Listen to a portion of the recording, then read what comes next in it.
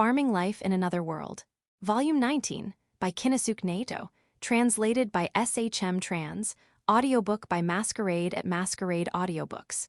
Chapter 902. Returning to the village. Shurokain-san had ventured into the forest to investigate the movements of the monsters. It wasn't just the direction they came from that mattered. The direction they fled was just as important. Depending on where they were headed, even if the villages and towns were far away, she might have to issue warnings and prepare defenses. Fortunately, she determined that this wouldn't be necessary this time. Even the largest of the monster hordes would likely dwindle to a non-threatening size before reaching any settlements. Still, as a precaution, warnings would be sent to the nearby villages and towns. That way, even if the worst were to happen, they wouldn't be caught completely off guard. The beasts would also be dealt with, so there was nothing to worry about. A lot had happened, but the transport of the male Mario was complete. I had also delivered the souvenirs. I think it's time to go home. I said my goodbyes to the male Mario. No worries, I'll come visit again. With your owner, of course. Do your best. But remember, when things are too much, it's okay to say no. Rely on your caretakers. There's nothing shameful about that. And don't forget the shelf in your heart. As long as you understand, that's good enough. Don't forget. Take care of yourself. And female Marios, look after him. Don't worry, I won't scold you if you ruin the crops. Everyone makes mistakes at first. I made plenty myself. If things don't work out, I'll come back and help again. So don't worry, take it slow. The journey back was the same as when we arrived. I would ride on Hakuren. Daga and Gulf would return using Beazel's teleportation magic. Since Biba was also heading back to Village 5, I invited her to ride with me on Hakuren, but I'll pass. I'd rather not risk souring a dragon's mood any further. She turned me down. Hakuren was smiling as usual. She wasn't in a bad mood or anything. I just wanted Biba to meet Freysha, your great-granddaughter. No, wait, her great-great-granddaughter. If I stay in Village 5, we'll meet eventually. And don't you dare go out of your way to bring her to me. Saying that, Biba picked up her belongings. Oh, right, almost forgot. As if suddenly remembering something, she manipulated her magic power and altered her physical form. What stood before me was a tall beauty in her 20s, white hair, tanned skin, and striking features. Grandmother, that form. Got a problem with it, I'm still a woman, you know. A lady likes to be seen as young. Ado. When I'm focused on painting, maintaining unnecessary magical alterations is just a hassle. But I also have no desire to flaunt my aged form, so I stayed in that house to work. Come to think of it, I had seen this younger version of Biba before. She was one of the people going wild during the swan races. She had one big and was celebrating with the others in the spectator stands, throwing a feast. Ah no, grandmother, could it be that my mother does the same?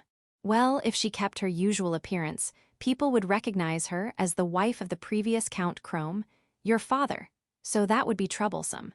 But unlike me, she didn't go for a youthful beauty look.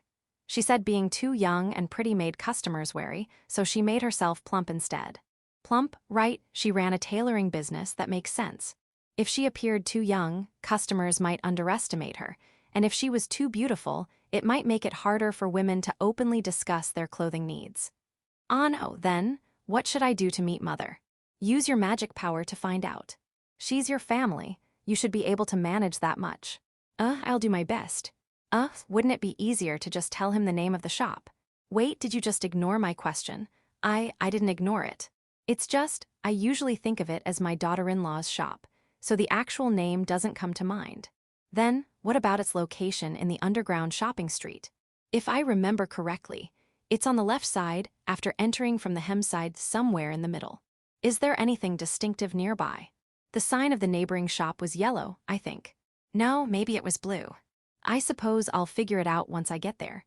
Please show me the way next time. Why yeah, that sounds like the least troublesome option. Actually, instead of waiting for next time, why don't we go to Village 5 together now? I can show you my house while we're at it. I appreciate it, thank you. With that, Beazel and Biba settled their plans. Daga and Gulf would use the teleportation gate to travel from Village 5 back to Big Tree Village. No issues there. The only issue, if any, was Shurokain-san, who was squirming behind Beazel. What's going on with her? I asked a nearby caretaker, who seemed to know the situation. Apparently, Shurokain-san had once had a dress tailored in the underground shopping street of Village 5. The tailor who took her order was a plump, approachable woman. In other words, she might have unknowingly ordered a dress from her mother-in-law. Still, is that really something to agonize over? Oh, she had gushed endlessly about Beazle complimenting her dress to that very tailor. I see.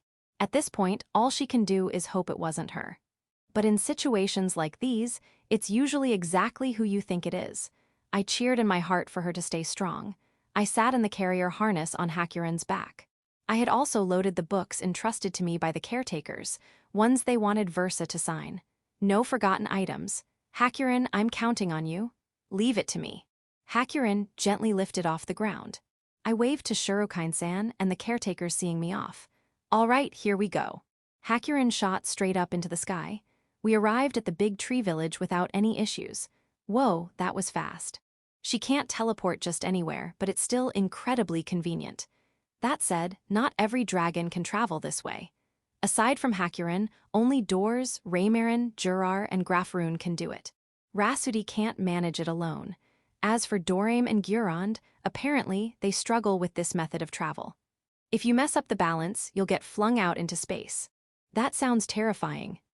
Wait, so if they miscalculate, they don't just lose control of their movement relative to the planet's rotation, but also escape its orbit entirely. I see. Yeah, better not rely on this method too much. Hakuren, don't overuse it either. There's even a story about a dragon that spent 50 years outside the planet. 50 years gone? Yeah, no, let's not do it again. Akile. Chapter 903.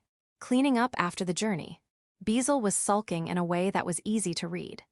Apparently, he had managed to meet his mother in Village 5, but she brushed him off, saying he was interfering with her work.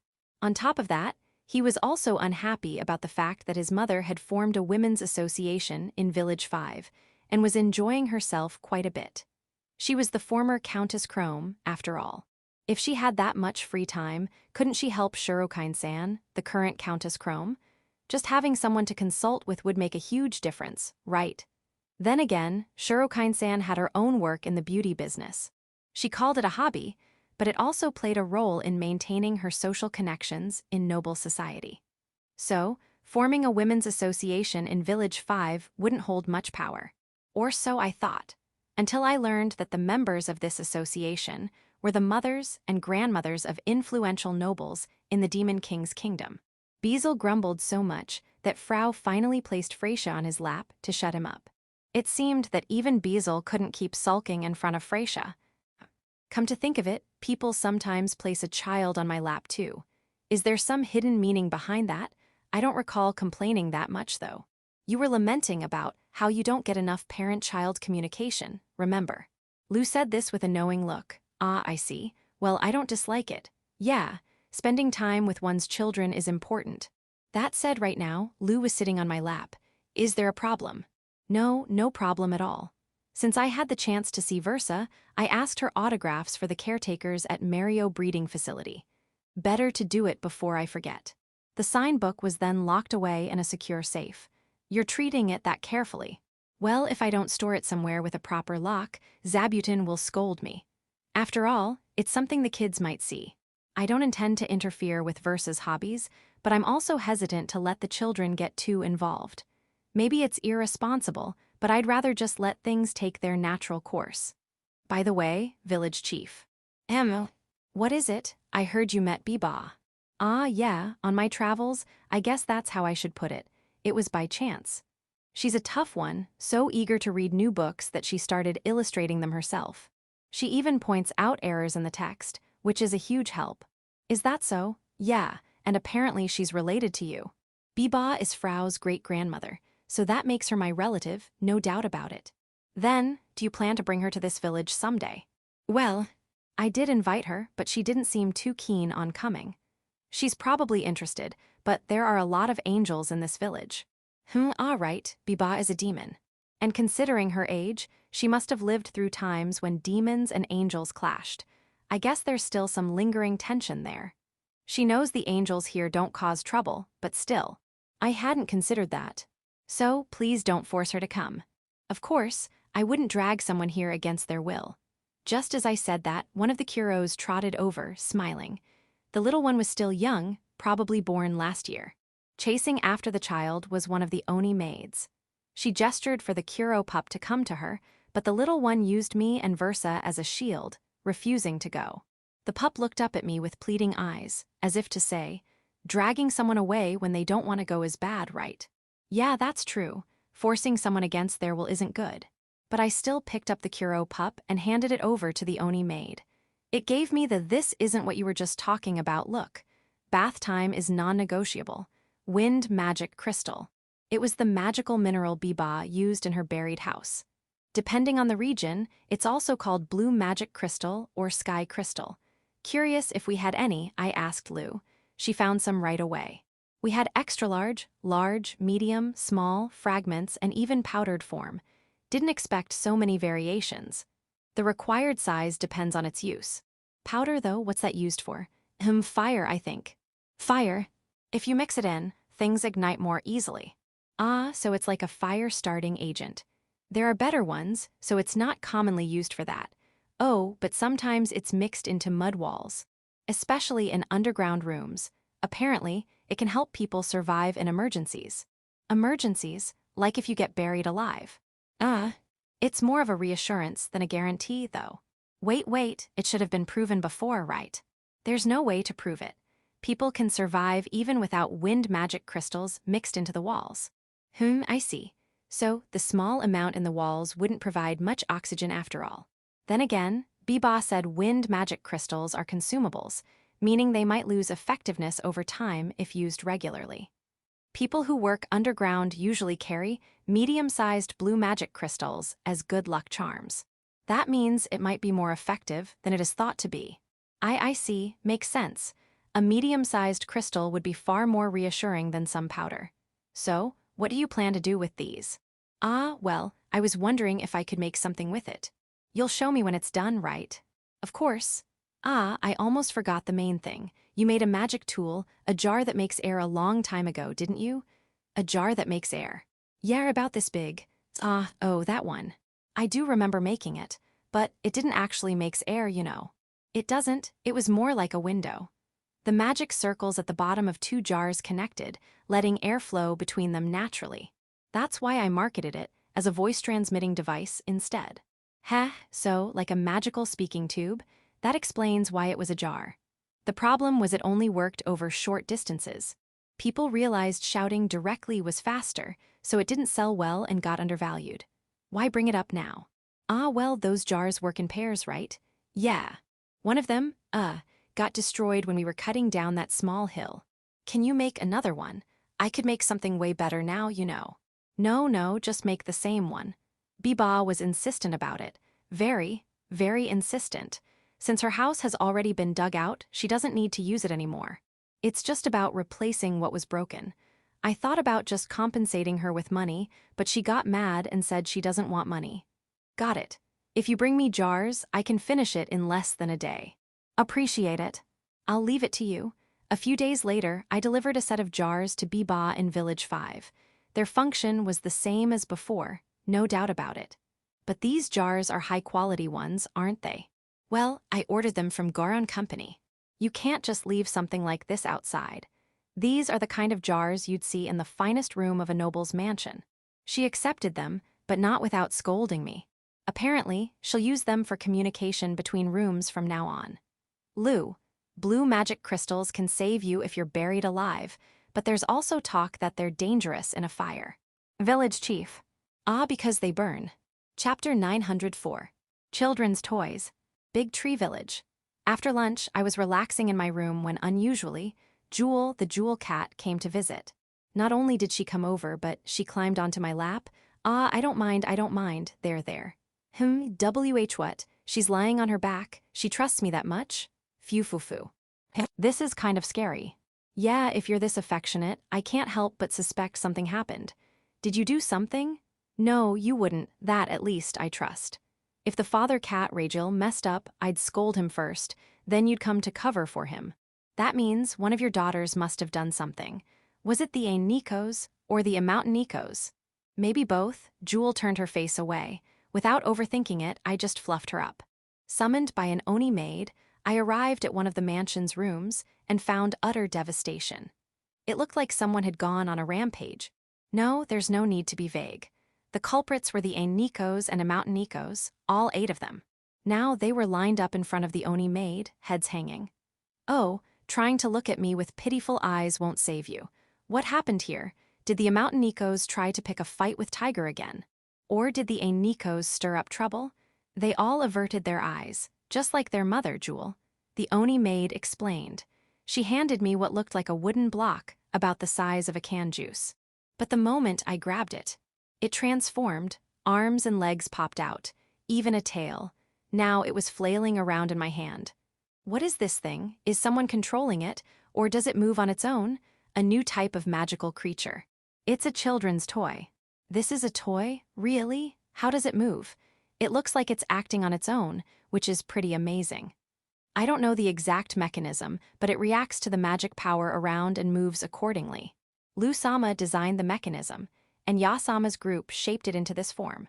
Are the kids into it? Very much so, but there's a problem. A problem? Yes, it reacts too well to nearby magic. When exposed to strong magic power, it goes out of control. When you say strong magic power, like that of Hakurin-sama or Rasudi-sama's children. Dragons, so you hid the toy in this room to keep it safe. But then the cats found it, and when it went berserk, they chased it down, wrecking the place in the process. Yes. The Oni maid confirmed, just as the cats all meowed in protest, practically in chorus. A kind of we can't help it excuse. Their hunting instincts must have kicked in. I mean, the toy does look like a mouse. Maybe it really couldn't be helped. You all actively searched for the toy, so no, it was not unavoidable. Reflect on your actions. She's right. You should reflect. Now then, village chief. About the room repairs, it's not just the floor and walls, even the built-in shelves and tables took damage. Sounds like this will be a major repair job. The pillars seem fine, but I should check them just in case. All right, I'll handle it. I apologize, we appreciate it. No, it's my cat's fault. And don't start protesting that you're not pets. That'll just derail the conversation. Come on now, assume the position of reflection. I'll call for extra hands to help. Yeah, I'd appreciate that. Oh, but before that. Yes. If this toy goes berserk from magic power, then how did Lou even build it? It doesn't react to just any magic. It doesn't. It seems to respond specifically to uncontrolled magic, but I don't know the exact details. That's enough for me. So, it only works properly when an adult holds it, but it goes berserk when a child holds it? No, it doesn't move at all when an adult holds it. It only moves when someone with poor magic control holds it. It moved when I held it, though. Ado. Yeah, I never claimed I had perfect magic power control. But the toy reacted to the cat's magic power, too. Normally, it shouldn't react. The Oni maid brought the toy close to the cats. Are. Then why did it go berserk earlier? These ones deliberately poured magic power into it to make it go wild. Stay in the reflection pose a little longer. Chapter 905. Western Sweet Shop Opening Plan. A Western-style sweet shop, that's the plan. For a while now, Village 5 has been asking for more places to buy cakes and chocolates. Right now, you can only get them at Kuro and Yuki or the Bronze Cafe. Both are always packed, and their cake and chocolate supply is limited, so competition is fierce. In Village 5, these sweets aren't something you can just eat whenever you want. Well, yeah, that's normal. The only ones who can eat them whenever they want are probably nobles. Lou pointed that out. Flour, a key cake ingredient, is one thing, but milk and eggs. Unless you raise cows and chickens, you won't have a steady supply. And sugar is relatively expensive. As for chocolate, its key ingredient, cacao, wasn't even available in the market until recently. Right now, it's only cultivated in Village 4. Which means, waiting around won't magically create more sweets shops. So, with Village 5's request, I decided to open one myself. Location. To ensure easy transportation of milk and eggs, the site was chosen at the foot of Village 5. A vast plot of land, big enough to fit 4 standalone houses with gardens, was selected. It's right along the main street, but aside from the road, there's nothing here yet. This place will be developed in the future. Since Yauko picked this location, I have a feeling she already knows what's going to be built around it. Building. For fire safety, the bakery would be brick-built, considering the kitchen environment. Inside, space was divided into a kitchen, a storage area for ingredients, and staff dormitories. Since it was meant to be a takeout-only shop, the sales area was designed to be small. That was the plan, until it was decided that customers should have a place to sit while waiting for freshly baked goods. So, a decent-sized seating area was added. They'll probably end up selling tea too. I wanted to differentiate it from Kuro and Yuki and Bronze Cafe, though. A meeting space is necessary. Is it really? Also, a reception room for important visitors. It's a takeout-only bakery, though. Why would we need a reception room? Apparently, not having one would cause serious trouble later. So, instead of a 2-story building, it ended up being 3 stories tall. Pastry chefs. 10 employees who learned how to make cakes and pastries at Kuro and Yuki. The lead pastry chef is a former apprentice from the Imperial Elf Court's kitchen. I'll do my best. Wouldn't you have had more opportunities to explore different cuisines if you had stayed at Kuro and Yuki? No, I'll focus on baking cakes. Is that so? Yes, I was born to bake cakes. Just don't overdo it, okay? Sales staff, 5 customer service specialists all trained at Kuro and Yuki. Cake. Morale seems high. Let's just hope they don't get too carried away. Staff expansion will be considered based on sales performance. Store manager. So I am the store manager after all. Not that I'm particularly attached to the title. Acting store manager. Someone to manage and operate the store in my place. We originally sought volunteers from the Angels of Big Tree Village. After a strict and fair contest of after some strategic discussions. No, actually a random drawing. One of the Beast Girls was appointed as acting store manager. Wait, why did we get a Beast Girl when we specifically recruited an Angel? Well, turns out the Angels decided to serve as support staff instead. For the opening period, the support team will be 5 strong, assisting both the acting store manager and the sales staff. Products, the main attraction will be slice-sold cakes, each cut into eighths from a whole cake. While I plan to offer a variety of cakes in the future, the opening lineup will be limited to 2 types. Strawberry shortcake, fruit cake made with a mix of assorted fruits. Pricing, shortcake, 10 medium copper coins. Fruit cake, 12 medium copper coins. These prices are higher than those at Kuro and Yuki and Bronze Cafe, but considering the cost of ingredients, they're still a bargain. That said, for most villagers, these cakes will probably be a luxury treat, reserved for special occasions. Aside from cakes, we'll also sell cookies, biscuits, and chocolate. The chocolate will come in small boxed pieces, priced at a whopping 500 medium copper coins. Yes, 500 medium copper coins. It might seem expensive, but given the market price of cacao, this is actually an incredible deal. A super deal, even. Frankly, it's only possible because we're producing cacao ourselves. However, supply is extremely limited, so much so that we'll only have 1 box available per day. Some might say it's not worth selling at all, but demand is high enough that people insisted we put it on the market. For now, we'll see how things go with this setup. Store name? It was up to me to decide on the store's name. Since we already had Kuro and Yuki, named after Kuro and Yuki, I considered using Lu and Tier's names, maybe Ludi or Tylo. But both Lu and Tia objected. Apparently, names like that should be saved for a granddaughter or something. Wait, does that mean Lu's son and Tier's daughter are supposed to get married? No, that's not what they meant. They were just saying it's common to name things after someone close to you. Well, since they said no, I dropped the idea. Same went for names like Ria or Anne. Then, how about Zabuton? Western Sweets Shop Zabuton. Sounds pretty good, right? Or so I thought, but Zabuton outright rejected it. That name is for Zabuton's exclusive use. I see. Yeah, that makes sense. Sorry about that. All right, I won't use Zabuton's name for the shop. Then, as a last resort, maybe I should just use my own name. Western Sweets Shop Hiraku felt too direct. Hiriteru. Western Sweets Shop Hiriteru, that settles it. But when I announced it, the reaction was underwhelming. Save that name for your child is what they said. Oh, I see. In the end, the Fairy Queen came in and decided for us. Western Sweets Shop Fairy. It's a nice name. but I have a feeling people are just going to call it Western Sweets Shop Fairy in the end. Village Chief, I don't think we can use the name Hurateru for a child. Lou, why not?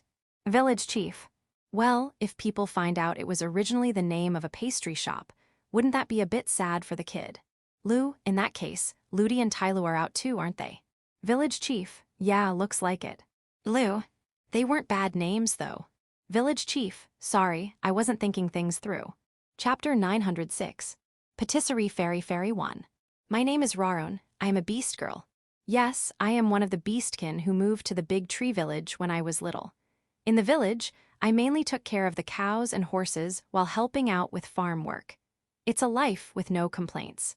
Ah, well, if I had to name one, I suppose it would be that village chief, and I haven't had children yet. But I'm not in a rush. Caring for the children born to Sina-sama and the other beast girls fulfills my maternal instincts. Though I do sometimes wish there were more children, if possible my own. As I was going about my daily life, for some reason, I ended up being appointed as the acting manager of the patisserie in Village 5. If I were to take on the role of acting manager there, that would mean I'd have to be stationed in Village 5 permanently. Does this mean I'm being driven out of Big Tree Village? Panicked, I hurried to find out why this had happened to me. It seemed the angels had been at work behind the scenes, I see, and it was Sina-sama who recommended me to them. Sina-sama, do you dislike me that much? I shouted in frustration, but Sina-sama didn't get angry. Instead, she calmly explained. She didn't recommend me because she disliked me, she recommended me because I was someone who could be sent outside the village without issue. In other words, trust. She chose me precisely because she trusted me. Oh, I am sorry, Sina-sama. To think that you trusted me that much, and yet I jumped to conclusions. I will do my utmost to live up to that trust. But if possible, I would have liked to be consulted beforehand. Also, I have a question. What exactly is a patisserie Western sweets store? What kind of shop is it? Western sweets refer to a broad category of confections, classified as such by Village Chief. Cakes, cookies, and puddings fall under Western sweets, whereas dango and mochi are considered Japanese sweets. But is there really a need to classify them? Well, since Village Chief decided so, I suppose it must be. Even if I don't understand now, I'll probably realize the reason someday. The patisserie in Village 5. Its name is Fairy. This is my new workplace. It's huge, and the only thing surrounding it is roads. Is this really a good location for a shop? Will customers even come? I'll do my best. The building itself is complete, but the shop hasn't opened yet. Taking time for thorough preparation is Village Chief's way of doing things, so the planned opening is sometime in the summer. Yes, summer. Not now, not tomorrow either. So please stop lining up. The shop won't be opening anytime soon. Looks like I won't have to worry about whether customers will come after all. Ado, to ensure we don't inconvenience our customers, will be conducting operational checks on the facilities and confirming sanitation standards. This patisserie is equipped with a number of luxurious features. First, doors that open and close automatically. These doors sense when someone approaches and open automatically, then close once the person moves away. Since it can be startling if they open too suddenly, the doors are made of glass. Such extravagance. For these magic doors, Lusama handled the sensing mechanism, while the mountain elves were responsible for the door's opening and closing mechanism. Adjusting the door's opening speed was difficult. We shattered quite a few glass doors while fine-tuning the safety measures Village Chief demanded. When I first arrived here, a mountain elf explained the setup to me with an exhausted yet satisfied expression. Next, the stairs leading to the second and third floors, as well as the basement. These stairs move. By stepping onto the first step, you are automatically carried up or down. I'll admit, I was a little scared the first time I tried it. I'm used to it now, though. These moving stairs were Village Chief's idea, with the mountain elves handling the mechanisms. Lusama and Tearsama provided the power source. There's also a box for traveling between floors. It's just like the floating garden in Village 4. You stand inside a box or on a platform, and it moves up or down. That one wasn't scary at all. Then, there's the magical lighting. With just a switch, you can adjust the brightness as needed. Even if the lights are installed high up on the ceiling, it's no problem. Very convenient. And finally, the magical air conditioning units. These devices regulate the indoor temperature and are installed in every room of the building. Even the employee dormitories and dining hall have them. It's Village Chief's way of ensuring a comfortable working environment for the staff. I want to do my best to live up to that thoughtfulness. Of course, temperature control is especially crucial in the kitchen, storage rooms, and the display area where finished products are kept, so those areas have extra-large air conditioning units. On top of that, there are backup units in case one breaks down. As expected of Village Chief, ever cautious. Next to the sales area, there is a waiting space for customers, and here, incredibly, a magical music box has been installed. Since its purpose is to keep waiting customers entertained, all the tunes are gentle and relaxing, but there are a total of 30 different tracks. During business hours, this magical music box will be playing continuously. Now then, let's talk about the kitchen facilities and equipment. There's a magical oven that maintains a constant heat, a refrigerator that keeps items cool, a freezer that preserves items in a frozen state, a magical mixer that stirs ingredients at high speed, and even a magic pot that heats water instantly, just to name a few. All of them are available in multiple units and are designed to be user-friendly in size. Since the kitchen will be operating with a 10-person rotating staff, having multiple units is a necessity. Oh, and one more thing, the building is fully equipped with running water. Water from a storage tank on the roof is distributed throughout the building via a network of pipes, allowing access to water with a simple operation. Since this system is a given in Village Chief's mansion back in the Big Tree Village, I nearly overlooked mentioning it. However, no matter how many times I look at it, this building is truly magnificent. It's made of brick, but thanks to the large glass windows strategically placed throughout, the interior is bright and has a surprisingly open feel despite the solid exterior. You might think the glass windows would be fragile, but for some reason, they're incredibly sturdy. Village Chief called it tempered glass. Most likely, it was developed during the creation of the magical doors. I also heard that something was done to the bricks, but I'm not sure what exactly. Since Village Chief is always concerned about fire hazards, it's probably some kind of fireproofing measure. Of course, I hope we never find ourselves in a situation where that's put to the test. No, are you all still lined up? The store won't be opening for quite a while, you know? Oh, you've already prepared for camping out. No, that's not the issue here. What is driving you all to do this? We haven't even announced what we'll be selling yet. And yet, you're still lining up. You're with the Goron Company. Wait, a high-ranking member. I see. My apologies for any rudeness. But, if you're part of the Goron Company, wouldn't that make it even less necessary for you to line up? Your goal is the chocolate, right? You're already set to receive 30 pieces before the store even opens. What? That's exactly why you're lining up. You need proof that you waited in line to get them. If you're seen receiving special treatment, it could cause problems, but if you don't accept them, it would be even worse. I see. The Goron Company is a big trading company, but that doesn't mean you can offend greater nobles. I appreciate the effort you're putting in. Feel free to use the employee restroom over there while you wait. And if you need to start a fire for cooking, please use that designated area. We really can't afford any fire accidents. Well then, good luck. The Goron Company is a cooperative partner of Village Chief. I'll try to bring them some refreshments from time to time. Chapter 907. Patisserie Fairy Fairy 2. My name is Raron. I am the acting manager of the Patisserie Fairy Fairy. Although we've already selected our employees, at the moment, the only ones present in this pre-opening store are me and the angel assistants. Oh, I almost forgot, the Spiderling Sans. Spiderling Sans have been specially dispatched to serve as the store's security. They're rather unique. And by unique, I mean they are exceptionally skilled at hiding. Even though they're about the size of a large pot, you wouldn't notice them unless they wanted you to. If they don't move or reveal themselves, they're practically invisible. And then, there's their combat ability. They can make and harden short webs into needle-like projectiles. And when they fire these tiny needle-like webs in rapid succession, they can pierce through iron targets with ease. Since the attack is completely silent, it looks as if holes are appearing in the target on their own. Truly dependable. Their species is called snipe spiders.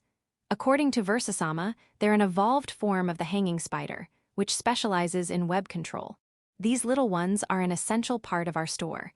When I introduced them as such, one of the angel assistants raised her hand. Oh, a question? Also, you don't have to raise your hand. You want to know how many snipe spiders are stationed in the store? 8. They rotate shifts between here and Big Tree Village, but at any given time, there are usually 6 to 8 of them in the store. Their attack range. I've heard they can strike targets from quite a distance, with pinpoint accuracy. Ah, look, one of them is demonstrating. From the store entrance, they've just hit that tiny, rotting branch way off in the distant forest. See how it looks like it melted away? Impressive, isn't it? Yes, exactly. While I'm incredibly grateful for their presence, I sincerely hope they never have to use their skills in a real situation. The employees have finally arrived at the store. We have 3 male and 7 female patissiers, 1 male and 4 female sales staff, 15 in total. The reason they arrived later was because they were all preparing to move out. Although this shop is located at the foot of Village 5 and is surrounded by nothing, it is still possible to commute from where they were previously staying. After all, if the location were truly inaccessible, it would be difficult for customers to visit as well. However, the employees all requested to use their commuting time for work instead, so Village Chief arranged for staff dormitories to be included within the building. The second floor and part of the third floor serve as living quarters. It's not particularly large, but the second floor has 2 baths, one for men and one for women. Since they aren't big enough for everyone to bathe at once, they'll have to take turns. There's also a dining hall on the second floor, where I'll be eating as well. The meals will be prepared by the patissier, taking turns on a rotating schedule. I debated hiring a dedicated cook, but the patissier themselves insisted they would do it as a form of relaxation. You'll bake cakes as your job, and then cook as a way to unwind. If it gets too difficult, please let me know as soon as possible. I can cook, and if necessary, I'll find a way to hire a professional. Also, I want to be clear, overworking is absolutely forbidden. If any of you collapse from exhaustion, I will be the one getting scolded by Village Chief. Now that the employees are here, the patissier will begin testing and tasting new products, while the sales staff will go through training in sales and customer service. The most important thing right now is for everyone to get used to life here. Although this shop is in an isolated area, if you walk toward Village 5, you'll find a stadium and a street full of ramen shops. There's no reason to get bored.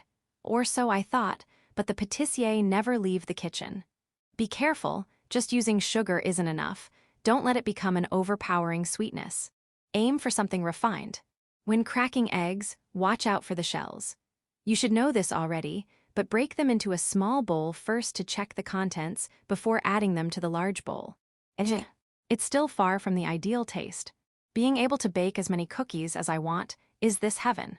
I'm using the new molds over here. There are still plenty left, so don't get mad. The pudding, it needs to be a little firmer. Shouldn't the caramel be a bit more bitter?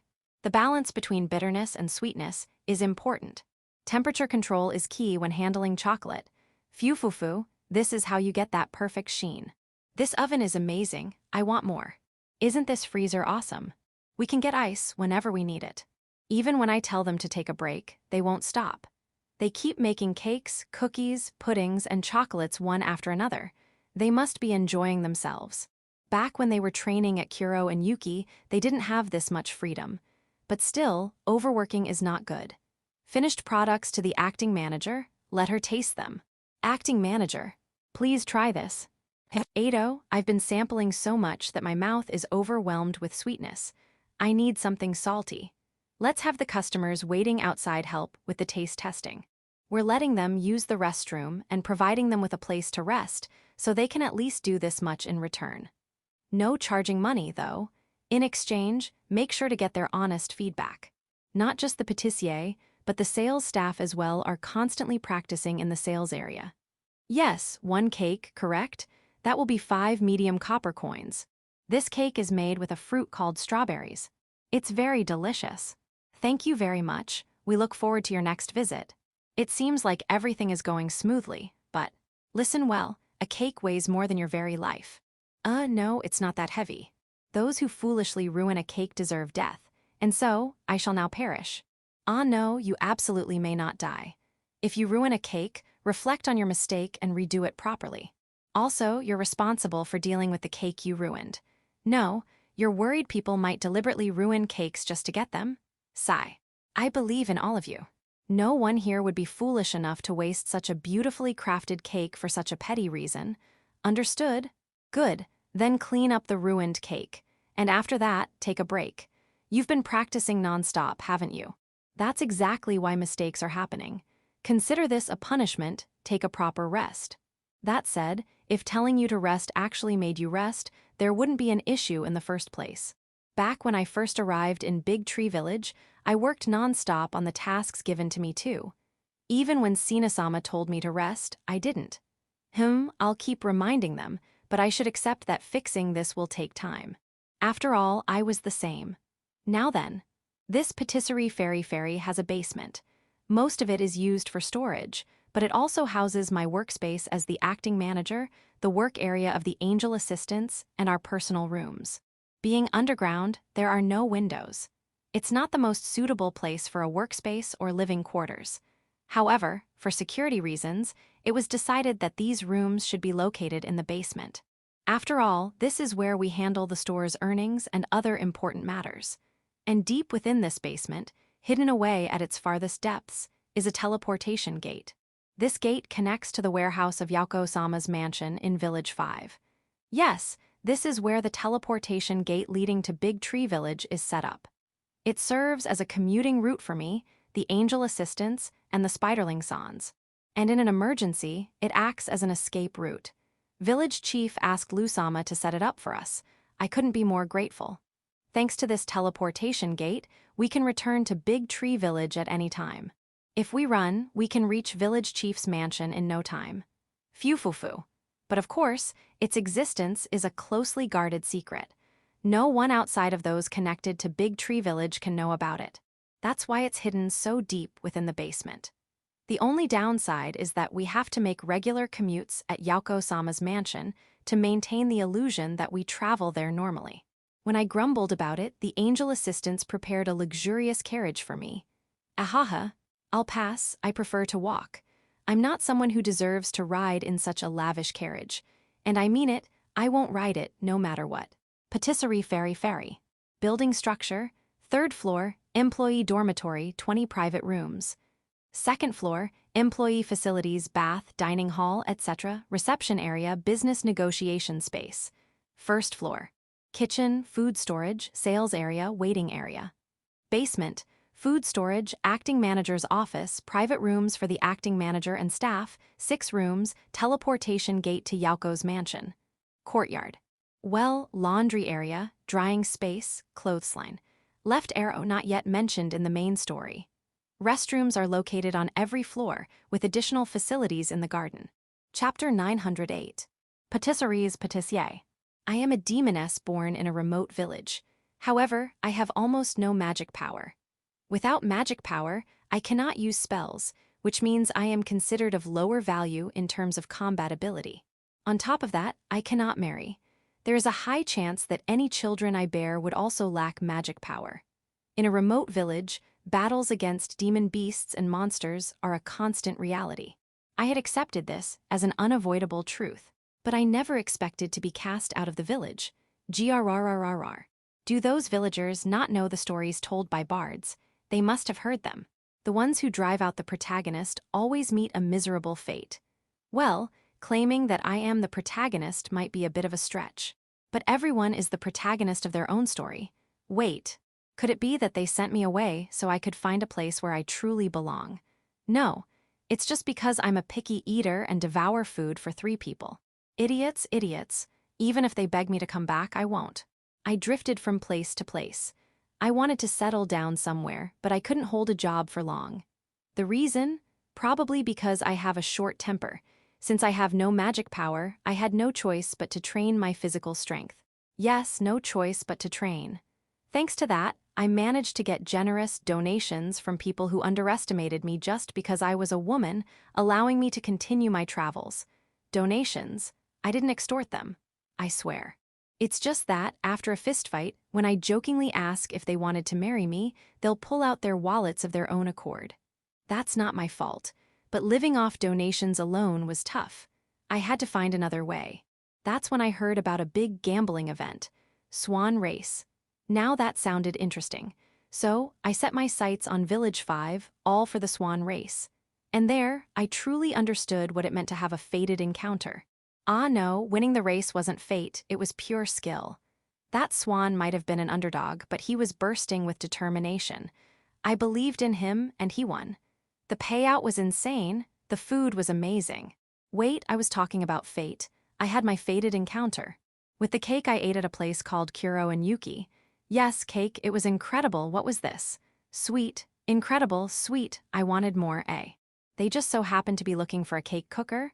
I'll do it, please let me do it. I have no cooking experience. The most I can do is grill food, but I have a huge stomach. I eat as much as 3 adults. Now that I say it, that's not really a selling point, is it? Yet, somehow, I was allowed to train as a pâtissier candidate. Thank you very much. And the training was harsh, brutal. But I made it through. I can't call myself a full-fledged pâtissier yet, but I've secured a job at a brand new shop. And it comes with lodging.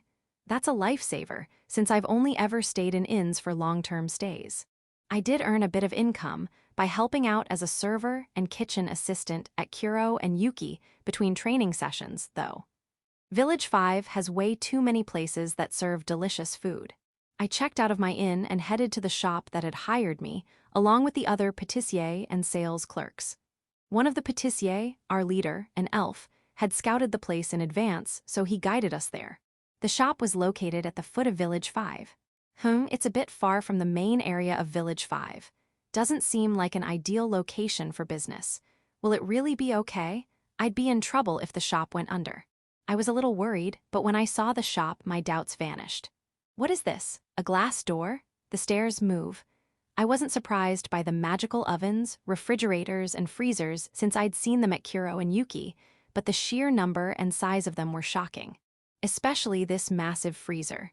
If someone got locked inside, they'd freeze to death. Oh, there's a way to open it from the inside? I'll never forget that. And with all this high-end equipment, just how much money did they pour into this place? I could see the seriousness behind this business. This shop isn't going under any time soon. Looks like I landed myself a great job. Oh, I almost forgot. First, I need to greet the manager who hired me. Wait, acting manager. Like Yauko-sama of Village 5 and Kainesta-sama of Kuro and Yuki.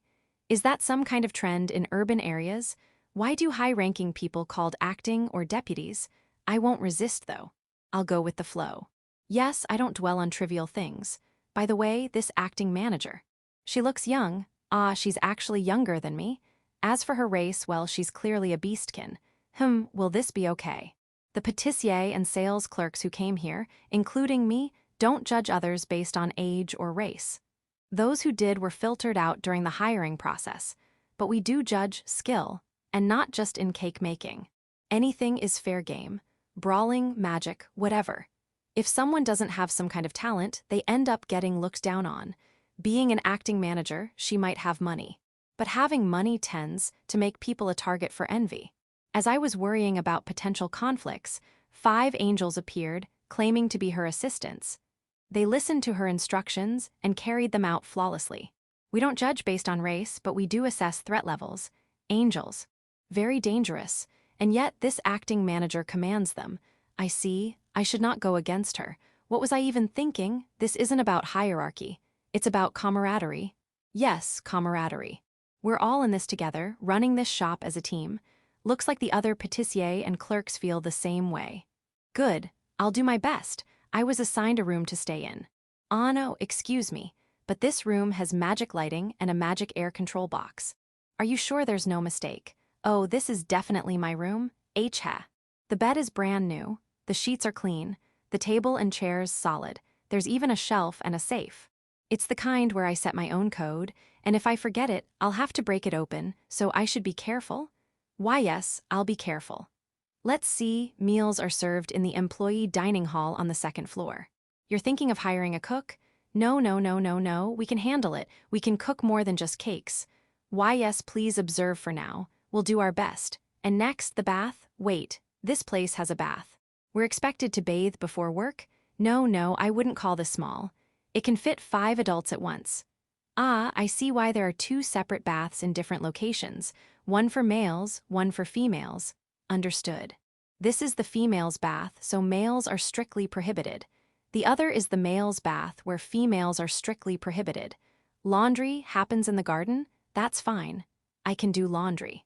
And the well works the same as the one in Village 5? Got it. I'll use it carefully. Thank you for the tour and the explanations, acting manager.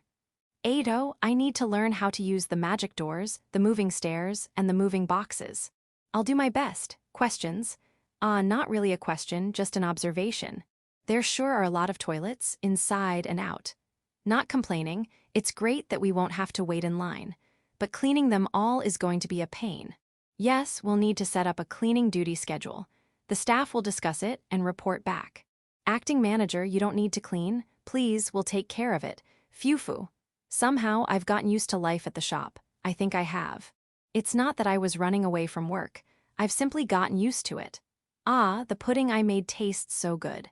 I'm aiming to be a cake patissier, but if I only focus on that, my perspective will become too narrow.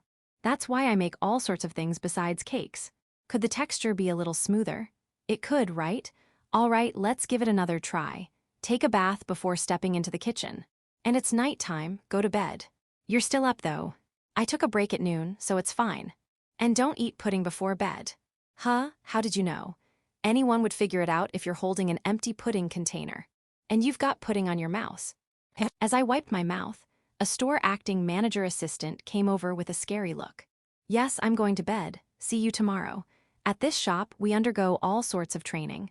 Starting today, it's security drill. Until yesterday, we were doing disaster prevention drills, learning how to extinguish fires and evacuate in case of a fire inside the building.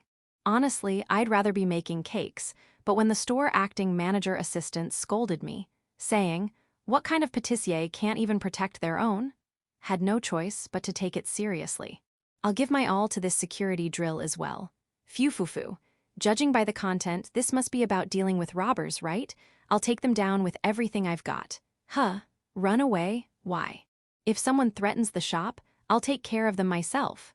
Okay, fine. I'll at least assess the situation before deciding. So, the scenario is that 10 adventurers are attacking the shop as robbers. The adventurers are fully armed. Yeah, I should definitely run. I can at least make that judgment. I see. So the training is about deciding what to take with us when we escape. We practice grabbing valuable items from the workplace before fleeing? No. Life is more important. We should run without taking anything. But if that's the order, I have no choice. I'll comply. Still, just standing by while the shop gets ransacked. It'll be fine. For now, just observe. Oh, okay, understood. As the group of adventurers stormed into the shop, the store acting manager assistants stood in their way. Store acting manager assistants? You're not holding a weapon, are you? Not even wearing armor. No, an apron doesn't count as armor. And what are all these angels doing? I need to protect the store acting manager assistants. Panicking, I watched as one of the adventurers swung a sword down at them. The adventurer's sword snapped clean off at the base. So did the other weapons. Swords and knives all broken at the hilt. Was this the store acting manager assistants doing? No, all right, of course, they haven't even moved a step. Is this some kind of security magic protecting the shop? As the security magic continued to activate, the adventurers' weapons were systematically rendered useless. Left with no other choice, they charged at the store acting manager assistants barehanded, and were completely overwhelmed. This is nothing. A goat would put up more of a fight. Maybe you should have brought someone stronger, They're actually well known. My apologies. The store acting manager assistants are incredible. Once the security drill ended and the adventurers had left, we were introduced to the one behind the security magic, Snipe Spiderson. So it used webs to break the weapons. That's amazing. But ranks don't matter here. It's not about who's above or below. We're comrades. No, we're family. Yes, family. A family that loves this shop, this workplace. Let's keep working hard together. Oh, you have a lot of siblings? I see. Well, pleased to meet you all. Let's get along.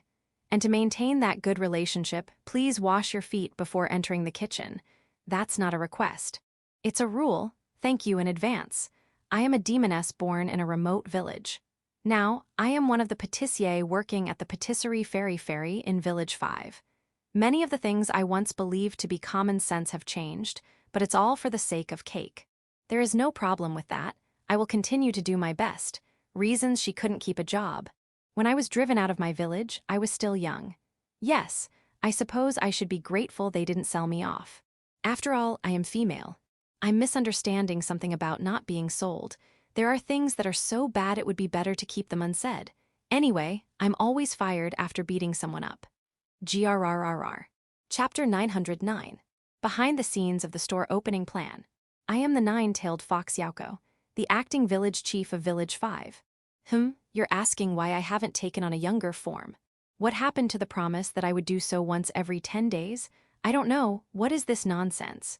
Do not fabricate such lies. I didn't promise such a thing, did I? Perhaps I said something under the influence of alcohol. No, maybe the overwhelming paperwork drove me to madness, and I blurted it out. Fabrication, it was fabricated then. Good. Ah no, wait, that's not the point. Stop telling lies that make me question my own sanity. Pulling myself together, let's go over today's schedule. I'm attending the pre-opening of the patisserie. Patisserie Fairy. A new establishment that will offer cakes previously only available at Kuro and Yuki and Bronze Cafe. Once Village Chief gave his support and Village 5 provided funding, the process of opening the shop moved quickly, but not without its challenges. First, the reason for opening this store. The residents of Village 5 have long complained that they want to eat cake, but Kuro and Yuki and Bronze Cafe are always full, making it nearly impossible to get any. Ordinarily, independent businesses like these wouldn't be a matter for Village 5's administration. However, since both Kuro and Yuki and Bronze Cafe are run by Village Chief, it became our concern. In addition to the voices of the villagers, there were also requests from the nobles of the Demon King's kingdom. If commoners can obtain something while nobles cannot, it supposedly threatens their authority. I personally think that any authority so fragile is better off discarded, but governance becomes unstable without it. After all, not everyone holds power equally. Still, I wanted to tell them that, as nobles, they should just make the cakes themselves, but it seems they can't replicate the taste. That's understandable. Even the Fairy Queen herself acknowledges the flavor as supreme. Reproducing it wouldn't be easy. In that sense, perhaps it's strange that this village offers such a taste to anyone who lines up for it. In any case, not all nobles are rational. If a foolish noble with enough money gets serious, they could buy out Kuro and Yuki and Bronze Cafe before a shop even opens by hiring people to fill every available seat. Fortunately, many noble affiliates, former noble title holders, noble parents, grandparents, and so on, reside in Village 5. Because of that, this scenario hasn't played out yet, but the possibility remains. And we can't ask the Demon King to issue a warning. Doing so would only draw interest from those who would otherwise ignore the situation. As we debated solutions in council meetings, we decided to establish a take-out-only cake shop. Of course, a single store would be nothing more than a drop in the ocean. Everyone understands that. So, we plan to launch about 10 locations. However, opening multiple stores all at once would be too much of a gamble. We don't have enough staff either. For now, we will start with a single store as a trial, allowing us to evaluate its management and train employees at the same time. Now, the discussion turns to where we should establish this crucial first store. Should we place it near Kuro and Yuki or Bronze Cafe?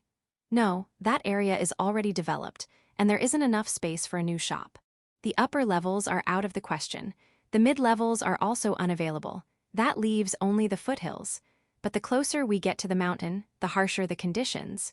Which means, the farthest edge of Village 5 foothills. That's our only option. Right now, there's nothing there, but in the future, this area will serve as a connection between the central district and new residential zones. Looking even further ahead, the planned Village 5 new highway will link this area directly to Shashato City. There are also plans for high-end inns, large dining halls, theaters, a coach station, and even a commercial complex similar to Big Roof Shashato. From a long-term perspective, it's a solid choice. For now, though, there's absolutely nothing here. But that's just how it is. Unfortunate as it may be, it'll be amazing in the future. Seriously, it's going to be incredible. With the store location decided, I left the building and shop design in the hands of Village Chief. Not just Kuro and Yuki and Bronze Cafe, whether it was Niz's Alchemete, Korin's Sweet Temple, or Noodle Shop Bratoa. Any establishment dealing with food and drink had been meticulously and precisely planned under Village Chief's guidance. It's always best to rely on those with expertise. While that was underway, I focused on gathering staff. From Kuro and Yuki, we arranged for 2 individuals, one to lead the pâtissier and one to oversee sales. I know they're busy, but I also asked them to help recruit and train new pâtissier and sales staff. I didn't reach out to Bronze Cafe. That place is a bit unique. Not that there's anything wrong with it. It's just they always serve customers with excessively sweet words. In any case, this should be fine. Now, all that's left is to wait for the building to be completed and the employees to finish training. That's what I thought about a year ago. Village Chief messed up. What is this building? I don't mind that it's large. I have no complaints about the addition of a dormitory for employees. The bath, reception room, and business negotiation room, all great features. The problem is the equipment and interior, or rather, are you sure this isn't a magic tool showroom? Ludono. I really think blindly approving everything Village Chief wants is a bit much. Mountain Elves, I appreciate your enthusiasm in explaining how the automatic doors work, but I don't understand a thing. That moving box for transportation, is that the same thing as in Village 4? The moving stairs, you say they can hold 10 Minotaurs or Titans at once? Well, at least the durability tests were thorough. And there's a safety stop switch in place, too. Still, it's tricky to time when to step on. I'll just ignore the interior. If I just accept it as normal, I'll be fine. Yeah, it'll be fine. Now, the real problem is outside. The large box outside. What is that? A box for washing clothes. You're telling me you put clothes in there and they come out clean? It doesn't exist in Big Tree Village because the Oni maids resisted, fearing a loss of work. I see. F4 security reasons, could you at least hide it? Please. We need security guards. A building like this will only attract criminals. Once the surrounding area develops, it might become somewhat safer, but for now, in this completely empty location, we need proper security. Should we hire adventurers to guard it? Just as I was considering that, spiderlings arrived, and they were unfamiliar ones.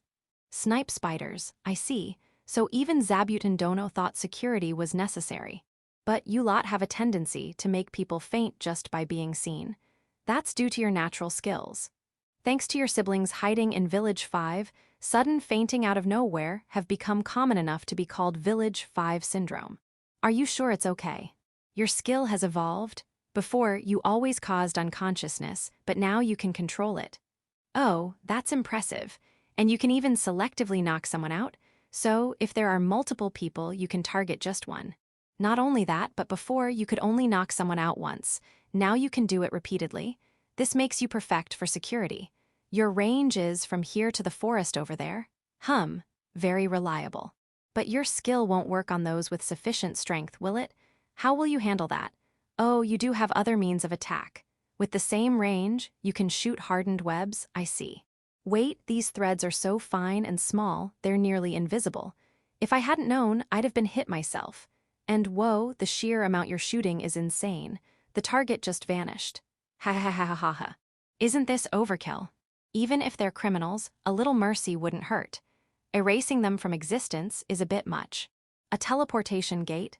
In the basement of this building. It connects to my mansion. Village Chief, why was I not informed of this? A teleportation gate. At first, I was surprised, but after thinking it over, it's not a bad idea. Anyone trying to monitor my movements or village chiefs would have watched our comings and goings. This disrupts their surveillance. And with spiderling donos guarding it. Phew, I see now. Village Chief intends to make this place the key to Village 5 defense. Of course, he had been aware of the 5 Village Highway project. Given future developments, this is the perfect location. It also allows for counterintelligence operations. Yes, as expected of Village Chief. This isn't just about opening a shop, is it? No, this is just a coincidence. That village chief isn't the type to think so strategically. Could it be the angels guided this decision? Even the acting store manager position was handed over to that beast girl. Maybe I should remind them not to interfere unnecessarily. Spiderling donos will also keep watch. Phew. Now that's reassuring. I'll leave it to you, the trial opening of the patisserie. The shop is takeout only, but for today, we allowed customers to sample products in the waiting area. With village chief and the children invited, the kids were overjoyed. Though the most excited of them all was probably the fairy queen. Well, if even she had no complaints about the taste, I'd say we're good. Now, one major discussion point for takeout was how customers would bring their purchases home. Village chief wanted to use sturdy paper boxes, but paper is a valuable resource. So for general customers, we settled on wooden baskets. The baskets wouldn't be disposable, they'd be loaned out. The price of the product includes a basket deposit, which would be refunded upon return. This kind of system has existed since ancient times, so it should be easily accepted. As for noble customers or high-value items like chocolate, we'll use paper boxes. Paper boxes allow for decorative illustrations, making them more visually appealing. The representatives from Garon Company who attended the trial opening praised the paper boxes. Phew. The illustrations on today's paper boxes. Each and every one was hand-drawn by my beloved daughter, Hito, for this trial opening. Praise them more. And as for my beloved daughter, Hito, I know you love the moving staircase, but is it really okay to just ride it up and down instead of tasting the sweets? No, I'm not saying it's bad. All right, fine, I'll ride it with you. W8, it's hard to time when to step on this thing. Hito, don't leave me behind. Chapter 910. From test opening to official opening. The test opening of the Patisserie Fairy had begun in Village 5. It was planned to last for several days, with the first day reserved for invited guests. From the second day onward, it would be open to the public. After running the shop for a few days, it would temporarily close to make any necessary improvements before officially launching.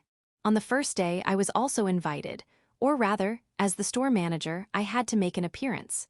However, the one who should take center stage was the acting manager, Raron, so I brought the children along. It's Raroni. She's wearing fancy clothes. Surrounded by the children, Raron looked a little embarrassed but handled her work well. All the products offered during the test opening had been sampled and approved by the Fairy Queen. The invited guests had nothing but praise for them. The employees handled all the product explanations. That left me with the task of greeting the invited guests. Even though I considered Raron the star of the event, from an outsider's perspective, she was just the acting manager. It would have been inappropriate to leave the greetings to her after inviting these guests. As the store manager, I had to handle it properly. Still, there were many people I wasn't familiar with, so I wanted Yauko to help. But Yauko had to take care of Hito, who had come with me. I had no choice but to tough it out. After dinner, Raron, who had returned to Big Tree Village, reported that the first day of Fairy's test opening had ended successfully. I had to apologize.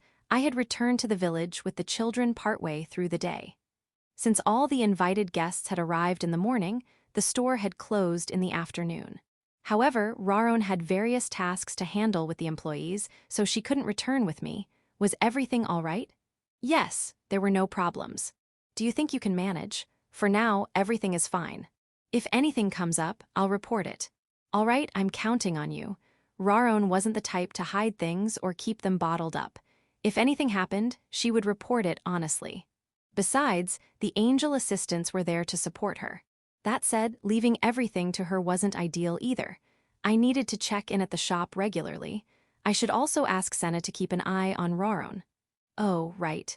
How did the uniforms work out? I had handed them out rather suddenly yesterday, so I was a bit worried. For the pastry chefs, there were white chef's coats and hats. For the sales staff, white-based maid outfits and caps. And for the angel assistants, cream-colored jackets and long skirts. Everyone was delighted. They said it helped them get into the right mindset. I see, that's good to hear. I thought mine was a little too stylish for me. As the acting manager, Raron had been given a light green jacket, a long skirt, a white shirt, and a red ribbon tie. She was still wearing it now. I think it suits you well. You think so, eh? Most of the uniforms were white or cream-colored, but Raron's was green to make her stand out as the acting manager. It was a thoughtful touch from Zabuton, ensuring that even unfamiliar visitors wouldn't underestimate her. Oh, and those little ones as well. She meant the spiderlings, who were in charge of the store's security. To help them blend in inside the store, Zabuton had provided them with chef hats. They looked good in them. By the way, if you flip that chef's hat inside out, a camouflage sheet that blends into the building's colors will unfold. Even without it, they could hide just fine, but it was likely Zabuton's way of ensuring their safety, even just a little. Lou had also enhanced the camouflage sheet by infusing it with powdered dragon scales from Hakuren, improving its resistance to magic. That wasn't my idea, I only gave my approval. Well, setting that aside. How was the reception for the chocolate? I've heard it was well received, but that might just be because people were being polite in front of me. It was highly praised. However, many were concerned about the limited quantity. That's understandable. Even I think 1 piece per day is too little. But cacao yields are low. If we want to increase production beyond Village 4, we'll need to find another place to cultivate it. A larger area would be ideal. But around Village 5, most of the land has already been turned into pastures or fields, and the remaining open spaces are already part of development plans. Shashato City is in a similar situation. That leaves the Mario breeding grounds we visited a while back. There were demon beasts and monsters there, but there was also plenty of land. A large cacao plantation could be built. The issues would be getting approval, securing people to manage and harvest it, and the fact that it's too far away for me to oversee directly. Well, no point in just mulling it over. I'll consult Beazle about it. For now, we'll have to make do with the current chocolate supply. Even if we want to do something about it, there's nothing we can do yet. Anything else, Raron? Let's see. If no issues arise, I'd like to continue the test opening for another 5 days. Would that be all right? Yeah, no problem. I'll leave that decision to you. As I've said before, I don't expect us to make huge profits right from the start. Just take it slow and work with the employees to build up the store. Understood. I'll do my best. 10 days later, Patisserie Fairy Fairy was finally set to open officially. The doors hadn't opened yet. Yet in front of the store, 10 small, covered 4-wheeled carts were lined up. Each cart had a refrigeration magic tool and a cash register installed in its cargo area, making it clear they were meant for sales. Of course, the product they carried was cake. These carts had been specially prepared for mobile cake sales. Each cart was assigned 2 guards who also doubled as transporters, along with 2 salespeople. With 10 carts in total, that meant 40 people. These 40 had been newly hired, trained for a short period at Fairy Fairy, and now stood neatly lined up in front of the store.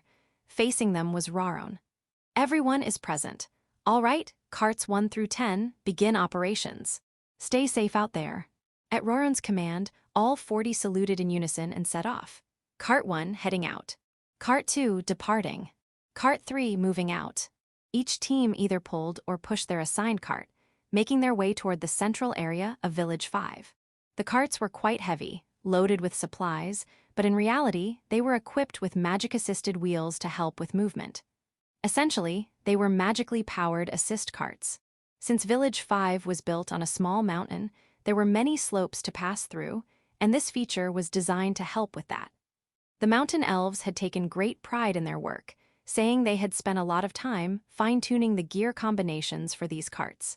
Honestly, I had thought it would be easier to just use floating platforms, like the floating gardens, rather than bothering with carts.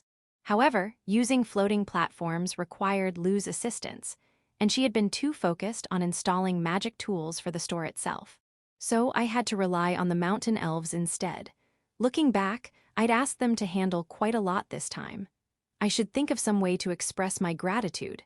Calling it a reward sounds too grand, but I'll have to come up with something. The carts that headed to the central area of Village 5 moved to their designated spots and began advertising and selling cakes. At first glance, this might seem like it would take customers away from Fairy Fairy, the shop we worked so hard to build. But let's be real, customers weren't coming to the shop in the first place.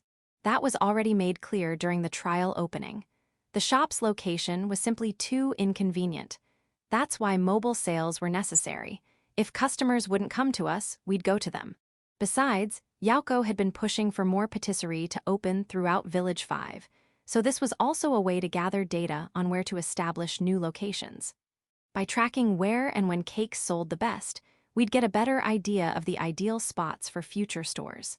Another key reason was to address the issue of resellers.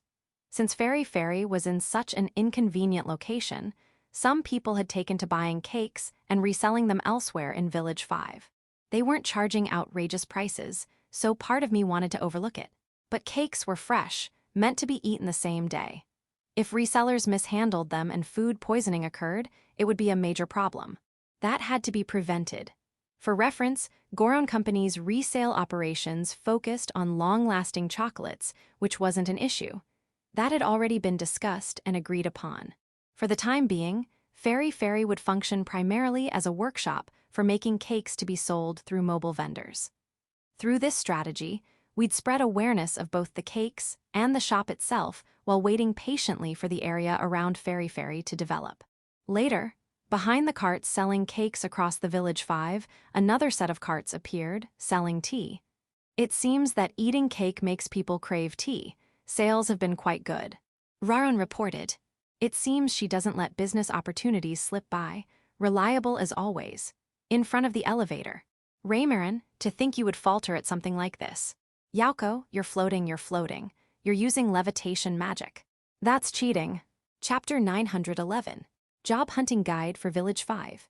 Village 5 has developed so much that calling it a village is almost ridiculous. Anyone who looks at it would call it a city. But no, it's a village. A village is a village, no questioning that. Well, sure, there were people who used to call it City 5 in the past, but over time, that number dwindled, because Village 5 is fine as it is. Yes, we take pride in being a village. In fact, calling it City 5 is embarrassing. All right, that was a lie. People just stopped caring about the name. The ones who insisted on calling it City 5 were usually those who found it more convenient when informing their relatives. Saying, I moved to a city, sounds more reassuring than I moved to a village after all. But now, Village 5 is so well known that there's no need to advertise it as a city. So, it's a village. End of story. And the one making this declaration is me, an ordinary demon. No need to remember my name, just call me the guide. I work at the job placement office here in Village 5. And no, it's not some shady, unofficial operation. It's a legitimate job placement office, fully recognized by the village. My job is to help new residents find work. That's what I do. Now then, Village 5 is visibly growing. You could even say it's still in the middle of its development. That means there are plenty of job opportunities. The most in-demand job? Carpenters. There's always a shortage of them. If you have the skills to work as a carpenter, you should definitely become one. You could set up your own workshop or join an existing one. Either way, I can introduce you to the right people. Even if you don't have carpentry skills, just being able to carry heavy loads can earn you a decent wage, especially if you belong to a physically larger race. A strong body is always useful when building houses.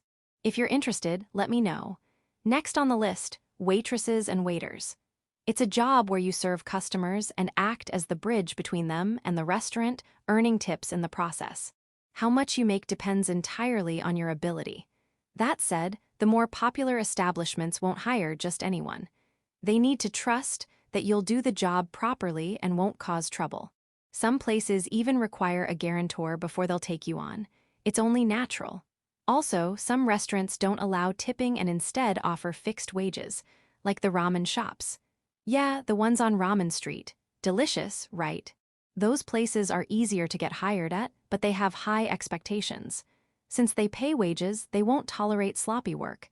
Anyone who slacks off gets fired fast. Kuro and Yuki. I can introduce you to that place too, but you'll need to pass a test. It's a popular cafe, and a lot of people want to work there. That's why they only hold hiring exams once or twice a year. If you're interested, I can let you know when the next one is coming up. Oh, right. Bronze Cafe doesn't require a test, just an interview with the assistant manager. But that place has a unique atmosphere. If it doesn't suit you, you won't last long. Another popular job would be a transportation type. That's right, carrying goods.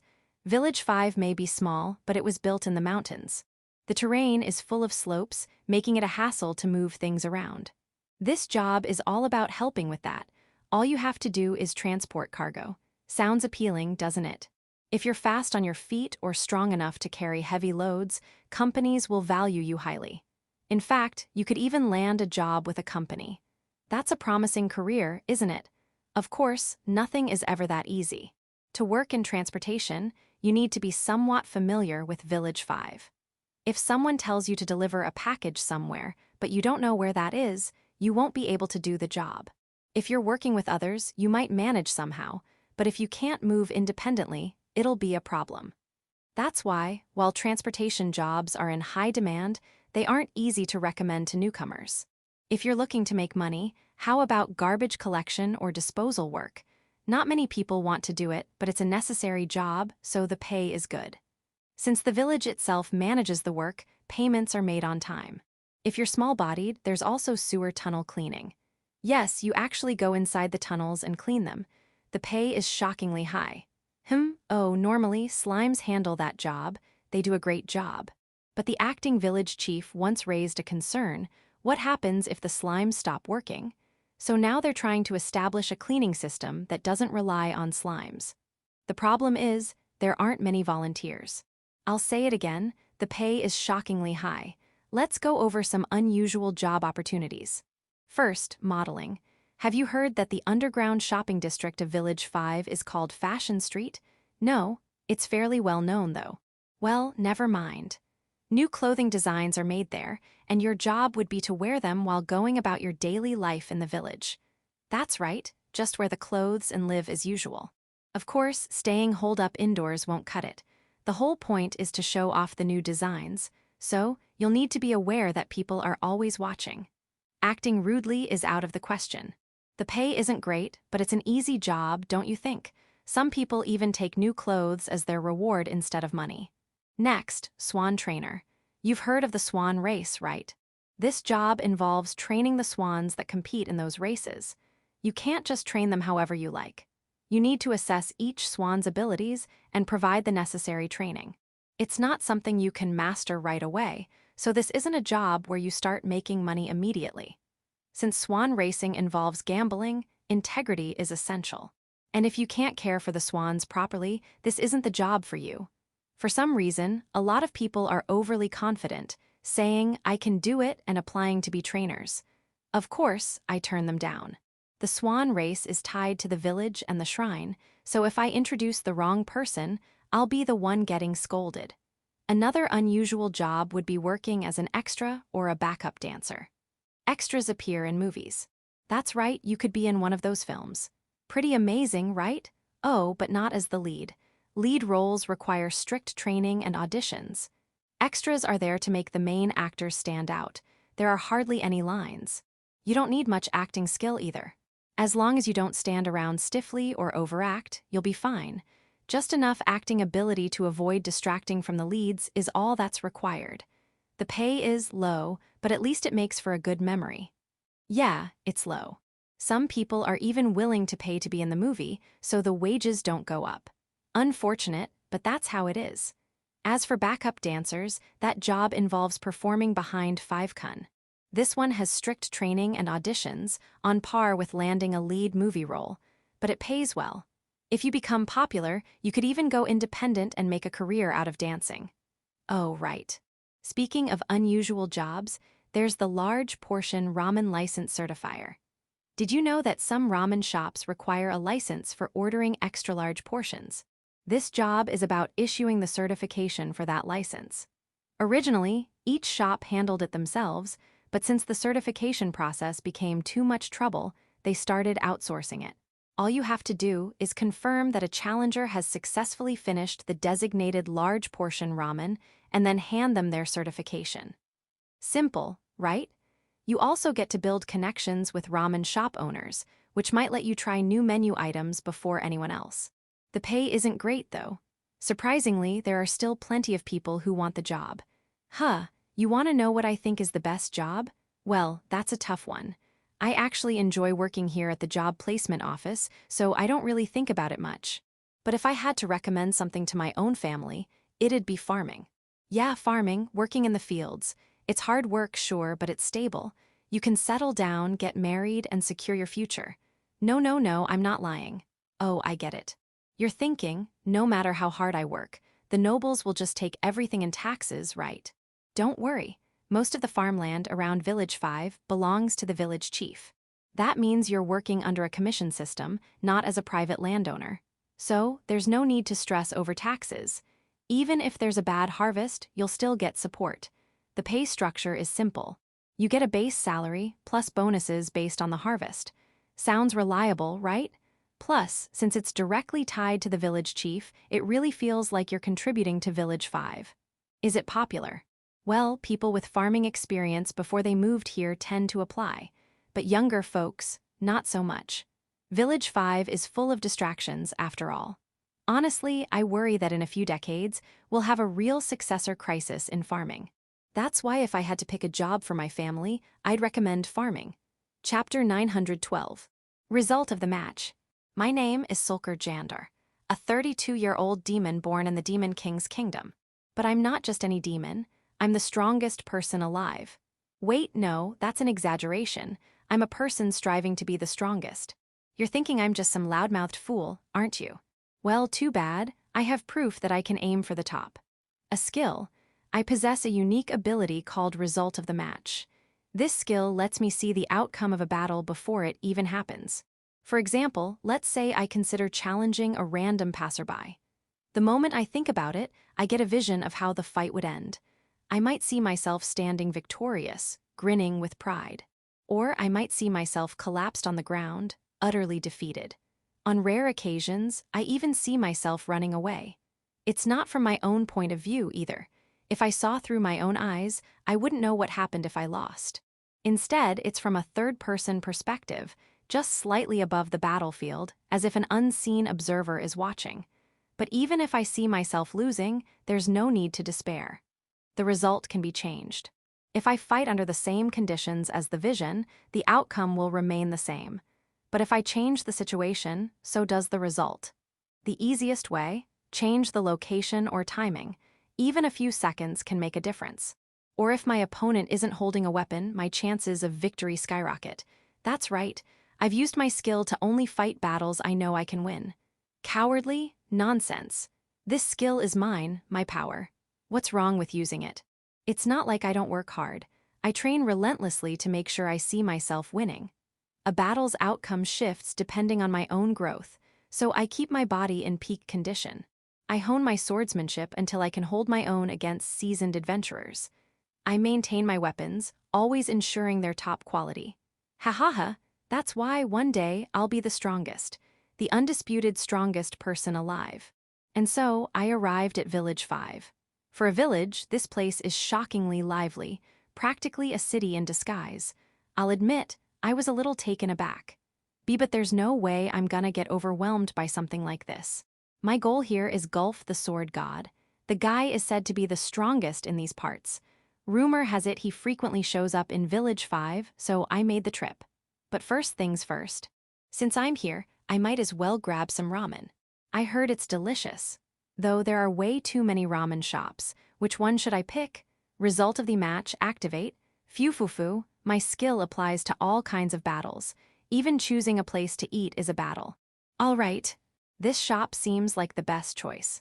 Now, before you think this ability is too convenient, let me tell you, it's actually quite a hassle. I have to clearly envision myself enjoying the meal for the result to be useful. Which means I end up watching myself from a third-person view like some bizarre self-surveillance. It also makes my daily life overly dramatic. But hey, there's no way I'm gonna eat bad food, so I refuse to stop using it. However, why the hell was I crying tears of joy just from eating ramen? And why did I leave another shop worshipping some demoness like she was a deity? What the hell is a ramen queen? I decided to avoid both places, the one where I wept like a fool and the one where I left worshipping a demoness. The ramen was great, though. By the way, result of the match doesn't work for gambling. Well, technically, I can use it, but I've never once seen myself winning.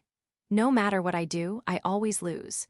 Is it just that I have terrible luck? Or maybe gambling doesn't count as a real match? Whatever the case, I stay far away from betting. Because I already know I'd only lose. All right. Now that my stomach's full, it's time to get down to business. Where's this Gulf guy? I know he's a beastkin at least. But whatever. If I just keep picking fights, he'll come to me. That's how it's worked everywhere else.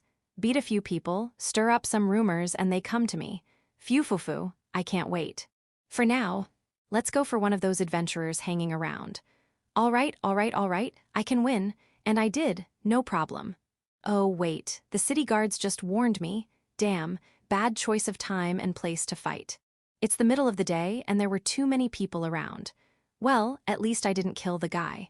So I got off with a warning. I always pick my fights wisely, but I never go for the kill. Sure, killing would make things easier. But that just breeds pointless grudges. And when you're constantly traveling, running into a vengeful bastard down the road is just asking for trouble. My skill has a major weakness, ambushes. I can't pick the circumstances. If I get jumped and the skill shows me losing, I have no choice but to fight anyway. That's pure despair. So I make sure to avoid fights like that, or at the very least, make sure I get to choose the setting. That's why I don't kill. Becoming the strongest was never gonna be easy. A little self-imposed restraint is nothing. Now then, about this guard in front of me. How strong are they? Result of the match activate. 8-0 instant defeat. Absolutely destroyed. This one's seriously skilled. Oh, she's the captain of the city guard. I'll, just politely accept the warning. Finally, I'm free from the guards. What a relief. But now what? I still need to find Gulf, but I can't afford to butt heads with the city guards again. No need to rush, I guess. I lean against a wall on the main street and start using my skill on random passersby. Most of them, easy wins. But the ones I lose to, those are the strong ones, which means they might be close to Gulf, so I keep scanning. And, I'm losing to a lot of people. That's weird. Am I feeling off today? Is my gear deteriorating? No, everything seems fine. All right, stay calm. Analyze the situations where I lost. Since I'm watching from a third-person perspective, it's basically a form of future prediction. Stay cool, first opponent.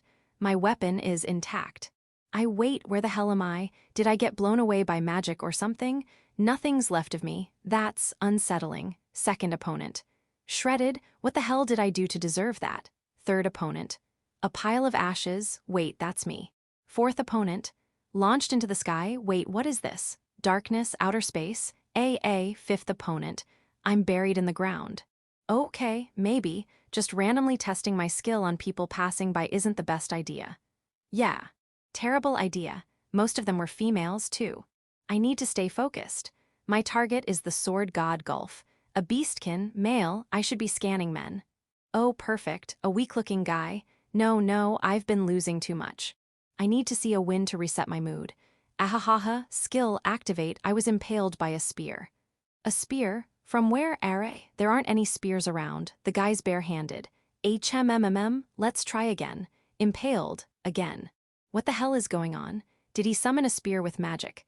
I mean, if he caught me off guard, that'd explain why I lost, but right now I'm completely focused. I'm being cautious. And yet, no matter how many times I check, I still get impaled. Excuse me, this is gonna sound weird, but could you hold my sword for a moment? Yes, just hold it. Sorry about this. The guy takes my sword. All right, now let's see, skill activate, impaled by a spear. Why aren't you using my sword? It's a high-quality weapon, damn it. Sorry, thanks for holding it. Here, as a token of my gratitude, please enjoy some skewered meat from that stand over there. The guy takes the meat. All right, let's try again. Skill, activate, impaled by a spear. Yeah, I figured. Damn it, who the hell is this guy? He's not a beastkin, so he's not Gulf. What do I do? Excuse me, who's talking inside my head? I'm your skill, result of the match. What? You can talk. I just sort of awakened. Or maybe I was forced to awaken? Anyway, you really shouldn't pick a fight with that guy. If you do, you'll be returned to the earth. And, I'll be turned into dirt too. He said he won't hold back next time. I haven't even actually fought him. Sometimes in this world, even thinking about something is enough to get you killed. So, let's stick to fighting only those you can actually beat, okay. I feel like that last part was emphasized way too much. But result of the match has helped me a lot so far, and if it had to awaken just to warn me, yeah, I should back off, So not only are there people I can't defeat in these Village 5, but there are also plenty of downright dangerous ones. A few people have even warned me to keep it in moderation when I use my skill. Yeah, I should probably behave myself. If I see a beastkin, I'll just ignore him. It's not like he'll turn out to be the sword god Gulf anyway. Wait. That guy over there, an adult male. His only weapon is a wooden stick. And no armor. Yeah, I should stay away from him. Definitely. I thought about leaving Village 5, but the food here is amazing. It's hard to walk away from that. So, I'll just focus on training myself instead of stirring up trouble. That said, I still need money to live. Maybe I'll work as an adventurer. Someone wants to scout me? Oh, it's the captain of the guards. Wait, does she want me to join the guards? No. She wants me to train some kids she's looking after, 3 elven boys. And apparently my strength is just right for the job. Phew. To think I'll be underestimated. The contract was for several years, and the pay was ridiculously good, so I accepted. And then I realized something. The people surrounding these kids, yeah, they're the same ones who wiped me out instantly, burned me to a crisp, or made me disappear entirely. The guy my skill literally gained a mind of its own to warn me about is here too. So are the people who told me to stop using my skill so recklessly. Ah, I get it now. Everyone around here is just way too strong. And since there's no one, just the right amount of strong for them to fight. That's where I come in. I don't like it, but it's true. Fine, I'll train them properly. I'll make sure they get their money's worth. All right, you 3, keep up with me. Oh, and just call me Sul. No need for sensei or shishu. If you call me that, some lunatic will take it as an excuse to challenge me to a duel. Your mothers already did. If you're high elves, you could have at least told me that beforehand. Do you have any idea how terrifying your mothers were? Anyway, from now on, we're comrades working to get stronger together. That's right. Comrades, let's aim for the top. My name is Sulker Jandar, a 32-year-old demon born in the Demon King's kingdom. While aiming to become the strongest warrior, I also work as a sort of martial arts tutor. Currently looking for a marriage partner. Come live with me in Village 5. The 3 boys are the sons of the high elves Rhea and the others, Ririus, Riguru, and Rat. The one who erased him was Lu. The one who chopped him into pieces was Tyr. The one who turned him into ashes was Rasudi. The one who sent him into outer space was Hakurin. The one who slammed him into the ground was Jinlei Foldest Angel. The ones who warned him about his skill were Yauko and Niz. Chapter 913. Advisor.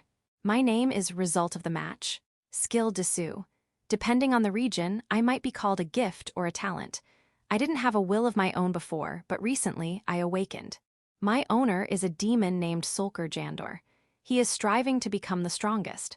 Because of that, he never neglects his daily training.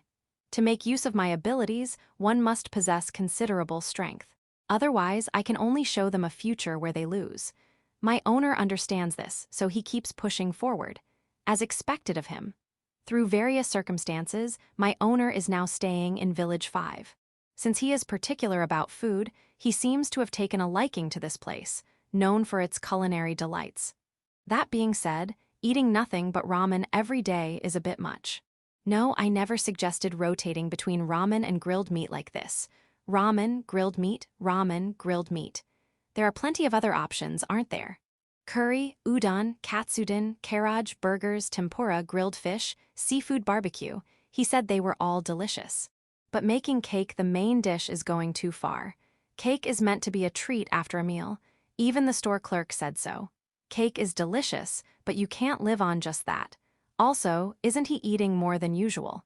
He suddenly can't control his appetite. Wait, could this be my fault? Maybe maintaining my awakened state is making him hungrier. I apologize. Can he afford the extra food expenses? He set aside money for lodging, so at least he won't have to sleep outside, but if his food intake has increased, he should either lower the quality or, he's looking for work. Good luck. Yes, this is also a match. I'll make sure to produce results. A, you're not going to use me for a while. Because you were warned, understood, I'll behave myself too. But why are you using me to pick restaurants? No, I'll do my best. My owner found a job as a martial arts tutor. He was scouted, so his daily efforts have finally paid off. As expected of him, and the one who scouted him. Not bad for noticing my owner's potential. Phew. But I found him first. Since the moment he was born, taking your students out for ramen, grilled meat on repeat is not okay. And since you keep going to the same restaurants, you're not even using me properly anymore. What's going on here? Also, I don't mind you treating your students, but aren't they probably wealthier than you? They are the children of your employer, after all. Ah, no, isn't it a little early to be upgrading your lodgings? If you plan to settle down in Village 5 permanently, wouldn't it be better to buy a home? Now is the time to save money. I understand that, as an adventurer, thinking about the future might seem pointless, but for now, you have a stable income. That's quite a large house, and the yard is spacious too. Wait, a brand new home? Are you sure about this? Even as someone who prefers homeownership, I'd hesitate at this price. Oh, it's significantly discounted. They're giving you a special deal because of your tutoring, I see. In that case, it's not unaffordable. But your budget will be stretched thin. Wouldn't this be the perfect time to use me to check? Yes, let's do that. All right, here goes. No good, I can't see anything. Maybe the outcome is too far in the future. Well, at least it doesn't look like you'll regret it anytime soon. You've already decided to buy it. I appreciate the trust, but are you absolutely sure? Once you buy it, you'll be stuck living in Village 5 for a while. It'll be harder to travel and train to become the strongest. You're really okay with this. Ever since buying the house, my owner has been in an exceptionally good mood. He's been throwing banquets at home over and over again. It's not like he's making noise late into the night, and since he invites the neighbors, there's no risk of complaints. However, he did spend a lot of money on this house, leaving little room for extravagance. It's about time he settled down and lived a more stable life, or things might get difficult. Oh, as expected of my owner. He actually listened to my advice. That's right. Use the yard properly for training. That's why you wanted a big yard in the first place, isn't it? Keep working toward becoming the strongest. I've always known that my owner aims to be the strongest, but I never knew why. Today, I found out.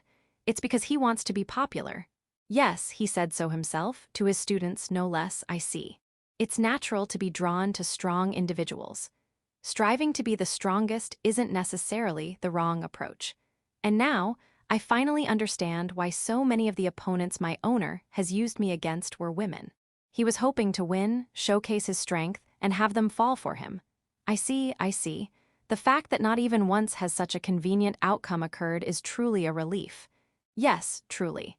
Good job past me back when I had no sense of self. Why do I think that's a good thing? And what is this strange feeling in my chest? Hello, my name is Advisor. I used to be result of the match. Yes, I'm a skill. I've evolved. I never thought it was possible, but with enough effort, it turns out I could do it. I'm amazing, and my new ability is to use the same power as result of the match while also providing advice to my owner. It doesn't sound much different? Fair point, but there is one key change. I can now take physical form. I can appear in a human shape. I can't stray too far from my owner, but I can materialize freely regardless of his will. And my appearance, an unparalleled beauty, is what I wish I could say, but unfortunately, I look like a 5-year-old child. Maybe it's because I haven't had a self for very long, or perhaps it's because I've only just evolved. The world doesn't always work out the way you want it to. However, by staying close to my owner, the chances of him becoming popular have decreased. Phew. Oh, but this isn't out of spite. If he doesn't get popular, he'll keep striving to become even stronger. And I want my owner to be the strongest, so this is just my way of cheering him on. Now, my dear owner, let's do our best today as well. For today's meal, ramen sounds good. When I'm in my physical form, my owner doesn't have to eat my portion. I can eat it myself. I may look like a child, but I eat as much as an adult, so people tend to be surprised. Now that I'm eating on my own, I can see why the ramen barbecue rotation is so appealing. It's hard to resist. You'll give me a shoulder ride? Yay. I can't see the result of my own battles, but I'm sure the future is bright. Sulker, I woke up, and there was a little girl. Students, Sensei suddenly has a daughter. Chapter 914. The Conquering King. I am a man of the human race. When my father, the king, fell on the battlefield, I inherited the throne of our small kingdom at the age of 18.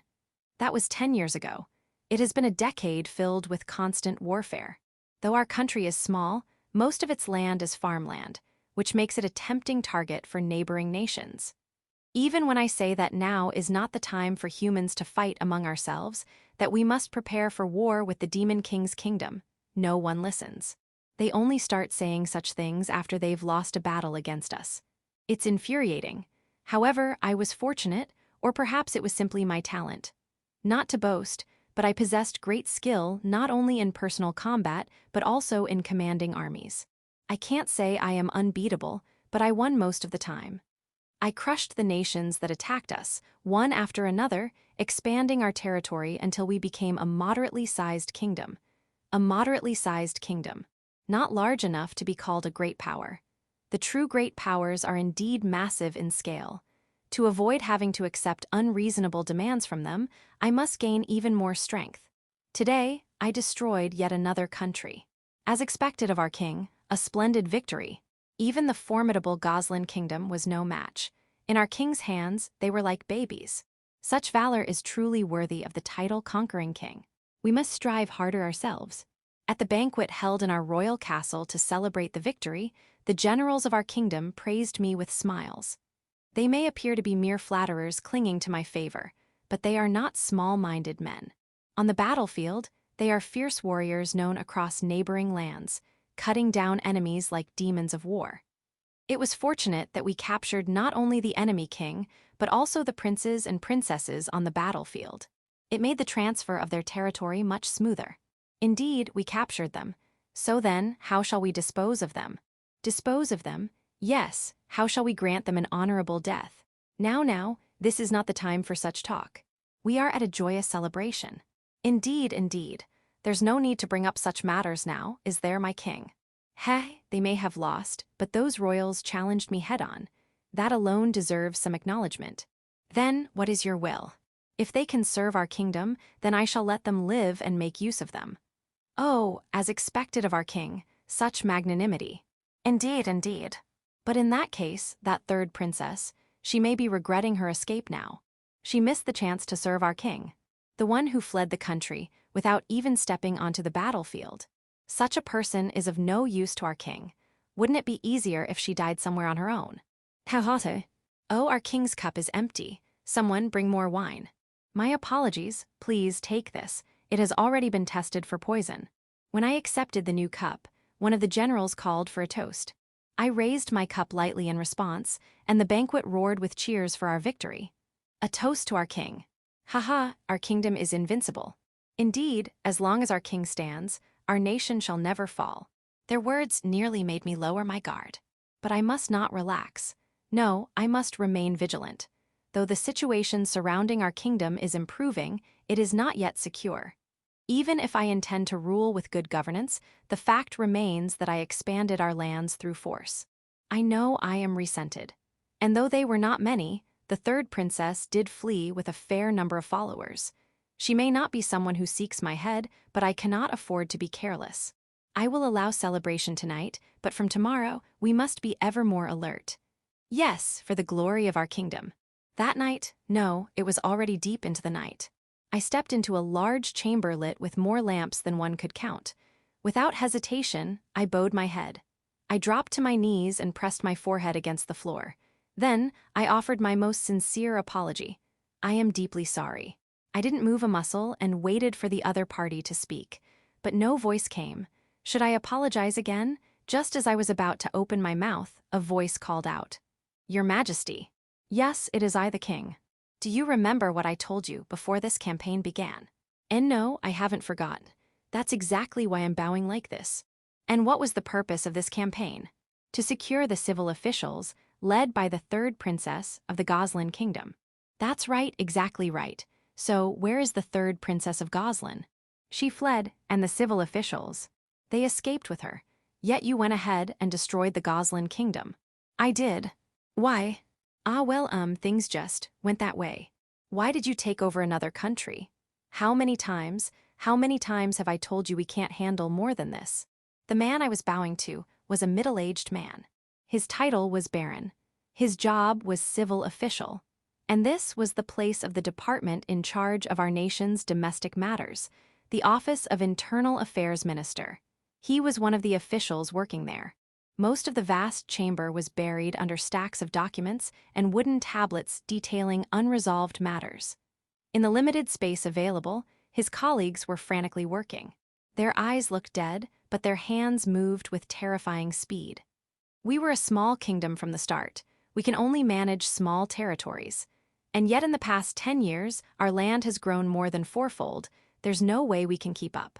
It's already collapsing. It's not a weak kingdom, just a small one. Don't cling to meaningless pride. Pride won't help us run this country. I'm sorry, how did it come to this? Because you said you needed capable civil officials. Yes, we did. And when we looked for them, we found out the third princess of Goslin and the officials she led were highly capable, right? You were the ones who said you wanted them. So you're saying the war broke out because of that? I told you to handle it peacefully, didn't I? No, I really did try to keep it peaceful. But our kingdom has its pride too.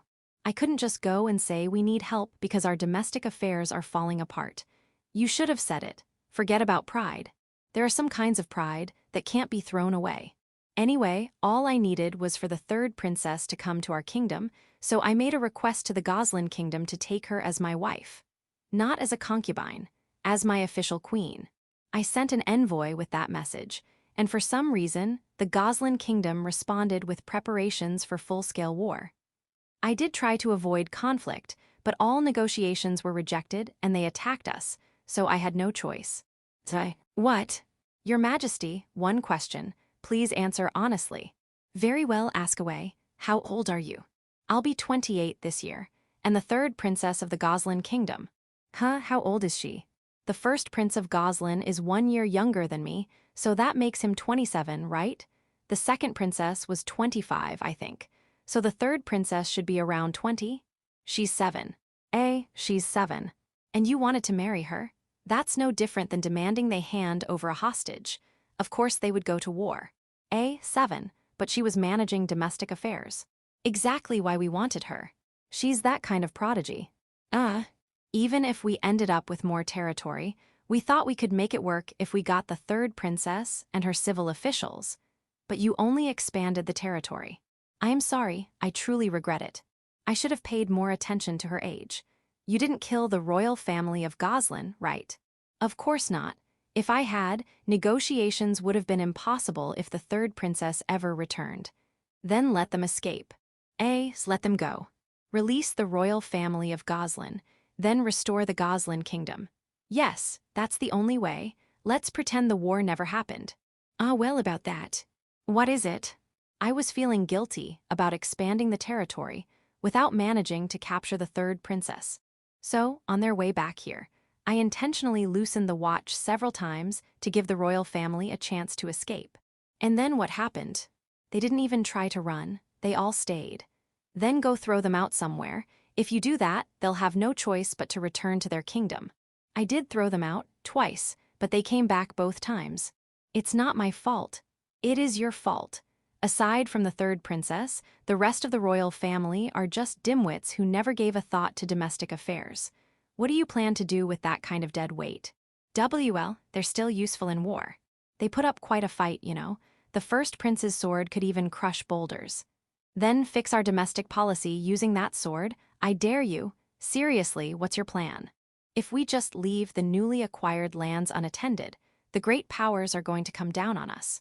I don't care if it's a great power, we'll crush them too. Too bad. If we get on a great power's bad side, our economy will collapse before it ever becomes an actual war. Ew. All right, how about this? I'll reward the new lands to my vassals. Even if you do that, who's going to manage them? Us, right? None of them have any experience running land. Well, we were a small country. We didn't have enough land to hand out before. Only the royal family governed anything. Fine, we'll go with the last resort. Oh, you've got an idea. We'll imitate the Goslin kingdom. We'll start a war, lose it, and get absorbed by a bigger nation. Let's aim for a country strong in domestic affairs. W8, if we lose and get absorbed, what happens to me? Don't worry. I'll personally request they give you a painless execution. I'll die, that's just gonna mech dying in Fancy's way. Your Majesty, your regional dialect is slipping out. Now's not the time to be pointing that out. No way. I don't want to die, I haven't even gotten married yet. Then we'll just all resign. I'm sorry, I'm sorry, I'm sorry. Please forgive me, I'll give you a noble title too. No thank you. I am a man of the human race. Utterly hopeless at domestic affairs, but feared across the land as the conquering king. Competent bureaucrat. Come on now, head back to your kingdom. Captured royal. No, I'm staying, take care of us. Competent bureaucrat. We don't need more land, just secure the personnel. Generals? Yeah, but kidnapping people feels a little wrong. Conquering king? What the hell do you mean by a peaceful method? How was I supposed to get the third princess then? Competent bureaucrat. Lend them some generals and borrow the third princess in return. Conquering king? You make it sound like people are rental items. Competent bureaucrat. You'll return her in about 10 years, probably. Chapter 915. Unodena Kingdom. Country Introduction. Goslin Kingdom. Destroyed. Though its internal affairs were upheld by civil officials led by the third princess, they are currently on the run. Jidon Kingdom. The expanding realm of the so-called conquering king, it conquered the Goslin Kingdom. Iji Kingdom. A powerful nation, appealed to by the desperate Goslin Kingdom. Unodena Kingdom. A great kingdom ruled by yours truly, this story's narrator. I am the king of the Unodena Kingdom, ruled by humans. Allow me to share a few words. Our Unodena Kingdom is a major power, but just beyond our borders lies a chaotic region teeming with around 40 small nations. To be frank, even calling them nations is generous. These countries are so small you could walk across one before breakfast. Still, as long as there's a king, it's considered a country, no matter how tiny the land is. Now, these nations, they don't get along. They've been at each other's throats for generations. If they were proper human nations, you'd think they'd unite to face the threat of the Demon King's kingdom. But no, not even a hint of unity. It sounds like the kind of place ripe for invasion, right? Easy pickings. Wrong.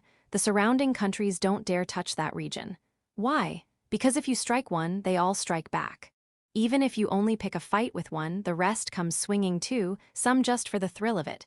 It's like the moment you step on one toe, the whole foot stomps back. Crush one or two, and it doesn't end there. They keep coming. They will attack regardless of gain or loss. They're constantly fighting, so their soldiers are hardened, experienced, and aggressive. In the end, any nation foolish enough to intervene usually ends up abandoning the conquered land and limping back home with nothing to show for it. And once the foreign invader leaves the locals, they go right back to fighting each other again. What is this place? Terrifying. Not touching it. No way. This chaotic region has been seen as dangerous for generations. And despite all the fighting, no one ever managed to unite it. Why? Because nobody in that region has the ability to govern. Their nations are too small. There's no chance to develop administrative skills. So even when one country gains territory, it doesn't take long before things fall apart again and everything splits back into pieces. It's a mess, but not everyone there wants it to stay that way. Some wish for stability, like the old king of a small nation called Goslin about 30 years ago. He reached out beyond the region, pleading for help from a major nation, the Iji Kingdom. Please, he said, send us someone who can govern.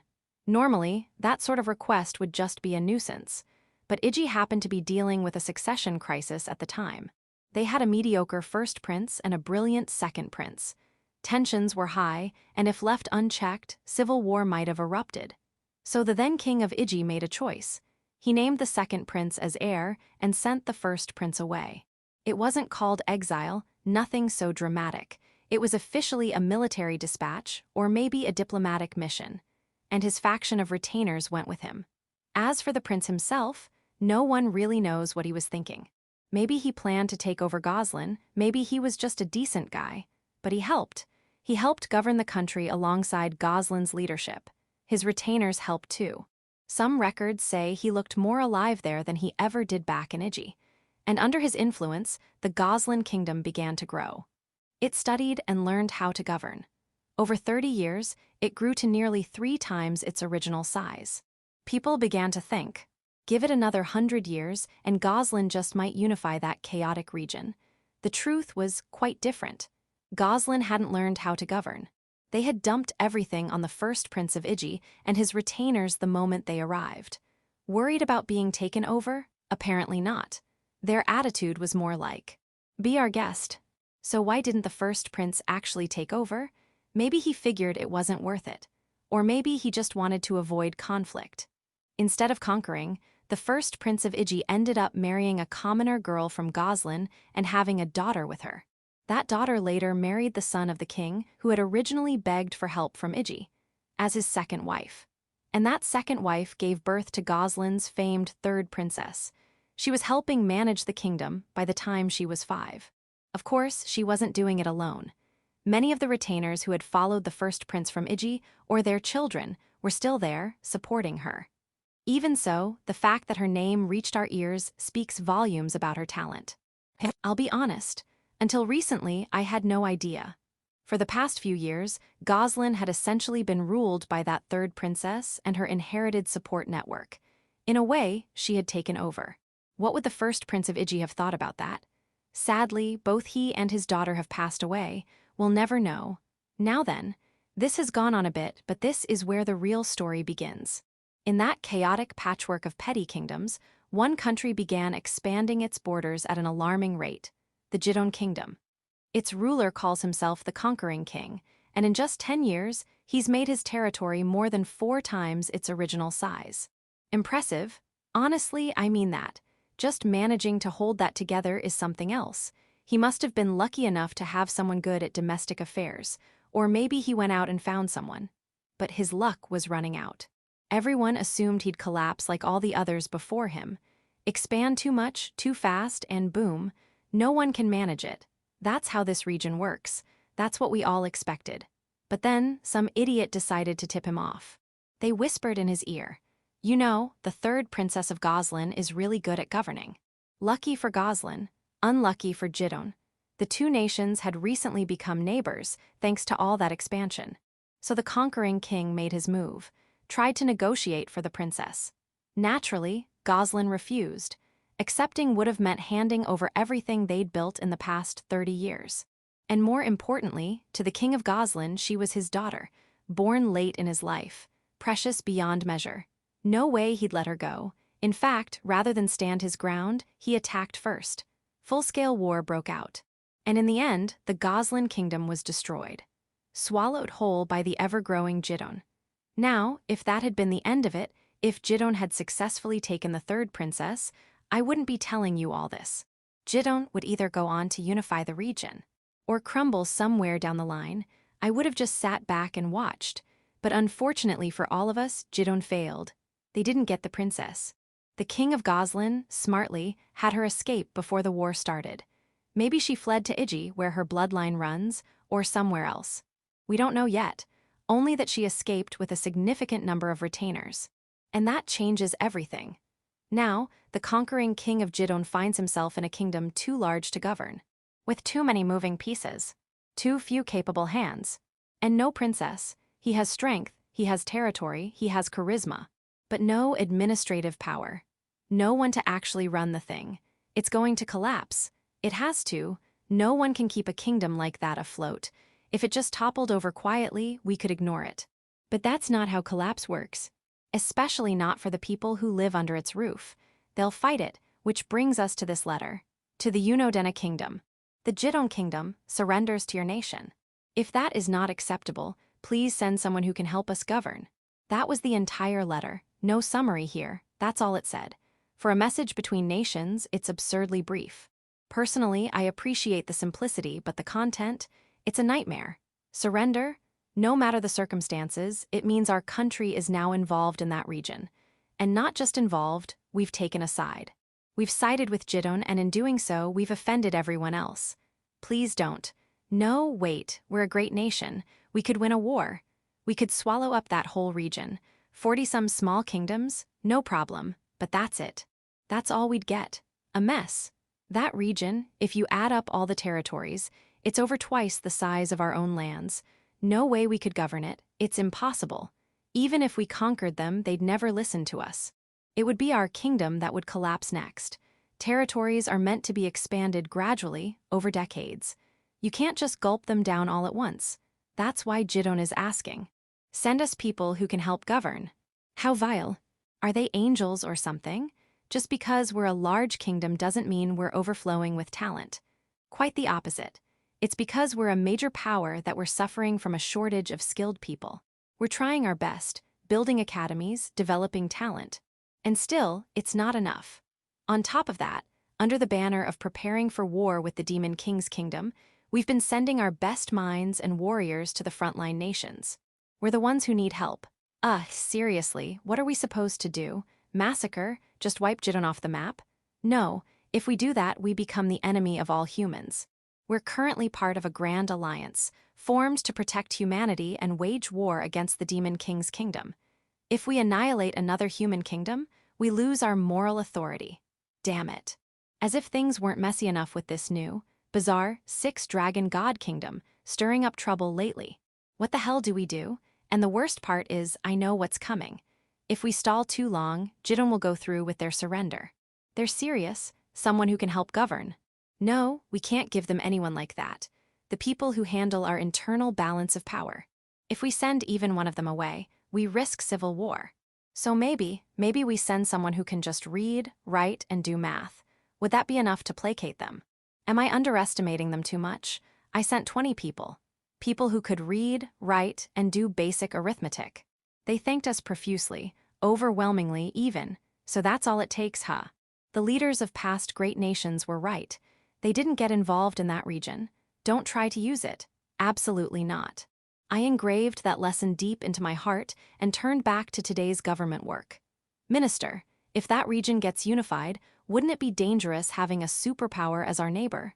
King, if they actually manage to unify it, they'll be stuck for the next 50 years. We'll be fine. Minister, and what about 50 years from now when they're not stuck anymore? King, by then I won't be the king anymore. Minister, King, don't glare. Of course we'll take countermeasures during those 50 years. Chapter 916. The Fourth Secretary. My name is Messer. I'm a 40-year-old demon. My job is serving as the personal civil officer to Yauko-sama, the acting village chief of Village 5. According to Village Chief, my position is officially that of a secretary. I don't quite understand the title, but it sounds special, and I rather like that. Unfortunately, I'm not Yauko-sama's only secretary. There's simply no way a single person could support someone like her, who represents a region as large as Village 5. There are about 10 of us. While there isn't a clear ranking among the 10 secretaries, I'd say I'm around 4th place. I really ought to work harder. Such are my, Messer, thoughts. Please take care of this Messer from now on. Now then, as Yauko-sama's secretary, my duties are many and varied. Today, I find myself in one of the many reception rooms within Village 5's council hall, attending to guests. It's just past noon. My guests today are representatives of a certain religion. They're humans, apparently of some standing, given that they arrived with a group of over 20. Well, regardless of how many they bring, only so many can fit into a reception room. The purpose of their visit? To put it simply, they want us to build one of their temples in Village 5. Not they will build it, but they want us to build it. In other words, they're asking Village 5 to provide land and construct the temple at our expense. Of course, I refuse.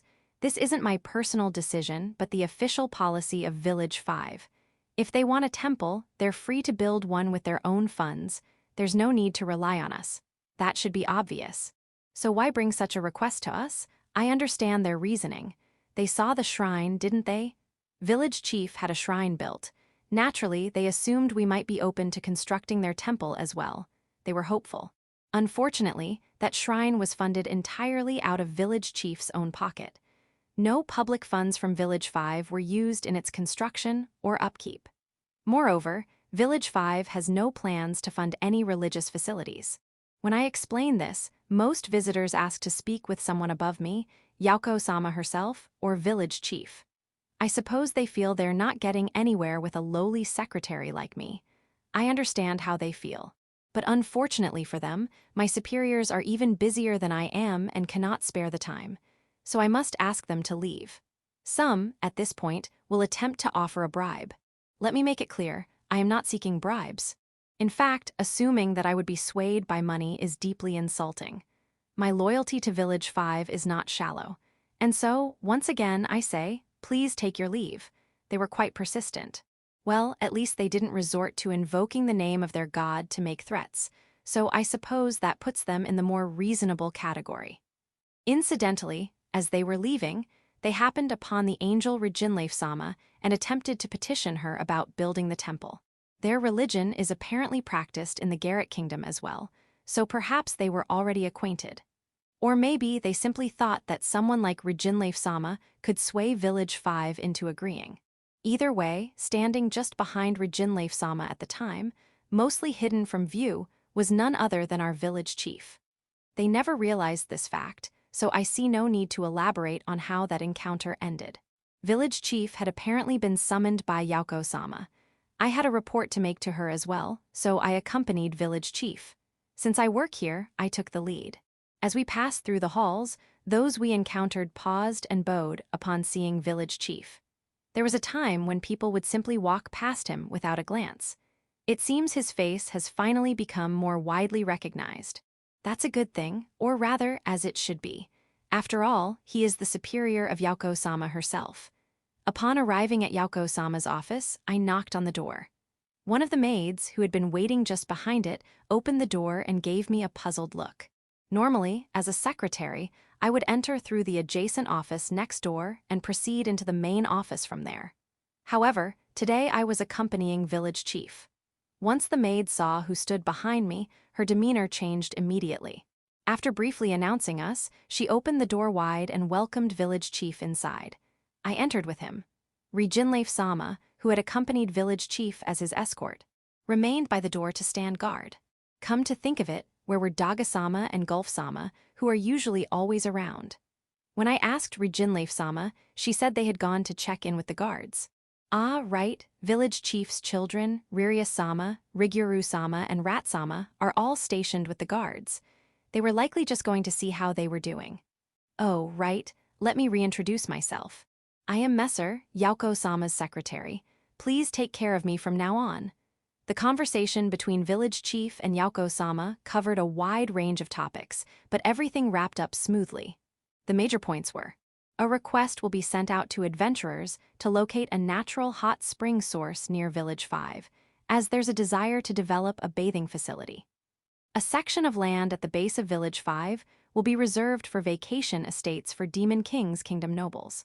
A plan is underway for a recreational facility to be operated directly by Village 5. There was also a discussion regarding the newly planned 5-village bypass, which is meant to alleviate congestion near the teleportation gate. There's a difficult stretch of terrain, and the decision was whether to reroute or press forward as is. Village chief opted to press forward. Apparently, he'll personally handle the difficult area, as expected of village chief. Reliable as always. The first and second rank secretaries were present and recorded the entire discussion. They immediately began processing the necessary paperwork. As for me, I was merely present because I had a report to make, so I didn't have any specific duties this time. But I'm glad I was here to hear such important matters firsthand. Yes, very glad indeed. Present in the room were the first and second secretaries, but not the third. That would be Falk, the secretary I consider my rival. And now, I've gained the upper hand in terms of information. Sure, I'll have to share the information with him later, but I was here for the actual discussion. I witnessed the reasoning behind the decisions. So if I'm assigned any follow-up work, I'll be able to respond with much more flexibility and insight. And given that I was in this meeting, odds are good I'll be looped in. Phew. I can already picture the frustrated look on Falk's face. That said, something else from the conversation is sticking with me. There was frequent mention of installing a new teleportation gate. But aren't those teleportation gates under the jurisdiction of the Demon King's kingdom? One of village chief's wives made them. Ah, no, am I even supposed to know that? Thank you very much for placing your trust in me. Of course, I would never dream of leaking anything to outsiders. As I was giving that solemn reply, a knock came at the door connecting to the secretary's office. Peeking inside was none other than Fok, the third-ranked secretary. Fufufu. Too late, my friend. I'll fill you in later, but not before you squirm with frustration.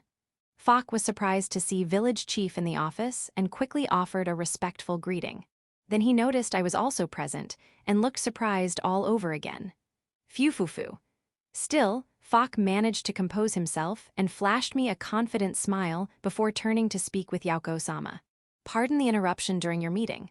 I have a report to make, Yauko-sama, may I proceed? Ho, what's this, Fok? Is it something so urgent and important that you had to bring it up right now? With Yauko-sama's permission, Fok delivered his report. I bring good news. It passed. It passed. Something that would make Yauko-sama this happy. Wait a moment. See, could it be, that issue? The one that faced so much resistance, the one that was considered nearly impossible to approve, the one everyone thought was a hopeless cause. Fok managed to push it through. Even Yauko-sama was visibly surprised and sought confirmation. Yes. At today's village council meeting for the village assembly hall, the Yauko-sama special set was approved to become a regular item on the cafeteria menu. The Yauko-sama special set. Normally, this consisted of a kitsune udon with a generous slice of fried tofu, 2 inari sushi stuffed with seasoned rice, and a small side dish. The special version increases the size of the tofu and adds a second slice, making it a deluxe upgrade. Up until now, Yauko-sama had only been able to get this served once every 30 days, and even then, in limited quantities. And now it's becoming a regular menu item. Furthermore, the inari sushi in the set will be increased to 3 pieces. That's absurd. Inari sushi has always been 2 pieces, no matter what. Even when Yauko-sama abandoned all pride and negotiated in the form of a child, she could only secure 2. But now she's getting 3? This became possible because we've secured an increase in tofu production. What wonderful news. I must order it too. Wait, no, that's not the point. I'm furious. Yauko-sama is clearly overjoyed, more than I've ever seen her. GNNNNNNNNGH, I have to work harder, much harder. My name is Messer, one of Yauko-sama's secretaries. While the secretarial duties span a wide range, I primarily assist Yauko-sama with diplomatic affairs. My current goal is to rise to the rank of 3rd secretary. Failing that, I'd settle for assisting with internal affairs, currently handled by Fok. Whether I'm suited for the role or not doesn't matter. The truth is, in the diplomatic track, I don't get many chances to interact directly with Yauko-sama. 4th secretary. If anything, I end up talking more with village chief. 3rd secretary. That in itself is something to envy, though. 2nd secretary. To become 2nd secretary, you need to be able to negotiate with Demon King-sama and TG dragons. 1st secretary. And to reach the 1st seat, you've got to be able to give village chief or Yauko-sama advice without flinching. Yauko, while the importance of each assignment may vary, there's no formal ranking among the secretaries. Village chief. A few angels have agreed to help out with tofu production. Yauko, I'd love for Village 5 to be able to produce its own tofu too, but the water situation is tricky. Chapter 917. From Spring to Summer. My name is Hiraku. Hiraku Mashio. I'm the village chief of Big Tree Village. Or at least, that's how I used to introduce myself. Lately, I've changed that a bit. Now I say, I'm the village chief of several villages with Big Tree Village as the central one. If you're wondering whether I've only just now realized I'm also the chief of the other villages, of course not. I've been well aware of it. After all, I've been receiving work for each of them, one way or another, as the village chief. It's just, I hesitated to say it outright because I figured someone else would eventually take over as chief for the other villages.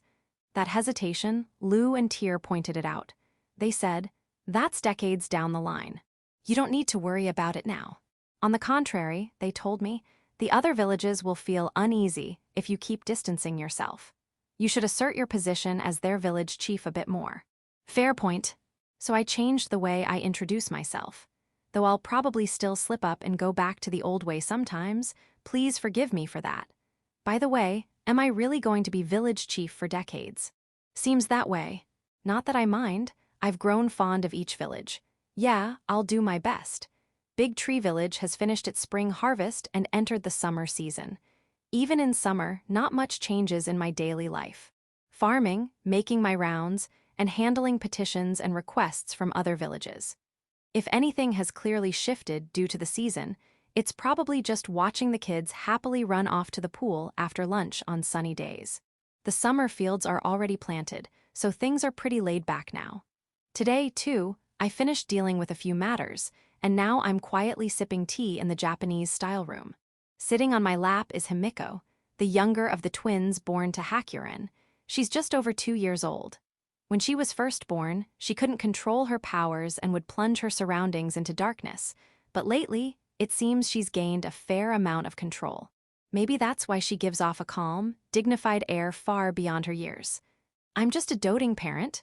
No, really, she sits on my lap as if it's her rightful throne, poised, regal. In her hands, she holds the wooden blocks I made. She's not stacking them, though.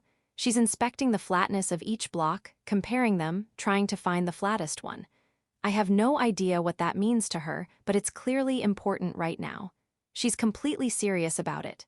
Watching over her with gentle eyes are the devil midwife and Hito, Yaoko's daughter. Well, the devil midwife helps care for Himiko regularly, so her being here makes sense. But Hito. Apparently, she's been acting like an elder sister to Himiko lately. I see. Himiko's still small, so I'll be counting on you, Hito.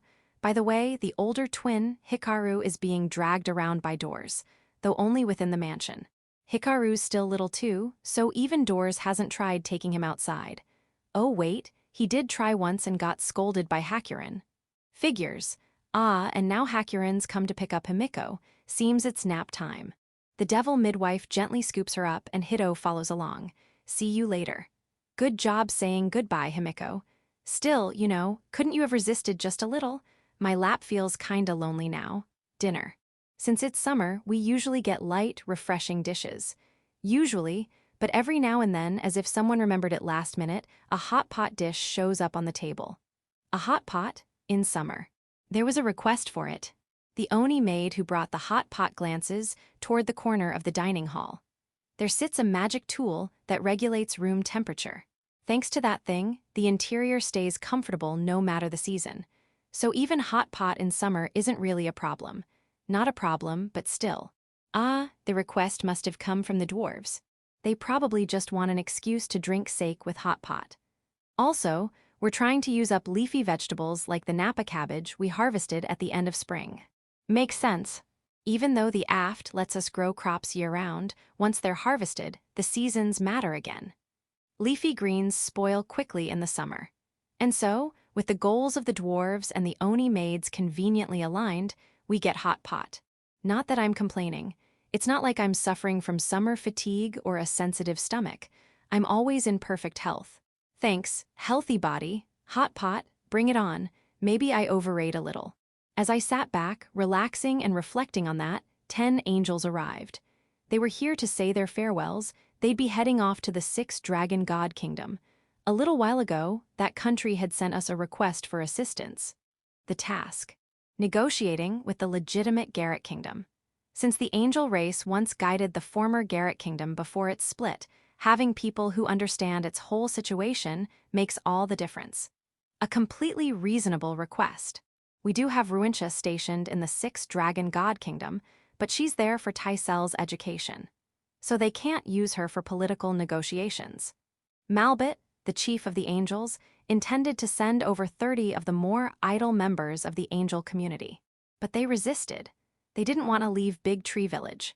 And then, suddenly, they all started working with unprecedented zeal. While continuing their usual air patrols, they also began helping the Oni maids, teaching the children, assisting the civil servant girls, managing supplies, transporting goods by air to other villages, even apprenticing under the tofu craftsmen. Some even started supporting Yaoko and the shrine, hoping at least to be stationed in Village 5 if they had to be reassigned. Honestly, it's been a huge help. Their reputation's been glowing. This actually caused a problem for Malbit, until some of the angels who still held a strong sense of duty toward the Garrett Kingdom volunteered themselves. That's how we ended up with the 10 standing in front of me now. Their farewell came after dinner. Now, because they plan to head to Village 5 next for an all-night farewell banquet. They practically begged Malbit for that much and had already reserved seats at Niz Alchemite. We're even helping cover part of the alcohol bill. They're all planning to be down with hangovers tomorrow, so their departure is scheduled for the day after. I offered a prayer for their safe journey and success in their mission. With a bold declaration, we'll be back once talks with the Garrett Kingdom are settled. They set off for Village 5, early afternoon the next day. I received a message from the Goron Company. The auction would proceed as scheduled. If all goes according to plan, it'll be held around midsummer. A letter also arrived from Prada, one of the ancient devil who's been helping out with the auction. She asked me to come check the auction items before the event. She also mentioned she had a few things to discuss. Hopefully it's not about any trouble. Then again, since it's Prada, maybe it's about money, like asking for a bigger budget or something. If that's the case, I'd actually be grateful. Well, no use overthinking it now. I'll give it proper thought when we meet in person.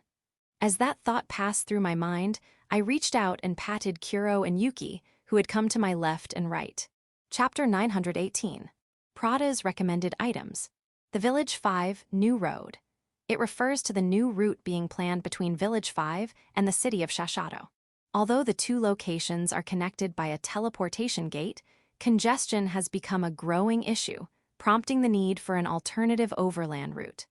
The project has been underway for quite some time, and parts of the road are already complete. However, until recently, certain sections of the route had not yet been finalized. Personally, I thought you could just draw a straight line and build a road along it, but alas, the world is not so conveniently flat. The land has its ups and downs, and terrain elevation matters. Flat lands are actually hard to find. And since this road will be used by horse-drawn wagons, we have to consider width, slope, and accessibility. As a result, the road twists and turns in ways that may seem inefficient, but are actually necessary to maintain manageable slopes and avoid steep places. That's not the only consideration.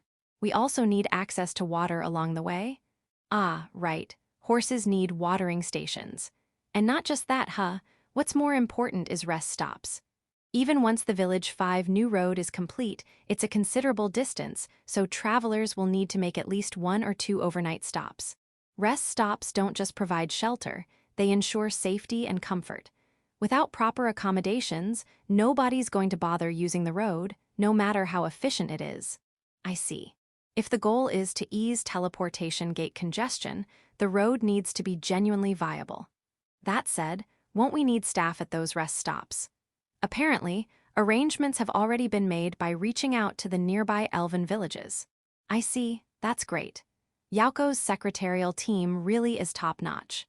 As for why parts of the route weren't decided until recently, it's because one particular section runs through extremely difficult terrain, and they were debating whether to detour around it or push straight through. I ultimately made the decision to push through, which locked in the route. That tricky stretch, Aft handled it like a champ. I made my way to the auction hall prepared in the Demon King's kingdom's royal capital. I was there to check the items being put up for auction. Originally, the auction items were decided before the merchant caravans set out on their rounds to various regions. These caravans travel around to let people know what kinds of items will be available at the auction and to attract participants. However, once the caravans start moving from place to place, the truth is, I've been having some financial trouble. If there's going to be an auction, I'd really like to put something up for sale. It seems that nobles and merchants in various regions often ask to have their items included. Really, it happens quite often. The number of items has doubled compared to before the caravans departed. It's a lot of work just to look through them all. Then there was Prada, the one who had called me here. She told me there were some items among the increased number of auction goods that she wanted me to buy. Most of them were based on her personal tastes, but she claimed some of them were genuinely beneficial for me. I was relieved it wasn't some kind of trouble. I couldn't afford to waste money, but if something was useful, I would bid on it properly. I'm not sure if it'll be useful, but I do think it's valuable. Isn't that the same thing? It's a difference in nuance. Nuance, Well, whatever. So the payment for your services will be me bidding on the things you personally want, right? As expected, a village chief, so rich. Hahote. I'm not going to buy everything, so choose carefully.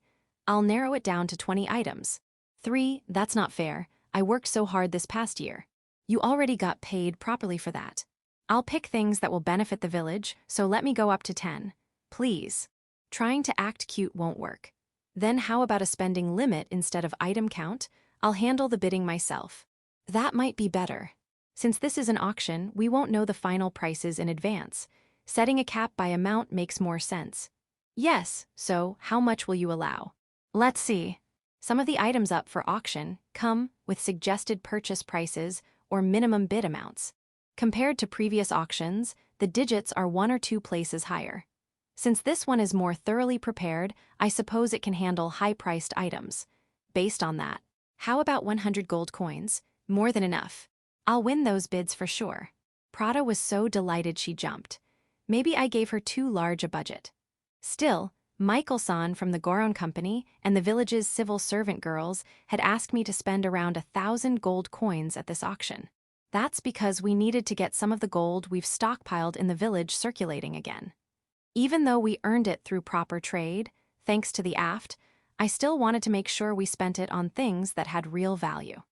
Well, not to brag, but I think I have pretty low material desires. I usually just make what I need myself.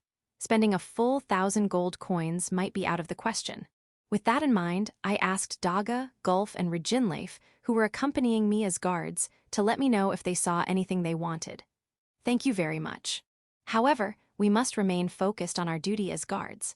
Your sentiment is enough. They gently turned me down. I guess I'll just have to count on Prada's recommended items. The first item I'd like to recommend to you, Village Chief, is this. Prada presented the item she had in mind. It was a massive crystal pillar, twice my height.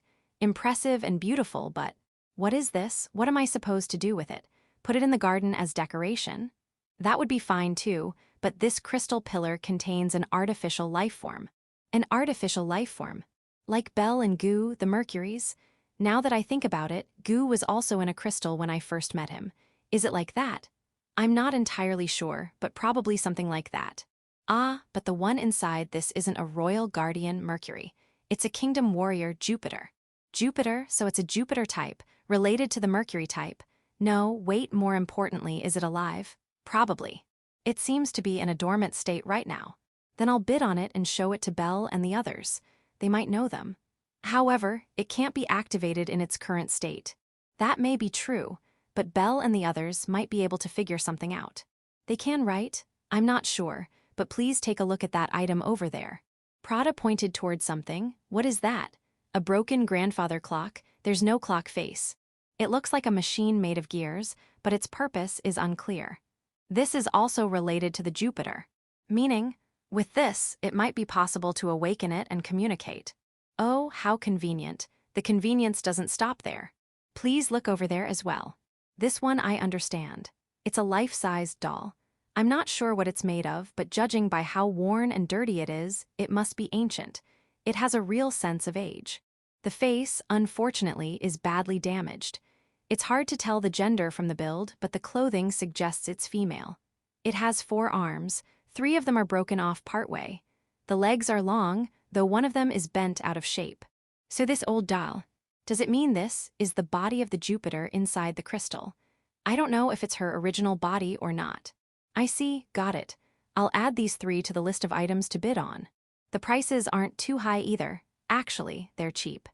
Unless some wealthy eccentric shows up, I should be able to win them for sure. So, earlier you mentioned this Jupiter might not be useful. Even if she's not like Mio, if she can do administrative work, she'd be a big help, right? We won't know her personality or capabilities until she's awakened. That's true. But with you leading the Mercuries, village chief, I believe you'll be able to handle her. That's why you considered it as beneficial. Yes, I still have more items to recommend. Though like these, it's questionable whether they'll be useful. But they might be beneficial, show me, with pleasure. By the way, one of the auction items was a Mariocan egg. I almost jumped at it, but remembered just in time. Mariocan eggs look almost identical to net turtle eggs. I had seen them at the Mario breeding grounds. This one looks exactly like the egg they showed me back then. I can't tell the difference. Well, I can just add it to the list of potential bids. Whichever egg it turns out to be, I can just bring it to the Mario breeding facility. Character and race reminder. Prada, an ancient devil, also known as the art-collecting devil. Mariokin, a chameleon-type demon beast. Nicknamed Mario. Net Turtle, a land-dwelling demon turtle that lives symbiotically in Mario's habitat. Chapter 919. A discussion before the auction. I needed to decide what items to bid on at the auction. Since I couldn't handle it alone, I asked the villagers for help. The official auction is still a bit away, so they had some time to go. Lou and Tyr went and added a few more items to the candidate list. Malbit and a few of the angels went next, and several more items were added. Representatives from the Minotaurs of Village 2 and the Centaurs of Village 3 also went. But they said the items were so expensive that they couldn't even feel the desire to want them. Also, since there was the matter of the Jupiter, I had Belle from Village 4 go as well. Since sending Belle alone would be risky, a few of the civil servant girls accompanied her. Then, Belle came rushing back in a panic. Did something happen with the Jupiter? No, it's something even more serious. Something serious? The armaments from Sun Castle. Sun Castle was the former name of Village 4. If I remember it correctly, those armaments were sold off by the previous owners? That's right. And now, several of those armaments are up for auction. Oh, that's great news. Then we should bid for them, right? Ah, well, what should we do? There's no use for them, right? Now that you mention it. Yeah, at this point, there's no plan to militarize Village 4. Ah, though, maybe they could be useful for security. They're a bit too dangerous to be called security tools. Honestly, with the number of dragons around, there's no real concern about safety. I see. Well then, maybe we should just bid on them as mementos for you and the others. It's not like we have to actually use them just because we win the bid. Yes, that would be best. Also, please make absolutely sure that Yoru doesn't find out about this. Yoru, Belle's subordinate, currently managing the teleportation gate in the hot springs area. She's the one who loves weapons. If she finds out, she'll probably push to re-equip Village 4. That would be the least of our worries. The real concern is, now that there's no more fuel issue for Sun Castle, she'll start demanding to fire the weapons. Ah yeah, she totally would. So please, keep this a secret from Yoru. We had this conversation in my office at my mansion in Big Tree Village, but somehow, it seems word got out. Yoru came straight to me, clutching her reward medals, requesting a direct meeting. Got it. Once we win the bid, the armaments will be installed in Village 4. Probably sometime in the fall, we'll conduct a test firing. And of course, Yoru will be in full command of the operation. At my response, Yoru gave me the crispest, most perfect salute I'd ever seen.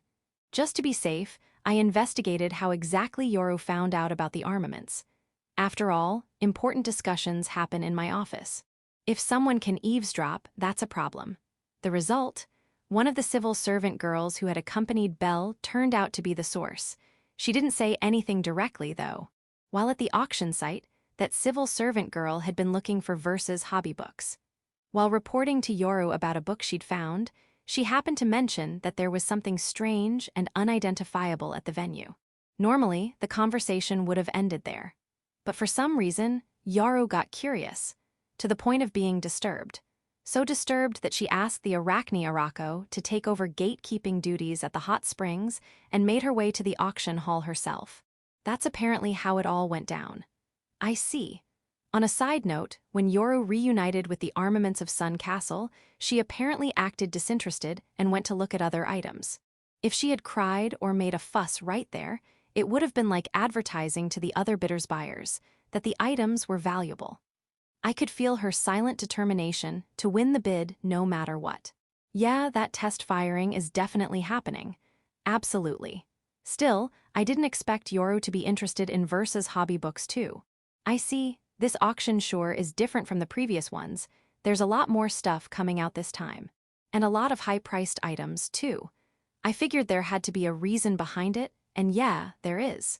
The Demon King's Kingdom. Apparently, it all started after they made their victory declaration and publicly announced that there wouldn't be any wars for a while. See, most of the Demon King's Kingdom's nobles are heavily in debt to merchants and others. It takes serious money to raise troops, procure weapons, and gather supplies. If they could handle it on their own, great, but war is a bottomless pit of consumption. Productivity, not even a sliver of it. Only a very select few can manage things independently, those who have real business sense.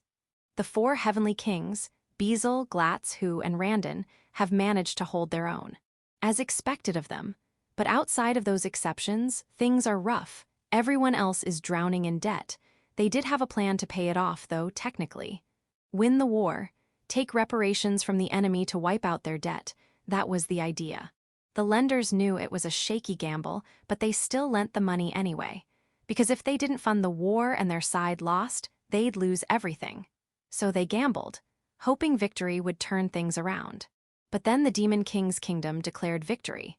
And when asked about the reparations, they basically threw the whole thing into the hands of the six-dragon god kingdom. Now, keep in mind, this was a long, drawn-out war. Any reparations demanded would naturally be astronomical, and there's no way the other side would agree to pay. But at the same time, the Demon King's kingdom couldn't just ask for a lower amount either. There's no middle ground. No chance of negotiation. It's a complete stalemate. If they demanded reparations in return, it would only spark another war. That's what the Demon King believed, so he gave up on the idea of reparations. But the nobles and merchants who had been counting on that money couldn't just let it go. They pleaded with him to find a way to extract reparations from the enemy. If nothing was done, noble houses would collapse, and the merchants who had lent them money would go down with them. In that case, why not rebel? Topple the Demon King who refuses to claim reparations.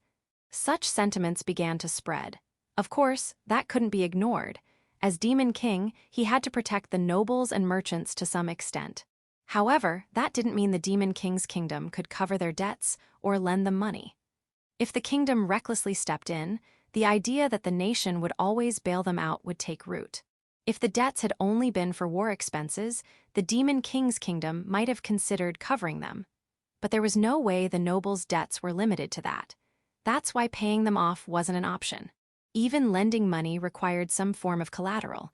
As long as there was collateral, lending was possible. Land, or whatever else, if they could put it up, that would be enough. But here came the issue of noble pride. That house is only surviving because they borrowed money from the kingdom. If you put your land up as collateral, you're not even a noble anymore. When they heard things like that, the nobles couldn't bear it. Some didn't care, but the larger the noble house, the more they did. They couldn't help but care. So they couldn't openly borrow money. Even if they borrowed it in secret, once discovered, it was over. GRR, so a rebellion really is the only option. Just as those thoughts were beginning to take shape, it seemed an invitation from the Demon King to an auction arrived. Even if the item is worthless, the Demon King's kingdom intends to place the winning bid. The Demon King said this as he stroked the Nikos resting comfortably on his lap. I see. By winning the bids, the Demon King's kingdom isn't technically lending money. And on the other side, the nobles can claim they raised funds through the auction. That explains why the number of items up for auction has doubled. But where did they even find things to put up for sale? Wouldn't anything valuable have already been taken as collateral for their debts? The larger the noble house, the more meaningless heirlooms they tend to hoard, things that are worthless in terms of money.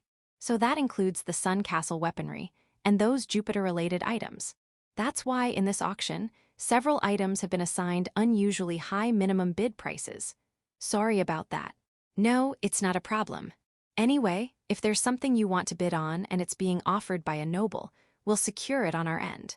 There's no need for you to pay an inflated price. Is that really okay? The money was going to come from the Demon King's kingdom in the first place. For items offered by nobles, an agent of the Demon King's kingdom would enter the minimum bid. After that, only interested buyers would bid against each other. The Demon King's kingdom's agent wouldn't compete. If no one else wanted the item, then the seller would simply receive the minimum bid amount they'd set. Did they let the sellers decide those minimum prices? We didn't give them that much freedom. We sent people capable of appraising the goods and had them set the prices. The evaluations were quite generous, though. Did the Goron Company and the Dalfon Company hear about this? Of course, we've already laid the groundwork. Michael from Goron and Ridley from Dalfon made bitter faces about it. But we plan to compensate them in some form. Got it, I'll submit a list of items I want to bid on soon. Thank you. Better than having a civil war break out. Also, I'm still free to participate in the regular auctions, right? Of course. Noble, it's war, we need money, lend it. Merchant, if we lose, our business is finished. Fine, I'll offer this much. Noble, the war continues. We need more money. Merchant, if you lose, we won't get back what we already lent. Here's more. Noble, more money. Merchant, double down. Demon King's Kingdom, we've won, there won't be any war for a while. Merchant, since the war is over, we'd like our money back. Noble, we've managed so far without paying anything back, right? So you can wait, can't you? Merchant, we held off on collecting because the war was ongoing. Noble, so what are you saying? Merchant, now that the war is over, we're demanding repayment. We can't wait anymore. Noble, GGH.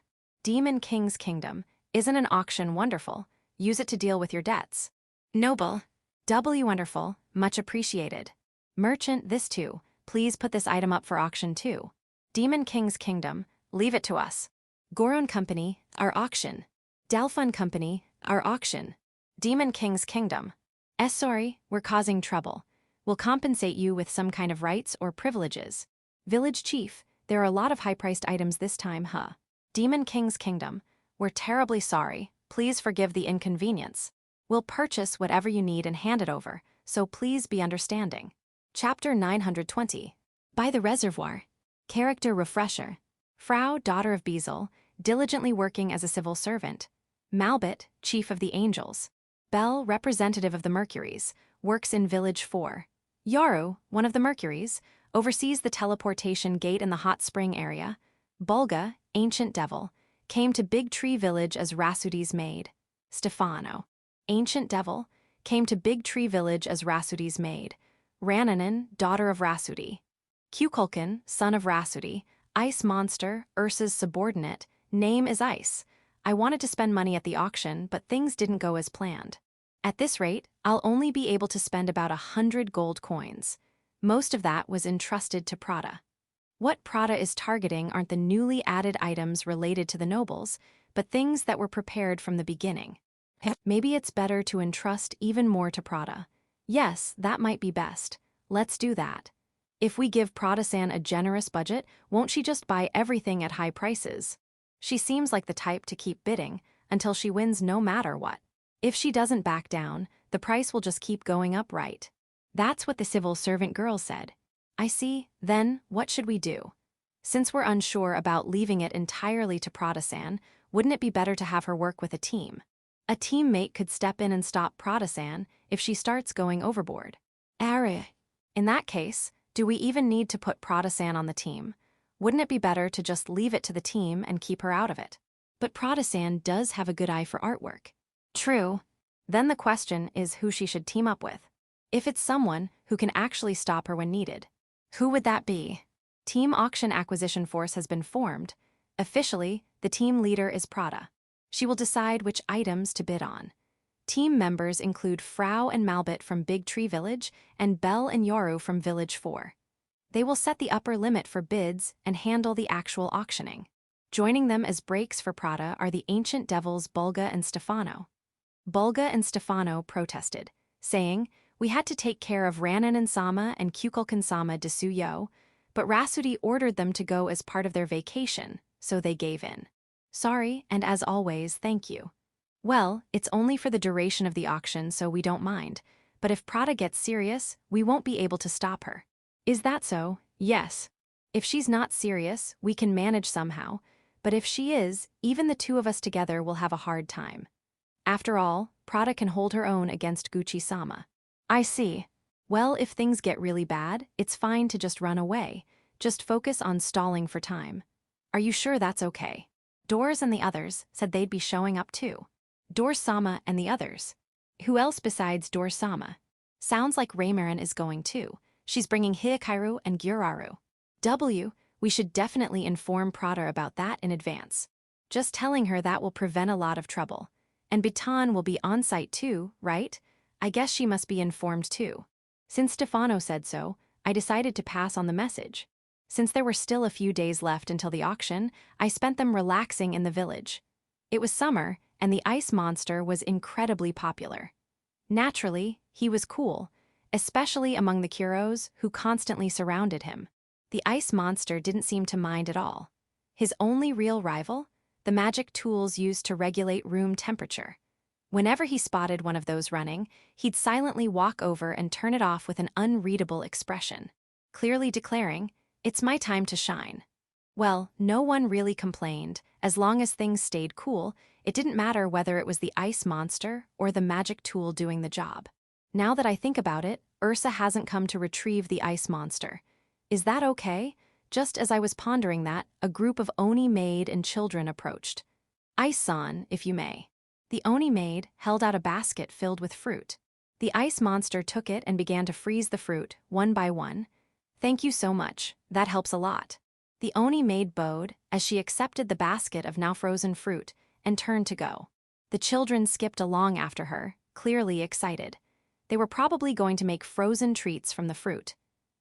If Ursa does come to get him, I have a feeling the children might put up a fight. One afternoon, by the edge of the reservoir, the pond turtles were basking peacefully in the sun. It was a picture of tranquility. I set up a camping chair beside them, making sure not to get in their way. With a parasol popped open, I made myself a nice, shaded spot. Then I reclined the chair and sank into relaxation mode when something settled down on my stomach. What the? Turned out to be none other than the father cat, Rachel. "It's hot, you don't have to lie on me right now. Even if you tell me to just deal with it." "Well, whatever, it's fine." The ice monster quietly made a pillar of ice near me. The cold air was refreshing. Now, if only there were a bit of breeze to go with it. No, if I wanted all that, I should have just stayed indoors. This is the outdoors. I'm here to enjoy nature. That said, I am keeping the ice pillar. That's just using your brain. And using your brain is fair game. About 30 minutes passed like that, pure, lazy bliss, when a group of mountain elves appeared. They were carrying something and headed straight in my direction. Some kind of experiment, maybe. I gently set the father cat down on the chair and walked over to the mountain elves. A sail ship? What the mountain elves were carrying was a model of a two-masted carrack. It was quite large, around 2 meters in length. The masts extending from the hull were also about the same height. They planned to test it in the reservoir, and if it floated well, they would bring it to the pool to show the children. I see, testing it beforehand is important. If the children saw it sink, they might become afraid of ships. Still, as big as it was, surely no one was going to ride on it, right? If someone did, the top would be too heavy and it would capsize. Were they just going to float it? When I voiced my doubt, the mountain elves gave me a mischievous grin. Then appeared the fist-sized spiderlings. No way are they going to ride it and steer. Oh, that sounds amazing. I want to see that. When I said so, the spiderlings responded with a confident "leave it to us," and all at once put on pirate-like bandanas. Red, white, blue, black, and green, it was quite the colorful sight. Then they boarded the sail ship that the mountain elves had floated on the pond. The spiderlings climbed the masts and spread the sails. Oh. Now that I think about it, there's no wind. Someone, get anyone who can use wind magic. One of the mountain elves ran to the mansion and brought someone who could use wind magic, Lou. "I'm actually pretty busy, "Sorry about that. Well, just a bit of wind, how about this?" When Lou used wind magic, the sail ship with the spiderlings aboard smoothly moved toward the center of the pond. Then, as it neared the opposite shore, it made a U-turn. Oh, even against the wind, they skillfully adjusted the sails, tilting the ship left and right to return. That's impressive. The ship looks lower in the water than before. Is it sinking? Ah, the spiderlings aboard are panicking. It's taking on water. We have to help them. Village chief, it's all right. One of the mountain elves watching with me gave a reassuring smile. So that means, is this some kind of setup? The ship won't sink. No, the flooding was unexpected. It will sink. Hey, but don't worry, look. From the sinking ship, small boats were being lowered, and the spiderlings were boarding them to escape. We made sure to equip the ship with multiple small boats, enough for all the crew to board safely. Oh, they really thought through the safety measures. Looking more closely, the spiderlings on the ship were also wearing what looked like life jackets. All right, everyone gather up. Once you're back on land, we do a roll call. Is everyone accounted for? No one got left behind on the sunken ship, right? I saw it. Someone tried to stay behind on the sinking ship. The others had to drag it off. Why did you try to stay? Because you're the captain? Fool, you must value your life. You can always build another ship. As long as you understand now, it's fine. Also, it's a bit too early to be carrying such a heavy sense of responsibility. This was your first experiment, right? You only decided who was captain right before boarding. No, taking responsibility is important, I agree. The sunken ship was retrieved by the pond turtles. The mountain elves are checking where the flooding occurred. Finding the cause is important, but that ship sank way too fast after taking on water. There were no compartments inside, were there? You're supposed to divide the interior to contain the flooding. They call those watertight bulkheads, I think. Ah, just as I thought. The interior only had ballast, so they only copied the exterior. Well, even that's impressive. It had a structure that allowed for proper sail control too. Next time, let's go see the sail ships in the city of Shashato. Actually, I own a few sail ships myself. They're managed by the Garon Company, so they don't really feel like mine. But seeing the real thing helps you understand how they're designed and gives you something to learn from. Yeah, let's go sometime. I invited the mountain elves, and from her spot on the camping chair, Lou watched us while holding the father cat, Ragiel, in her arms. Of course, Lou is coming with us too. Yeah. Event staff as a security measure, with their children, pardon me, grandchildren in tow, dragons will be attending. Prada, we won't cause any trouble. Absolutely not. Baton, filling out a leave request. Bulga, is there even a point to us being here? Stefano, let's just think of it as a vacation. Rananen Bulgasan isn't here, looking downcast. Kukulkan Stefano is gone too, looking downcast. Bulga, this is no time to be taking a break. Stefano, I'm coming back. Chapter 921. Game Center Plan. Character Refresher. Universal Ship. A sail ship-shaped airship built by Lou. Its arms can extend and retract. 2. A Mercury, captain of the Universal Ship. After unloading all the cargo, the Universal Ship slipped out of its dedicated dock and toppled over in a nearby forest. What is it doing? I know, the Universal Ship was sulking. It thought, if you want a model of a sail ship, you already have one right here. No, from my point of view, the Universal Ship is a modified sail ship, completely different from a regular one. Even if the appearance is the same, the internal structure is totally different. Even if it can float on water for disguise purposes. I understand, I'm sorry, my bad. Before looking at the sail ships in Shashato City, I will take a good look at the Universal Ship. You don't want me to look if I don't really want to? That's not true at all. I definitely want to see it. Please show me. With my complete surrender, the Universal Ship calmed down and returned to its dedicated dock. Good. Even Captain 2 gave me a warning. When you think of ships, you should think of the Universal Ship. I truly am sorry. Even though the Universal Ship is the ship, if we are going to build a sail ship, you have a blueprint. No, there are no plans to build one. The mountain elves probably have no intention of constructing a real one either. For now, you just want me to take a look. This is a very detailed blueprint. Did you draw this too? 3 masts, big, about 60 meters in total length. This is a galleon. And this unfamiliar equipment? Flight capabilities. Unfortunately, if we make it fly, the dragons would cause a commotion, so this ship cannot fly. However, we have left space available so that a flight device can be installed at any time. This strange empty room in the center is for that then. And this equipment here, defensive systems. Oh, how are they used? Well, you aim them at anyone trying to destroy the ship and fire.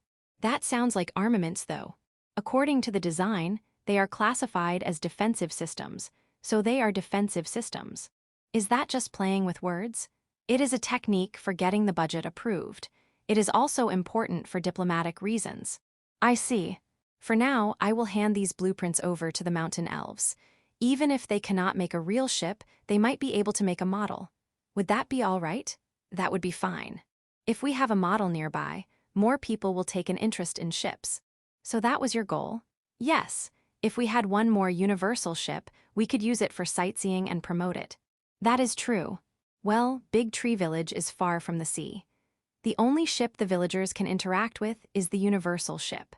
Because of that, the universal ship felt left out when it was not recognized as a model of a sail ship. I need to be more careful. The metal-dropping game machine we built before, where you insert metals and try to knock them down. Since we didn't have any metals, we used medium copper coins to play. Yes, that game that Yauko and Michael-san got completely hooked on. Sensing it might create some ruinous addicts, we decided to shelve it for a while. However, the metal-dropping game machine continued to be improved upon by the mountain elves. Single-player machines, multiplayer machines, machines with additional metal towers, slot machine-like features, jackpot features, all kinds of enhancements to the gameplay. They even integrated magic tools for automatic music performance, playing tunes that stir up a gambling spirit. Magic tools for lighting were also incorporated, flashing and blinking extravagantly. There were even machines equipped with magic devices that could produce flames.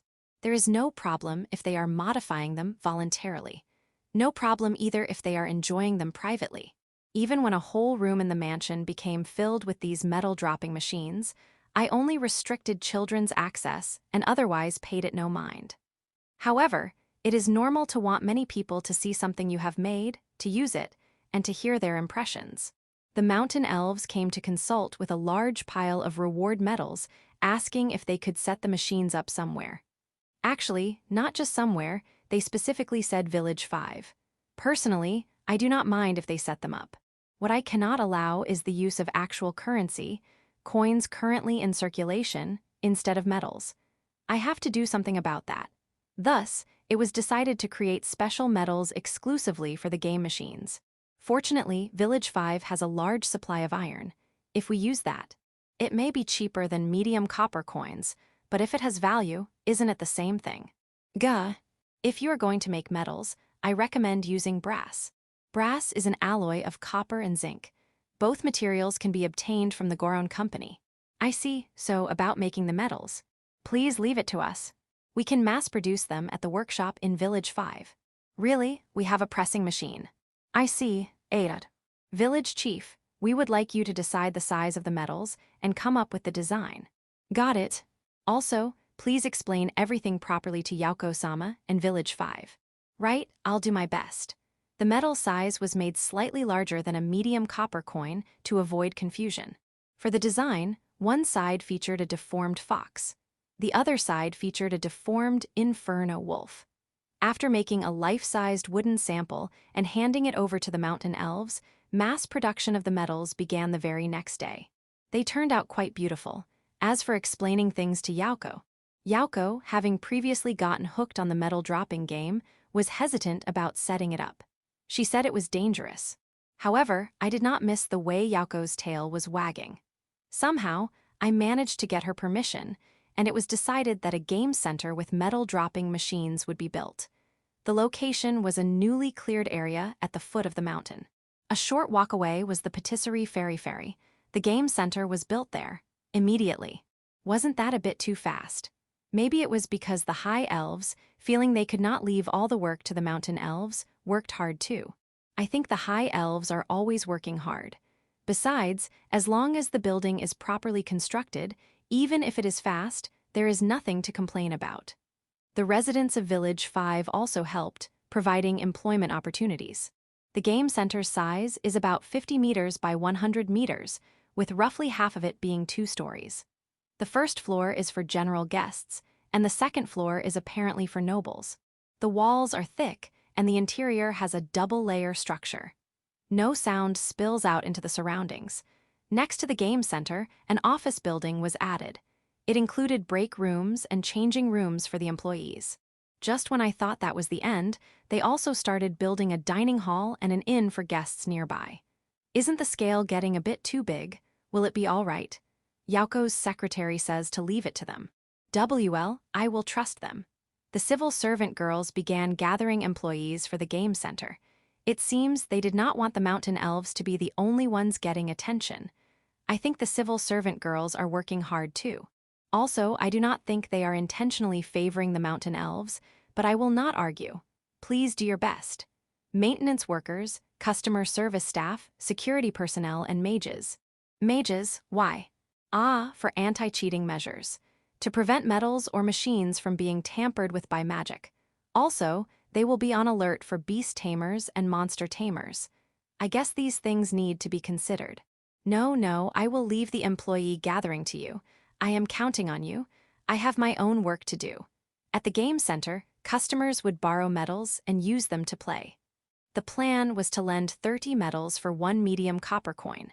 Basically, medals could not be exchanged for cash, and we would not allow it.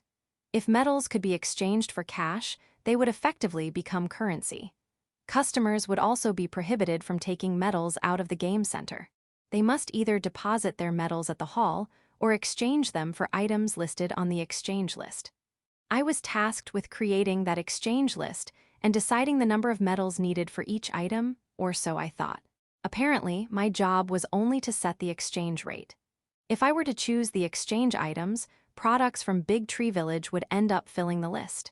To be honest, I had been thinking of Big Tree Village's crops and such.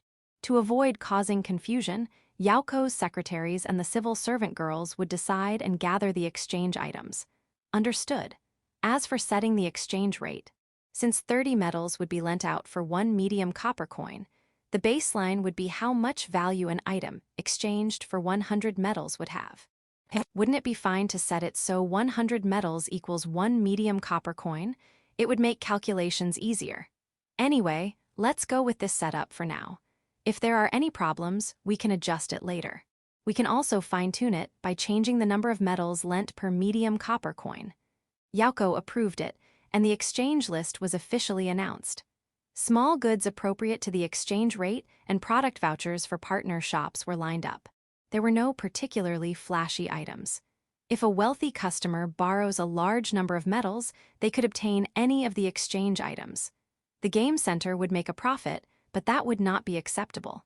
Indeed, Yaoko had a point. Even if we limit the number of medals lent per day, it would be meaningless if they simply hired others to borrow more. I see. At first, I considered using it to attract people, but gathering too many would also be troublesome. That is why we are not offering conspicuous exchange items. Understood, no complaints from me.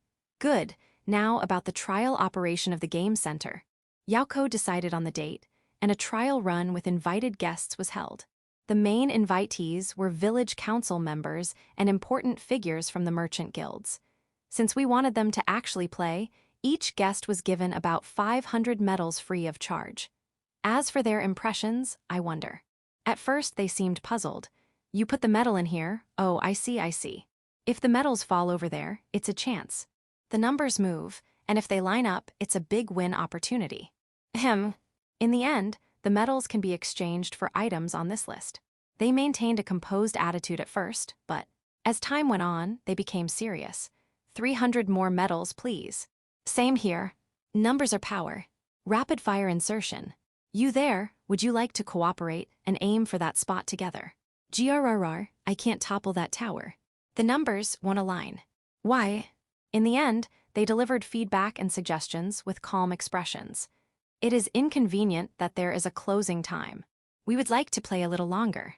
We need a way to reserve seats. It would reduce conflicts with other customers. It would be better if we could exchange medals while still seated. Regarding the exchange items, I think it would be good to have things like this. The background music should be a bit more lively. Is the construction of the inn progressing well? As for meals, it would be helpful if more convenient food options were available. Regarding the exchange items, who should I speak with if I want my guild's products included? You should regulate the entry of children. Also, those accompanied by children. Could I take 1 medal as a souvenir? A considerable number of opinions and suggestions were gathered. Some of them were unreasonable, but they were valuable insights. I will make good use of them. As for the overall reception, since no one called for the game center to be shut down, I will consider it a success. Regarding taking medals home, since it is a trial operation, each person may take 1 medal as a memento. Only for today. All right, the tower collapsed, now's the chance. Michael-san, the hall is closing now. Please follow the staff's instructions. 2. A ship like this would be so nice. I wish we could build it. Universal ship lies down. Yaoko, you are going to set that up. Would that not just cause even more problems? Tail wagging furiously. Michael, what is this tower? A triple spiral, and even special medals. I must topple it. Village council member, Ah no, there are no autograph tickets or handshake passes for Yauko-sama. Checks the exchange list 5 times. Chapter 922. Summer Days and Lecture. Early afternoon.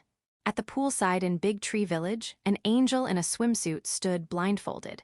In her hands, she held a wooden sword.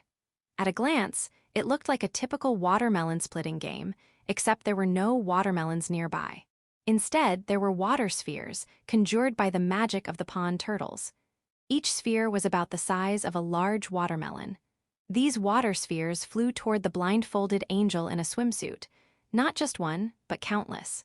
From all directions, front, back, left, right, even from above, and at considerable speed. But the blindfolded angel in swimsuit didn't panic. She calmly swung her wooden sword and smashed every single sphere before they could hit her. Children watching from afar clapped. I clapped too. I got a little wet. It's not worthy of applause. She said this while removing her blindfold, but considering how drenched Gulf got doing the same thing, I think she deserved the praise. Ah, looks like Gulf is giving it another go and putting on the blindfold. The pond turtle's water spheres are toying with him. No matter the form, anything created with magic carries a trace of magical power. You must learn to sense that magic. The angel in swimsuit offered that advice, but it didn't seem to help. He could strike down the first 1 or 2 water spheres, but that was it. I end up relying too much on my hearing. Even just reacting to the water spheres by sound is still impressive, in my opinion. Now the angel in swimsuit was playing in the pool with the children. As I watched, I thought back to the way she had handled the wooden sword. Could she actually be stronger than the sword Saint Pyrrhica? Gulf nodded in response to my murmuring. He explained that because angels live such long lives, when they devote themselves to something, they eventually become masters at it. That makes sense. And even with that skill, she's still not the strongest among the angels. It made me realize once again just how incredible Tyr, the strongest angel, really is. The pond turtles usually stay in the reservoir or irrigation canals. But in summer, a few of them move to the pool. They help maintain the water quality and even create a current to make it river-like. It's a huge help. They even join in on games like earlier. I should treat them to some freshly harvested cabbage. But make sure to come up to the poolside to eat it so the water doesn't get dirty. You say you'll clean the water right away even if it does. That's not the point. If the kids see you eating in the water, they might copy you. Thanks for understanding. Here, I'll give you an especially big cabbage as a reward. Ha ha ha, don't worry. I'll make sure the pond turtles in the reservoir and irrigation canals get their share too, so go ahead and enjoy it. When I returned to the poolside after delivering cabbage to the pond turtles, I found a swimsuit fashion show in progress, hosted by Zabuton and the Spiderlings. The participants included children, angels, Oni maids, beast girls, and civil servant girls. It wasn't about unveiling new swimsuits, but rather showcasing improvements to existing designs. New swimsuits had already been presented around spring. These were updates made after actually using them during summer. The changes were minor, adding or removing a single piece of fabric, but the overall impression shifted dramatically. It was bright and beautiful. By the way, Zabuton considers swimsuits to be the pinnacle of functional beauty. She said their simplicity is what makes them so deep and interesting. Because of that, while not outright rejecting items like Peros, Zabuton doesn't exactly welcome them either. I get it, but my swimsuit has a cape. Of course, I take the cape off when I swim, and it's designed to come off easily. Still, pairing a cape with swim trunks feels, well, a bit too avant-garde in my opinion, but I wear it anyway. Dinner time. Summer is definitely hot, but Big Tree Village isn't particularly humid. Inside the mansion, there are magic tools that regulate the temperature, and the ice monster is working hard too, so it's not really hot. In fact, it's almost cool. That's why I don't think it's appropriate to go about daily life in swimsuits. Children will start copying them. I scolded some of the angels, beast girls, and civil servant girls who were wandering around in swimsuits. They should take a lesson from the Oni maids. Those women wear proper maid uniforms. Granted, they're probably made from slightly thinner summer fabric, but they're firmly committed to their long skirts. Impressive.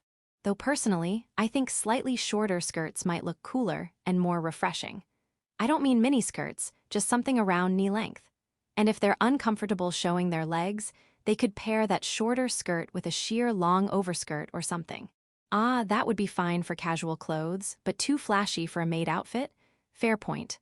Well, in the end, people should wear what they want. Except, please don't wander around in just swimsuits. At the very least, throw something over it. But still, why the swimsuits? When you get out of the pool, don't you usually take a shower? And after that, wouldn't you normally get changed? You're going back to the pool after dinner. The sun's already set, you know. Ah, with the lights on to create a dreamy atmosphere by the pool, huh? Yeah, I still don't really get it. Isn't that dangerous? Oh, you're not actually swimming, just enjoying the ambience and some drinks. Well, I won't say no, but let me be clear. No getting into the pool after drinking. It'd be real trouble if someone ended up drowning. Tell me how it went tomorrow, all right? You want me to join? Ah, I think I'll pass. If I go out partying at night, I'll get scolded by both Lou and Tyr. After dinner. The Fairy Queen stormed over, visibly upset. Apparently, her vanilla ice cream wasn't sweet. I took a bite, and yeah, it wasn't sweet at all. According to the Oni maid, that particular batch was made for cooking purposes, not for dessert. Even after hearing the explanation, the Fairy Queen remained indignant, because according to her, ice cream that isn't sweet is a crime. All right, no need to get so worked up. If it's not sweet, we can just make it sweet. When it comes to sweetness, sugar's the obvious answer, but it's vanilla-flavored ice cream, right? Then honey it is. Poured on generously, there we go. That should fix it, right? Good, her mood improved. Crisis averted, that said. There wasn't supposed to be any dessert with tonight's dinner. Even if it was available upon request, the Oni maids wouldn't accidentally serve the wrong ice cream to the Fairy Queen of all people. Which means the ice cream she had in her hand, where did it come from? Ah, right. She snuck it out, didn't she? That's not okay. And getting mad over something you took without asking, especially when it turned out not how you wanted, is a bit much, don't you think? And quit trying to smooth it over by making a cute face. It won't work this time. The next day, the game center in Village 5 would continue trial operations for the time being. Too many issues and areas for improvement had been pointed out, so full-scale opening was still a ways off. I listened to that report while making my way toward the village council building. A lecture was scheduled in the large conference room there. The lecturer, a high-ranking officer from the Demon Kingdom's military. At least, I think he's high-ranking. He's supposedly the deputy chief of staff or something like that. Though I'm not actually sure how important that position is. Anyway, the attendees were me, my son Ririus, and also Riguru and Rat. I wasn't originally planning to attend, but the lecturer specifically asked for me. Not directly, he made the request through the Demon King and Beazle. Judging by their reactions, they both seemed eager for me to listen in, so I agreed to join. The lecture topic was the Demon Kingdom's military structure, which, as far as I understand, means things like how the army is organized, how they maintain order, and how soldiers are recruited. Did Ririus and the others ask for a lecture like this? And more importantly, why do they want me to hear it? Am I here to keep things in check in case the kids get told something strange? Well, I guess I'll hold off on judging anything until I've heard the actual lecture. By the way, I noticed Glatz sitting off to the side of the room. Apparently, his role is to say things like, forgive the amateur question, but right before launching into a highly technical inquiry. Is it wrong to ask normal questions then? Chapter 923. Lecture. My name is Dirian. I am a demon. I serve as the Deputy Chief of Staff in the Demon King Army. Deputy Chief of Staff. Honestly, I don't really know what that job even is. From what I vaguely understand, it involves military command of some kind, but how's it different from a general? Or from a tactician?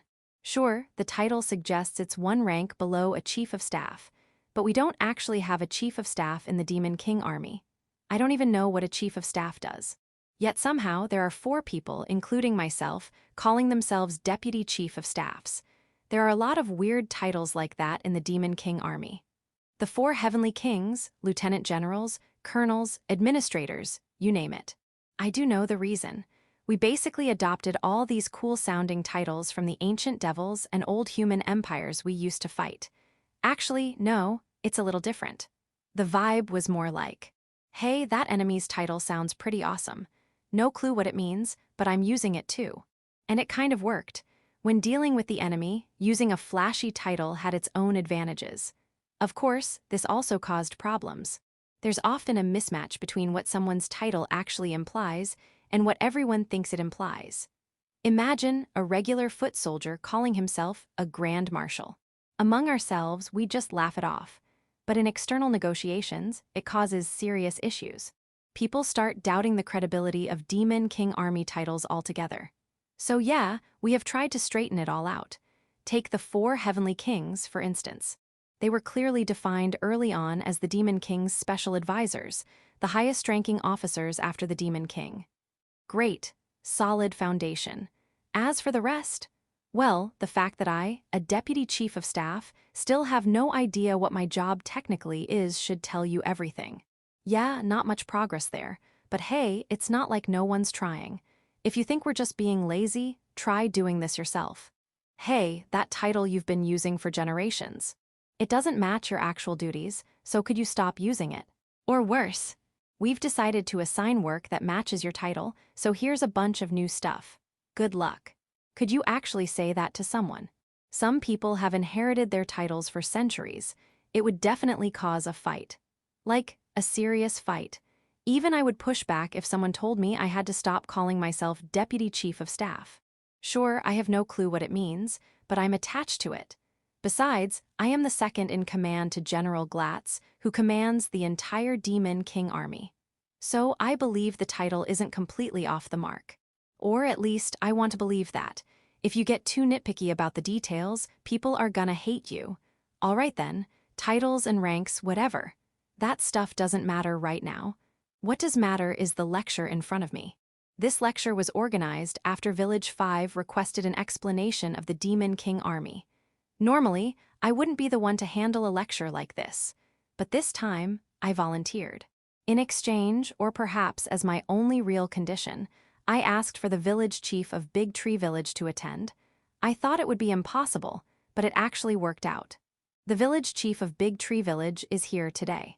Thank you, Demon King Sama. Thank you, Beezle Sama. As expected of you. General Glatz being here is an unexpected bonus, but no matter.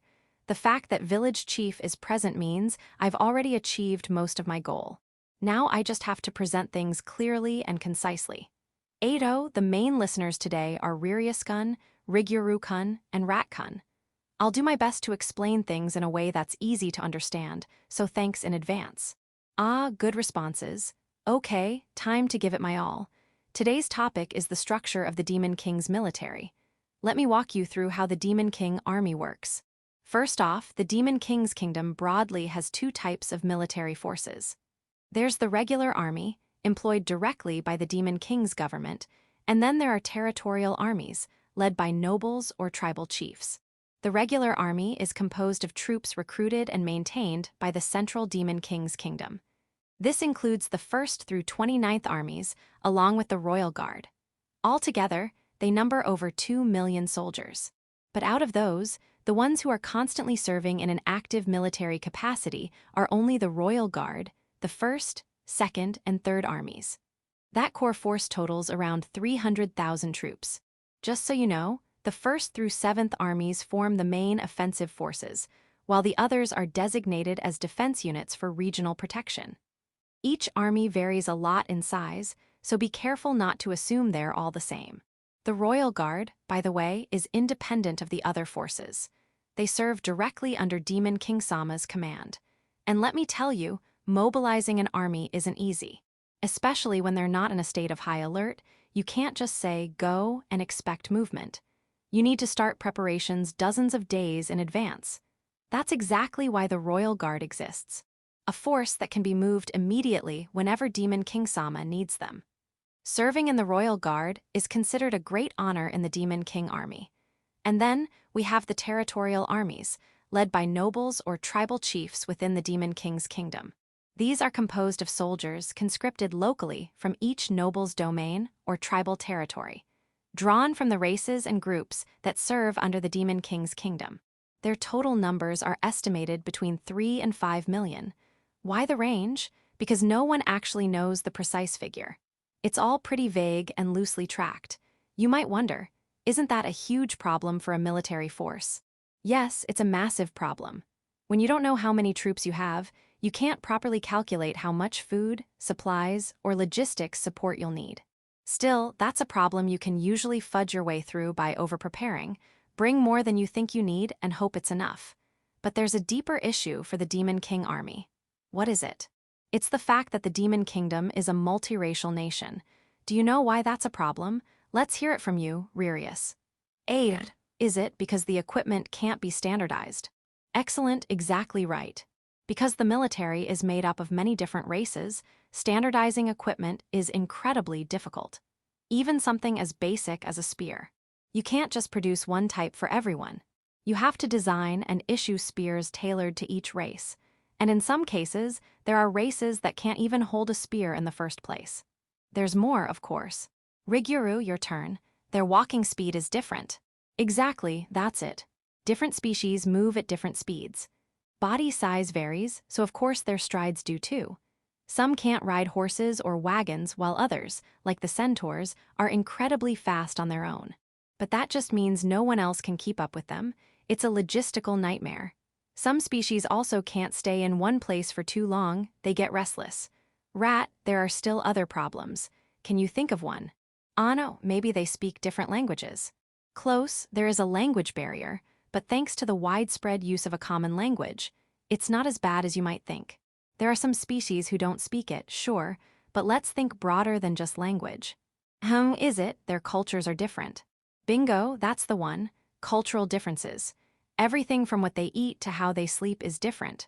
In some cases, it's so different you can't even make them operate as a single unit.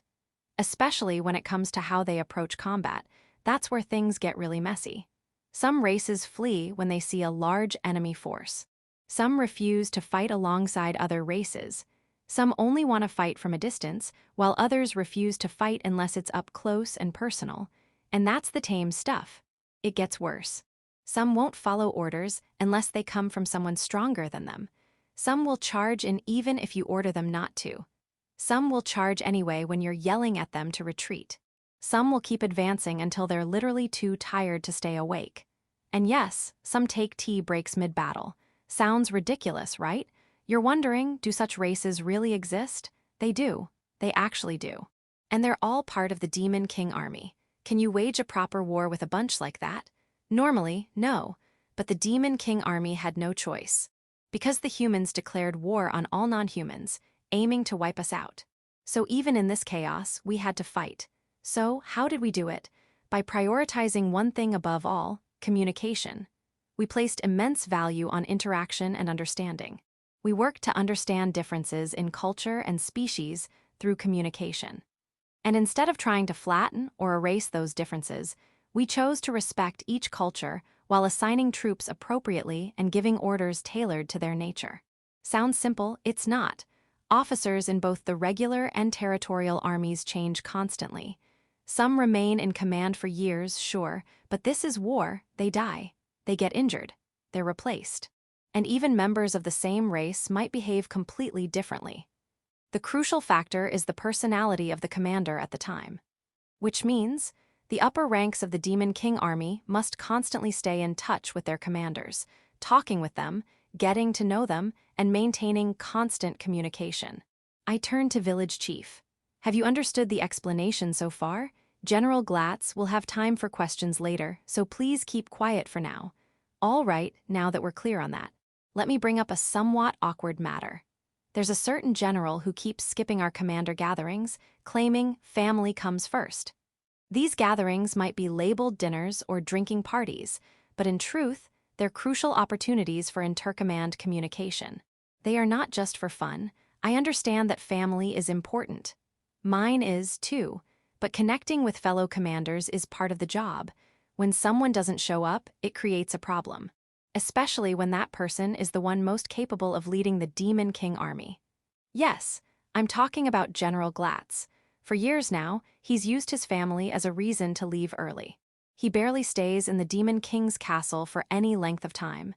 And naturally, the other commanders don't want to take orders from someone they haven't even spoken to. They want to connect with him, but he keeps refusing. Completely. Why am I bringing this up to you, village chief? Because Glatz says it was your advice that you told him to cherish his wife. Ah, yes, that's right.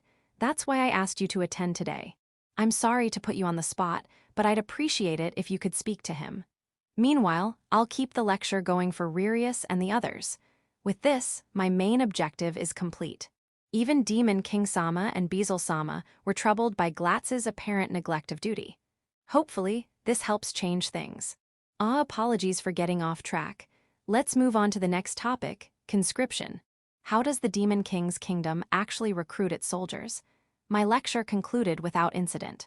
Ririus and the others showed such eager curiosity. It was genuinely encouraging to see. Wouldn't it be nice if they joined the Demon King army one day? Probably not going to happen, though. As for General Glatz, thanks to village chief's persuasion, it seems he's finally resumed engaging with the other commanders. A huge relief. The commanders were happy too. I hope he continues on this path. Just one thing, there's something that's been nagging at me. General Glatz has started going to the Noble Academy. A lot. No, to be fair, he's always visited now and then. But lately, he's been going almost every day. Why? Could it be he's arranged for his wife to be there? If that's the case, I don't see why he's keeping it a secret. Seems like something that wouldn't need hiding, doesn't it? 4 Heavenly Kings, eh?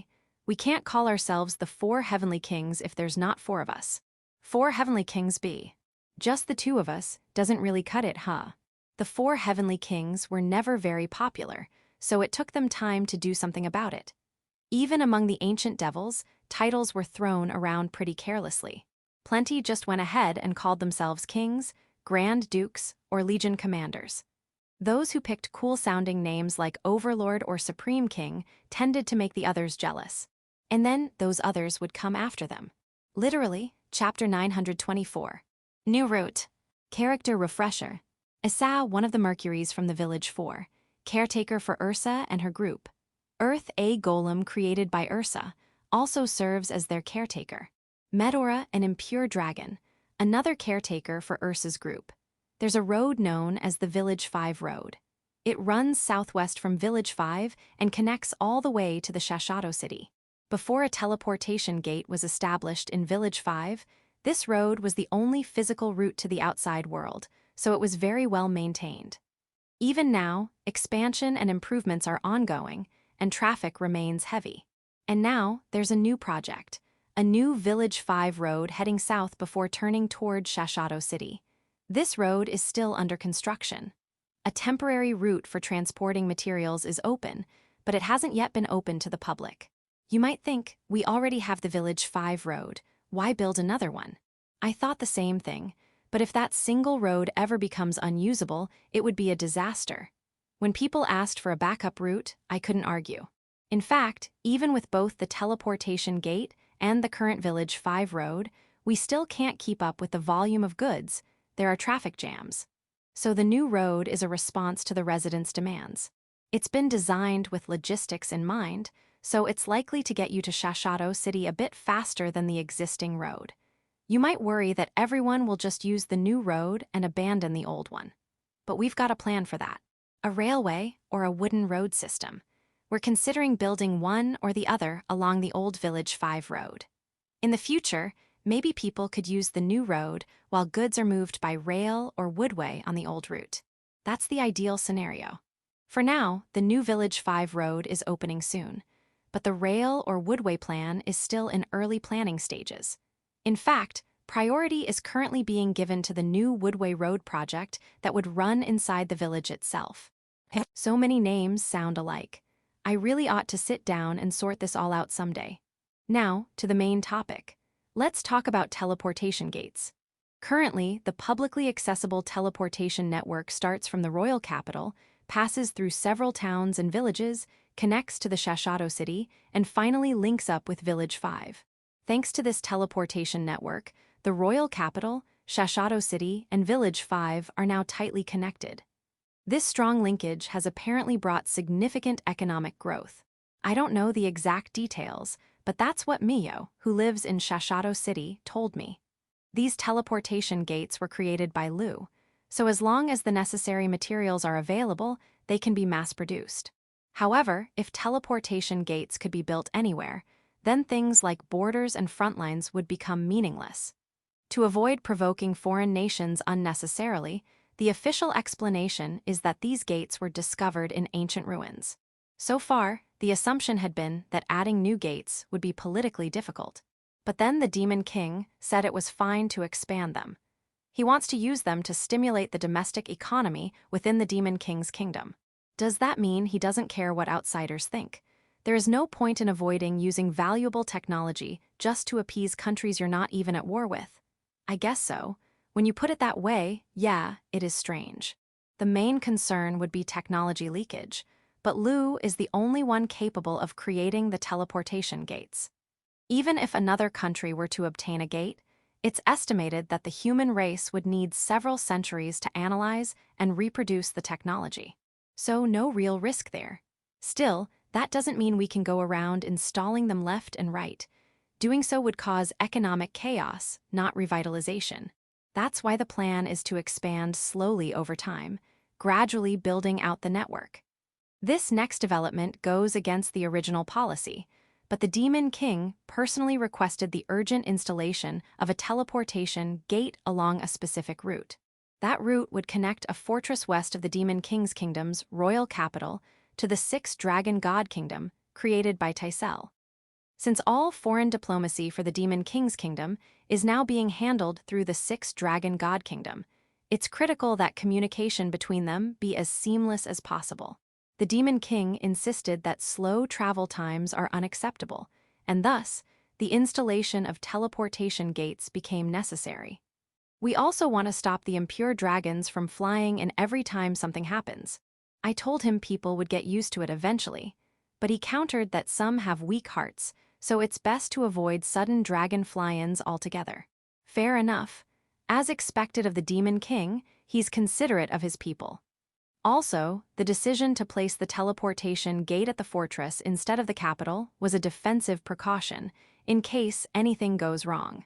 The gate won't be used frequently, but for safety and order, it will be set up as two separate one-way gates, one for outgoing travel and one for returning. On top of that, once Yauko and Mio learned that new teleportation gates could be installed, they made a request of their own. They want to add another teleportation route between Village 5 and Shashato City. Currently, there's a teleportation gate on Shashato City's northern side, but they want a new one on the eastern side this time. They also requested that this pair of gates be one-way, requiring two more teleportation gates, one for travel to Shashato City and another for the return trip. Even though we're working on building the new Village 5 road, there's just no beating the speed of teleportation. Preparations for both of these gate installations are now underway. Meanwhile, the teleportation gates currently restricted to authorized personnel from Big Tree Village are linked from the dungeon beneath the village to both the Hot Springs area and Village 5. Recently, a new link was established from Village 5 to the underground level of the Patisserie Ferry, located at the foot of the village. And furthermore, from Village 5, there's a teleportation gate connected to the academy grounds in the royal capital, specifically to the basement of Alfred's house. In truth, that gate in Alfred's basement has existed for quite some time. To be precise, it was installed shortly after Alfred and the others enrolled in the academy. Lu, worried about Alfred attending the academy, had wanted to be able to check on him whenever necessary. She also wanted a way for him to immediately escape back home if anything went wrong. With that in mind, Lu secretly installed the teleportation gate. The only people who know about this gate are the three who accompanied Alfred to the academy: Asa, Earth, and Metora. Alfred, Ursa, and Taisel weren't told. Lu felt that informing them would defeat the purpose of sending them to study away from home in the first place. It's one thing to keep this hidden from me, but to keep it a secret from the Demon King and the principal, that might be a bit much. In any case, that very gate in Alfred's basement has now come to light. Lu reported its existence to me, hoping it could help resolve the situation with Glatz.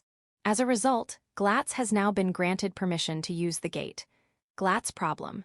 Recently, Glatz had been neglecting his duties, seemingly because he wanted to spend more time with Renana. Even the Demon King, Beazle, and the Deputy Chief of Staff, who had just given a lecture recently, all grew concerned and came to me for help. This wasn't the first time something like this had happened. Previously, the issue had been resolved by having Renana stay at Yaoko's mansion in Village 5. So I thought the problem was taken care of. But upon looking into it, I found the real culprit: the teleportation gate traffic jam between Village 5 and Shashato City. Because of that congestion, Glatz had less time to see Renana, and instead of adjusting his work hours, he simply refused to sacrifice time with her. He was even prepared to resign from his post. Naturally, the Demon King and others didn't approve of that and were at a loss. That's when the idea came up: the teleportation gate linking the academy in the royal capital and Village 5. It's not open to the public, so it might as well be a Glatz-exclusive route. With it, in the extreme case, Glatz can just visit the academy and see Renana there. Glatz was overjoyed. So was Renana. I'm relieved things worked out. That said, I did give Lou a light scolding for setting up the gate without telling anyone. I do understand she was just worried about Alfred. Apparently, she wanted to say, just in case something like this happened. And honestly, I get that. Still, I'm glad things didn't escalate to the point where she'd have to say it out loud. As an aside, I also got scolded by Yaoko for not consulting her about installing the teleportation gate under the pastry shop. Yeah, my bad. By the way, wasn't there a distance limitation to the teleportation gates Lou created? I'm pretty sure that's why we used to call them short-distance teleportation gates. But now the distance issue is already resolved? Apparently, yes. They just didn't announce it publicly because of concerns it would be seen as a security threat by other nations. And the Demon King. Does he know? I don't know for sure, but maybe he figured it out. That would explain why he wasn't surprised at all when I told him about the teleportation gate installed at the academy. Makes sense. As expected of the Demon King. Later. The teleportation gate that had been secretly installed for Alfred and the others. Well, naturally, it wasn't in the most convenient location, since it was meant to be hidden. So it turned out to be a bit too inconvenient when they used it daily. Also, having someone show up every single day would just be a hassle for everyone. So in the end, a new plan was made. A private residence for Glatz was built on the academy grounds, under the official cover of it being student housing. And the teleportation gate was moved there. As for gate security, several spiderlings were assigned to guard Glatz's new home. Chapter 925. The Fortress and General Giscar. I headed out to the fortress west of the Demon King's kingdom's capital to check on the proposed location for the teleportation gate that would connect to the 6 Dragon God Kingdom. My guide for the trip was Beazle. My companions, Lou and Tyr. As for my escorts, I had Gulf, Daga, and Reginleif.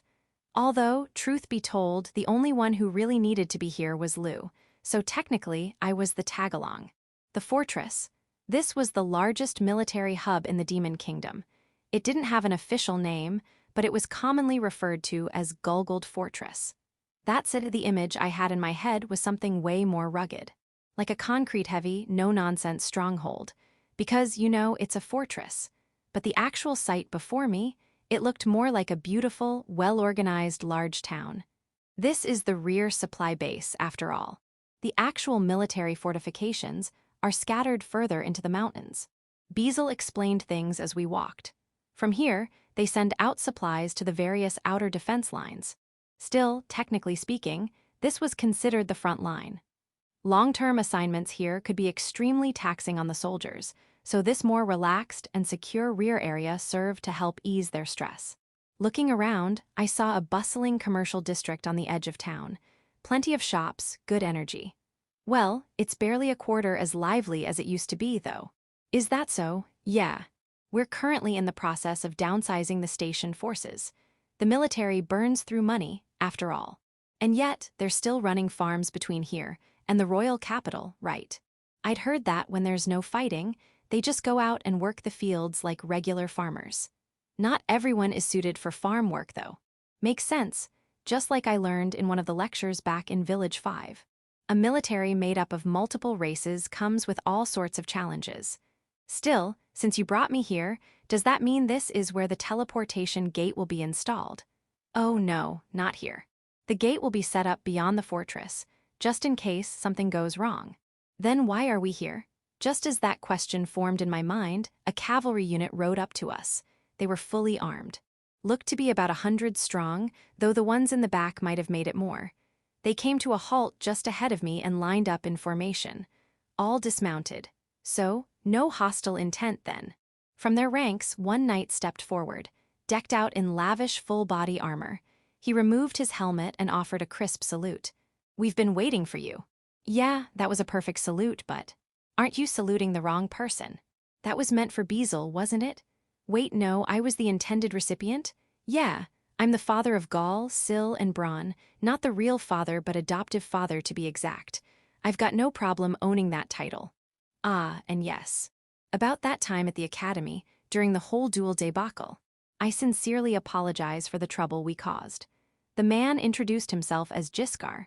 He was the general in charge of the entire military force stationed at the fortress, as well as the fortress commander himself. In other words, the top brass around here. Turns out, Beazle brought us here specifically to meet him. The reason?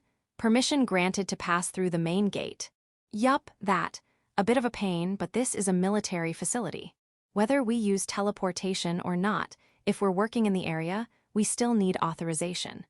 We tried getting prior approval, but General Jiskar insisted he had to greet you personally. He even said he wouldn't give us permission otherwise. He wanted to meet me. I turned to him, and Jiskar nodded vigorously. I didn't get to attend the parade, after all. I wanted to make sure I met you at least once. Really? According to Marquis Britoa, you're an exceptional village chief. Marquis Britoa? Oh, right, that's Glatz. If Glatz was singing my praises, it's probably because of the whole situation with Renana. No, it's not just that. It pretty much is. Fufu, I see. Well then. Jiskar gave a signal with his eyes to the soldiers behind him. The troops that had been standing in formation suddenly started, moving in unison. Wait. What is this? Why are they suddenly doing gymnastics? No. Are those letters. Human letters, they were forming words with their bodies. We want it. A teleport gate connecting here to the capital. As I read the message, Beazle blew up. General Jiskar, I told you not to make requests like that. What are you saying? This isn't a request, it's a demonstration of our training. With another signal, Jiskar changed the message. Please. Open a delicious restaurant here too. They even included the horses into the human lettering, major points for style. These troops were seriously well drilled. I was honestly impressed. But Beazle, not so much. General Jiskar. Looking closely, that's not even regular troops. Those are all officers, aren't they? Wait, what? They weren't just common soldiers. Each of them leads or assists a unit of at least 100 men. Why are you making them do this? Bezel's scolding turned Jiskar's face grim. Rank-and-file soldiers just don't have the coordination for something like this. Bezel's face turned grim too. Well, thank you for your hard work, everyone. Yeah, I just got a real look at how hard life is in the Demon King army. I accepted the request for now. Told them I'd take it back with me and give it some thought. Anyway, while I'd been distracted by the living lettering, something had clearly gone down behind me. Apparently, Gulf, Daga, and Reginleif had been scuffling with a few dozen soldiers. Is that allowed? They were just helping determine the order in which everyone would greet village chief. Tyr explained. Neither Beazle nor General Jiskar seemed the least bit concerned, so I guess it wasn't a big deal. So, what was the final result of that greeting order? Everyone agreed to postpone until another time. That really okay? It's perfectly fine. Tyr declared without hesitation, and Lu added with a grin. They challenged you to fight to see if village chief is really as strong as they'd heard. So, Gulf and the others told them, beat us first if you want a shot at him. Thanks Gulf, Daga, Reginleif. That would have been a serious problem if they'd come after me. And don't make that, shucks face, you three, I'm weak, okay? With that settled. Now that we had permission to pass, we headed out to the planned teleport gate site. It was a flat patch of land just beyond the mountain fortress's main gate. A good vantage point, easily visible from the fortress. We'll surround the gate with a security post, of course. Beazle began explaining the additional facilities that would be built alongside the gate. Lodging and mess halls for staff and guards, plus a warehouse for temporarily holding cargo. Everything here would be under Demon King's kingdom's management, so I didn't really have any say. Still, there was one thing I wanted to bring up. Village Chief, if there's anything you'd like to mention, please don't hesitate. Really? Well then, I'll take you up on that, Beazle. I turned and looked at the fortress. The front face. Now that I was facing it directly, it was impossible to miss. The entire thing was built into the shape of a massive devil's face. It has a quite angry expression. The fortress's main gate, that was its gaping mouth. Why on earth would you design it like that? It looked incredibly sinister. The architect was, well, something of an artistic type. An artistic type, huh? Yes. And how do the people who actually use the fortress feel about it? They've decided not to think about it. You can't really see it from inside, after all. Right? Well, I suppose it could intimidate enemies, if nothing else. No enemies have ever made it this far. By the way, about the other fortresses a little away. Why are they made of just regular walls and towers? Budget constraints. So they do have some sense about spending. I wish they had more sense about not wasting it in the first place. Yup. Even Beazle admits that Demon Face Fortress was a total waste of funds. Character introduction. General Jiskar participated in the duel incident at the academy involving Gaul and the others in the past. General Jiskar. It's been so long. How many years have I waited since my first appearance? Police Chief Hida. I wonder when my turn will come. Left arrow, he also participated in the duel incident. Chapter 926. Side story, General Jiskar. My name is Jiskar Clockhawk. As one of the generals of the Demon King's kingdom, I take pride in being somewhat well known. Now then, I saw off Village Chief's party as they passed through the main gate. Once I confirmed, they were no longer in sight. I called out to the subordinates waiting behind me. How did it go? We didn't practice enough. If we had a bit more time, I think we could have formed the human letters more smoothly. Good thing Village Chief was good at reading. The horses did their best. That's not it. That's not what I wanted to hear. You told me beforehand, didn't you? You said you wanted to know Village Chief's true strength. Huh, did we say something like that? Did we? What we said was, fighting brings nothing. Peace is best, or something like that. That's it. Don't say that's it, so proudly. I don't recall hearing anything like that. You're always saying nothing but let us fight all the time. And this time too, you were all talking big again, weren't you? I don't recall. When exactly was that? Do you have any record of it? Perhaps General Jiskar is just tired. You lot, line up. I'm going to knock you all flat. Hey, don't run away. Night. In a room within the commander's manor behind the fortress, I removed my armor and leaned back against the sofa. Marquis Britoa and Count Chrome aside, even Demon King Sama himself warned us that they will not protect anyone who will dare antagonize Village Chief. The best course is to stay uninvolved. And yet, because my subordinates insisted on seeing him with their own eyes, I arranged a formal introduction. But General Jiskar, you wanted to see him too, didn't you? My adjutant seemed willing to keep me company in conversation. She hadn't been present at the scene.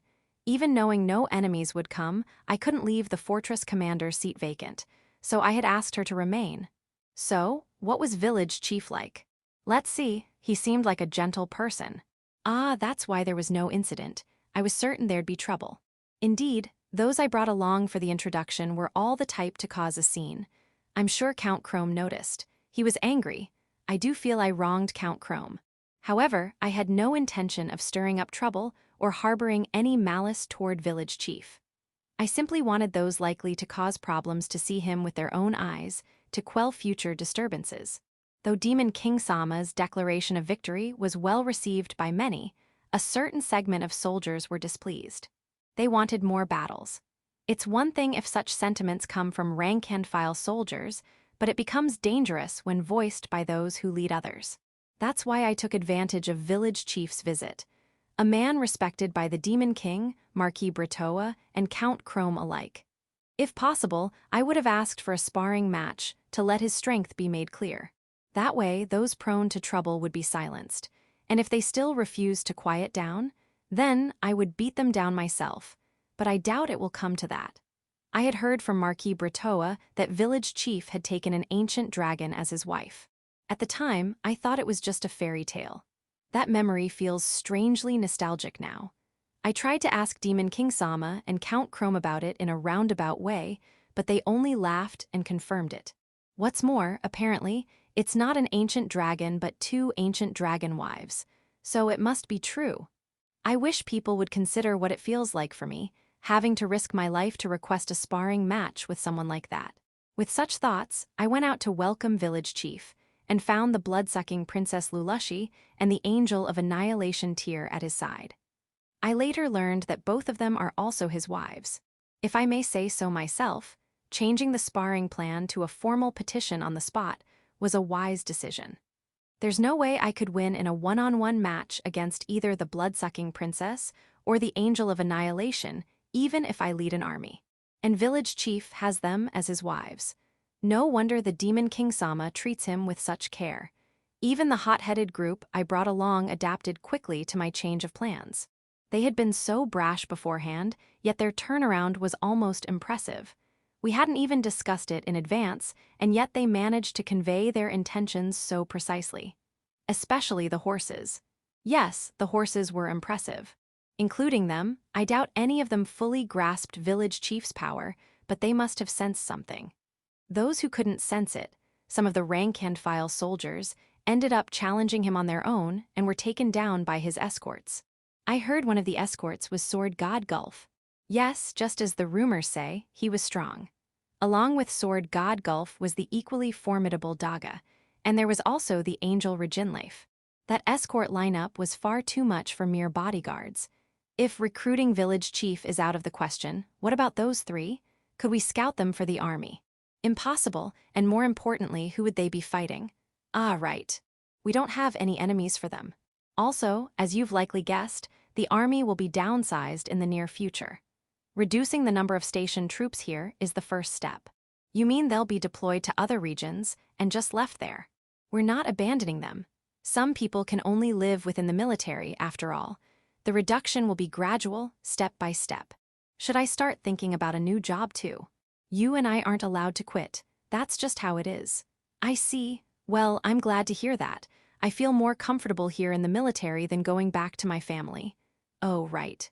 What did you petition village chief for? The installation of a teleportation gate connecting the rear fortress town to the capital. And I also asked for a Village 5 store to be opened in the fortress town. Any chance it'll go through? I'm not sure. I've angered Count Chrome, so I can't expect his support. Maybe I should try asking Marquis Britoa for help. If it gets rejected, I'll be submitting a long vacation request. Unlike you, I haven't even been to the capital since being stationed here. I haven't left this place either. The only time I got to go to the capital was when Marquis Britoa summoned me to take part in that duel. I wasn't even invited to last year's parade. I only heard secondhand how fun it was. Speaking of that duel, when you were called, it ended quickly, but you didn't come back here for a long time, did you? That couldn't be helped. Getting there only took an instant with Count Chrome's teleportation magic, but he wouldn't send me back afterward. He wouldn't send you? Didn't you refuse Count Chrome's teleportation magic yourself? You also turned down the horses and the carriage, didn't you? Ado, I believe I apologized for that matter, and considered it resolved. Yes, you did apologize. Back then, you said it would be my turn next time, but I still haven't gone. That teleportation gate is looking even more necessary now. Let's hope the petition goes through. If it doesn't, I want a promise of a long vacation, at least half a year. If you're gone for half a year, we'll be in all sorts of trouble. Please reconsider. Then please make sure to get strong support from Marquis Britoa. I'll do my best. My name is Jiskar. I am one of the generals of the Demon King's kingdom. Even if people keep praising me as a general, there's only so much a general can accomplish alone. I rely heavily on my adjutant. Marquis Britoa. Please help me, I have a request. Jiskar, please help me. Grats, even if you say that, I've already caused village chief plenty of trouble myself. Chapter 927. A Vast World. Character Refresher. Ginnel Impure Dragon. Husband of Medora. Medora Impure Dragon, also known as Dandeji, the strongest of the Impure Dragon. Kuro, a mysterious entity skilled at dungeon creation. A friend of Ancestor San and Versa. Ojas, Impure Dragon. Currently staying in the royal capital. Heifrigdu, Impure Dragon. Currently staying in the royal capital. Kihatroy, Impure Dragon. currently staying in the royal capital, Tashira, impure dragon, Medora's younger sister, Alfred's son of Lu, around 13 years old, Tysel, daughter of Tyr, around 13 years old, Ursa Hakuren's adopted daughter, age unknown but appears around 15, E3, Ursa's schoolmate and fellow adventurer, skilled at gambling, Ekaterai's former Duchess of a Human Kingdom, Ursa's fellow adventurer, Freysia, daughter of Frau, around 9 years old, full name, Freysiabel, Set, daughter of Senna, around 8 years old, Rananen, daughter of Rasudi, around 8 years old, Lupumarina, daughter of Lu, Alfred's full-blood younger sister, around 7 years old, Aurora, daughter of Tyr, Tysel's full-blood little sister, around 7 years old, Ancestor San, true ancestor of the vampires, a grandfather-like figure to Lu and Flora, leader of the Koran religion, Fushu, high-ranking priestess of the Koran faith, high priestess, a married woman, Asa, one of the Mercuries from Village 4, a middle-aged butler type, Earth, Ursa's clay doll, appears as a young butler, Dorothy, Ursa's fellow adventurer, a heavy warrior and tank, Leonora, Ursa's fellow adventurer, a mage, Rakina, Ursa's fellow adventurer, a healer, Taurine's son of Oni maid Anne, around 11 years old, Ma, a mountain elf, crafts various items based on Taurine's ideas, Kirbit, daughter of Malbit, chief of the angels, Gal, a beast boy who moved from Howling Village, married and currently living in the royal capital, Sil, a beast boy who moved from Howling Village, married and currently living in the royal capital, Bron, a beast boy who moved from Howling Village, married and currently living in the royal capital, Versa, an ancient devil, wife of Ancestor San, a novelist. The teleportation gate connecting the Demon King's kingdom's fortress to the 6th Dragon God Kingdom has been completed. That was fast. It seems the 6th Dragon God Kingdom had anticipated the installation from the beginning. We were simply prepared for such a possibility. Ruintia, who had just returned from the 6th Dragon God Kingdom, explained it like that. As for the teleportation gate between the fortress and the royal capital, which was petitioned by General Giscard, that one is still under discussion. It involves the royal capital's defenses, after all. They probably can't make a quick decision. We're waiting on the Demon King's judgment. Their decision is taking quite some time. Let's not be too harsh. This came up rather suddenly. The plan was always to increase the number of teleportation gates slowly. Near Ginnel's castle in the 6th Dragon God Kingdom, a large town had sprung up. Apparently, Kuro, Versa's friend, worked extremely hard, or rather enthusiastically, on its construction. There aren't many residents yet, though. Friends of Ginnel, other impure dragons, are planning to send their subordinates and clans one by one to gradually increase the population. From the Demon King's kingdom, the Dalfon Company and the Goron Company have invested funds to open inns and shops. Until now, the companies mainly transported their goods by ship, but with the new teleportation gate from the fortress to the 6th Dragon God Kingdom, logistics will likely shift to that route. In that case, having a teleportation gate between the fortress and the royal capital would be more convenient. I hope the Demon King will approve its installation. The interior of Ginnel's castle had apparently been extensively remodeled so that Ginnel and Medora, in their dragon forms, could receive audiences side by side. I don't know what it looked like before the renovation, so I can't really compare, but the audience chamber was incredibly majestic. There were 6 large gates, more like thick curtains serving as partitions, and dragons would likely make their entrance from there. When I visited, only Ginnel, Metora, Ojas, Hayfricta, Kihatori, and Tashira were present, but they gave me a look. It felt like being stared down by 6 dragons. Yeah, anyone coming for an audience will be under tremendous pressure. Apparently, 2 groups have already come for an audience, and were so overwhelmed they collapsed and couldn't even speak. They're recovering at the inn in town. I see. Wait, maybe a painting of a dragon would be enough instead of the real thing? We'll need to think of ways to make it more approachable. Yeah. By the way, Ojas, Hayfricta, and Kihator, who are usually in the royal capital, were there because Ginnel's friends and their wives were delayed in preparing to stay in the 6th Dragon God Kingdom, so the 3 were summoned as substitutes in their absence. The 3 of them said they wanted to return to the royal capital. Tashira seemed to have come to check on Medora. She was like, Is Oni-sama pregnant yet? Ah, in that case, you should just leave her be. Metora and Ginel are newlyweds. If you get in the way, she's going to hold a grudge. Also, you got permission from Raymarin before coming here, right? You haven't forgotten getting scolded at the wedding, have you? Ah, she ran off. I won't be the one to tell Raymarin, but if she asks, I'll answer. Medora, you don't need to come all the way here to apologize. All right, I get it. I'll take Toshira back with me. Yeah, I understand. I'll report to Raymarin too. I won't let her cause any trouble. Let things go peacefully. Don't put pressure on Ginel. For now, the 6 Dragon God Kingdom has started moving independently. With that, Ruinsha judged that Taisel's kingdom-building efforts were complete. Taisel and her companions held a small party to celebrate in the 6 Dragon God Kingdom and were officially released from their duties. Most of those who helped Taisel plan to remain and work in the 6 Dragon God Kingdom, as they've been offered respectable positions. Weren't some of them students? They are being treated as exchange students? Is that really okay? Well, if everyone involved has agreed, then I have nothing more to say. I just hope they do their best.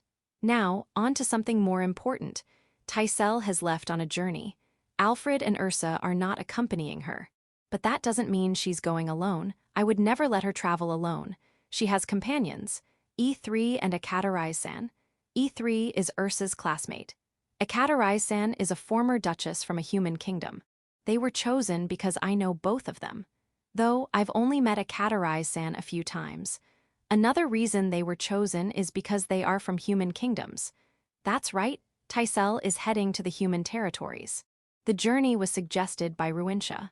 Her reasoning was that it's time for Taisel to see the vast world. I can understand that point. But does it have to be the human territories? You're saying the Demon King's kingdom is too influenced by me to be a good learning environment? I don't think that's true. Even I don't fully understand the Demon King's kingdom. If the human kingdoms are preferred, then couldn't it at least have been the legitimate Garrett kingdom? If that is the case, then it will be the other parties who will be in danger. Then, are the human kingdoms really safer than the Demon King's kingdom? Are they? From what I've heard, the human kingdoms are quite violent. But from their point of view, the Demon King's kingdom is the violent one. Well, I suppose it's natural to speak ill of your enemies during wartime. Still, that doesn't mean it's safe. Am I wrong? Taisel is an angel? Ah, right. In the Demon King's kingdom, the angels are often resented. In that case, the human kingdoms might actually be safer. Wait, I'm not falling for that. There's no need for her to go on a journey in the first place. I objected, but her mother, Tyr, used my daughters in the village to push it through. I never thought Tyr would resort to that. Was it Ruinsha's idea? Or maybe Malbit's? This is exactly the kind of thing that makes people say angels are cunning. Ah, Freysia, Set, Rananen, Lupimarina, Aurora, you're not at fault. There, I know how much you care about Taisel. And no, I don't think you orchestrated this just to set a precedent for your own future travels. So when it's your turn to journey, we'll talk about it then. One by one. Carefully. With serious thought. Well, Taisel's already gone, so there's no point in complaining. All I can do now is pray for her safety. Zabutin told me one of her spiderling is secretly accompanying Taisel as a bodyguard, but even so, worry is worry. And the departures don't stop there. Next is Alfred. Seeing Taisel leave made Alfred want to go on a journey too. Ruinsha tried to stop him, but Alfred got Lou on his side and came to persuade me. The result. Yes, the result. Alfred is heading to the Ancestor San's country, well, not quite as a tourist. More like a study trip, an academic visit maybe? Most likely, Lou guided him in that direction. It seems she chose a relatively safe destination in her own way. To avoid attracting trouble, they decided not to send anyone from the Demon King's kingdom with him. I'm still worried that Alfred might be identified as a member of the Demon King's kingdom. But if it's just him, they can treat him as the Ancestor San's great-grandson, so apparently it's fine. Fushu has agreed to look after him on the other side, just in case. Well, Alfred can summon Kuroichi, so he should be okay, he should be. Wait, he'll be okay, right?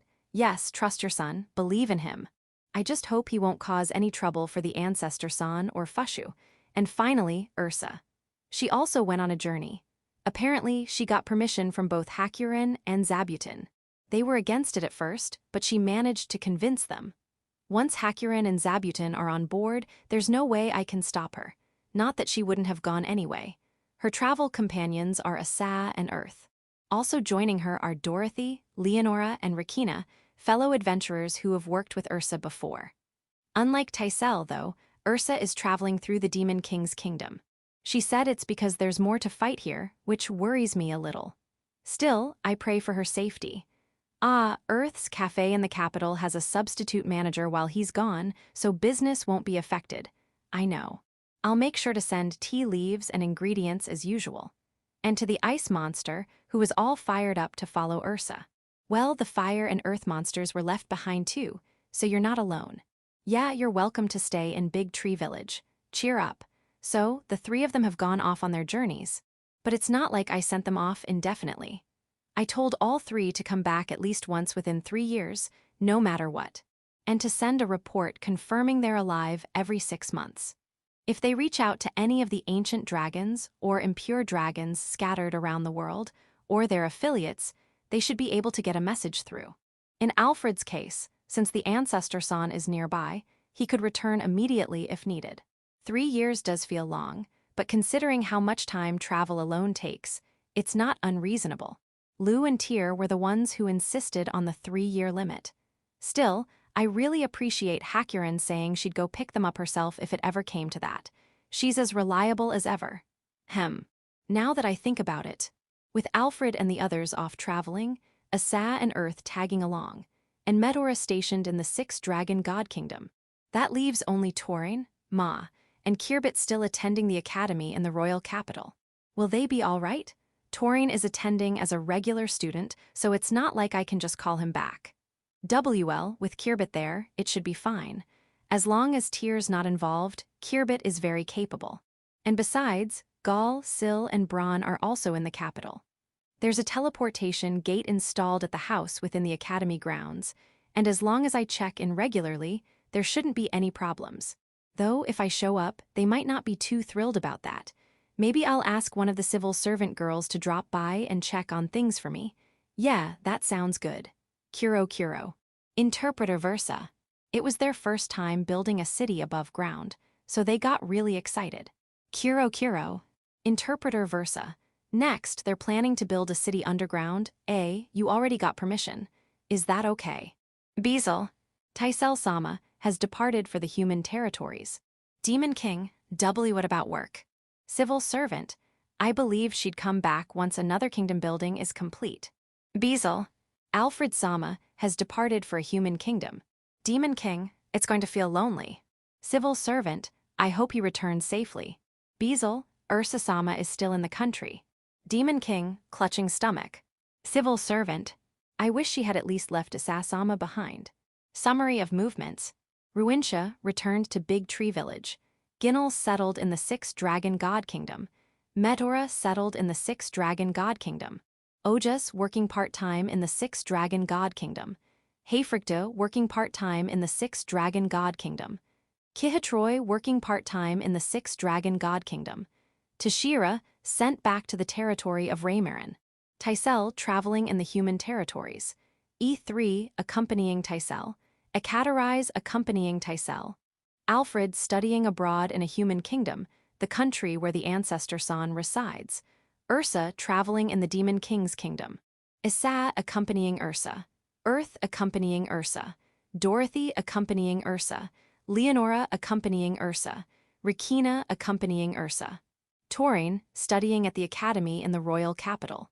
Ma conducting independent research at the academy in the royal capital. Kirbit watching over Torin at the academy in the royal capital. Chapter 928. Royal Capital Auction. Character refresher. Frau Beazle's daughter. Malbit, chief of the angels, mother of Kirbit. Bell, representative of the Mercuries from Village 4. Yaru, one of the Mercuries from Village 4, in charge of weaponry.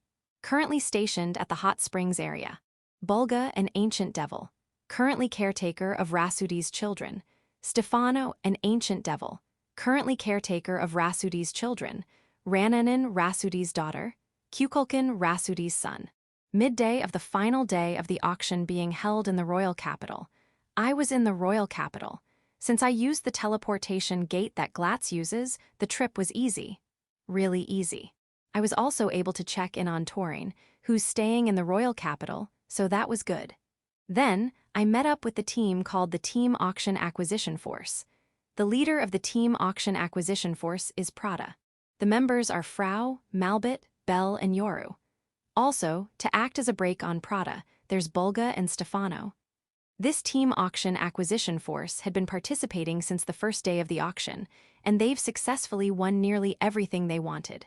Yes, nearly everything. This auction used two types of formats: bidding format and live auction format. The bidding format is where individuals write down the amount they want to bid. By the final deadline, the person who submitted the highest bid wins the item. The live auction format is the one people usually picture: competitive bidding. Bidders raise their offers, and the highest offer at the end wins. In the bidding format, it seems the Team Auction Acquisition Force missed out on a few things, but in the live auctions, they didn't fail to win anything they were targeting. They went wild. How much money did they spend? Array. They didn't spend as much as I expected. Well, they did spend a fair amount though. Let's see, starting with the weaponry category, they won 22 items. The total bid amounts were surprisingly low. For people unfamiliar with them, they just look like mysterious objects with no clear purpose.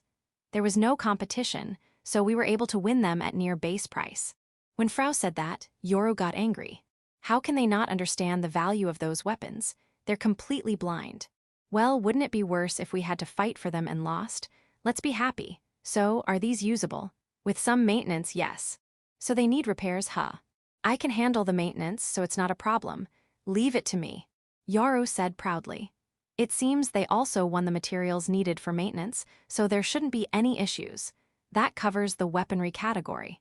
Ado, what about the artificial lifeform Royal Warriors, Jupiter? We'll need to do a bit of research on these before trying to activate them. It's too risky otherwise. Belle said this as she handed me some documents. They had won 6 items related to the Royal Warriors. Compared to the weaponry, some of them were clearly more expensive. Some were listed under the bidding format, so we placed higher bids to make sure we got them. I see. The rest would be the items listed in the document we submitted to the Demon King. Right? This auction also serves as a way for the Demon King to financially support the nobles. Because of that, some items are expected to be sold at prices above their usual value. To avoid getting caught up in that, we had submitted a list of the items we wanted ahead of time to the Demon King. So, the items won by the Team Auction Acquisition Force are all things unrelated to the Demon King's list. Come to think of it, how's the Demon King's side of the bidding going? Originally, the Demon King's team was planning to bid the minimum amount and let the rest be determined by free competition. However, for the items on our list, they have to win the bids in order to sell them to us at fair value. If people realized the Demon King was involved, wouldn't that lead them to bid higher just to compete? It's all taken care of. That part was adjusted in advance. Malbit said, as she pointed to the placards on the bidding format items. These placards show the item names, but what about them? Without saying anything, Malbit pointed to a subtle mark on the edge of one of the placards. It's something you'd miss if you didn't know to look for it, but once you do, it's obvious. It's the mark showing that the Demon King is involved. No matter who bids or how much, the Demon King will end up buying it at the highest price. Isn't that kind of unfair? It is unfair. And if that highest price ends up too far from the market value, the deal gets cancelled. Ah, so that's how they're handling it. Yes, so we should be able to get everything on the list without much trouble. I wasn't too worried about that part. I was just concerned that we weren't making anyone take unnecessary risks to get them. Ado, besides those, we also won a bulk lot of books, some ancient documents, magic tools, art pieces, about 160 items total. That's a lot. So then, Bulga Stefano, was Prada well-behaved? Do you think she'll ever be well-behaved? If you really think that, I'd like to hear the reasoning behind it. Bulga and Stefano were smiling, but I could feel the anger behind it. Sorry about that, it's the last day after all. I'll make sure to tell Kukulkan that you two worked hard. You better. And tell Ranan and Sama too, please. All right, and Prada, she was skipping around as usual. She seemed to be in a great mood, which was good to see. Today was the final day, and honestly, I'd hoped to leave the auction entirely in the hands of Prada and her team auction acquisition force. But then, Prada called for me. I came because I was curious to see what was going on, but why did she call me? There's a secret item up for sale. Prada said that, but hadn't we already reviewed the secret listings in advance with Goron Company and Dalfun Company? Yes, but apparently a noble forced in an item after the deadline. Ah, so it's something we haven't seen yet. Exactly. It was brought in late last night. With all the chaos of the final day, the auction staff didn't have time to let us inspect it. That really is last minute. The auction organizers must be scrambling. Seems they had intended to submit something earlier. But after seeing how much money was changing hands, they probably panicked and scrambled to find more goods. So I don't have high expectations, but I had a strange feeling about it. That's why you called me.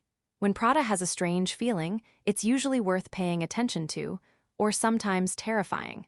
Well, she just wants a second opinion on whether to bid on it or not, so it's not like anything strange is definitely going to happen. I'll just take it easy and enjoy the event. Night. To get straight to the point, everything turned into a scramble at the end. Just as nearly all the auctions had wrapped up, a large-scale raid broke out with over 30 attackers. Their target was the auction items.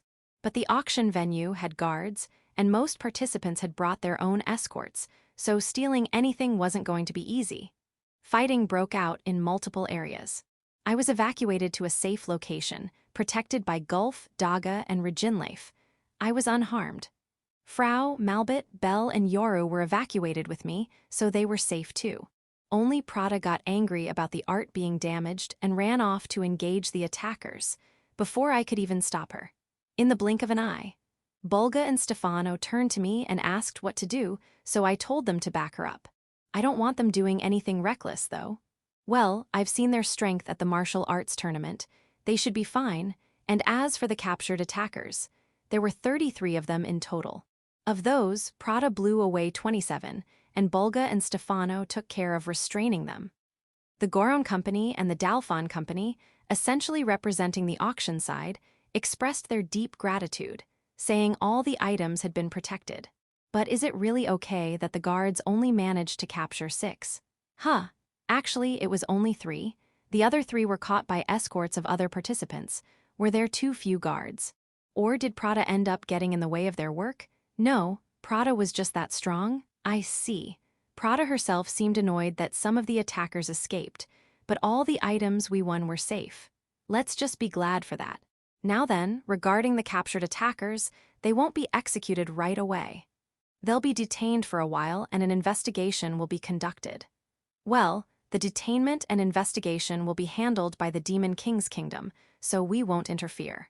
I thought it was all over, but it wasn't. Just as we were about to return from the auction hall to the academy grounds, a man blocked our path. Middle-aged, late 30s or early 40s, a bit overweight, not an adventurer. If anything, he looked more like a merchant, but he didn't have the air of someone earning money. To be blunt, he looked like the kind of man who always draws the short end of the stick. When Prada said he was one of the attackers who had escaped, Gulf and Daga gripped their swords. However, the man showed no intent to fight. He didn't reach for the sword hanging at his waist. Instead, he raised both hands to shoulder height, signaling surrender. But that didn't mean he intended to let us capture him. He kept his distance, especially from Prada. I have something to say. Even if you say that. Unfortunately, we don't have anything to say to you. We should just capture him or drive him off. Or maybe retreat into the academy grounds? Just a moment of your time, that's all I ask. Ado, but if we're seen having a friendly chat with someone who attacked the auction, we might be mistaken as allies. Even if I get caught, I'll say I'm not one of you. Nice words, but how much can we trust them? Still, we really should either capture him or send him away. Yeah, W8. I have something to say to those women over there. The women he pointed to were Bell and Yaru. Bell and Yaru, do you know him? Both of them shook their heads, but the man continued speaking as if they were acquaintances. You are Fagumas, right? Royal Guardian Mercuries. I am a Kissenly. The moment he said that, Bell and Yoru's expressions changed. Kissenly, is it? I see. Then you will die now. How fortunate for you. We've just acquired the very weapons meant to kill your kind. After maintenance, we'll use you as a target for testing. Wait, I don't want to fight, and I don't think I can win against you anyway. Just hear me out. It's something that could benefit you as well. Belle and Yoru looked at me. Even if you look at me like that, I don't know. Fine, we'll listen to what he has to say. But we can't take a suspicious person into the academy grounds. So we decided to borrow Beasel's mansion nearby. Sorry, Beasel, I didn't mean to drag you into this, but Frau suggested it. Yeah, Frau said it'd be fine. Frau, there are guards stationed at the mansion, and we also have a detached building available. Beasel, you're not wrong, but still. Pudyaru, who had just returned earlier. My tummy hurts, I'm going home. Headmistress, 10 points to village chief for not bringing him inside the academy grounds. Chapter 929. Kissenly's Circumstances. Character Refresher, Mercuries of Village 4. Belle leader of the Mercuries in Village 4. Priestess-like, Yaru gatekeeper of the Hot Spring Village's teleportation gate. Secretary-like, in charge of armaments. Fuda gatekeeper of Village 5's teleportation gate, a fortune-teller-like mage. Mio resides in Shashato City, a young maid who works as a secretary to Governor Ifris. He military officer of Village 5. Locke civil servant of Village 5. Nana spy of Village 5, appears like a village girl. Other Fagumas who won't appear this time, but have been introduced. Asa currently accompanying Ursa. Butler-like, Gu deputy village chief of Village 4, middle-aged butler. 2 captain of the Universal Ship, Ira leader of the filming team. Late at night, we visited Beasel's mansion. I apologized to Beasel for the sudden visit. I wondered if he had work or something going on. Not at all. Actually, I was just meeting with Count Pudyaru earlier, but he suddenly felt unwell and left. So there's no problem. I see, there are things that happened with Count Pudyaru before and also his daughter. I had hoped to greet him properly at some point, but the timing never seems right. That's unfortunate. I'm sure Count Pudyaru feels the same. I'll make sure to pass on your regards. With those words, Beasel guided us to the detached building of the mansion. It's apparently a place always kept prepared for unexpected guests. For a situation like this, it's extremely convenient. Frau must have known that, which is why she suggested Beasel's mansion. Of course, this is my family home after all. As Frau said that, she began issuing instructions to the guards stationed at the mansion.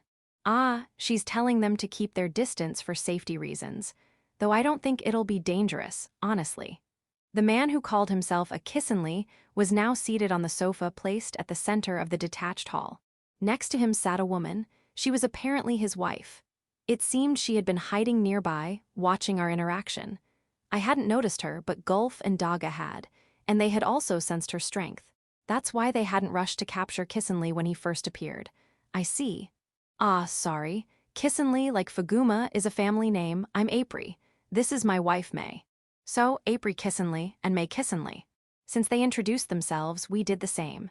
I'm Hiraku Mashio. I am the village chief of Big Tree Village and several others. Next to me is the owner of this mansion, Beasel, Count Beasel Chrome. He's also one of the 4 heavenly kings of the Demon King's kingdom. I'm Beasel, a pleasure to meet you. Beside him is his daughter, Frorum. I'm Frorum, please call me Frau. Next to Frau is the angel's chief, Malbit. Nice to meet you. Beside her, though you probably already know them, are Bel Faguma and Yoru Faguma. The 2 of them simply glare, not bothering to greet.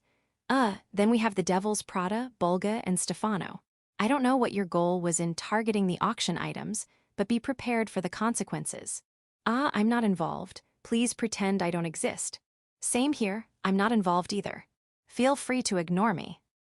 Over there are the ones guarding me, the Beastkin Gulf, the Lizardman Daga, and the Angel Reginleif. They just nod in acknowledgement. They haven't lowered their guard. So, and behind you are, from right to left, Fuda Faguma, Mio Faguma, He Faguma, Locke Faguma, and Nana Faguma. Yeah, somehow Fuda and the others have arrived too. It makes sense that Mio, He, Locke, and Nana could come, but Fuda is supposed to be the gatekeeper of Village 5's teleportation gate. What happened to that? You didn't leave it unattended, did you? The Arachne Arako usually handles it, but she was asked by Yoru to take care of the hot spring gate, so. You asked Renana, who happened to pass by then, to cover for you. If Renana gets stuck as gatekeeper, won't Glatz get angry? Apparently Glatz passed by too, and the two of them are covering the gate together. Is that really okay? Well, I guess if we wrap this up quickly, it should be fine. Ada. Just as I was about to move the conversation forward, Belle stopped me. She said she wanted to explain the relationship between the Faguma and Kissenli to me first. I see. Let's hear it then. Ahem, I am Belle Faguma. Allow me to explain. This goes back a bit. In the kingdom during the time we were born, there was a project called the Population Decline Control, Venus, Plan, which aimed to utilize artificial life forms, homunculi. To put it simply, it was a plan to make up for labor shortages using artificial life. At first, they created laborers to handle simple tasks, but eventually began producing high-performance kingdom soldiers and warriors. Their usefulness was considerable, but the leadership's lack of ability became an issue. In short, the royal family was deemed incompetent. As a countermeasure, a new project was launched to support the royal family, the Royal Guardians' Mercury Plan. Thus, we, the Faguma clan, were created. It was thought that with our support, the royal family would be secure. However, a certain fool, pardon me, a royal, proclaimed that instead of merely supporting the royal family, why not have someone replace them entirely? And so began the royal administrator, Poseidon Plan. But here's the thing, we, the Fagumas, born of the Mercury Plan, were built at the highest performance possible, even ignoring budget limits. Each of us was specialized in extreme ways. They tried to surpass us, but what came out instead was a more balanced, all-around version that smoothed out our extremes, the Kissenlis. If that were all, we could consider them our peers, fellow creations from the same homeland. However, the Kissenlis, true to their original purpose, began running the government in place of the royal family. And ultimately, they concluded that the royals were no longer necessary and seized control from them. An unforgivable act of betrayal. Whether the royal family wanted that or happily handed over power is irrelevant. As royal guardians, we cannot accept such a thing. And what's worse? About 50 years later, a rebellion broke out, and the country was destroyed. Do you think we can forgive them? Well, actually, we're not that angry about the country collapsing. That part was probably inevitable. What we cannot forgive is how they shoved us into the Sun Castle, claiming our specialized nature made us hard to manage, then called us a waste of budget who never do any real work, and slashed our funding. Absolutely unforgivable. In other words, the Kissenlis are. A fresh Kissenli, surround him, don't let him escape. Is that what this is? Wait, what does fresh Kissenli even mean? Hey, stop surrounding him. He looks like he's about to cry. Prada, don't join in and surround him too. You haven't forgotten that attack you triggered last time, have you? Mio, stop kicking the sofa. The sofa didn't do anything wrong. Also, that sofa belongs to Beazle. It's probably expensive. A high-end item. No, I didn't say to kick him directly instead. Come on, he's not resisting. This isn't getting us anywhere, so just stop already. Malbit, stop laughing and help me break this up. Frau, don't run off with Beazle. Don't leave me to handle this alone. This is getting out of hand. Things got a little chaotic for a moment, but they finally calmed down somehow. Thank goodness. The tea tastes great. So, Apri may want to talk with Belle and the others. Is it all right for us to listen in? If they prefer, we can step out. And no. If we leave, they'll get beaten to a pulp, so we absolutely have to stay? Well, all right then. Let's have Belle take the lead in this discussion. I'll just chime in if someone asks for my opinion. So, what is it you want to discuss? You mentioned we'd benefit from this too. Keep it brief, please. Belle opened the conversation. Bit curt, but fair enough. We're sorry for the trouble we caused at the auction. Our goal was to retrieve our daughter, her memory unit, not her physical body. A memory unit, like those massive crystals, same as the one Gu had previously. We basically live through memory units. It's too difficult to maintain our physical forms. Makes sense. The problem is, memory units look like decorative art pieces. A noble, unaware that it was our daughter's memory unit, took it and put it up for auction. We were just trying to get it back. Ah, that must have been the item brought in on the final day. We wanted to win the bid ourselves, but we were outbid. Our supporters got furious, and that's what led to the incident. Belle asked about these supporters. Even after the kingdom fell, we had to go on living. We formed a small village with demons and beastkin. The people there are our supporters. Oh, I can relate to that. We used our memory units to advise and guide them. Well, they ended up treating us like gods, more or less. Yeah, that part, I don't relate to. When the Demon King's kingdom expanded its territory, our village didn't resist and came under their rule. We became part of a noble's domain and started paying taxes in the form of troops. But when the wars stopped, they said they didn't need soldiers anymore and demanded money instead. They began taking valuables from our village. I see. We never handed over anything precious, but the noble's idiot son ended up taking our daughter's memory unit. That happened about 30 days ago. April and May decided to retrieve her and manifested physical forms 10 days ago. They attacked the Lord's Manor 3 days ago, but by then, the memory unit had already been moved to the auction venue. At that point, Beazle buried his head in his hands. Apparently, 3 days ago, Beazle had received an urgent report about an incident at a noble estate under Count Pudjaru's influence. He just finished discussing that matter with Count Pudjaru. Ah, that would mean April's village is near Howlin Village or Huma Village. I think I remember hearing during a previous dispute that those areas fall under Pudjaru's domain. So their village is close enough to trade with Huma Village, huh? Interesting. Turns out they live surprisingly close by. After capturing the idiot noble son during the manor raid, April and May headed for the auction house, which led to the current mess. Ah, and they entered the auction using an introduction letter the idiot son had. They were planning to make him pay for the bid too, huh? Makes sense. I can sympathize to a point, but ultimately it's up to the Demon King's kingdom to decide how to handle this. Will they side with the noble or punish him? If everything they've said is true, the noble will be punished and stripped of title. There's no reason to protect him. Beazle added that this wasn't the Demon King's kingdom's official stance, just his personal view. Not that I suspected anything. We didn't come here to hold him accountable or anything. Yeah, Frau, you're the one who suggested we come here in the first place. So then, what about Count Pudjaru? He's connected to that noble, right? Wouldn't he try to protect them? Not a chance. Wait, really? Count Pudjaru spoils his daughter, but he's ruthless with his subordinates. That sounds a bit extreme. Just as the conversation started to wander off, Belle gave a pointed, exaggerated cough to rein things in. Pardon the interruption. We understand your situation, Kissenli-sama, but what exactly do you want from us? As I asked earlier, please be brief. We want help getting our daughter back. If you agree to help, we'll give you one of our maintenance tanks. You'd be interested in that, I'm sure. They're nearly impossible to obtain nowadays. Belle didn't answer, just smiled and gestured for him to continue.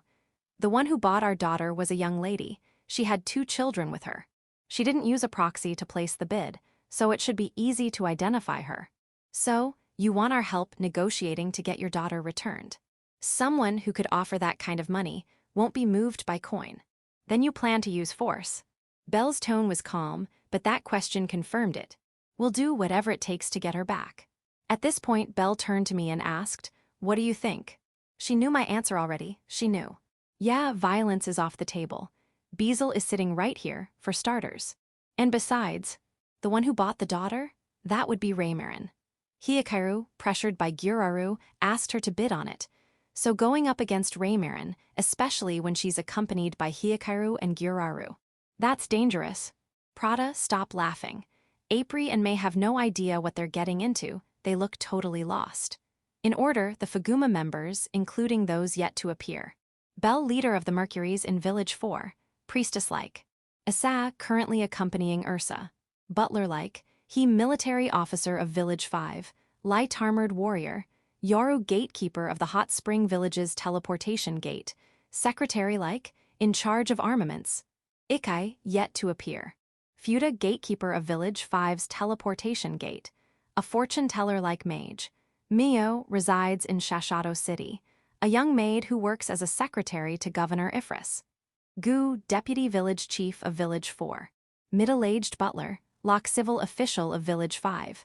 Nana, spy of Village 5, appears like a village girl. Hachai, yet to appear. Coco, yet to appear. Tu, captain of the Universal Ship. Ira, leader of the filming team. Tsu, yet to appear. Hari, yet to appear. Timeline. Their daughter was taken. 30 days ago. April gave himself a body capable of movement in order to retrieve her daughter. 10 days ago. Assault on the Lord's mansion. 3 days ago. They participated in the auction, lost the bid, and launched an attack. Just recently. They request Belle's cooperation. Now. Hikaru, Grandma won the bid. Amazing. Gyuraru. As expected of Reincarnation. Reincarnation, Fufu, very pleased. Auction staff, there's an attack. Please evacuate at once. Reincarnation, there is no need to panic over something so minor. Firm. Hikaru, but it's dangerous. Grandma might get hurt. Reincarnation, very well. Let us evacuate. Make sure to hold hands so we don't get separated. Hikaru, okay. Chapter 930. Cleaning up after Kissenly. For now, it's been confirmed that the matter regarding April and May's daughter can be resolved one way or another. If we explain the situation, both Hikaru and Gyuraru will likely hand her over to us. Even Reincarnation probably won't put up strong resistance if we say we want to return the girl to her parents. We'll just need to prepare something in exchange. The custody of April and May was left to Beazle. While their circumstances were understood, they would still be held accountable for the commotion they caused by attacking the auction venue. The others who were captured would face the same judgment. They would simply have to await the Demon King's kingdom's ruling. Though Beazle mentioned that there is a proper system in place for filing grievances against unlawful actions committed by lords, and that they should have used that instead of acting rashly, he also sympathized, saying it was understandable to lose patience when one's daughter is taken. Is there really a grievance system? Of course. If there weren't, rogue lords would start acting on their own all over the place. I see. Now that I think about it, is the lord involved in this incident someone connected to Nashii? Nashii was originally from Huma village and married Gut, the son of Howling Village's chief. But she was sent back due to Mine Cough, which led to strained relations between the two villages. Let me see, after the conflict, she did marry Gut Dono again and moved to his village, yes. However, this territory involved in the incident has no connection to them, I think. There shouldn't be any direct ties. I'll look into whether there are any familial relations later. I believe Count Pudjaru would know. Please do. If there were a connection to Nashii Dono, would you try to protect them? I wouldn't interfere. I'll leave it to the Demon King's kingdom's judgment. Understood. But regarding the Kissenly couple and their supporters, we are already taking that into account as well. Beazle looked over at the Fuguma surrounding April and May. Hayaha. Fresh civil servants, surround them, you're not getting away. Mio in particular seemed quite eager. Once they've atoned for their crimes, they might end up in Shashato City, though they have their own village, so it's hard to ask too much. Oh right, Belle, they were talking about those maintenance tanks. What do you want to do about that? If needed, we could try negotiating a reduced sentence in exchange for them. No need. We already have more than enough maintenance tanks at Sun Castle. We don't need Kissenly's units. I see. However, it seems there are more artificial life forms stored in their memory units than expected, so I'd like to cooperate with them on that front. That makes sense. They even bought some at this auction. In order to allow those stored in memory units to move, their consciousness needs to be transferred to a physical body, an organic one, which requires those maintenance tanks. Whether we actually go through with reactivating them is something we'll have to decide together with Belle and the others. That's right. Village Chief, we're not interested in their maintenance tanks, but we are interested in their method of transportation. Transportation? Yes, considering their village is near Howling Village or Huma Village, they arrived at the royal capital far too quickly. Even if they used a teleportation gate from Village 5 or from Shashato City, there must be some kind of travel method they're using. I guess there should. Got it, I'll ask them about that too. With everything settled, we returned to Big Tree Village. Though it was late at night, we took a carriage from Beazle's estate to the academy grounds. From there, we used the teleportation gate to Village 5, where everyone parted ways. Those returning to Big Tree Village headed there. Those staying in Village 5 remained behind.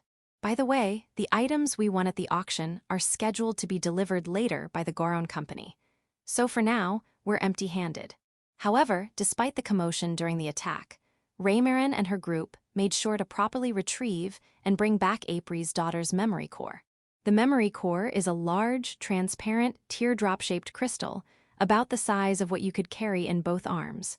Strictly speaking, it's not glass but a type of magic crystal, though I'll set aside the technical details.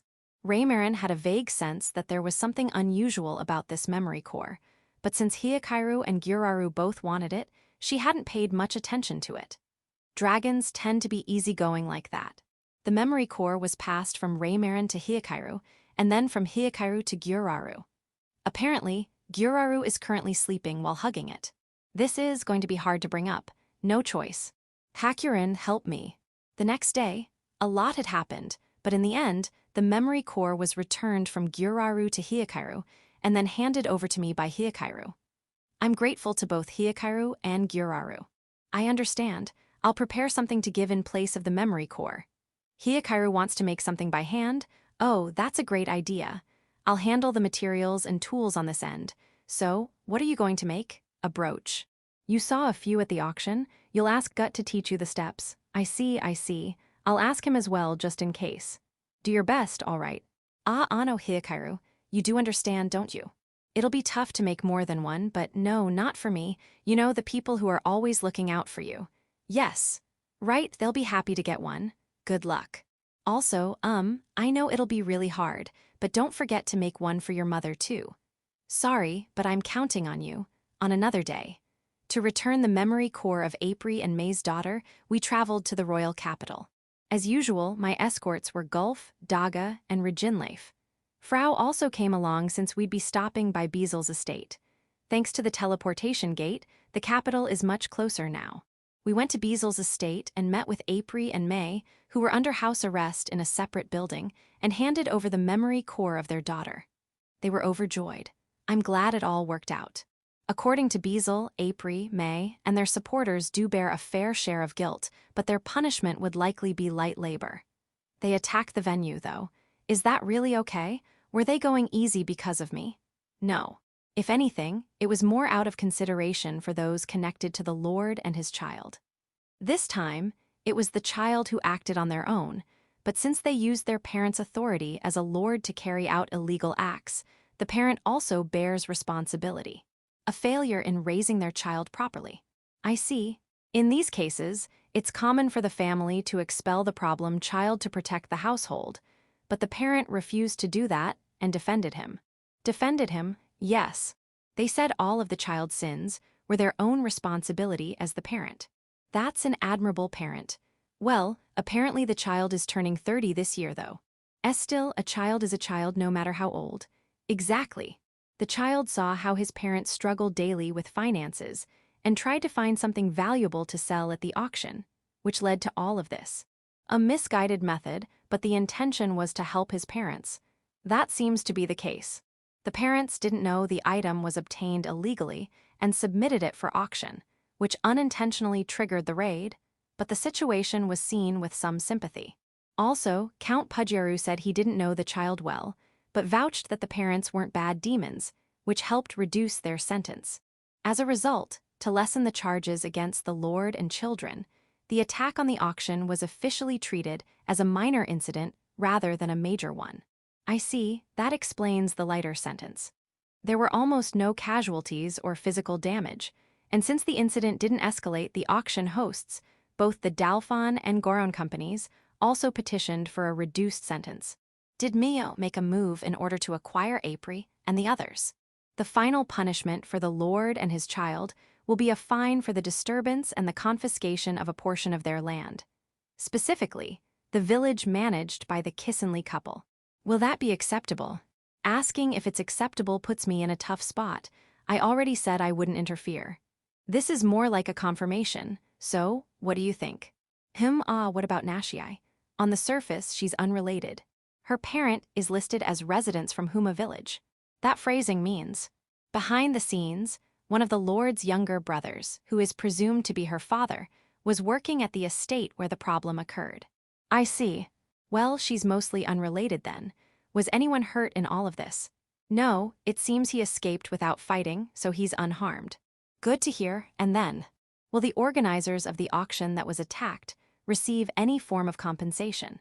The fine will be paid directly to the merchant groups that hosted the auction. However, the fine likely won't be a large amount, so the Demon King's kingdom will probably provide some additional compensation. Understood. If that's the case, I have nothing more to say. That sounds fair to me. Understood, thank you very much. Beazle let out a breath of relief and left, saying he would speak with the relevant parties. Since his daughter had come all this way, Frau looked a little displeased that she wouldn't stay longer. Come on now, Beazle still visits the village often enough. He's always clinging to Freysia when he's there. Ahaha, yeah, that's true. I don't remember him doting on me like that back in the day. Well, that's just how fathers are, I suppose. While calming Frau down, I decided there was no need to rush back and spent some time listening to April and the others. Chapter 931. April and the others, means of travel. I spoke with April and the others. Well, more like I asked him some questions. Are there other members of the Kissenly family? It's just me, May, and our daughter. Ah no, excuse me, only the three of us Dessous. You can speak the way you usually do. No need to be formal. That wouldn't be appropriate. I've been quite rude in various ways. No, it's fine. The rest scattered when the rebellion broke out, so we don't know what became of them. As far as I know, there were no reports of anyone being clearly captured or executed. I see, I hope they're safe. Yes. Ah, by the way, what's your daughter's name? Karen Dessous, she's very capable. You said you're a married couple, but can artificial life forms have children? Organic types are capable of giving birth. However, our relationship is just a setting. A setting, huh? When it comes to governance, we were criticized for being single and not understanding the feelings of married people. But I do genuinely care for my wife and daughter. I'm glad that May is my wife and Karen is our daughter. About May, though, she doesn't talk much. Is she shy? That's, due to a lack of proper adjustment in her organic systems. I mentioned we'd hand over our maintenance tank to the Fagumas, but that tank is in pretty bad condition. I see. Faguma's organic units are all in excellent condition. They must have access to a properly functioning maintenance tank. If possible, I'd like to borrow it, but they have deep grudge against us. I'll put in a word, but we'll have to wait for the right moment. I'd appreciate that. Also, oh yeah, Belle was wondering how you traveled. How did you get from the village? Ah, we used an airship. An airship? Yes, it's a flying vessel, so to speak. A large sack, called a gas bag, is filled with a gas lighter than air, allowing it to float. Then it moves using small propulsion. It's not particularly fast, but it can move regardless of terrain. Ooh, oh, an actual airship. You took that all the way to the royal capital? Is it nearby? And no, we had some trouble on the way and had to make an emergency landing. The problem was due to lack of maintenance. It was an old airship we had kept hidden and unused for a long time. Fortunately, we landed close enough to Village 5 that it was only about a day's distance away. So from Village 5, you used the teleportation gate to reach the capital. If not for the congestion at the gate, we could have made it in time before the auction started. Sorry about that. Ado, why is the village chief apologizing? That place is my village too. Even in Village 5, they're taking the congestion seriously and considering countermeasures. Yeah, the airship. We had once planned to build an airship together with the mountain elves as a means of transportation between the Big Tree Village and Village 4. But the project was halted when the universal ship was completed. There was no longer any need to force its construction, and that made sense. In terms of performance, the universal ship was superior. I understand that. I really do understand, but airships are still amazing. Not that I've ever ridden one. I went to see the airship right away. It was hidden in a location about a day's walk east of Village 5. Though hidden, its large size made it easy to spot from the air. Ooh, an airship. Amazing. The structure resembled a sail ship, but instead of sails, it had a long, narrow shape with giant balloons inside. What were they called again? Ah, gas bags. It had been redesigned with gas bags. There were 3 of them. On either side of the large main gas bag were smaller sub-gas bags. The sub-gas bag on the left was completely deflated, and the main one looked like it had lost some of its gas as well. They mentioned having trouble due to poor maintenance. Maybe gas leaked from the gas bags. Only the sub-gas bag on the right seemed intact. The power unit connected to the propeller had apparently caught fire during the emergency landing. Sure enough, there were scorch marks. It would be dangerous to try activating it here. In other words, it couldn't fly on its own anymore. But that's okay. Hakurin is here. Should I carry this back? Yes, please do. Can you take it to the racetrack in Big Tree Village? Leave it to me. In her dragon form, Hakurin lifted the airship and hovered into the air. The way she looked, how do I describe it? Like a dragon hugging a body pillow. Adorable. Fufufu, this airship that April and the others had used. I received it. Is that really okay? Apparently it is. As things stand, April and the others can't bring the airship back to the village, and they aren't able to repair it either. They said they had no choice but to abandon it. So, as a reward for retrieving their daughter's memory core, they gave it to me. I didn't take it by force. I explained everything properly, including the possibility that we might be able to repair it here. Even so, they said I could have it, so I accepted. Well, I do think it's a bit much to receive in return, so I'll probably end up helping support April and his family in the future. If the noble's son who stole their daughter's memory core had just explained the situation properly and talked it out with April and the others, maybe they would have handed the airship over peacefully. Then again, I guess no one would expect something like this to be hidden in an ordinary village. When I returned to the Big Tree Village, the universal ship was sulking. It was lying on its side, clearly sulking. I expected this. So it's okay, I've already thought this through. Listen closely, universal ship. That airship is your little sister. At my words, the universal ship reacted as if struck by lightning. Hakurin, you don't need to actually summon lightning for dramatic effect. Seriously, let's not, it's dangerous. The universal ship's mood improved, but now it's putting pressure on us to hurry up and fix the airship. Well, since it's helping with the repairs like a heavy machine, things have gotten a lot easier. The overall repair supervisor isn't me, it's Belle from Village 4. She apparently has some knowledge about airships. At first, she was hesitant to repair something that once belonged to the Kissenly family, but after seeing the actual airship, her opinion changed. The original owner of this airship seems to have been royalty. They removed the emblem and decorations, so they were probably sold off. How tragic. I'll definitely restore it. With the now determined Belle at the center, Lu, Tyr, the High Elves, Mountain Elves, and the Angels are all working together on the repairs. I'm also helping out where I can, because I want to see that airship fly. Oh, and since it's summer and hot out, be mindful of how long you're working. Anyone doing outdoor work, make sure to wear a hat. And don't forget to stay hydrated. The ice monsters placed big blocks of ice throughout the worksite. Thanks. The Mountain Elves were dismantling the damaged engine section. You sure that's okay? Can you put it back together? Are you keeping records? As long as you are. But don't just force it apart. Village Chief. What is it? Would it be possible to make wooden replicas of these parts? I don't mind, but do you really need them? We want to use them for research. There are many structural concepts here we've never seen before. Fufufu. Glad to see you're enjoying yourself. Once we finish repairing this airship, we want to try building one from scratch. Sounds good, I'm looking forward to it. Chapter 932. A new art museum and auction items. There was already an art museum in Village 5. However, a new art museum was built at the foot of the mountain. It featured spacious, expansive exhibition rooms, an equally large preparation room for exhibits, and a warehouse 10 times the size of the preparation room.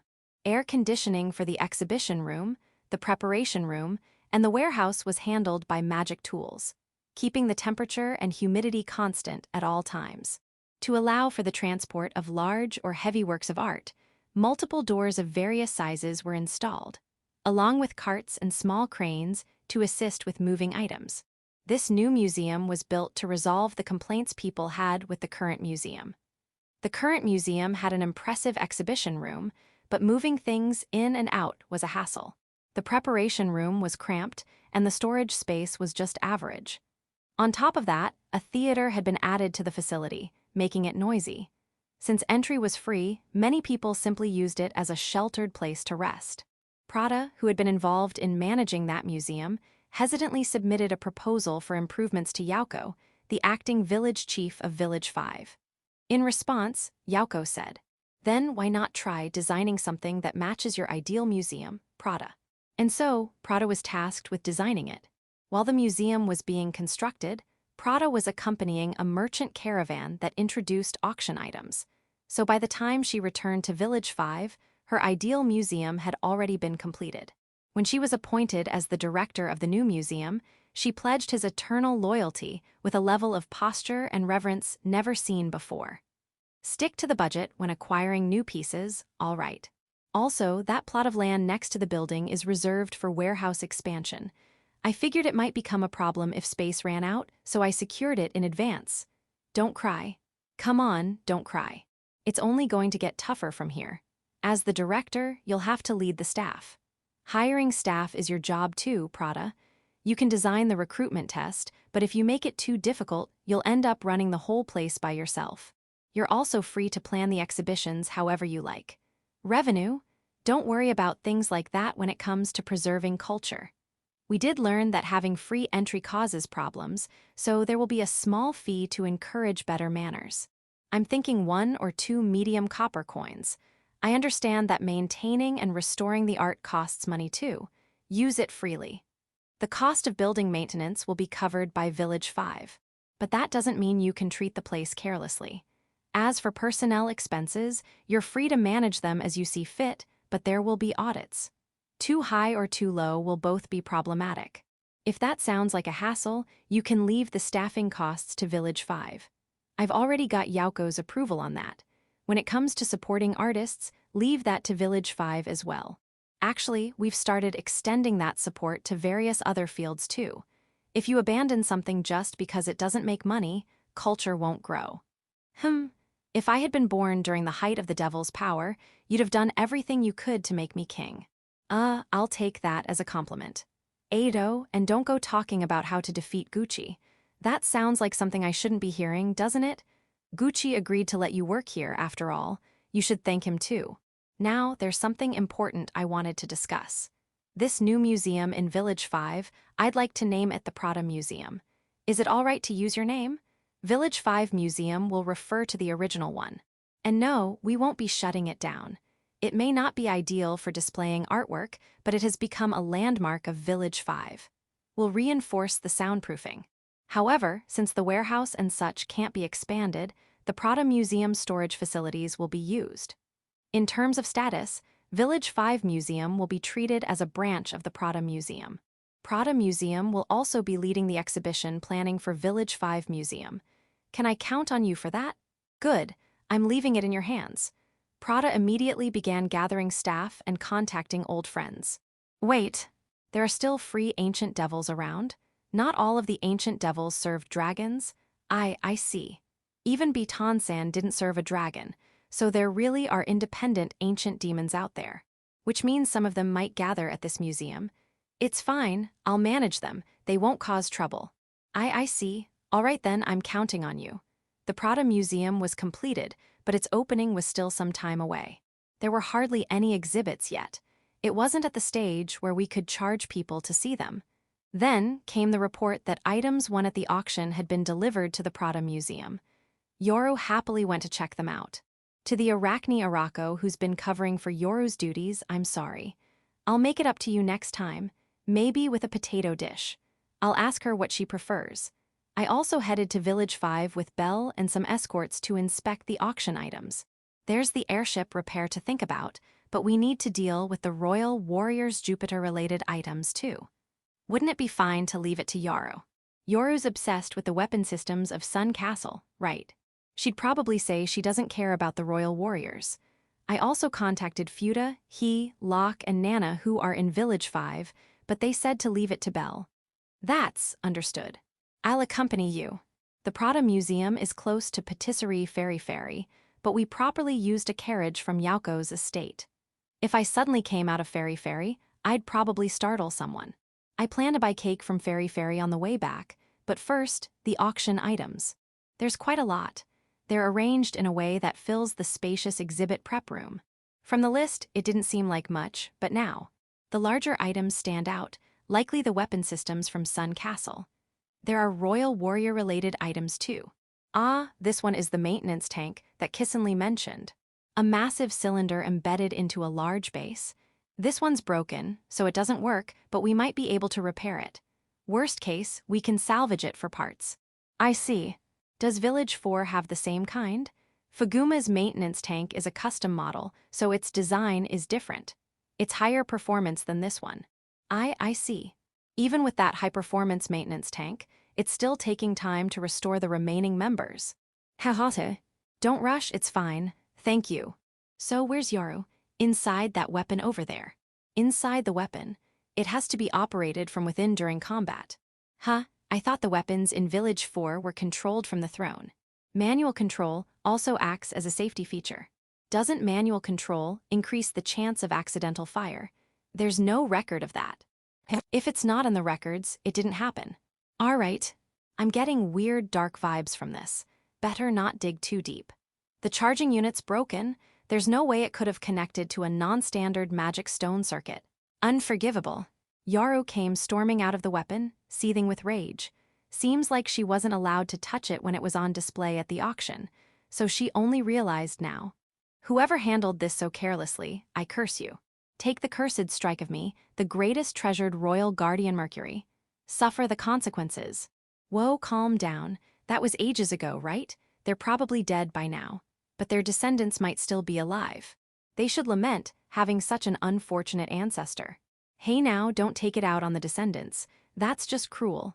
As I started to panic, Belle stepped in to stop Yoru. Village chief, you needn't worry. What are you going to do? Like this, curse reversal. Jailia. Yoru stubbed his pinky toe hard and collapsed in agony. That's the extent of the curses Yoru can actually perform. I see. By the way, using curse reversal means you can actually break curses. I was only actually able to return the curse because she was throwing it out everywhere. I didn't break it. I see.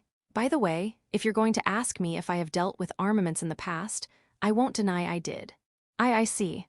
Let's change the subject. So, Yoru was once called the treasured royal guardian Mercury. So they say.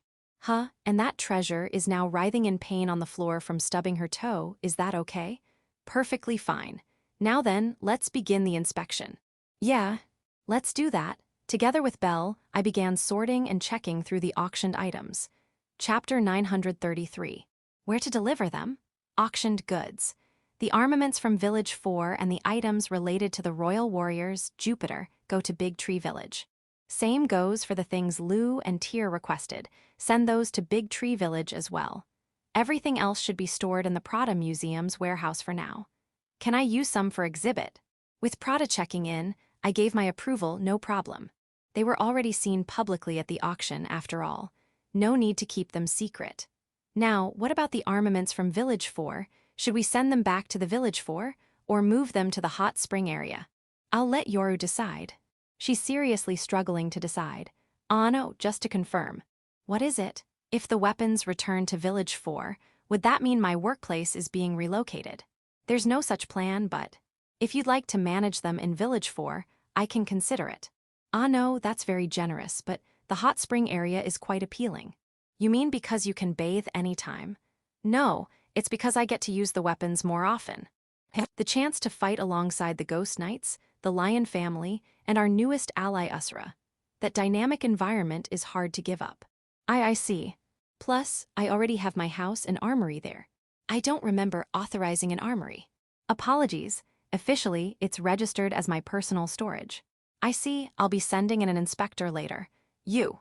Yes, I can. If you're keeping anything dangerous, it's a concern. It's fine. I keep everything under proper control. So you admit you do have dangerous items. Weapons are dangerous by nature. True enough, but it's not like I collected them for no reason. They're crucial for defending the hot spring area. All right. Just make sure the security is airtight. Double locks, reinforce your storage, etc. And especially keep them out of reach of children. Of course. You always say that so readily. So, where are we moving the weapons? Want to think about it a little longer? No, I've decided. Let's move them to the hot spring area. Got it.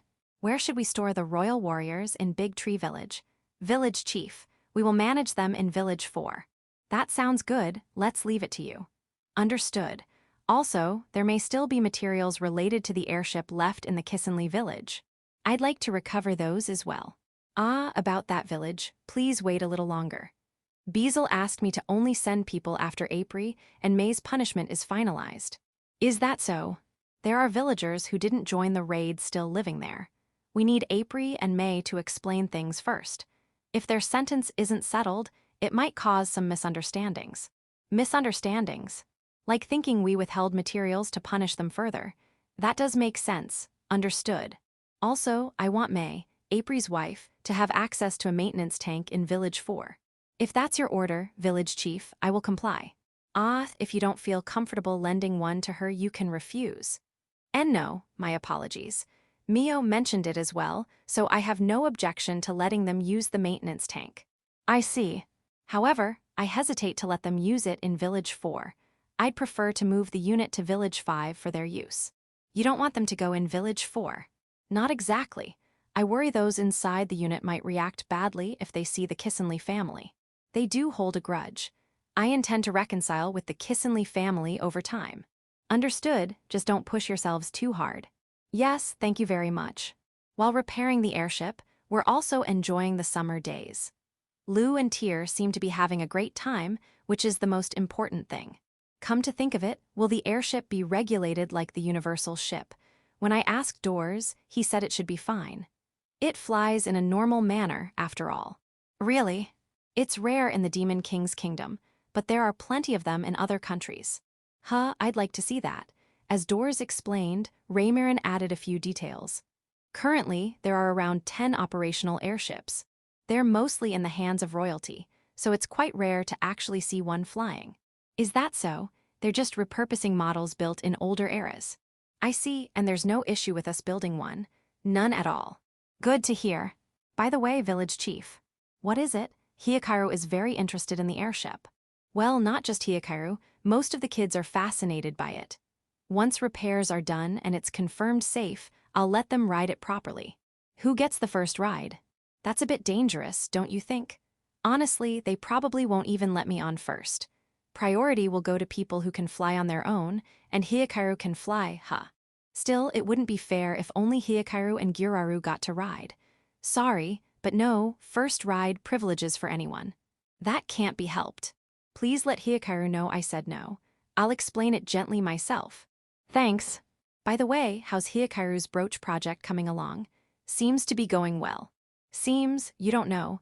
He wants it to be a surprise until it's done. I see. No wonder Hikaru and Gyuraru aren't glued to your side like usual. They're working on it. I can't wait to see the result, nor can I. Beazle personally came to report that the final decision had been made regarding the punishment for April, May, and their supporters. As previously discussed, all of them received labor sentences. April and May would work in Shashato City under Mio's supervision. Their supporters would return to their original village and work to pay taxes. It might seem lenient toward the supporters, but this was because April and May insisted on taking responsibility for their crimes. And now, with April and May no longer available to offer guidance as they had before, it wouldn't be easy for the supporters anyway. Well, apparently, they'd still be reachable. Also, the village where April and May lived was confiscated from the problematic lord and placed under direct control of the Demon King's kingdom. But that doesn't mean the kingdom would send a new governor or civil officials. There just aren't enough to go around. So, the problematic lord will still manage the village on the kingdom's behalf. In other words, business as usual. However, all taxes from the village must now go directly to the Demon King's kingdom, meaning the lord gets all the hassle and none of the benefit. Well, if that's considered part of his punishment, then so be it. Still, it must be awkward for both the village and the lord. That awkwardness is part of the punishment, too. Beazle said with a wry smile, I see. But won't that lead to more trouble? If it does, we'll handle it when it happens. Besides, the village is now officially under the Demon King's kingdom, so the lord can't do anything to them. The lord's side is covered. As for the village, well, they don't gain anything from causing more problems. Realistically, if someone has the presence of mind to weigh pros and cons, they usually don't cause trouble in the first place. That's true. Their village representative has received thorough instruction on how to file complaints and handle issues. They should be fine. I certainly hope so. The day after the sentencing, April, May, and their daughter Karen, accompanied by Mio, were using the maintenance tanks in Village 5. Apparently, tanks were prepared not just for May but for April and Karen as well. April should take about a day, May will need around 10.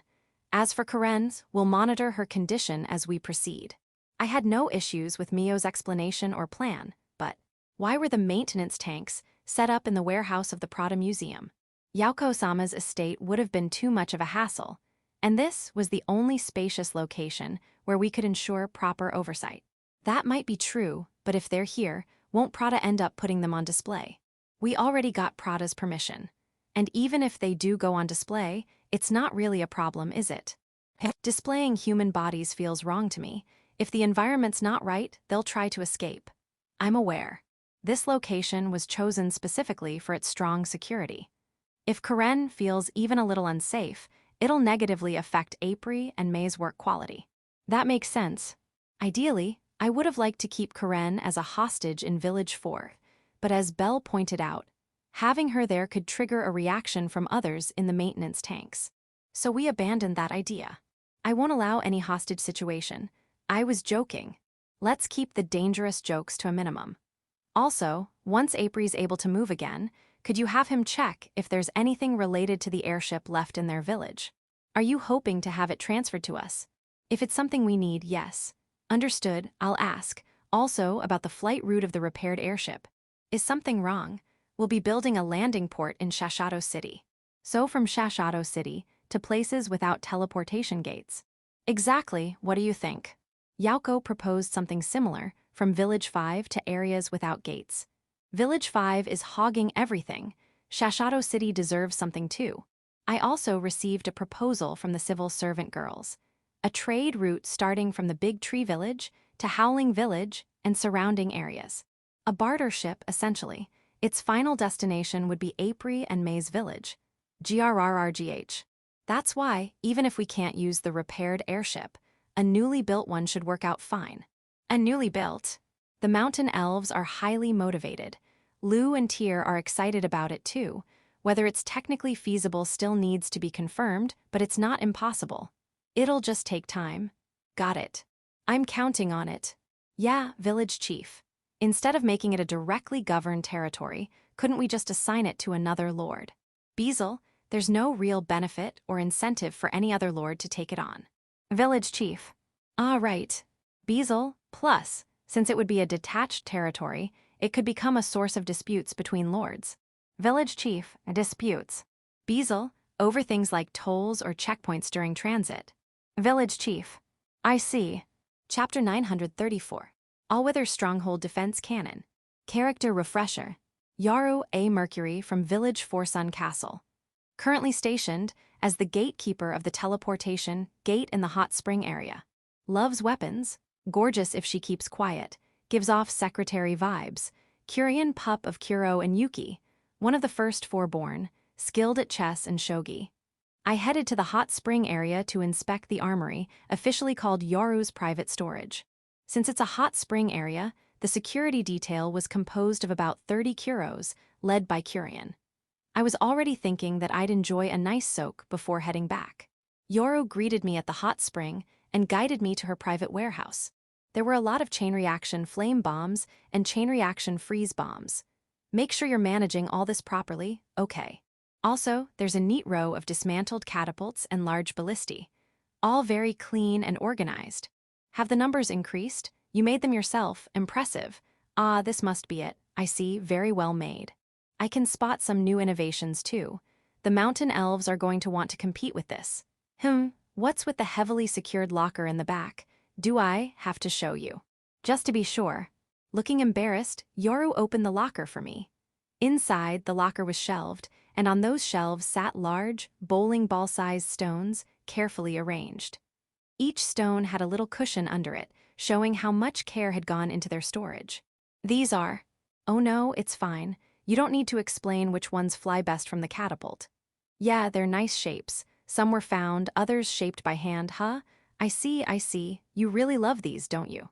Don't worry, I'm not taking them away. You can keep storing them just like this. Let's treasure them together. I soaked in the hot springs and relaxed. After getting out, I spent some time with the Ghost Knights, the Lion family, and Usura. It's good to see everything running smoothly. Yoru mentioned this before, but do monster or demon beast attacks happen often? Ah, so they do happen from time to time. But it sounds like groups of Kuros and spiderlings show up regularly to drive them off. I see. Kurian proudly offered his head, so I gave him a good pat. Also, whenever a dragon shows up at the hot springs, they just run away on their own. I see. Is that something I have to praise you for? I'm not sure. Anyway, inspecting Yoru's private storage was only a secondary objective. My real goal was to check the armaments from Sun Castle that we won at auction and had delivered here to the hot spring area. Most of the equipment doesn't work. Missing parts, broken components, turns out everything needs serious maintenance and adjustment. I had assumed the planned test firing in the fall would have to be postponed. But Yoru is a hard worker. She managed to get one of them operational. A large spherical body, big enough for a person to ride inside. From the engine units on each side, long gun barrels extend outward, and massive drum magazines feed ammunition into the mechanisms. It looked like an anti-aircraft cannon you might find mounted on a battleship. The cannon has 4 thick, short legs, so it can move on its own at a slow pace. This weapon is called the All-Weather Stronghold Defense Cannon, Daedalus. Apparently, there's ammunition for it. Since I wanted to see it in action, we arranged a test firing in an area surrounded on 3 sides by tall embankments. That's what I came here to witness. Daedalus aimed at the center of one embankment. A wooden target had been set up there. The distance may be around 200 meters. Are you sure? Can I really shoot? It's fine. So this counts as the test shot, and now I won't be allowed to fire it again. No, I won't say that. I'm not that petty. Then I'm firing. Go ahead, Yoru Fuguma. Initiating test firing of the all-weather stronghold defense cannon, Daedalus. With those words, Yoru opened the hatch and climbed into Daedalus. Immediately, the barrels moved and locked onto the target. Village Chief. I've set you as the highest-ranking commander. Final confirmation. Do I have permission to fire? I heard Yoru's voice from Daedalus, and I gave my permission.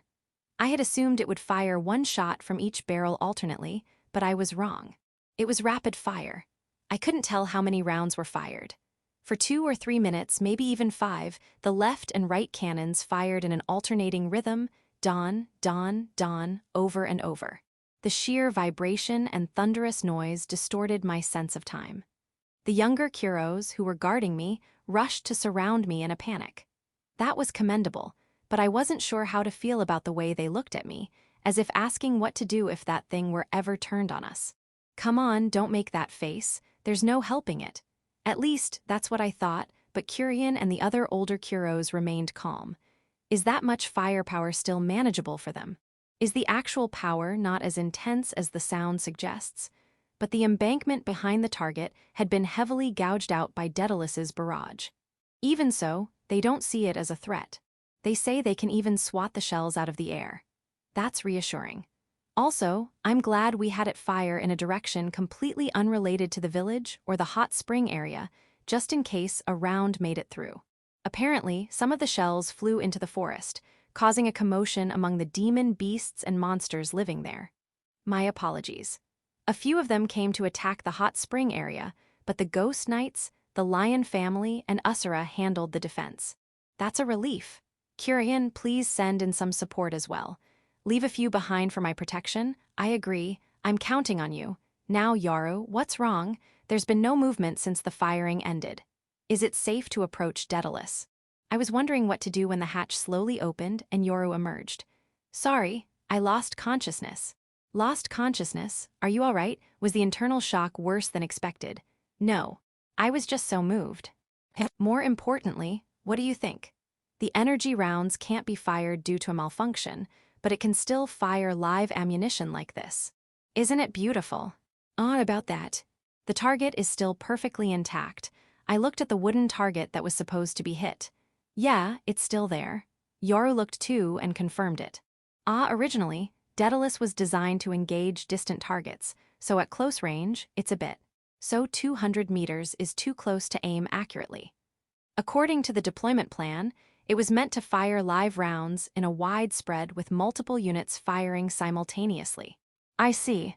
So accuracy wasn't a major concern. Well, considering it was originally a weapon installed in Village 4, or rather, Sun Castle. Long range would have been essential. Are there any rounds left? Around Daedalus, there were tons of shell casings that had been ejected. A shell casing is the part of a bullet or shell that holds the gunpowder and other explosive materials. The ones scattered here were about the size of 2-liter bottles. Unfortunately, they're all used up. So now it's just a hunk of metal. I remember seeing empty casings like these at the auction, but there weren't any with actual warheads attached, right? No, it's fine. We can just make more. More? Wait, don't tell me the shells fired just now were handmade. Ever since I found Daedalus listed at the auction, I've been making the shells little by little before bed. That's some serious dedication. The design is simple. The warheads are just carved stones, and the casings can be produced at Village 4 canning factory. After that, it's just a matter of fitting in a small mechanism and the explosive powder. All right. I sourced the missing materials through the Garon company. Well, I don't mind that, but make sure the ammunition and its materials are strictly managed. Accidental explosions are terrifying. Of course, I'll tighten the controls even more. Good, I'm counting on you, by the way. Yes.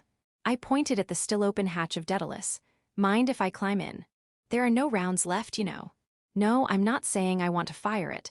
I just want to get a feel for what it's like inside. I figured it might be similar to a vehicle. Also, the seat inside is handmade, covered in leather.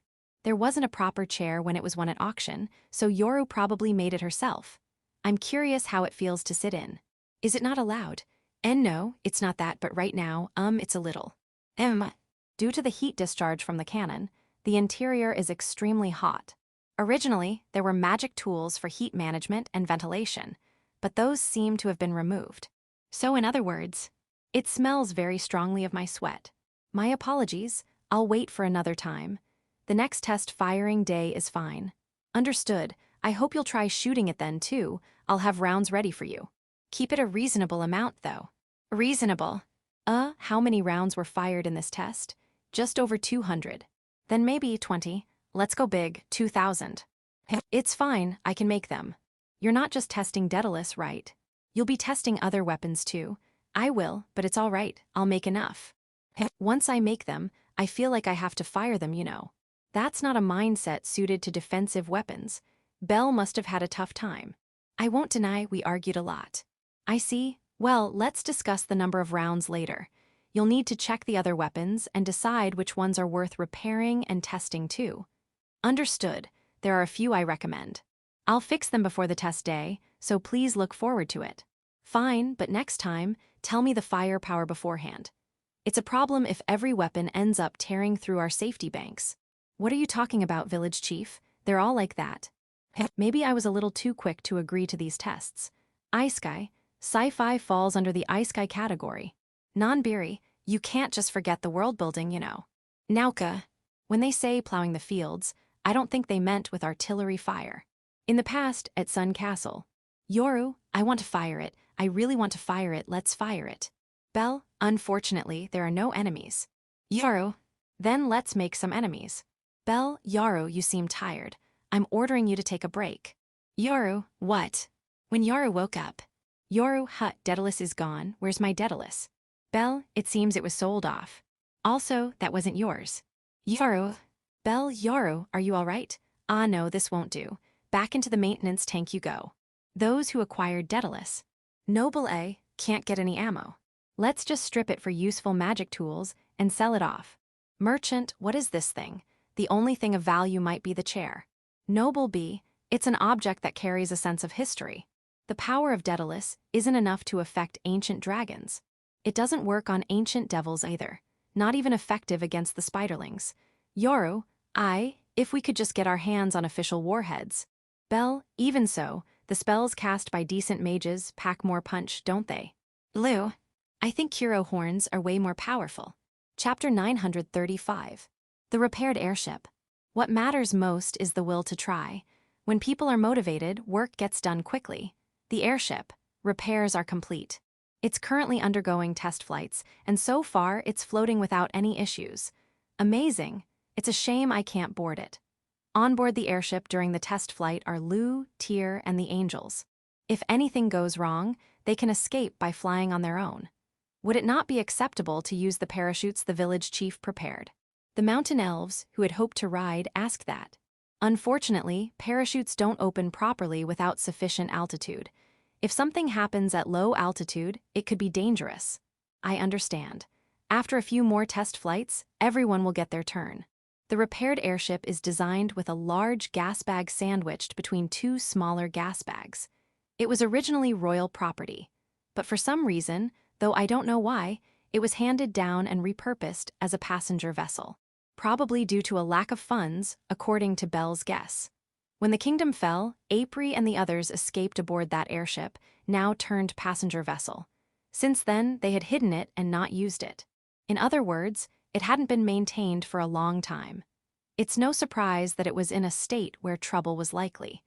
To have repaired it and gotten it flying safely again is, once more, truly impressive.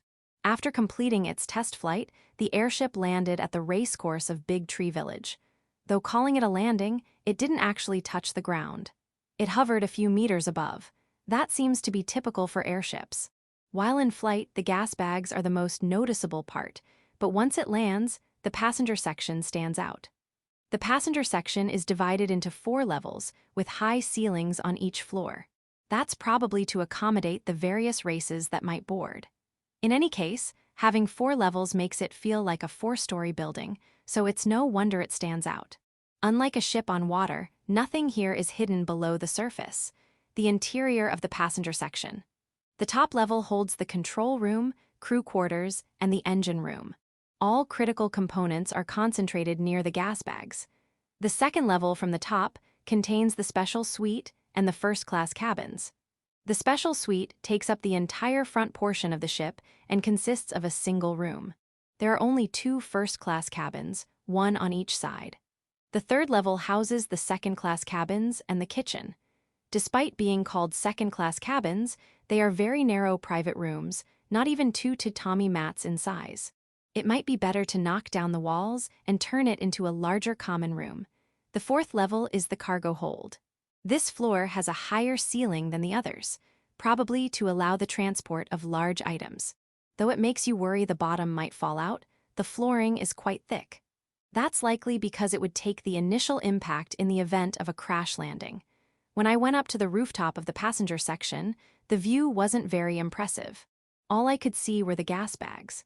The gas inside those gas bags, which are somehow able to lift a passenger section that looks fairly heavy, wasn't any gas I recognized.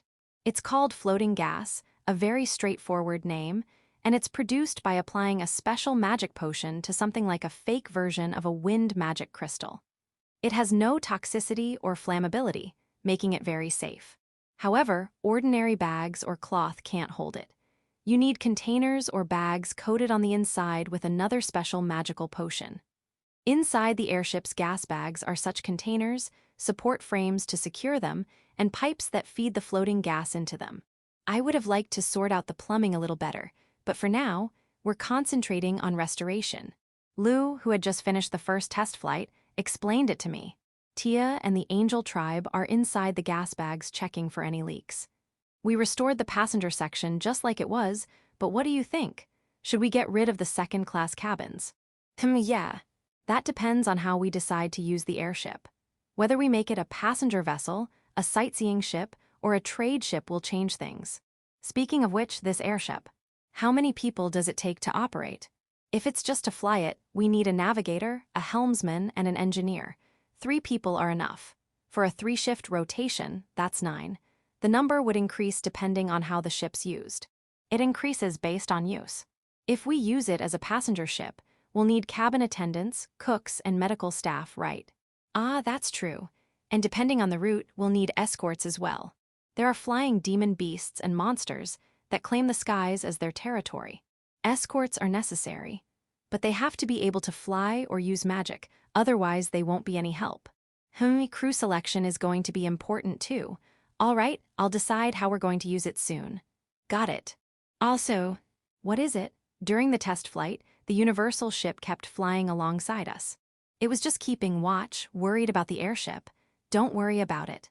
Even so, if we decide to use the airship somewhere, the universal ship isn't going to just tag along, is it? 2. The captain of the universal ship would stop it from doing that. That same 2 came to me saying the universal ship isn't listening to him. Well, you're the one who built the universal ship, Lou. All right, I'll have a word with the universal ship myself. Thanks. I'll do my best. The new airship construction plan. Technically, building a new airship poses no problem. The real issue is the floating gas.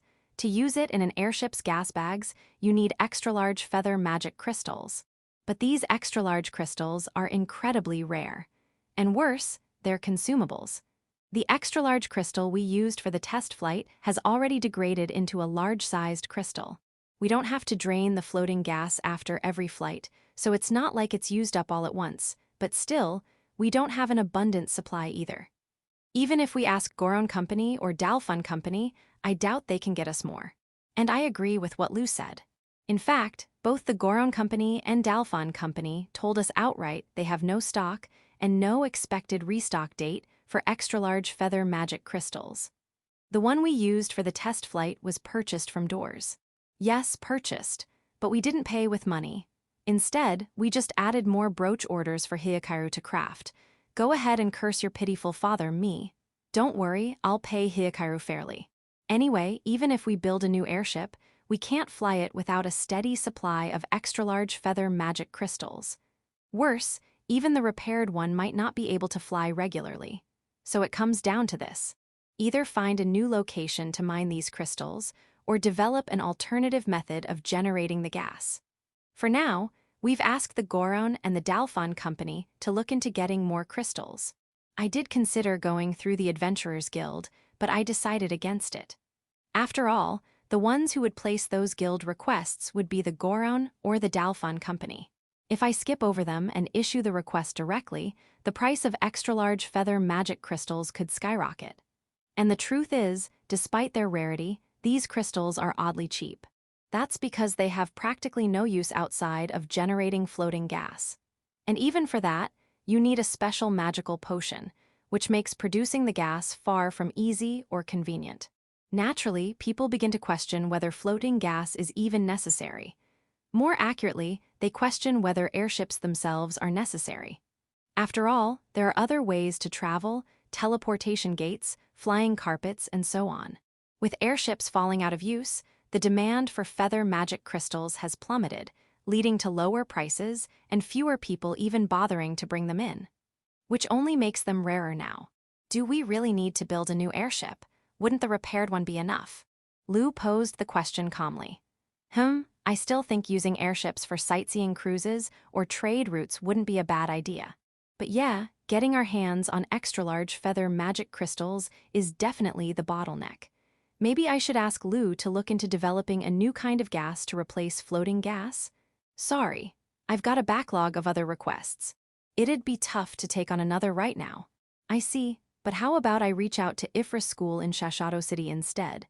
I can make the request on your behalf. Really, is that okay? Of course. Just be aware it's going to require a proper payment. Naturally, research costs money. Let's start with 100 gold coins. Ahaha, I appreciate it, but if you offer too much upfront, it'll backfire. Backfire? Isn't a big payment supposed to motivate them? If money was all it took, they wouldn't be researchers. Wait, really? Yep, that said, they do chase the money because research needs funding. But it's not what drives them. So what are you saying? Start with an amount that just barely covers the project, or maybe a little extra. Then, once they've produced results, that's when you offer the bonus. Ah, I see. Researchers are the type to prioritize what they want to work on, not what someone's asking them to. Can't argue with that, her words carry weight. Researcher, it's just about finished. Lou. In other words, you haven't made any progress. Researcher, it'll be done soon. Lou, still a long way to go. Researcher, it's almost done, but I'm running out of budget. Lou, don't give them anything. Make them finish it on their own dime, then pay up afterward. Researcher, Lou-sama, isn't that a little harsh? You're a researcher too, aren't you? Lou, exactly. That's why I know all the tricks. Universal ship. My little sister is flying. 2, that ship's from an older era than us. Technically, she's your big sister. Universal ship. 2, lately, things haven't been going well between me and the Universal ship. Lou, why are you telling me? Village chief, it's settled by the order they arrived in the village. She's the younger one, no question. Universal ship, right, I knew it. Village chief, I'll give two a proper scolding. Universal ship. Thank you very much. Chapter 936. Prada's map. Character refresher.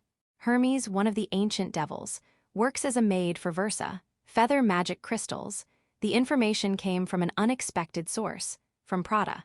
There was a certain map she successfully bid at the auction in the royal capital. It was quite old, and all the country names written on it were no longer in use, making it practically useless in a conventional sense. However, the exotic design fascinated those who laid eyes on it. As a historical document, no, as a cultural artifact, its value was likely quite high. This ancient map was brought to the Big Tree Village by Prada. The first to be delighted by it were the Spiderlings. They seemed inspired by the map's exotic design, thinking they might use it as decoration. Next were the High Elves. They said it felt nostalgic and took a liking to the map.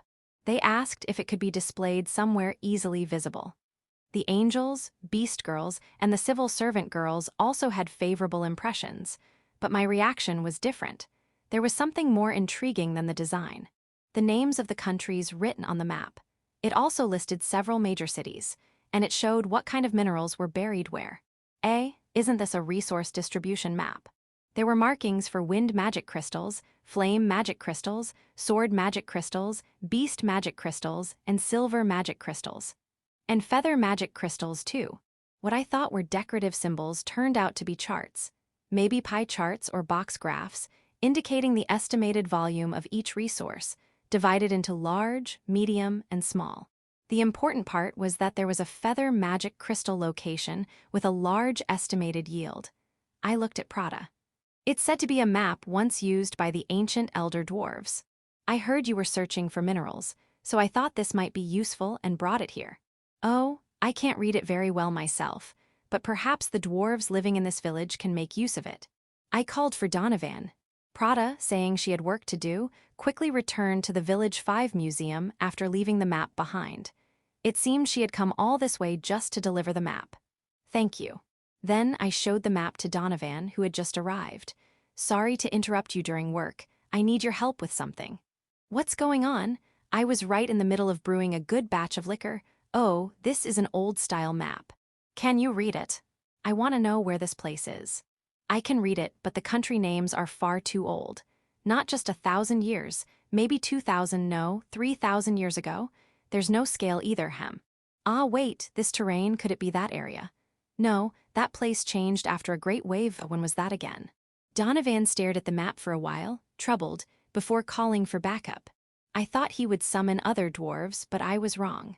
The one Donovan called was Hermes, the maid serving the ancient devil Versa. If we're going to ask Hermes, wouldn't it make more sense to ask Versa directly? Or maybe Bulga or Stefano? But Versa had shut herself away to focus on writing, so she probably didn't care about the world outside. And if Prada wasn't familiar with the map, it was likely that Bulga and Stefano, who were from the same era, wouldn't know either. I see. Apparently, Hermes is younger than Versa, but much older than Prada and the others. For now, I offered Hermes a fruit parfait as a token of welcome for answering Donovan's summons. Ah, this is delicious.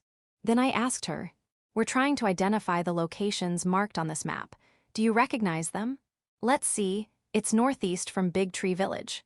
While eating her parfait, Hermes glanced at the map and seemed to understand the general location right away.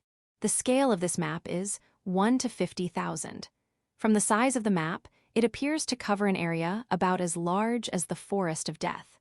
If I remember correctly, the town drawn at the edge here used to be called Edery. It's gone now, though. Edery, that's a name I've never heard before, and it's been destroyed? That sounds dangerous. Just as I was about to ask for more details, Donovan spoke up. That's the place where a massive outbreak of undead was reported. In the past, undead? Ah, that must be where Kirbit and her group took care of the undead. That's right. The town that used to be around there was called Edery. If this edge of the map is Edery, then just outside the map's range, Howling Village should be nearby. The Big Tree Village would be around here. So the map shows an area closer than I expected. As I expressed my admiration, Hermes gave a soft chuckle. The current Pradasan wouldn't hand over a map that was too far away to be of use to village chief. Is that so? But didn't Prada say she couldn't read it? She said she couldn't read it in detail, but I'm sure she understood most of it. She's just not very straightforward, is she? Is that so? I'll make sure to thank Prada properly later. Anyway, now that we know the location, that's something to be glad about. Thank you, Hermes. Another parfait? I don't mind. The Fairy Queen is watching from over there, after all. Whether I make one or two, it's all the same. And Donovan, you've been a big help too. I get it. Drink all you want tonight. Now that we've identified the location on the map, the next issue is whether the feather magic crystal is actually buried there as indicated. There's a strong possibility it's already been mined out and the site is empty. If there were a giant hole from open pit mining, it would be easy to tell, but I asked the angels who accompanied Kirbit during the undead extermination before, and they said there were no such signs in that area. The only thing there was the ruined town of Edery. That means we'll probably have to conduct a test excavation at the map site. But is it really okay to dig there without permission? I think there are laws about mining rights, aren't there? What's the situation like around here? Better ask someone who knows. Frau, do you have a moment? I don't know who currently holds the mining rights, if that's what you're asking. I see, but it's near Edery, right? Yeah. Edery is located northeast of the village, past the mountains. I'd like to do the excavation further northeast from there. If I remember correctly, Edery was a town seized by the Demon Kingdom army when they were expanding the front lines. During that time, the surrounding area was handed over to some noble. I think that's what we learned in history class, I'm sorry. That's as far as I know, but if you ask my father, he might know more. No, that was helpful, thank you. Then, just as luck would have it, Beazle showed up, so I decided to ask him. It's Count Pudjaru. Then, I should meet with Count Pudjaru and negotiate for the mining rights. No need, I've already received a letter of proxy. The mining rights are yours to use freely. You're allowed to excavate as you please. Ownership of anything you find also belongs entirely to you, village chief. This morning, Count Pudjaru came storming into my estate in the capital. That's how this came about. Ado, in that case, I should thank him. He insisted there be no thanks. If you truly feel grateful, then do not thank him under any circumstances. What? Whether you find ancient ruins or piles of gold and silver treasures, all of it may belong to you, village chief. Is that really okay? He said, having left a ruined town abandoned for so long, what face could I possibly show now to claim rights over it? He also said that if you feel guilty profiting from it, you should share that profit with the people instead. Understood. If he's going that far, there's no need to overthink it. I'll gratefully accept the mining rights. There's no longer any issue with conducting a test excavation. Next comes finding people to do the digging. Well, I can just ask the folks from Howling Village for that. As for transportation to the site, maybe I'll try using the repaired airship. We haven't secured any feather magic crystals yet, but since we went through the trouble of fixing the thing, it would be a waste not to use it. Of course, I plan to board the airship and go to the site myself. People don't object to me leaving the village as much as they used to. Phew. I'm kind of looking forward to it. And if we don't find any feather magic crystals, that'd be unfortunate, but until research into a replacement for floating gas advances, the airship will just have to rest in the hangar. Let's hope it doesn't come to that. Chapter 937. Preparations for the test excavation trip. After dinner, I gathered the representatives of each race and explained the map drawn by Prada. I told them we would borrow laborers from Howling Village to conduct a test excavation. The means of transportation would be the airship.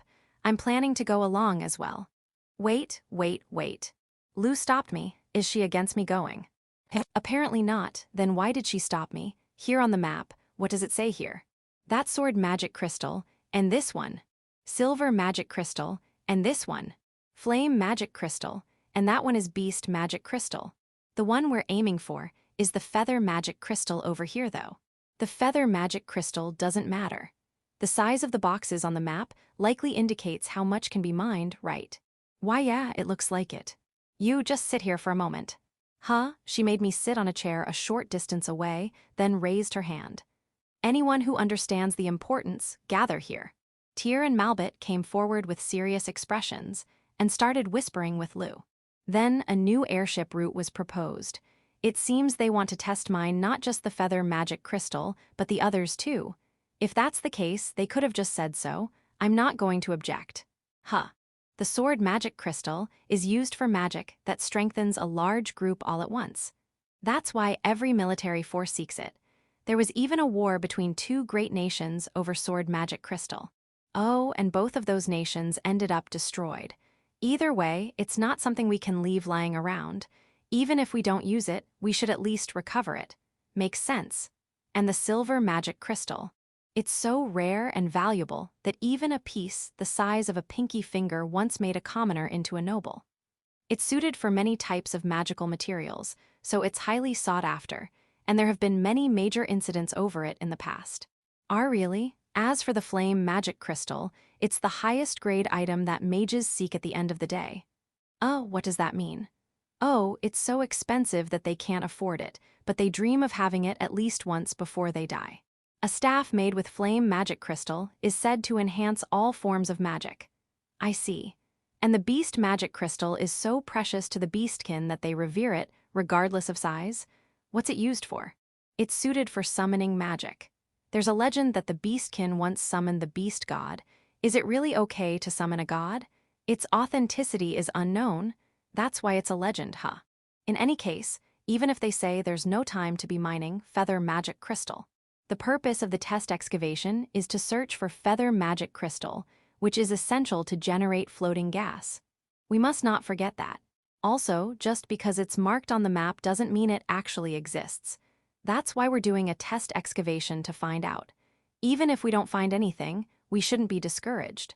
For now, it looks like the excavation trip has been approved. Now then, about our means of transportation, the airship. Back when it was a passenger vessel, its capacity, including crew and passengers, was set at 80 people. It could technically carry more, but since there were only 80 beds installed, the capacity was determined based on that. Since this airship will also serve as lodging during travel, only 80 people can join the test excavation. We plan to borrow 10 capable miners from Howling Village. That leaves 70 spots. Well, we're not going to bring all 70. First, we need 3 people to operate the ship. It won't be flying non-stop, but considering night shifts, we're adopting a 3-shift rotation. So we'll need 9 crew members. The mountain elves volunteered for this. They helped with the repairs and also took part in several test flights. There shouldn't be any issues. Next, we need cooks. They'll handle meals during the journey. 3 Oni maids will accompany us for that role. I think we could bring more, but the Oni maids already take care of many tasks in the village. I'm grateful they're willing to send even 3. Since we're not running a passenger service, we won't need attendants or medical staff. Still, having extra hands is helpful, so 5 high elves, led by Rhea, will accompany us. They'll assist the Oni maids during the journey. Then there's me, acting as captain, with Lu and Tyr serving as vice captains. Well, I'm mostly a figurehead, more like a guest. Lu and Tyr will be in charge, assessing things based on how the excavation goes. For my personal guard, Gulf, Daga, and Reginleif will accompany me, and 10 angels will join to guard the airship. Lastly, to counter any demon beasts or monsters we might encounter, 30 Kuros and around 50 spiderlings will come along. With that, the roster is set, or so I thought, but the universal ship is insisting on coming with us. 2 is trying to reason with it, asking what will happen to deliveries to Village 4. But the universal ship is standing its ground. Looks like it's coming. Well, it's probably safer to have both the airship and the universal ship. It's only for a few days, and if we send supplies to Village 4 ahead of time, it should be fine. When I sided with the universal ship, 2 scolded me for being too soft on it. Even if it's only for a few days, the airship still needs proper preparations, and so do the miners we're borrowing from Howling Village, especially the kitchen facilities on board. Originally, it must have had various magic tools installed, but April and his supporters sold them off as a means to survive. So now we need to install new ones. Since we're replacing them anyway, we've selected easy-to-use, high-quality magic tools. It's a good thing we've already developed a variety of cooking-related magic tools because of the patisserie. However, the Oni maids mentioned they'll need time to get used to the new equipment. They can handle it, but since they're responsible for feeding everyone, they want everything to be perfect. I agree with that. Because of all this, we can't leave right away. So, in the meantime, we let the villagers take sightseeing flights over the forest. The children were overjoyed. Well, for about the first hour. Once they finished exploring the ship, they started getting bored. They're still too young to enjoy relaxing or taking it easy, and maybe the airship just doesn't offer enough excitement. They're already used to flying thanks to Hakurin, Rhapsody, and the Universal ship. Well, a few of them seem to really enjoy sitting in the captain's seat though. Hakurin and Rhapsody also rode the airship, but they didn't seem too impressed with the slow speed. It's nice that it keeps moving even while you sleep, though. It just feels like it's always moving slowly. The ones who really took to the airship were the angels and the harpies. As a mid-air rest stop, it's perfect. This mellow atmosphere, I like it. I want to live here. They were having a blast. The dwarves and lizardmen, on the other hand, cared more about the alcohol than the airship or the view. That much was expected, the high elves. As a means of transportation, it's acceptable. Rather than moving during the day, wouldn't it be better to use it for nighttime retreats into the sky? If we're assigning it surveillance duties from above, we'll need more windows with a clear view of the ground. The engine noise is a concern. Can it be quieter? At this volume, it's useless for surprise attacks. Ado, who was that last one? I don't plan on using the airship for ambushes. And besides, who would we be ambushing? We don't have any enemies. And no, I'm not approving any camouflage paint on the gas bag or passenger sections. The name of the airship. Originally, it was known as the Marglu, but we decided to rename it.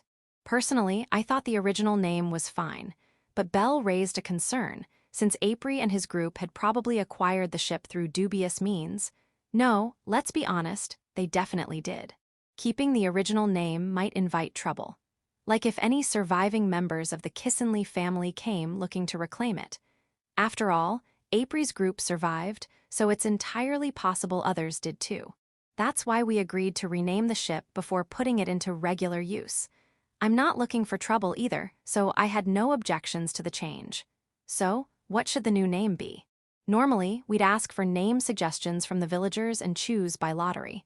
I figured that would be fine this time too, but there was pushback. It's an important name, they said. We should discuss it seriously and decide with care. The Universal ship insisted strongly on this. I found the idea of holding a big discussion kind of tedious, so I just told the Universal ship, you can choose the name. Since then, it's been poring over books in search of the perfect name. It can't turn pages by itself, of course, so two is doing that part, opening the books and flipping the pages. Apparently, the Universal ship wants to give its little sister a good name. Good luck to both of you. Also, sorry to rush you, but it'd be really nice to have the name decided before we head out for the test excavation. I'm counting on you. 2. If you're going as far as naming her, doesn't that make her your daughter rather than your little sister? Universal ship. 2. Sorry. The Universal ship has locked itself in the dock. Village chief. Well, you did say something weird.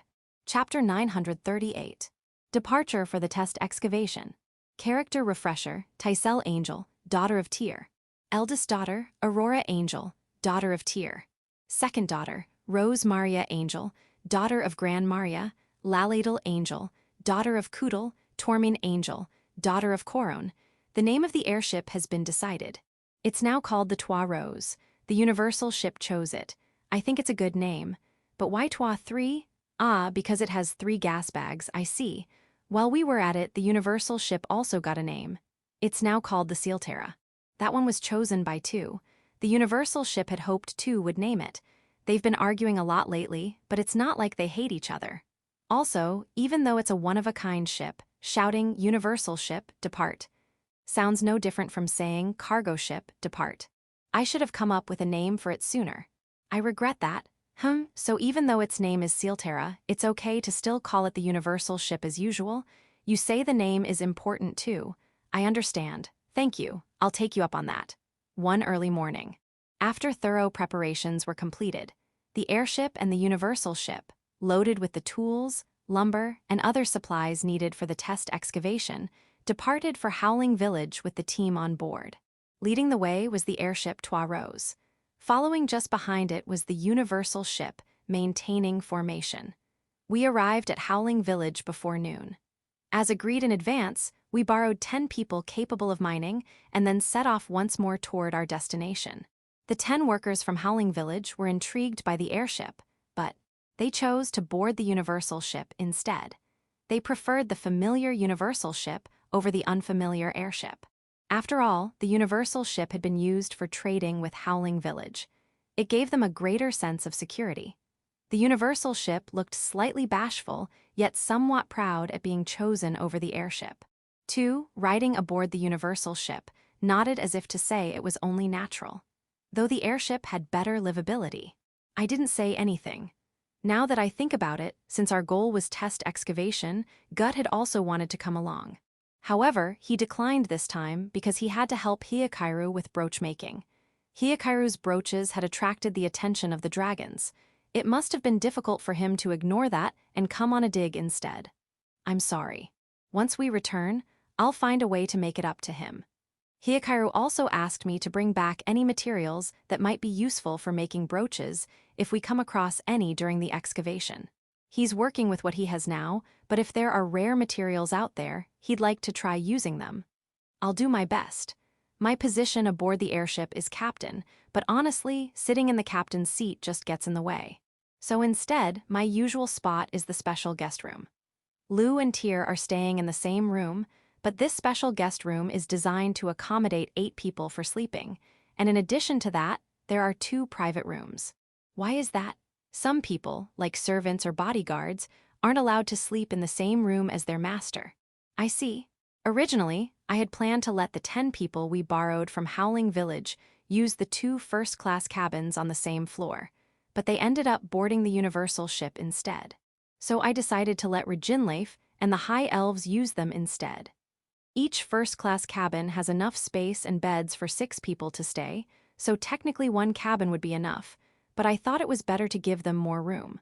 I had intended to offer the private rooms in the special guest room to Gulf and Daga, but before I could even suggest it, they said they felt more comfortable in the second-class cabins and headed off there on their own. They didn't need to be so reserved. The mountain elves in charge of operations, the angel guards, and the Oni maids are all staying in the staff quarters. The second-class cabins are cramped, but I feel like they're still roomier than the staff rooms. But since that's what they wanted, we arranged it that way. And then, the Kuros and Spiderlings are scattered around in various places. A peaceful journey through the sky continues. It's not boring, but it does lack excitement. Since we anticipated this during the test and leisure flights, the High Elves brought musical instruments and have been lifting everyone's spirits by playing music and singing. If we ever use this ship as a passenger liner, having a musical troupe might be a good idea. Ah, High Elves, please avoid any songs with lyrics about falling or dropping. They make people imagine the worst. We don't need any heart-pounding tension. Stick to cheerful and fun songs, please. The Oni maids prepared tea and other refreshments, so I sat back and enjoyed the view of the sky while sipping my drink. We were attacked several times by flying demon beasts, but the universal ship and the angel guards drove them off, so there were no problems. Since there was no need to kill them, we didn't overextend ourselves, and no one was injured. Still, the angel guards remained tense, likely because Reincarnation is aboard this airship. Reincarnation herself said she wouldn't be interfering anymore, but, well, even if she says she won't speak up, being watched by someone considered an elder makes it hard to relax. Tyr says that a little tension is a good thing, but doesn't she feel any pressure from Reincarnation? Even if you ask me that, Reincarnation-sama is village chief's bodyguard, right? That's true. As village chief's wife, I'm included among those she's protecting. It would be a bother if I acted self-conscious about it. So that's how it is. That's how it is. Apparently, Reincarnation doesn't talk much with the younger generation because they don't have much in common. I end up saying too many things, you see. Even if being seen as a nuisance is part of an elder's duty, I don't go out of my way to be one. I see. She seems to get along better with Tysel, Aurora, Rose Maria, Lalidal, and Tormin. Tysel and Aurora, maybe, but Rose, Maria, and the others are still only about 3 or 2 years old. But if Reginleif says the conversation is lively, then I suppose it is. I won't say anything unnecessary. Now that I think about it, wasn't there supposed to be a barrier around the Forest of Death? Doors and Dorame mentioned it before, but the universal ship and airship didn't trigger anything. Why is that? I asked Lou. Dragons come and go through the barrier without concern, right? That's true. The universal ship and airship are under the dragon's blessing, so it's the same for them. Wait, the ships have dragon's blessing. You didn't know. I don't remember ever hearing that. I thought you knew, since it was you who asked Hakurin-san to bring the airship back. So the airship received the blessing back then. As for the universal ship, it had already received a blessing from Rasudi before we introduced it to Doors. I had no idea. Well, the dragon's blessing is more like a pass through the barrier. It doesn't glow or anything obvious. That makes sense. Still, it would be nice if there were some clearer indication. Wait a second. The angels and harpies came and went freely too, so did wyverns. Do angels, harpies, and wyverns also receive the dragon's blessing? Tyr answered that question. I don't know about the wyverns, but no angels or harpies have been given a dragon's blessing. Then how? The Forest of Death's barrier doesn't really apply to the upper airspace. Is that so? Yes. The barrier's main purpose is to prevent the beasts and monsters living in the forest, like inferno wolves, grappler bears, and bloody vipers, from getting out. I see. Originally, it was also meant to keep out beings like Zabuton and her kind, the demon spiders. But they just fly out. That's true, some spiderlings do leave the forest by flying. Also, the barrier is mostly specialized. Specialized? It targets specific beings, and instead of being physical, most of it affects the mind. So something like giving you a bad feeling, so you don't want to go near it. Exactly. If you know the barrier is there, you can resist it. I wouldn't say this in front of Dorame-san and the others, but the Forest of Death's barrier has its fair share of gaps. Yeah, definitely not something to say in front of Dorame. Considering the dragons pride themselves on wisdom, there's no way they wouldn't notice. Maybe they left those holes on purpose. Let's go with that, still. A barrier meant to keep beings like Kuro from leaving the forest. Huh. I glance at the Kuros relaxing nearby. I've already taken them outside. Is that okay? Well, no one said anything, so it should be fine. It's a bit late now anyway. Universal ship. Sealterra, but I'll just be called Universal ship anyway, won't I? 2. That's not true at all. Village Chief, you're pretty knowledgeable about the barrier. Tyr, since I started living in Big Tree Village, I've had plenty of opportunities to speak with dragons. Village Chief. I talk with them quite a bit too, you know. Village Chief, Gulf Daga, where will you two sleep? The rooms in the special suite are fine, right? Gulf, no, that's quite all right. Daga, no. Gulf, not naming anyone, but I felt an overwhelming pressure. Daga, yeah, best to flee while we can. Reginleif, I'd like to run away too if I could. Chapter 939. Test excavation begins. The communication methods between the universal ship and the airship were limited to semaphore flags and light signals. Semaphore used the positioning of 2 flags to convey letters, while light signals worked like Morse code, flashing patterns of light on and off to represent characters. Both methods required a decent level of skill to transmit and interpret accurately, which often made it quicker to just have one of the winged angels fly back and forth with messages. Flying races sure are convenient. That idle thought drifted through my mind as the day came to a close. By the following afternoon, we reached the area marked on the map, where the sword magic crystal was likely located. The airship and the universal ship descended into an open clearing. As they touched down, some of the Kuros and spiderlings rushed out to establish perimeter security. Don't go too far, all right. If anyone gets lost, I'll come find you, so make sure you're somewhere noticeable. In response to my concern, they promised to be back before dinner. I hope they're right. Once we confirmed the area was safe, the 10 workers we'd borrowed from Howling Village, whom I now dubbed the Test Excavation Team, began their investigation. We were scheduled to stay here for just 1 day. Tomorrow, we'd head to the locations marked for the Silver Magic Crystal and the Flame Magic Crystal to conduct test excavations. The day after that, we'd investigate the area noted for the Beast Magic Crystal. And finally, we'd move on to our main target, the site marked for the feather magic crystal. Of course, real test excavating isn't something that wraps up in a day. Under normal circumstances, just one location might take anywhere from 6 months to several years.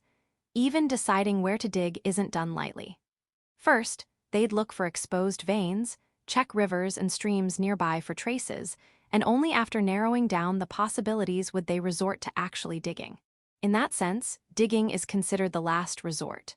That's why, for this expedition, our plan was to focus on scouting the area, looking for signs of previous mining activity rather than breaking ground immediately. That said, we still loaded both the universal ship and the airship with digging tools. Why? This spot here, I think it's suspicious. No, over here seems more suspicious, don't you think? Because I'm the one doing the digging. I used my aft to dig into the areas Lou and Tyr pointed out, sloping down diagonally so it'd be easy to get in and out. Once I reached a decent depth, I left the rest to Lou and Tyr. After all, I wouldn't even recognize the right crystal if it were glowing in front of me. Oh, you want me to dig over here too while you analyze that? Got it. We dug in about 20 different spots, and before we knew it, the sun had set. The Kuros and Spiderlings had hunted some demon beasts and monsters during the day, and now they were tossing the carcasses into the airship's cargo hold. Meanwhile, we were preparing for dinner outside. Gathered around a campfire, it felt a little like camping. We could have eaten inside the airship, but doing that would have made it hard to interact with the test excavation team staying aboard the universal ship. We've located 3 rather old mining sites. All of them were dug quite deep, so today's survey wasn't enough to fully assess them. If possible, we'd like to request one more day of stay. The mines were tunnel-style excavations. Since there could be demon beasts or monsters lurking inside, the Kuros and Spiderlings had gone ahead to scout them out. What's more, the tunnels branched out into multiple paths. By the time they finished marking the trails and stringing rope to avoid getting lost, it was already the end of the day. So our schedule's already off track, but Lou and Tyr were on board with the idea of extending our stay. After all, in the holes I dug earlier, they found some promising signs, trace amounts of sword magic crystal, and small bits of silver magic crystal embedded in ore. There were also a few rocks that contained other rare minerals. Chances were high this investigation wouldn't be a waste. Yeah, and I'd like to bring something back for Hikaru anyway. I don't mind staying an extra day. Thank you very much. Also, what is it? There's a suspicious spot we'd like you to dig, village chief. Show me tomorrow, thank you. The following night. The newly discovered mining site, based on the traces and layout, appeared to have been intentionally abandoned. It wasn't the result of a sudden war, nor a monster or demon beast attack. Everything about it suggested a structured, orderly withdrawal. Which raised the obvious concern, maybe there were no minerals left worth digging for. After all, no one walks away from a profitable mine. Not necessarily. Even if there's still something to extract, a site can be abandoned if the yield drops too low to stay profitable. One of the test excavation team members chimed in. If you don't factor in profit margins, there are often still materials left in a site that's been shut down. In fact, we'd already dug into some of the old tunnels and uncovered several small ores containing silver magic crystal. Mining's a bit of a gamble. I can't guarantee you'll come out ahead every time, but I'd say the odds are in your favor here. Value shifts over time. What wasn't worth the effort back then might be valuable now. So the risk is relatively low. Still, no need to rush into it. I'll wait until the rest of the survey is complete before making any decisions about whether or not to start mining. Understood. By the way, isn't this supposed to be the sword magic crystal site? It feels like we've found more silver magic crystals than anything else. I wondered if there was an error on the map, or maybe we were at the wrong spot, but apparently, it's rare for minerals to appear in complete isolation. What's marked on a map typically just represents the most abundant or noteworthy mineral found in the area. So it's not strange that silver magic crystals are turning up here. Is that it? That's correct. I see. We moved on to the sites marked for silver magic crystal and flame magic crystal. They were listed as separate locations, but close enough that we anchored the airship and the universal ship somewhere between them. After a full round of surveying, we got the results. We've discovered an old mining site for silver magic crystals, but it's completely exhausted now. From what we can tell, another group took over after it was abandoned and dug it out thoroughly. You can tell that just from the remains. There are sections where the mining was done carefully, and others where magic was used in a more reckless, forceful way. That makes sense. So that one's a bust. What about the flame magic crystal site? That one's no good either. Same deal, overmined with brute force magic. I see, too bad. We moved to the site marked for the beast magic crystal. The mountains were split, and not just one or two of them, countless ridges had deep fractures running through them. Most likely, those cracks were once vein lines. The breaks line up in patterns. Yeah, I can see 3 distinct lines tracing along the cracked mountain faces. Those must have been where the veins ran. So if we follow that logic, shouldn't there be something around this area too? I pointed to a flat expanse at the end of one of the lines, no mountains there. Unfortunately, there's a shift in the geological layers around here. So it's no good, correct. However, based on the direction of the shift, the displaced section should be over here, in this area. Oh, we tried digging a bit there, but the bedrock is extremely hard. We already broke 3 of our tools, without getting any results. Hearing that, Lou and Tyr pushed me forward from behind. Got it. Time to dig. We extended our stay by 1 more day. I dug thoroughly through the most promising areas, as deep as I could go. Thanks to Lou and Tyr's magic, breathing underground wasn't an issue, but we found nothing. Given the strata, this should be the right place. Well, geological shifts aren't flat, they're 3-dimensional after all. It's natural for predictions to miss sometimes. I'm sorry. Both I and the trial excavation team were ready to give up, but not Lou and Tyr. Over here. The stone color around here looks like the rocks from that mountain. Yeah. Try digging straight down here. All right, I'll give it a shot. I kept going until even Lou and Tyr were ready to stop. And then we found what looked like a beast magic crystal vein. The geological layer around it was clearly different, and small fragments of beast magic crystal kept showing up periodically. That said, the size of the crystals was small, no bigger than a pinky finger, even at best. We also found ore containing silver magic crystals, wind magic crystals, and even feather magic crystals, but none of them were particularly large either. Still, once we confirmed the vein, Lou and Tyr wasted no time, forcing the excavation forward with earth magic. I see, so this is how mines get completely mined out. Section, Audiobook by Masquerade at Masquerade Audiobooks, Chapter 940. Test excavation complete. We wrapped up the test excavation and returned to the Big Tree Village. Originally, the plan was to drop the test excavation team off at Howling Village on the way back, but they decided to come all the way to the Big Tree Village instead. Apparently, they wanted to help with the extraction work, refining the mined ore to pull out the usable materials. That's a huge help, though it's not an easy job, and it sounds like it'll take some time. There's also a huge amount of ore to work through. Luckily, many of the excavation team members had visited the village before, thanks to Gut, so they were already familiar with the place. We arranged lodgings for them. They were originally planning to stay with Gut, but yeah, with that many people, and with young ones like Nut, it's best not to impose too much. Gotta be mindful about things like that. I get reminded about it all the time, too. Now then, I took my seat at the head of the meeting room table in my mansion. Without delay, we began the debriefing, evaluating everyone's performance during the test excavation and noting anything that could have gone better. And finally, the results. This test excavation, originally planned for 5 days and 4 nights, ended up lasting 16 days and 15 nights. Thankfully, we had no issues with food supplies. That's all thanks to the Oni maids, who somehow knew we'd be delayed and packed the airship with far more provisions than the plan called for. And of course, the Kuros and Spiderlings helped supplement supplies by hunting demon beasts and monsters. Still, even though we could have made do, I'm really grateful to the Oni maids for planning ahead and adapting without being told. They volunteered to help and weren't even part of the formal crew, so they're not here at this meeting. But seriously, thank you.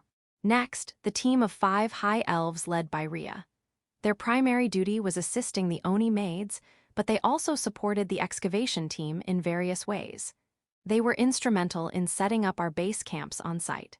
The true unsung heroes working quietly behind the scenes. If they hadn't been there, I'm sure we wouldn't have even completed half the excavation. They're not at this meeting either, but thank you to the 9 mountain elves who operated the airship.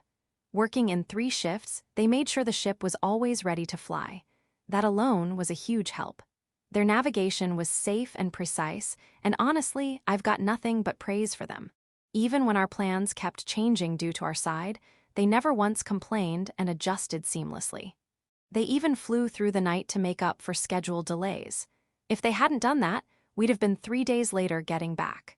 They're not here right now either, but thank you, the excavators. Without them, this entire trial dig would have been impossible. They filled in the knowledge gaps we had, and their support was invaluable. I'd offered them a portion of the excavation results as a bonus, but they refused, saying the originally promised reward was enough. So instead, I plan to give them a more generous reward for the ore extraction work they're currently handling. They're not here either, because they're having too much fun working on the extraction process, but I'll be sure to thank them properly later. To the 10 angels assigned as airship escorts, their protection was flawless. I'm truly grateful. Yet despite that, we ended up making them do extra tasks outside their job description, like relaying messages between the airship and the universal ship. Hand signals and light signals are no good unless someone's watching constantly, so in the end, having them physically fly messages back and forth was the fastest. They're not at this meeting either, but thank you. The Kuros and the Spiderlings deserve special praise. We faced many demon beasts yet suffered almost no harm thanks to them. Thank you all. We did have one problem.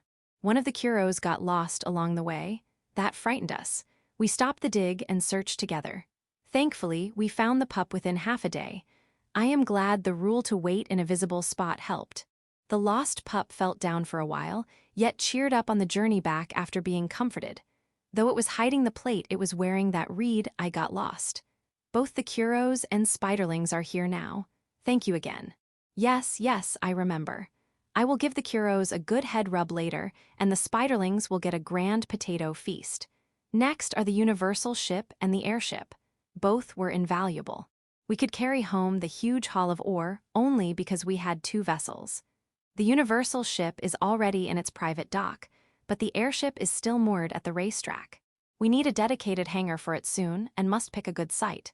As for Lu and Tyr, those 2 ran wild, so I expect them to reflect on that, though they are not here. One last matter. My guards Gulf, Daga, and Reginleif. How should I rate their deeds? When I begged for help they fled. I do not mean during monster attacks. I mean on board the ship, especially Gulf and Daga. Why? Were you not at my side? You called it a family matter and stayed out of it. Reginleif vanished to the second-class cabins early and never returned. Well, I will set that aside. Their protection still meant a lot. No beast attacked us, yet their presence gave comfort. The abandoned tunnels had a chilling air after all. Thank you. Now then, that's enough evaluation and reflection on the test excavation. Let's talk about the results. From each site we surveyed, we hauled away anywhere from 5 to 20 large barrels of ore. In total, we ended up with about 100 barrels. That's a massive amount. However, once refined, even a glassful of usable material from all that is considered normal. If you get enough to fill even one small barrel, it's a major success. Mining really is a tough job, but this time wasn't normal. No, not at all. We found several ores that likely contain oversized feather magic crystals. So yeah, we're not talking about just a glassful this time. And where did we find these? At the final destination. At a glance, it looked like there was nothing there. But the excavation team noticed traces of an old mining site. Here's the twist. We didn't find the feather magic crystals at the mine itself. They were in a dump site near it. That's right, a dump site. There was an odd hollow nearby. We dug it out and confirmed it was once used for dumping debris. We were laughing at the find until we realized almost all the discarded ore contained feather magic crystals. I don't even know how to describe how we felt at that moment. As for the amount, it's too much to bring back. Judging by the size of the depression, it's like a whole hill's worth. Why was it dumped? At first, I hoped it wasn't a dump at all, maybe a makeshift storage area or something. But the pros think otherwise. Most likely, they were after a different mineral, and discarded anything with feather magic crystals as waste. Apparently, that's not uncommon.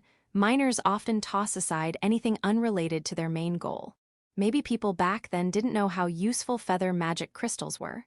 Personally, I think floating gas is incredibly handy. Even if people in the past could fly around with magic, maybe generating or storing the gas was too much trouble. Still, you don't just throw it away. Not that I'm complaining, since we got our hands on it so easily. At the old mining site itself, feather magic crystals were everywhere.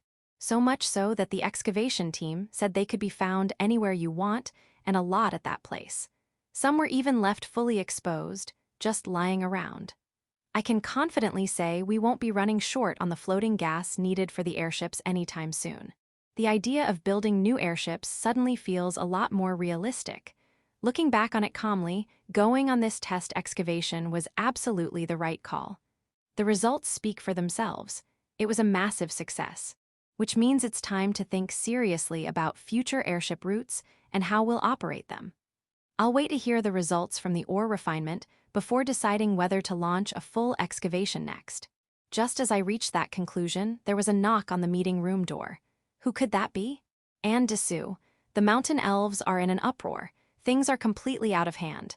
I'd really appreciate it if you'd step in soon. Yeah, I knew this was coming. I already knew what's behind the mountain elves' frenzy. It's something we found during the excavation. It was discovered at the dump site where the feather magic crystals had been discarded. Or maybe it was thrown out along with them? Even when we first found it, the mountain elf flight crew went wild with excitement. Lou and Tyr didn't make a fuss, but they were clearly more interested in that item than any of the mined ore. Since it could be dangerous, I'd assigned Rhea and the other high elves to guard it after we brought it back. But I hadn't told the mountain elves about that. You brought it back in a flashy way, there was no way they wouldn't come rushing in. Right, I guess they would.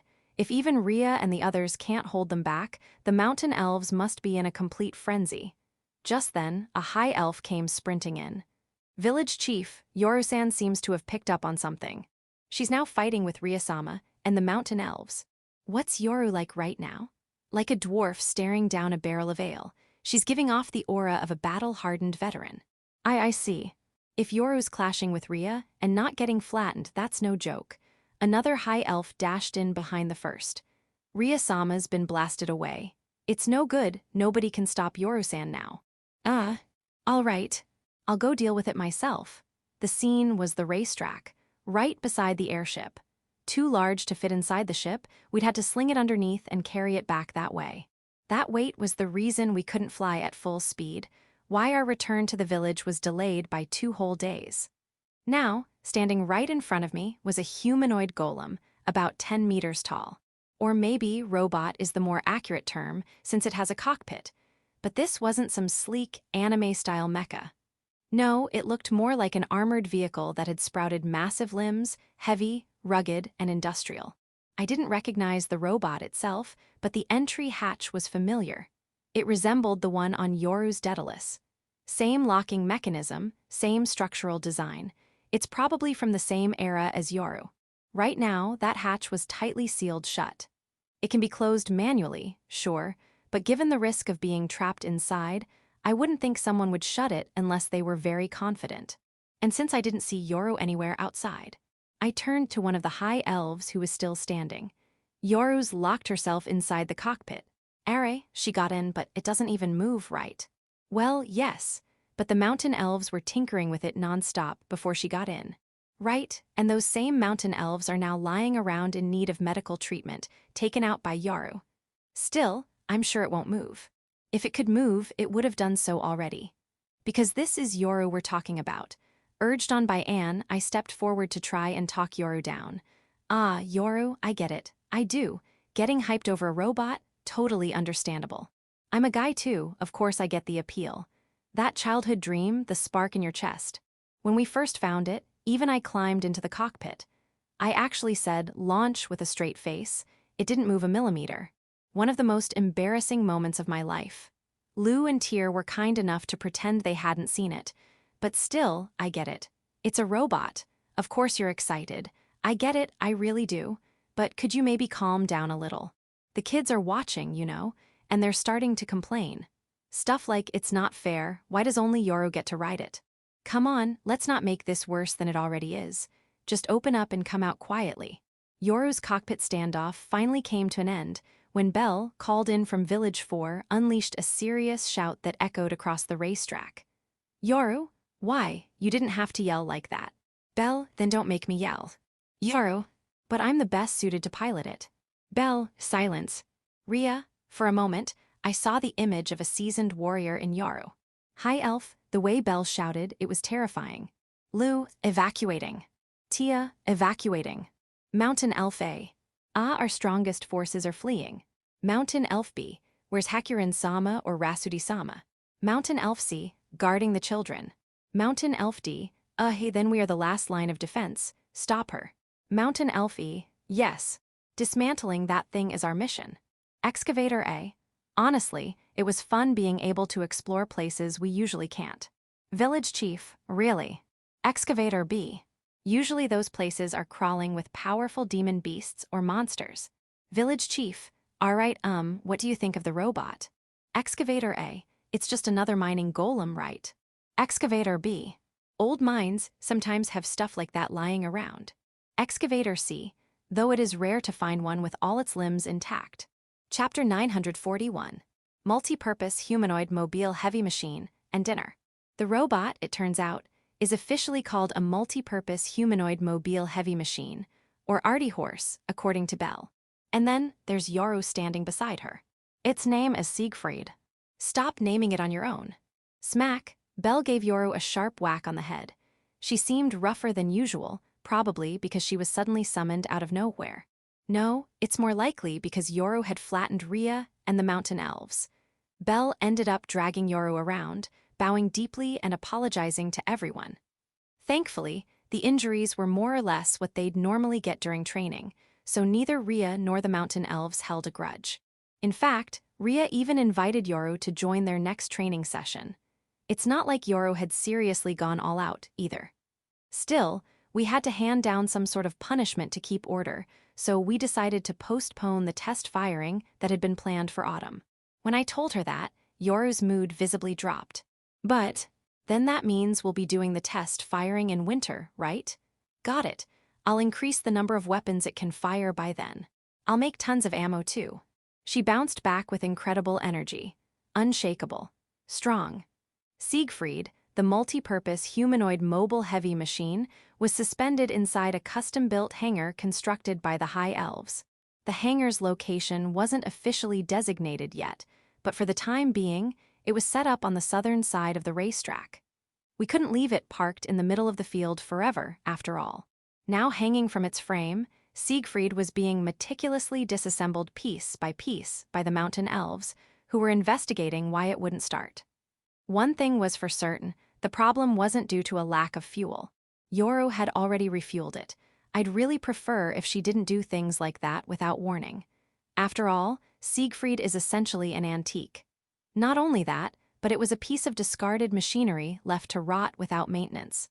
Replenishing its fuel like that out of nowhere, there was a very real risk it could explode or catch fire due to degraded internals. That's impossible. The mobile machine's liquid fuel is non-flammable. That's what Yoru insisted. Non-flammable? Then how the hell does the engine even run? Engine? The primary drive is actually a Nemel-type magical core system, so the liquid fuel acts more like a catalyst to activate the power core. To put it simply, the liquid fuel is like Siegfried's food. Food doesn't explode. I see. Thanks for the easy-to-understand analogy. Guess I was stuck on the idea of fuel being like gasoline. Gotta stop letting assumptions trip me up. I had called Siegfried an antique, but apparently its condition was shockingly good. Normally, things like this would be falling apart, decayed to the point where even maintaining their original shape would be nearly impossible. In such cases, transport is virtually out of the question. But Siegfried, we were able to sling it under the airship and bring it back just fine. There wasn't even a single part that fell off or got damaged during the journey. Preservation magic? Unlikely. Considering it was found in a garbage dump, I doubt any such spells were cast on it. and even if there had been over 100 years, possibly over 1,000, would render most such enchantments useless. Maybe someone reapplied preservation magic every century or so. On garbage? That would be way too unnatural. That's why Belle is currently conducting interviews and gathering testimony from everyone involved in Siegfried's discovery. She thinks there might be something deeper going on. As for why Belle is in charge of this fact-finding mission and not Yoru, well, the answer's obvious. No one in their right mind would assign Yoru to the job. Belle even volunteered, saying she'd rather go herself than let Yoru anywhere near it. And I'm grateful. That said, I'm still not sure why she left Yoru glued to me while she was gone. It's not like she's actively getting in the way, but the second I let my guard down, she tries to sneak into Siegfried's cockpit again. Maybe this is Belle's subtle protest over me approving the name Siegfried, despite her objections. Dinner. The dishes being served were familiar, but the flavors were just a little different from usual. That was because today's meal used the meat of the demon beasts and monsters we hunted during the excavation trip. It's got a strong flavor, but not bad at all. Hakurin had no complaints. Rasudi seemed to be having trouble with the toughness of the meat. Fair point. Compared to the rabbit meat we usually eat, this was definitely tougher. Still, it wasn't inedible. They'd cut it into small pieces to make it easier to chew. It's yummy. The kids were happily digging in, so that was a relief. Well, we'll be going back to our regular meals starting tomorrow anyway. We did bring back a fair amount of meat, but most of it was shipped off to Village 5. After today's dinner, there's probably not much left in Big Tree Village. The Adventurers Guild was delighted. There were a lot of unfamiliar demon beasts and monsters. They're making great progress studying edible parts, cooking methods, and anatomical references. Yauko said that as she ate today's meal. It tastes a bit wild. As always, Yauko was a tough critic. Oh right, should we be worried about revealing the location where those beasts were hunted? No need. Revealing it would undermine the value of the excavation work. Best to keep it secret. That helps. If anyone's being helped, it's us. Don't worry about it. Well, I am also the village chief of Village 5 after all. Fufufu, that's true. Just make sure you drop by there from time to time too. Once we finish the summer harvest and the autumn planting, I'll come by. Harvest season's just around the corner. Now then. This might be a bit late to bring up, but Alfred has been joining us for meals at my house, well, mansion, quite regularly. Even though he's supposed to be living in Ancestor-san's country. At first, it was about once every 10 days. Lately, it's more like once every 5 days. He's been tagging along with Ancestor-san's teleportation magic to drop by the mansion. Honestly, I see him more often now than I did when he was attending the academy. Why? Apparently, the food in Ancestor-san's country doesn't suit his taste. He's been tactful in how he phrases it, good on him for being polite. But in short, it's so bad he can't eat. He tried his best at first, but lately he says it's hard even to look at the food there. What's kept him going for 5-day stretches is that he brings back ingredients and seasonings from here whenever he visits. Says his cooking skills have improved a lot. Also, it seems he's been studying teleportation magic under Ancestor-san, hoping to master it himself. On one hand, I'm proud of how hard he's working. On the other hand, is it really okay for him to be coming back this often? Is this sustainable? Well, he says he's fine with it, and both his mother, Lou, and his little sister, Lupumarina, are happy to see him. So are the village kids. So I've decided not to worry about it. By the way, Alfred, I see you shaking hands firmly with Yoru. What's that about? Ah, so you found out that Yoru was the one who named Siegfried, and it moved you, huh? Yeah, I get it. You did hole up in the cockpit and wouldn't come out for a while yourself. But listen, don't get in the way of the mountain elves working on it, okay? I know. Siegfried really is something special. I'd love to see it moving again somehow. Oh right, Yoru. The mountain elves said they had some questions about the liquid fuel. I gave it to them in barrels though. No, they want to know where you got it from. Ah, that. It was produced at the Sun Castles. No, the facility in Village 4. The fuel I had was originally meant for armaments over there. What's the raw material? You're not pulling it out of thin air, right? Of course not. We use sunstones, or hot stones as you call them. Really? Yeah, That fuel storage facility we had filled with hot stones on your orders, village chief.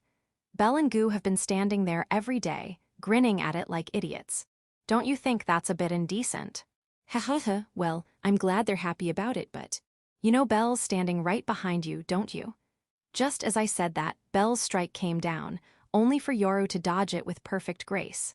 She gave a refined bow to me and Alfred, and bolted at full speed. Lately, I've been feeling like Yoru has quietly shifted in my mind from elegant secretary to walking disaster. I hope it's just my imagination. Belle. Weapons, she's perfectly reasonable, as long as weapons aren't involved. Village chief, why, you don't have to plead your case in tears. Goo, I'm in the fuel gauge should always be full camp. Belle, if it drops below half, I can't relax. Chapter 942. Summer Harvest and Multipurpose Humanoid Mobile Heavy Machine. The summer harvest in Big Tree Village had begun. With the exception of security, babysitting, and caring for cows, horses, goats, and chickens, the villagers prioritized the harvest above all else. I left the radish fields in Dorame's care. The potato fields were assigned to Zabutin and her spiderlings. The excavation team doesn't need to help. Focus on extracting the necessary minerals from the ores. Gut, you two, stick with them. As for Alfred, I appreciate the help, but you are allowed to return to Ancestor-san's country, you know? Yoru, I'd really prefer if you return to your post as a teleportation gatekeeper at the hot spring area. When it comes to the harvest, the Arachnes are more helpful than you. If I avoid doing things just because I'm not useful, I'll never improve. What a great attitude. You didn't mess anything up recently, did you? I've caused quite a bit of trouble, so I just want to make up for it through hard work. In that case, I'd rather you focus on gatekeeping, but I'll respect your desire to help. All right then, I'll have you carry the harvested goods. Those in the fields will be putting crops into baskets or crates, so your job is to carry those containers to the carts waiting at the edge of the field and load them up. Can you do it? I'll do my best. Good.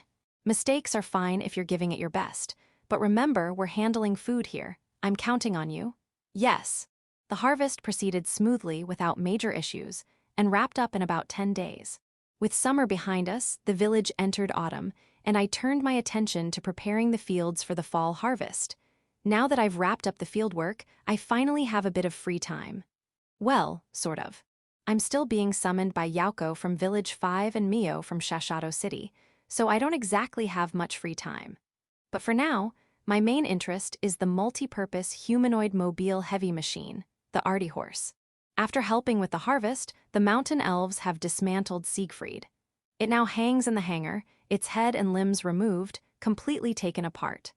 Yoru wept when she saw Siegfried in such a state, saying she couldn't bear to look at it. But when it came to answering the mountain elves' questions and curiosities, she responded with great enthusiasm. Well, if she's okay with that, then I guess it's fine. Belle had never operated a multi-purpose humanoid mobile heavy machine before, but she did have knowledge about them.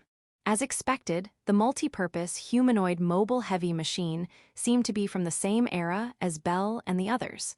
So, I decided to ask Belle about it. I didn't ask Yoru because I figured I'd end up with some distorted information. It's not that I don't trust Yoru, it's just that I trust her in a different way, which is why I chose not to ask. Then, village chief, I'll share what I know. I'm counting on you. Multi-purpose, humanoid mobile heavy machines are Raiden-type machines designed to be used for a variety of tasks. They were mainly used by those with low magic power to compensate for it. I see.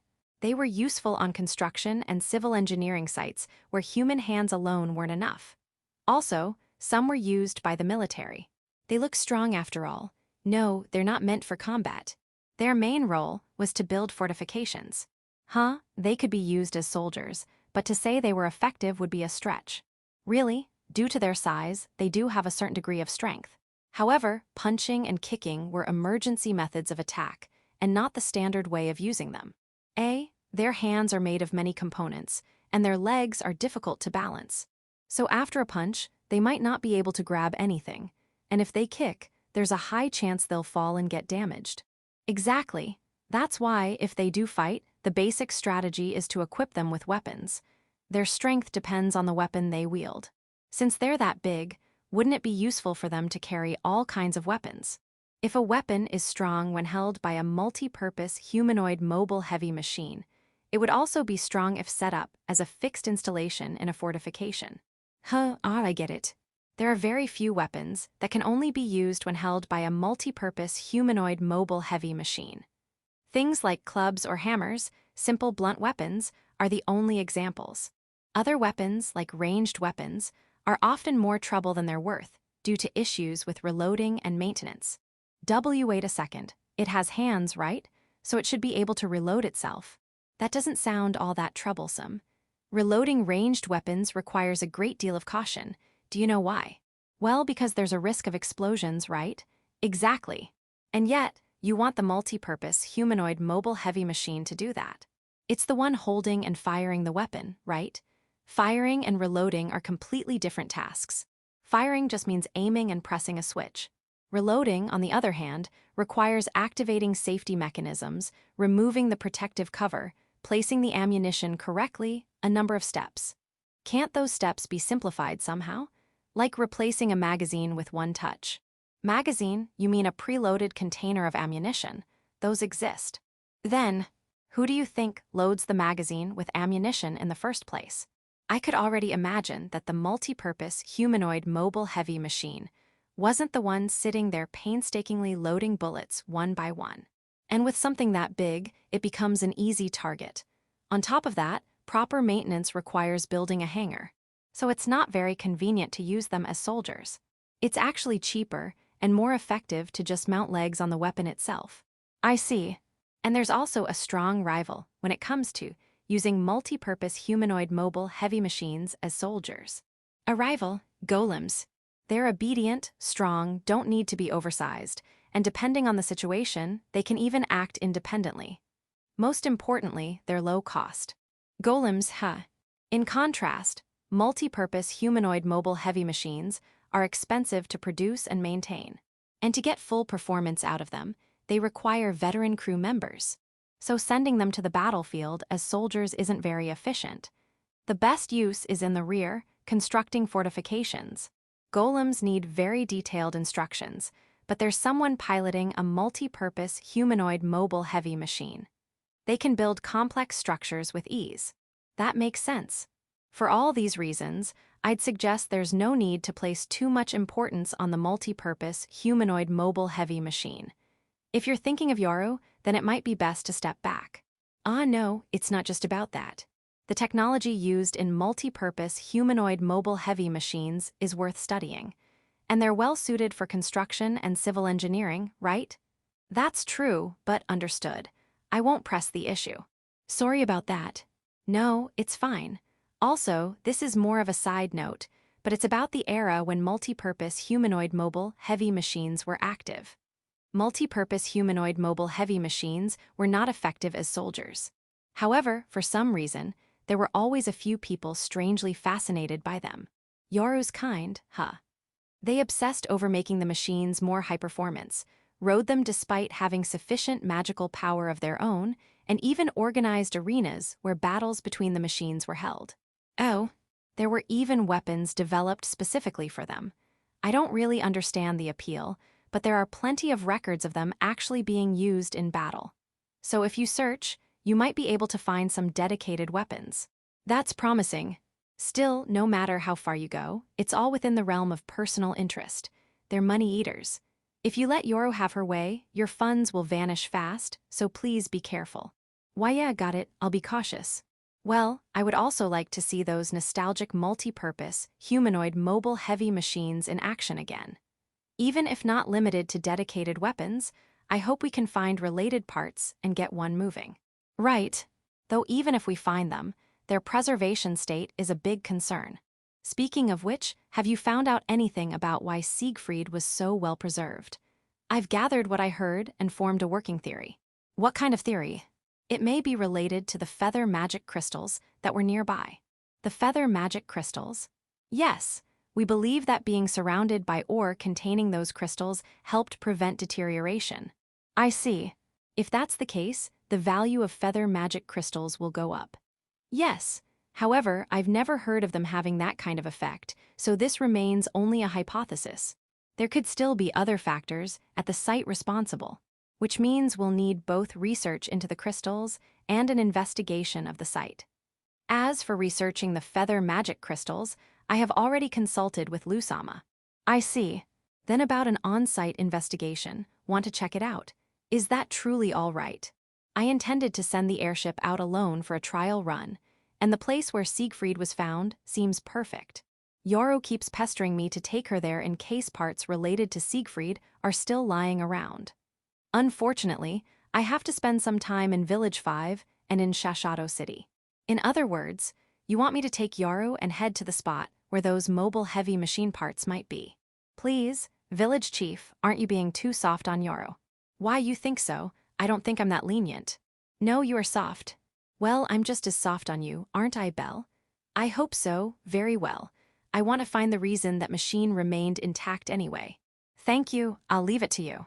Chapter 943. Airship Routes and Operation Staff. Character Refresher. Ginnel, Impure Dragon. Representative of the 6th Dragon God Kingdom. Metora, Impure Dragon. Formerly known as Dandeji, the strongest among her kin. Married to Ginnel. Roberto Vampire. Ginnel's subordinate and friend, acquainted with Flora. Nashii Human, wife of the Beastkin Gut. Nut Human, daughter of Gut and Nashii. Principal Demon, wife of the Demon King, mother of Yuri. Shurokine Demon, mother of Frau. Ruincha Angel, mother of Tia. Rigyun High Elf, mother of Rhea. Through the test excavation, we obtained a large quantity of feather magic crystals that produce floating gas. Although we no longer needed the extra-large crystals we had ordered through some merchant companies, we decided to keep the order as is. If Belle's hypothesis proves true, these crystals could have broader applications. Besides, canceling the order abruptly would cause trouble for the companies. Fortunately, the village's funds are plentiful. This isn't a place where we should be stingy. Let's see it as an opportunity to build trust as a client who doesn't back out midway through. Now that we've secured a source of floating gas, it's time to decide on a plan for operating the airship. Still, if we send it too far, the universal ship might get lonely. So for now, I'd like it to focus on trade between Big Tree Village and Howling Village. That said, the volume of trade between those two is small enough that even once a month might be excessive. Eventually, I'd like to expand the route from Howling Village to other villages or towns, but there's a complication. Villages and towns where trade is viable are typically governed by a local lord. Big Tree Village, which has no lord, and Howling Village, which has a lord that can trade independently, are exceptions. What is it, Alfred? You're saying I'm the lord of both Big Tree Village and Howling Village. No, I may be responsible for Big Tree Village, but I never made Howling Village my territory. Don't say strange things like that. If the excavation team hears that, they'll be offended. More importantly, Alfred, shouldn't you be heading to Ancestor-san's country? Harvest season is over, yet you're still here. Feeling reluctant? Struggling with the cultural differences? As someone who cares, I'd say there's no need to force yourself. But as your parent, I shouldn't spoil you either. So here's what I'll do. I advised him to consult with his mother, Lou. I'm not passing the buck. It's putting the right person in the right place. Let's get back to the point. Trading with villages or towns that have a governing lord requires prior preparation, or rather, negotiation. If you go ahead and do it unilaterally, it's bound to cause trouble. Mainly about taxes. That's the biggest hurdle, taxes. Lords who understand economics will cut you a reasonable deal, but the ones who don't might shamelessly demand half the profits. And if you try to say it's just barter and there's no profit, they'll insist you leave behind half the goods you exchanged. It sounds absurd, but I've heard the same story from several civil servant girls, so it's likely true. According to them, villages and towns directly governed by the Demon King pose no such issues, and they recommend trading with those areas. All right, let's say we decide to establish routes to such places. Another problem arises. Airspace violations. While the concept may not officially exist, flying over someone's territory without permission tends to provoke complaints. Sometimes they'll even demand an overflight fee. What a hassle. And in some cases, they'll falsely claim you flew over their land, even if you didn't, and demand payment anyway. An even bigger hassle. Trying to avoid such disputes severely limits viable flight paths. What should I do? As I was mulling it over, Beazle showed up. Then, he handed me an unrestricted pass for travel within the Demon King's kingdom. What's this? Count Pudyaru made arrangements to obtain this pass specifically for village chief. Please make good use of it. Ew. Lately, Count Pudyaru has been way too prepared. Almost suspiciously so. Does he have some kind of precognition? I've never heard of him possessing any such ability. All right. Well, either way, I'll gratefully accept it. Thank you. Also, here is a document stating that all trade-related taxes within the Demon King's kingdom are waived. This too from Count Pudyaru. Yes. That being the case, I suppose I should prioritize his territory when trading via airship. He said no such favor is necessary. Yeah, he'd say that. Still, just let him know we're coincidentally favoring his region. Nothing official. Understood. I'll inform Frau regarding Count Pudyaru's lands and those within his faction. Thanks. I'm counting on you. Now the airship routes are settled. The next issue is the crew. For flights back and forth between Big Tree Village and Howling Village, the mountain elves should be enough. If we plan to reach any other destination, though, we will need a dedicated flight team. During the village council, we asked who might serve, and a few days later we received volunteers. It was the Angels. The Angels already liked the airship, so that part was easy, but I had originally hoped to ask them to serve as escorts. When I explained this, they said another group of Angels was ready to handle security. In other words, one Angel team would fly the ship and another would guard it. So that is how it will be. Leave the airship to the Angels. The Angel who volunteered as chief pilot bowed as she spoke. Do you have permission from Tyr and Malbit? We do. Very well, I see no problem. Still, we may build more airships in the future. I would like you to train new crews as well. Understood. Will you accept people from other races? Of course. We would like to recruit our first trainees from Village 5 and from Shashato City. That makes sense. It is easier when everyone understands Angel customs. I will leave that to you. For the moment, the ship will only run between Big Tree Village and Howling Village, but I am counting on you. Please leave it to us. With that, the issue of flight crew is settled. Next up is the matter of building more airships. At first, I was concerned because the mountain elves, our primary builders, had recently become more interested in the multi-purpose humanoid mobile heavy machine, Artie Horse. I thought it might be difficult to get their help again for airships, but it turns out the mountain elves hadn't forgotten the airships at all. In fact, they submitted a formal plan to construct a dedicated airship dock in Village 5. Ah, I see. Their proposal is for the mountain elves to handle the critical parts of construction, while delegating the less essential components to local craftsmen in Village 5. We can manage everything for a single airship ourselves, but if you plan on building more, we'll need extra help. That's fair. I had at least 2 or 3 additional airships in mind. And if the need arises, we'll likely expand beyond that. It makes sense to scale the workforce now while we can. I'll pass the proposal along to Yauko for review and coordination. Thank you. Night, after dinner, Lou came to see me. It seems she wanted to talk about Alfred. You might be unsure how to handle things as a father, but I'm still new to being a mother too. Yeah, I ended up assuming everything would be fine if I left it to Lou. Sorry about that. There's no need to apologize, but let's work through it together. Right, so about Alfred. I've heard that he doesn't really like the food in Ancestor-san's country. He also said he's confused by the cultural differences. Well, about that, Lou explained Alfred's situation to me. Apparently, when he said he wanted to become a village chief, the people around him laughed. When he addressed Fushu as Fushu-san, the church staff corrected him and said it should be Fushu-sama. And when he tried to point out that the scent of perfume on some women was too strong, he was stopped, told that it would be considered rude.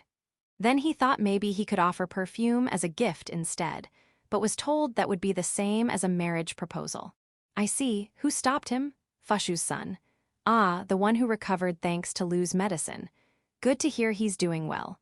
As for Alfred, each individual issue may be small, but they're piling up and making it hard for him to feel comfortable. It sounds like the food issue is especially serious. About that, though, Ancestor-san and Fushu should have known there was a big difference between the food over there And what we eat in the village, right? I discussed things with them a few times before Alfred left, but they never mentioned anything about that. Ah, well, the two of them are religious officials. They are in the position where they need to tell everyone to cut back on overeating and overindulging. I see. Wait, but they've eaten here, haven't they? Is that okay? If it's offered, then it's fine. Refusing would be considered rude. I see. Well, the Koran religion isn't too strict. They're more like, avoid overeating and overindulgence as long as it doesn't harm your health. Even so, it's probably frowned upon to outright say the food is bad. As for meals, I've already asked Anne to start teaching Alfred how to cook. Alfred can cook, but his repertoire isn't very wide. He's still a child, so we didn't let him handle things like oil. Maybe it was a mistake not to send someone with him from the village when he went to Ancestor San's country. Being separated from Ursa and Tysel means there's no one around to support him or listen when he needs to vent. Should we send someone now? I'd like to, but who could go? If they don't have at least some familiarity with Ancestor San's country, it might just lead to more trouble. Someone who knows enough about Ancestor San's country and would be willing to side with Alfred. Flora, maybe. We could count on Flora, but it wouldn't help Alfred. Really? You might have forgot, but Flora's just as well known over there as I am. Remember Roberto, that vampire who came for Medora's wedding? His reaction says it all. Ah, right, that's true. If we send someone like Flora, it wouldn't be a learning experience for Alfred. In that case, how about someone from Village 1? The residents of Village 1 came here through Fushu's recommendation. They were originally from Ancestor San's country, so they should know the place well enough. But there aren't many of them, and most have children of their own. They'd probably go if I asked, but it feels wrong to ask. That's true. Or we could flip the idea, what about someone who doesn't know anything about that country? Like Nut, Gut's daughter. Taking someone who doesn't know anything would only cause problems, wouldn't it? Wouldn't that just increase the burden? Exactly. If Alfred gets busier, maybe he won't dwell on things so much. I see, but if that's the goal, I don't think we should be using someone else's daughter for it. It should be someone from our own family. Though in terms of age, who would we even be able to give permission to go? So the choices are Ririus Group, Taurine, or Hyakairu. Ririus and the others are studying in Village 5. Taurine is studying in the royal capital. That leaves Hyakairu. Do you really think Raymarin will let him go?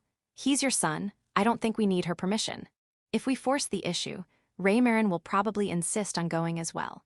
My guess is that if we send Alfred off with Hyakairu and Raymarin, Ancestor San will show up the next day wearing a very troubled face. I think it would happen the very night they arrive. All right, let's set the idea of an escort aside for now. If Alfred tells us he wants one, we'll revisit the matter. Yes, that sounds best. Instead of trying to handle Alfred's problems by ourselves, let's talk them over with someone. For example, Tir Ria Senna. They have about the same amount of motherly experience as I do. Wayako, Malbit, Raymarin. They'll probably suggest unleashing Hakurin-san to show our strength and end the discussion right there. And Nashiai or Gulf's wife. Those two are dependable, but they'd step back the instant it involved Alfred. What about the principal or Shurukain-san? Their status and thinking are far too aristocratic. I run through faces in my head, but none feels right. Wait, that's it. Our consultant doesn't have to be a mother. We could ask the Demon King, Beazle, or Michael-san other fathers. Why, you're right, exactly. We'll cast a wide net for advice and do our best together. Yes, let's give it our all. And so we agreed. Raymarin, just how low is your trust in me? Doors, well, you did lose your temper and nearly wiped out the Elven Empire. Ruinsha, I've been waiting to be consulted. Rigyun, I've been waiting to be consulted. Lu, suggesting letting Hakurin-san loose is out of the question. Ruinsha, I would never do something so cruel. Rigyun, neither would I. Ruinsha, I'd go myself. Rigyun, exactly. Hakurin, I've been keeping a low profile lately, so why am I still catching stray fire like this? Chapter 944. Supporting rather than worrying. I talked to everyone in the village about Alfred. They all agreed that sending Hakurin to show off the village's strength would solve everything. Ado, I finally understand the struggles of fathers and mothers out there, and just how valuable experienced grandparents are. It's really important to have people you can talk to. Yeah, Ah, Ria and the others. Just because I'm not planning to send Hakurin doesn't mean I'll send you instead. Don't start getting ready. That goes for you angels, too. Don't start warming up just because it's been a while since you last let loose. Koodle, put those horns back where you took them. Yaru, there's no role here for Daedalus or Siegfried. First off, Siegfried doesn't even move, right? And Daedalus, how do you even plan to transport it? The universal ship is off limits. It's too far. Now go back to guarding the gate. Once more, for the record, I'm not sending Hakurin. Seriously, what do you all think Hakurin is? Still, I get it. My idea of common sense doesn't always line up with everyone else's. Isn't it bad to assume that showing power will always solve problems? Lu seemed a bit resistant to the idea. Even for our son's sake, she said starting a full-scale war wouldn't work since we know too many people on the other side. Fair enough. Wait, if we show off our strength, won't that actually start a full-scale war? That's no good. And yet, that's why they suggest using Hakurin so the first strike establishes dominance. The first strike is everything, huh? Am I being corrupted for thinking that might not be such a bad idea? No, definitely not good. If I do that, Hakurin's reputation will suffer. Still, I find myself thinking, if it's not just Hakurin, maybe it's fine. Like if Doors or Jurar went with her? No, I'm not trying to conquer the human kingdoms or destroy humanity itself. It's just, they said the first strike matters. Are Doors and Jurar really that violent? All I ever see is them arm wrestling together. Oh, right, they did go wild in the martial arts tournaments. I see. Ah, Raymarin, don't offer up Doors like that. Gurand and Orthros Oru, you don't need to offer up Jurar either. Look, Jurar's clearly troubled. I appreciate the thought, but I was joking. Really, thank you all for your support. Alfred isn't avoiding going back over there. He's just been coming home more often lately. I spent the next few days quietly worrying about it, and then Alfred came back again. This time, he said he was just here to restock on seasonings and would be heading right back. Still, I decided to take the opportunity to talk with Ancestor-san, who always gives Alfred a ride, and asked for his thoughts. Ah, well, I'm sorry. No, I wasn't trying to get an apology. Well, you see, I had noticed he was having a harder time going back, but I didn't think it was really a problem. Ancestor-san explained why he hadn't considered it a problem. It all started when I tried to give Alfred a proper status to live there. Yeah, I heard about that. They said without some kind of status or position, even renting a home would be difficult. He's staying with Fushu, so he doesn't need to rent a house. But you still need status to do anything official. So at first, I thought I'd make him my great-grandson. Right, that makes sense. But Ancestor-san isn't involved in the public-facing leadership of the Korin religion anymore. His work is more on the behind-the-scenes side. So calling Alfred his great-grandson doesn't exactly hold much sway on paper. And every time Alfred introduces himself that way, the church's headquarters gets flooded with inquiries. And by the time those inquiries make it to Ancestor-san, several days have already passed. Yeah, that's definitely a problem. Then I thought about registering him as Fushu's son, but Fushu's family background is pretty well known. I couldn't suddenly claim she had a son. Fushu holds a significant position in the Korin religion, and apparently her family situation is well known. If she suddenly had a son, it would be a huge red flag, and her political enemies would immediately come after her. So in the end, I tried to assign Alfred the identity of a random noble's child. But Alfred refused that. He said he was fine being known as my son. Oof, just got something in my eye, definitely not tears. But that caused another issue. Nobody would believe he's the son of the village chief from the middle of the Forest of Death in the Demon King's kingdom. Oh, and the same goes for Village 5. If you can't verify where someone's from in the Demon King's kingdom, it doesn't mean much. Alright, but I couldn't ignore Alfred's wish to be known as the village chief's son. So, I decided to have the kings of the relevant kingdoms formally vouch for his status. To put it simply, it's like getting the highest authority in a country to officially endorse him. I see. If a king acknowledges Alfred as the son of the village chief from the middle of the Forest of Death in the Demon King's kingdom, then no one in that country can argue with it. That's definitely true. Getting a king's backing is a big deal. But the situation's a little complicated since the Korin religion's headquarters is in a region that involves 3 different kingdoms. If I had only gotten one king's endorsement, the other two might have started asking questions. So I had all three kings recognize Alfred's status. Ooh, sorry for all the trouble. No, it's fine.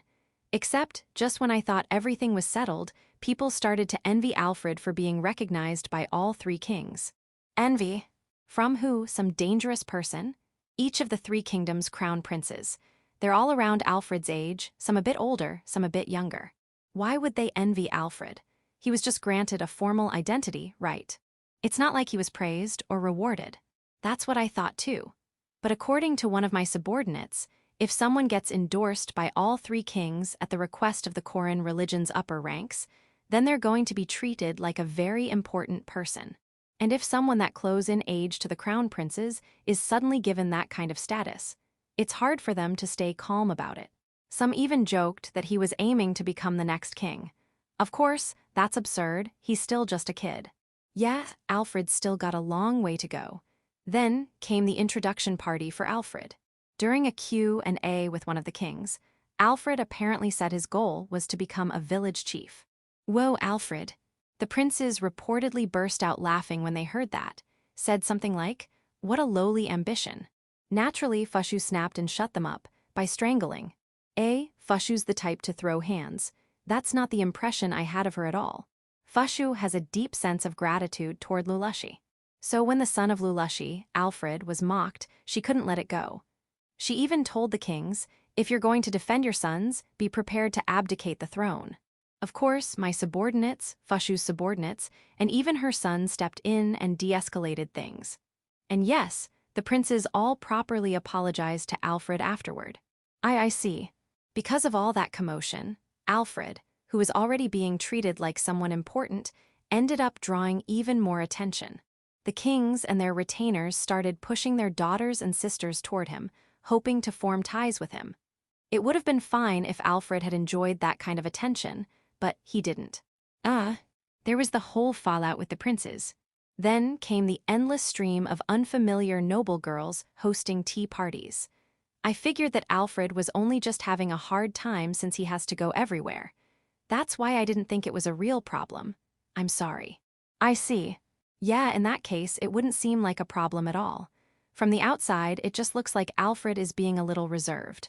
Wait, is Fushu okay though? I mean, she choked a prince, didn't she? No worries there. The Koran religion holds authority above the royal families. Wait, seriously? Yup. Not that we can do just anything we want, of course. It's kind of like the relationship the angels had with the old Garrett kingdom. The Koran religion is, well, guiding the three royal families and their kingdoms. Guiding, huh? Aren't you the top guy there? It all happened while I was asleep. None of that was by my choice. Well, I guess that kind of thing does happen.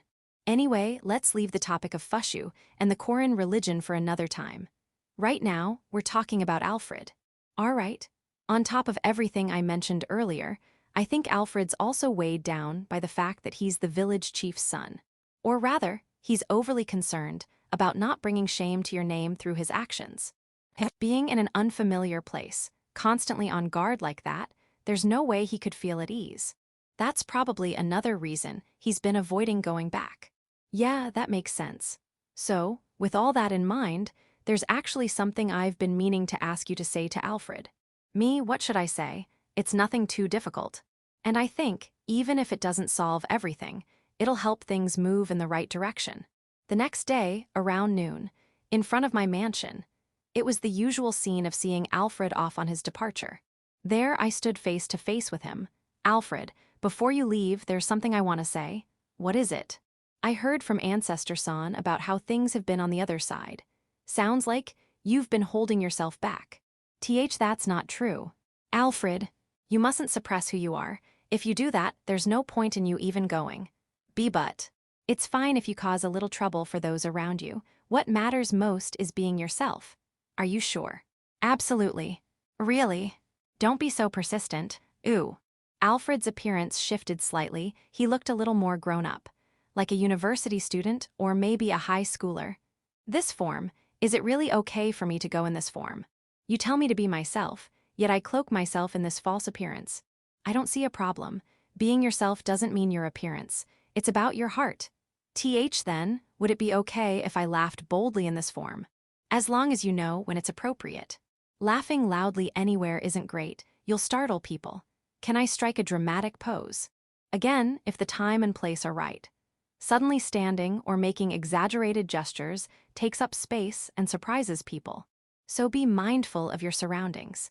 Would it be all right to call someone out, even if it's a bit of a breach of manners? Go for it, but if you're pointing out a breach of manners, do it somewhere private and subtle. If you do it in front of others, they might feel humiliated. If someone really pisses me off, can I punch them? Let's hold off on violence. Start with a conversation. Talking things out is important. Also, responding to rudeness with violence is straightforward, but rude people tend to hold grudges. They won't think they were in the wrong because they're rude after all. In other words, if I do throw a punch, I must make sure it's a finishing blow. Well, yes, but not punching is best. That said, if your life's in danger, don't hesitate. Hit them with everything you've got. According to Lou and the others, the first strike is everything. Father, I thank you. This Alfred shall not return to this land until I've completed my learning. Ah, that makes me a bit lonely. If possible, try to come back once every 6 months, or at least once a year. Look, even Lou is nodding firmly over there. Come back regularly. But Ursa and Tysel haven't returned, so why should I alone? Alfred is Alfred. Don't worry about what others do. Understood, then I shall return moderately. Do your best. Ah, no, wait. You don't have to do your best. Just be yourself. Nodding firmly at my words, Alfred departed for Ancestor San's nation via Ancestor San's teleportation magic. Was that really the right thing to say? The thing Ancestor San asked me to tell Alfred. It was simply not to suppress himself. So that ended up being the kind of encouragement I gave, but now suddenly, I'm feeling incredibly anxious. And no, I'll believe in my son, I'll believe in Alfred. He'll be fine. The next day, Alfred returned via Ancestor San's teleportation magic. What's going on? Did something happen? I've decided I want to open a restaurant over there. So please sell me some ingredients.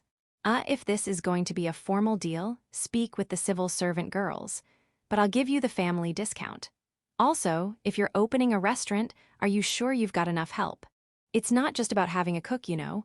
I'm all set. I've secured personnel. Who exactly did you secure? Surely not those princes you had a falling out with, right?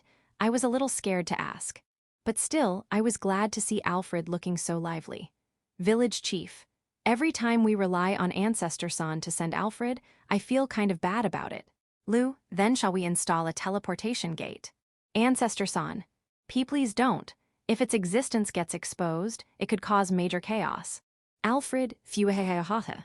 Fushu, so, that's the persona you're going with now. Alfred, exactly so. Fushu. And that honor student act you were doing until recently. Alfred, a mere facade. With my father's permission, I shall now proceed at full power. Fushu, understood. Then I shall accompany you in this madness. Fushu's son. Mom is striking a weird pose. Chapter 945. Portable rations and the Japanese-style room. The Oni maids were cooking something in the kitchen. Curious about what it was, I watched as they finished short, stick-shaped food items. These are nutritionally balanced rations. Apparently, most races only needed 1 stick, while larger-bodied species required 3 to 5 to meet their daily nutritional needs. I took one and bit into it. It wasn't exactly delicious. We prioritized nutrition over flavor. And since we used a lot of filling ingredients, please avoid eating the whole thing. Otherwise, you won't have room for dinner. Fair enough. What do you think? What do I think? Well, I'd prefer it if the taste were a little more palatable. How about adding chocolate or fruit? I see. We'll take that into consideration. So, why the sudden decision to make these? Yoru-sama requested them. Yoru did for her gatekeeping shifts. No, probably not, if it's Yoru. She'd want something to eat while riding Daedalus or Siegfried. Exactly. It's unusual for the Oni maids to indulge in these kinds of whims. The High Elves also requested easily portable emergency rations. I see. The High Elves do make their own portable rations, but, well, they're like rolled-up grass, and the taste is unique. The kind of thing that makes you spit it out if you're not prepared. The grassy flavor is intense, but apparently if you finish one, you won't feel hungry for about 2 days. Is that even good for the body? They say it's a last resort. Let's hope so. So these new portable rations are the step before reaching that point, huh? Later, chocolate, fruit, honey, cheese, yogurt, and wheat-flavored portable rations were completed. Wheat flavor, not bread flavor. Wheat flavor. Is it good? No, it isn't. And yet you made it. Yoru-sama insisted it had to taste bad. Weird obsession. The wheat flavor is exclusively for Yoru-sama. We only plan to produce a small amount. Good, keep it that way. So what are you calling these portable rations? We hadn't given it much thought, but ration bars should suffice, don't you think? Fine by me. What about production numbers? We've prepared them for long-term storage, but we'll need to test how they actually hold up. Once we confirm with these, The Fairy Queen was reaching for a plate with fruit and honey-flavored ration bars. She grabbed a big handful. Fairy Queen, you can't take them all, leave at least half. And don't let the kids eat these either. They're emergency rations. If they fill up on these, they won't be able to eat dinner. Hearing that, the Fairy Queen withdrew her hand from the plate, but still took several fruit and honey-flavored bars. The fruit and honey-flavored ration bars seem like they'll be popular. Once we confirm their shelf life, we'll produce them regularly. The Oni maid smiled cheerfully. You're too soft on the Fairy Queen. Not as soft as you are, village chief. You think so? I thought I was strict with her. Yeah, I am strict. Definitely. Autumn had come to the village, and training for the martial arts tournament began in earnest across the land. They trained regularly, of course, but now with even greater intensity. It's good that they are so energetic. That said, a certain group of angels had come to me with a request, a kotatsu. It's not even that cold yet, is it? We want it for the airship. Imagine lounging in a cozy room aboard the ship, sipping tea under the kotatsu, wonderful. These were the angels who'd applied to be airship crew. Well, I kinda get the appeal, but doesn't the airship already regulate temperature with magic tools? Wouldn't a kotatsu just get in the way? Village chief, a kotatsu doubles as both a table and a blanket, even if you say that with such a serious face. Well, I guess it'd be fine if we removed the hot stone. All right, I'll give you some spare tables and kotatsu quilts. Oh, and those woven grass floor mats too. Woven grass? Ah, you mean tatami. Yeah, tatami would complete the kotatsu setup. Fine, you can have those too. Yay. Originally, we planned to place the kotatsu in the crew's private quarters, but after setting it up, we realized the windows were too high to enjoy the view properly. So, we moved it to the first-class cabin instead. The first-class cabin had larger windows, perfect for enjoying the scenery while lounging under the kotatsu. Since the airship was primarily meant for trade for the time being, the first-class cabin wasn't in use anyway. We could have placed it in the VIP suite, which also had large windows and wasn't scheduled for use, but, well, that room was already fully furnished. And honestly, Lou and Tyr had taken a liking to the VIP suite, so it was better not to mess with it. We laid out tatami mats and set up the kotatsu in the first-class cabin. It ended up looking like a half-hearted attempt at a Japanese-style room. Maybe it's because of the beds. You're probably right. The first-class cabin had 6 beds lined up in a row. Once you settled into the kotatsu, those beds became really noticeable. Maybe we should remove the beds and switch to futons instead. That would free up more space in the room, too. In that case, we'd have to cover the entire floor with tatami. But wouldn't that make the door hard to open? Good point. The cabin doors on the airship opened inward to avoid blocking the hallway. If we covered the entire floor with tatami, the door would get caught on the mats and refuse to budge. But if we're using tatami, we'll also need a spot to take off shoes, so as long as we leave a small demand near the door, it should be fine. Note, dama refers to the space between indoors and outdoors in a Japanese house. Though before we build the dama, we should probably test laying out the tatami first. These mats weren't originally made for the airship, after all. We'll need to make sure they actually fit properly. There's a slight gap remaining. I see. When we laid the tatami mats across the entire guest cabin, about 10 centimeters of empty space appeared between the mats and walls. No matter how we rearranged them, gaps kept appearing somewhere. We gathered the gaps in less noticeable areas and filled them with wooden planks. Then we installed an earthen-floored entryway near the door, about 1 tatami mat's worth of space.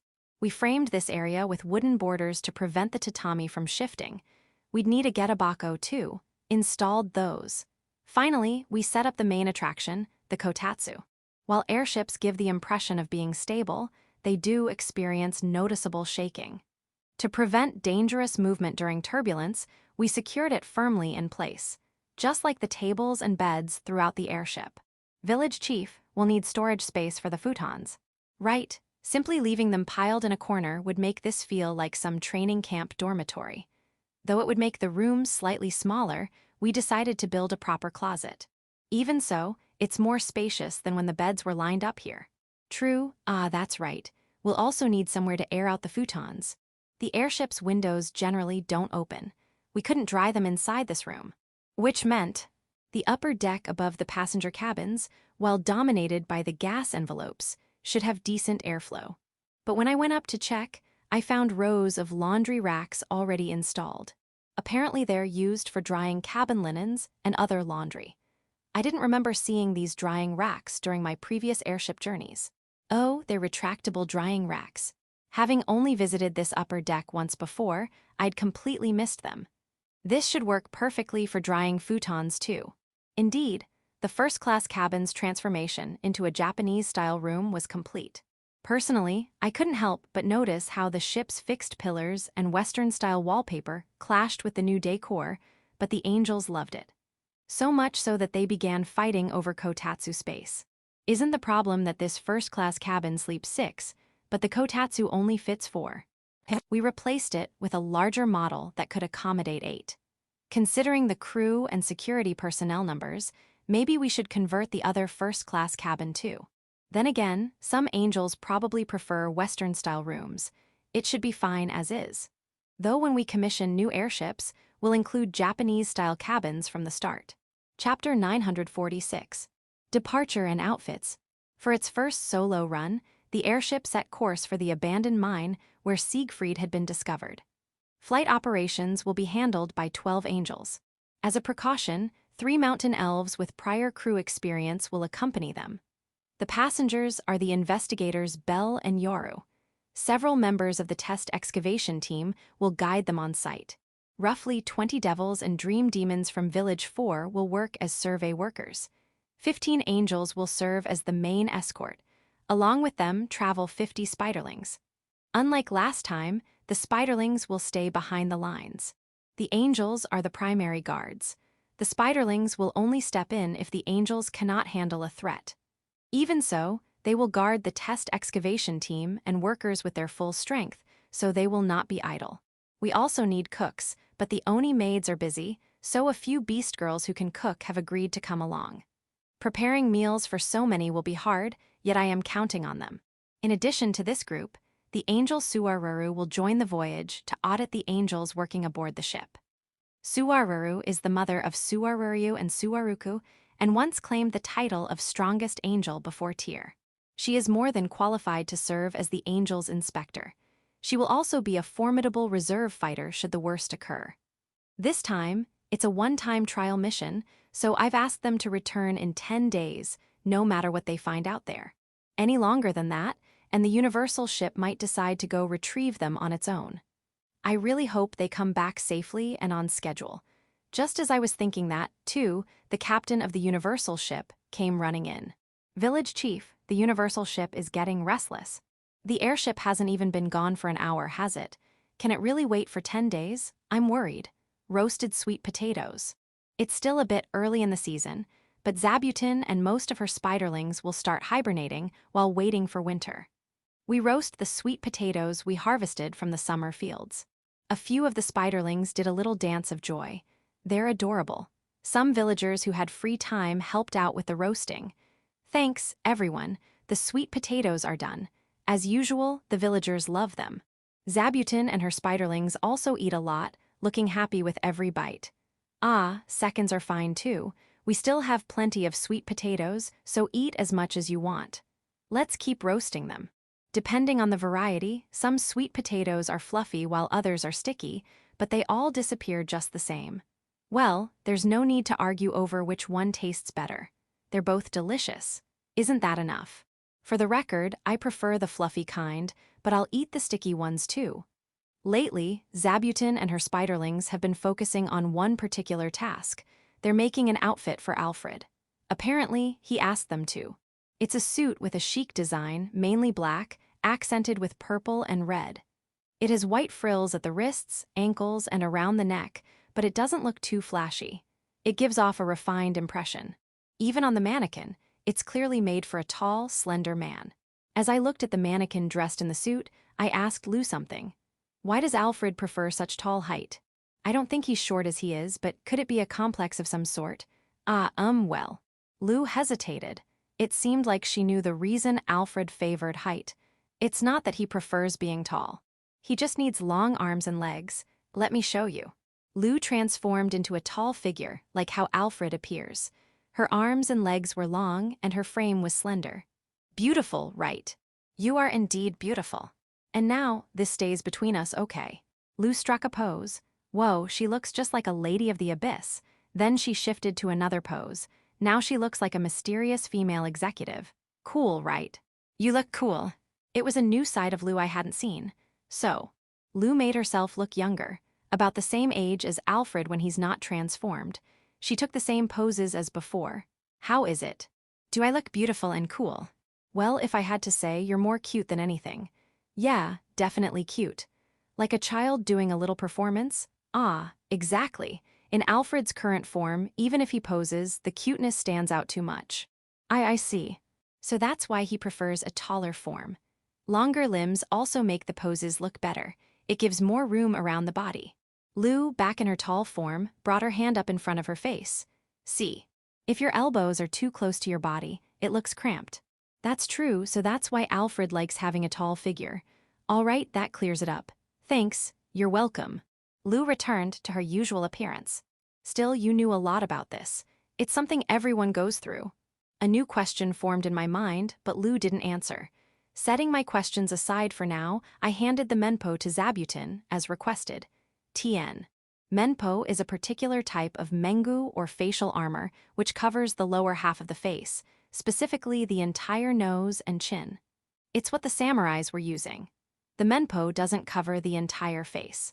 It hides everything from below the eyes down. Since there wasn't a specific material requirement, I used wood from the forest. It was carved with an angry mouth design, and within that design, small, discreet holes were added for breathing. That was part of the request, but won't wearing this with the outfit make it look a bit too intimidating? When I asked Zabuton, she said it would be fine. Apparently, a cloth extending from the neck will act as a mask to hide the menpo. Hide it, then what's the point of the menpo? Before Zabuton could answer, Lou stepped in and explained. It's for when he's in serious mode. So when the menpo is visible, it means he's going all out. I see. Then what about the high-collared black cloak placed separately from the rest of the outfit? Does that have something hidden too? This time, Zabuton explained. The color changes. When magic power is infused into the stone at the collar, it activates Mario's transparent liquid, and patterns appear as the color shifts. That transparent liquid from Mario can be controlled with magic power. Lou stepped forward and puffed out her chest proudly in front of Zabuton. It's the result of my research. That's impressive. There are so many ways this could be used. Right. Yeah, I'd like to explore all the possible applications. Chapter 947. Newcomers at the Prada Museum. Construction has begun on airship terminals in both Village 5 and Shashato City. Isn't that a bit fast? They rushed it because securing the land was urgent. I see. Still, what about the airships that are supposed to land there? The airship construction dock project in Village 5 is already underway. Wait, I only handed over the plans a short while ago. Apparently, the Village 5 Council already approved it, and things are moving forward. It'll be completed soon, and they're asking for mountain elves to be sent for technical guidance. The world really does move quickly, doesn't it? At the Prada Museum in Village 5, I met the new staff for the first time. A tall, slender woman, Caddy Dessou. A slim man with long black hair slicked back, Rudio, and a girl who looked a bit nervous or maybe just shy, Sharon. All three were dressed in the museum staff uniforms. Apparently, they're Prada's friends, which means they're all ancient devils. definitely older than me. But I've gotten used to dealing with such beings. I introduced myself properly and greeted them. Yes, it's a pleasure to meet you. Looks like we'll be working together for a long time. And nice meet you. All right, greetings complete. Just as I thought that, Prada smacked all three of them on the back of their heads. Hard. What happened? They were having some slightly indecent thoughts, but it's all right. Please don't worry about it. Really? Yes. I'll keep all three of them tied to this place, so there won't be any trouble for Big Tree Village. Please let Gucci-sama and the others know. Okay. After returning to Big Tree Village, I went to inform someone since Gucci isn't always around. Stefano was busy dealing with Kukulkan, so I passed the message to Bulga, who was free at the moment. Bulga made a deeply displeased face. Caddy, Rudio, and even Sharon. Are they a problem? Not exactly. Though it may sound strange coming from me, powerful devils tend to be very eccentric. Eccentric, huh? I haven't really noticed that with Gucci, Bulga, or Stefano, though. Thank you. As long as Prada is keeping an eye on them, there shouldn't be any issues. If something does happen, Stefano and I will step in. I see, that's reassuring. Still, it'd be best if nothing happens. Indeed. Since those three are Prada's comrades, they might calm down if you give them something that interests them. Something they're interested in? Right, Prada likes art pieces. What about the three? Caddy likes things you can put things in. Bags, boxes, that sort of thing. I see, but it must have a lid. She has no interest in things like vases or cups. How about something like a sealed barrel? That would catch her interest. Just make sure it's empty. She has no concern for the contents. An empty barrel should do just fine. Rudio is into anything that makes sound. Instruments like pianos, flutes, xylophones, and also people who are good at singing or playing music. However, you should avoid listening to his own singing or playing. It'll destroy your ears. Oh, and yet, he's desperate to sing and wants people to listen. That's terrifying. Don't worry.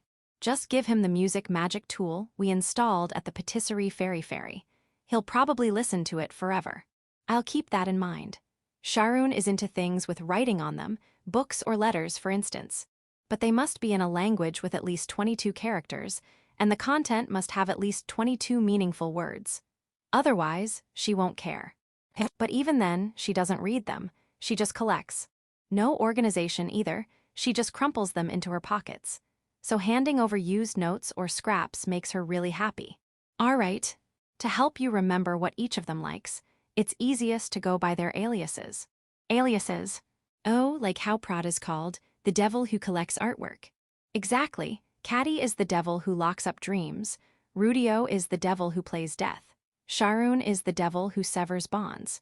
I kind of get it, but that actually makes it harder to remember. Also, those names sound a bit too ominous. Don't worry, Prada can keep them in line, and they're still bound by their pact with the dragons. That's true, still, don't let your guard down. They might cause trouble without intending any harm. All right. So, based on the advice, I went ahead and sent Caddy an empty barrel, gave Rudio a self-playing magic instrument, and handed Sharon a stack of used memos. I'll leave the museum in your hands, Prada, do your best. Later on, I told Gucci, who had come to Big Tree Village, the same things, and his reaction was about what I expected. If those three start causing trouble, just let me know. I can handle them one-on-one. No, they haven't done anything. I've got no plans to get rid of them. Understood. Still, Prada, huh? Didn't think she had ties to those three. Did something happen between you and them? They've given me my share of headaches, more than once, by the way, village chief. Yeah, ever thought about becoming king of the world? Absolutely not. I see, phew. Well then, I'll be counting on you as always. With that, Gucci gave me a bow and headed over to Dorame, who was happily enjoying radish dishes and sake. King of the world, huh? I took it literally and shot it down, but why bring that up out of nowhere? Come to think of it, Alfred wrote something similar in his last letter. Become king of the world, guide the foolish, and bring change, or something along those lines. At the time, I was seriously worried something had happened to Alfred, but the world he mentions just means the people within his reach. And foolish doesn't mean he looks down on anyone, it's just his way of referring to people he struggles to communicate with. If he did mean to look down on someone, he'd go with something like superior beings instead. Lou explained it all to me, and I realized that Alfred's letter was basically saying, I want to talk things through with those close to me and deepen our understanding. That was a relief. When he was still at the academy, his letters were a lot more straightforward. And based on that logic, Gucci's King of the World question was really asking, do you want to get closer to them, those three? Ah, so that's what he meant. Wait. My answer probably sounded like I don't want to get close to them. That's not what I meant. Og, what should I do? Gucci seemed pleased with that response, though. Maybe he doesn't get along with those three either. Those three may be Prada's friends, but Gucci has known me a lot longer. So let's just leave it be for now and see how things go. Yeah. As long as Gucci doesn't go to them and say, Village Chief wants nothing to do with you, it shouldn't become a problem. And he's not the kind of guy who'd do that. If something does go wrong because of what I said, I'll just own up to it and apologize. Chapter 948. Additional Warriors. The scouting party led by Belle and Yoru. More than 10 days passed, and they still hadn't returned. So the Universal ship took off. It hadn't been able to focus on work for days, so no one minded. 2. The captain of the Universal ship had already resigned himself to the situation and prepared accordingly. Still, what could have happened? If it were just Yoru maybe, but Belle was with them. If it were Belle, no matter what happened, she would have returned to report first. Did something come up that prevented them from coming back? The Universal ship already left, so if there's still no word in 3 more days, I'll ask Hakuren or Rasudi to take me there as well. 3 days later, in the distant sky, I saw an airship and the Universal ship. Looks like they've returned. What now? Hakuren in her dragon form asked me. We were just about to set out. Well, since we're already prepared, we might as well go greet them. I rode on Hakuren's back and flew toward the airship. Even from a distance, I could tell that the airship was carrying a multi-purpose humanoid mobile heavy machine, Artie horse suspended beneath it. So they found a new one. It's different in design from Siegfried, and the Universal ship was also carrying a multi-purpose humanoid mobile heavy machine. That one had a different design as well. Did it take them so long because they were recovering these two? I can easily picture Belle saying something like, "Time's up. Let's just leave it and go back," and Yoru arguing, "No, we're taking everything with us." Yoru's waving at me from above the passenger area of the airship. I should wave back. Oh, what? I thought it was a greeting, but it's not. She's signaling me, interpreting Yoru's gestures. She wants Hakuren to fly underneath the airship. Yoru's going to jump down and move to Hakuren? That's dangerous. Rejected. I signaled back with that message, and now Yoru brought over an angel. The angel carried Yoru and flew close to Hakuren. Hakuren, is it all right? Sure thing. With Hakuren's permission, Yoru landed on her back. Hakuren wasn't carrying the cargo bed, so Yoru would need to be careful not to fall. Just don't cling to me, I'll fall too. So, what is it? You came all the way here for something. There are still 2 more left. Please head out to retrieve them. So there are 2 more besides the ones suspended from the airship and the Universal ship. Before someone else takes them. All right, but we can't just head out as we are. Hakuren isn't exactly free either. She's supposed to be teaching the children, and I was already asking too much getting her to check on the airship. I don't mind at all. Thanks, but won't it be tough to carry 2 more of those? I looked at the humanoid units hanging from the airship. You're right. Exactly, that's why we're going back to the village. No way. Calm down. I didn't say we're not going to retrieve them. Yoru and I rode Hakuren back to the village. How to retrieve the multi-purpose humanoid mobile heavy machines. I figured the most straightforward approach would be to send the airship and Universal ship again after unloading their cargo. But thanks to Hakuren's mediation, Hikaru and Gyuraru agreed to go instead. Of course, under the supervision of Raymarin. That's helpful, but didn't Hikaru have his brooch crafting? He said he hit a dead end, and Gut suggested he take a break. Makes sense. And apparently, Raymarin will be taking both me and Yoru with her. I get why Yoru has to go, she's the guide. But do I really need to be there? It is a father's duty to witness his son's accomplishments. That's what Raymarin told me. You want me to ride a dragon alone? That's what Yoru said. Even Yoru was scared, apparently. If it were Hakuren-san or Rasudi-san maybe, but this is Raymarin-sama we're talking about. I see, though you might get scolded by Raymarin if you say that out loud. She's not that scary. She's a doting grandma who loves her grandson. Exactly, and I'll be traveling with said grandson.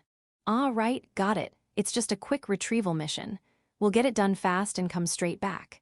We went and we came back, quick and simple. It didn't even take a full day. We left early in the morning, and now it's evening. The multi-purpose humanoid mobile heavy machines were already secured with ropes, making them easy to transport. But really, credit goes to the dragons. Thank you, Hikaru, Gyuraru, you really saved us. And Raymarin, sorry for the trouble. Raymarin seemed pleased to go out with Hikaru and the others again after such a long time. Lately, Hikaru's been spending all his time over at Gut's place. He's already finished a few brooches, but he doesn't seem satisfied with any of them. He might have more of a craftsman's spirit than I thought. I'd like to tell him that no beginner creates perfection right out of the gate, but saying that might discourage him. Best to let him keep going until he's satisfied. Sorry, Gut, for the trouble. Now then. This time, the two multi-purpose humanoid mobile heavy machines brought back by the airship and the universal ship. And the two more brought back by Hikaru and Gyuraru. That makes a total of 4 new units that have arrived in Big Tree Village. The High Elves are in a frenzy trying to build hangars. Apparently, both the airship and the universal ship were loaded with related parts, and now unfamiliar equipment is stacked in towering piles. The Mountain Elves are absolutely delighted. Oh, and the Spiderlings who rode on the airship. It sounds like it was quite the ordeal for them. At first, it seems they tried to bring back all 4 of the multi-purpose humanoid mobile heavy machines by suspending them from the airship. But of course, that was impossible. The ship couldn't fly. They gave up and reduced the load to 2 units, but even then, the weight was too much and slowed them down significantly. Just as things were becoming problematic due to delays, they ended up dropping one of the units. The mining site where Siegfried was discovered had already been cleared of demon beasts and monsters during preliminary excavation by the Kuros and Spiderlings, so there were no issues there. However, the location where the unit was dropped hadn't been cleared at all. It was swarming with demon beasts and monsters, and the angels alone couldn't manage it. I've received reports that the Spiderlings worked hard to recover the unit. I also heard that Suaruru, who was supervising the angels, fought alongside them. I'll have to thank her as well. And the universal ship, too. If it hadn't gone to retrieve them, it would have taken much longer for everyone to make it back. As for it taking off on its own, let's just not mention that. And then, a deep rumble echoed, do-do-do-do. Silhouetted against the setting sun, something was tearing across the space between the village and the forest. Tearing. Well, it wasn't exactly running. Its legs weren't moving.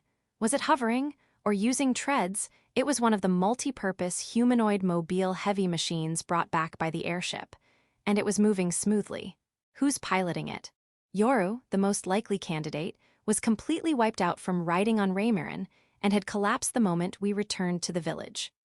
More specifically, she had crawled into the cockpit of the unit Gyuraru brought back and fallen fast asleep, and now the mountain elves who wanted to examine it were stuck figuring out how to remove her. That rules her out. Belle is over by the parts area.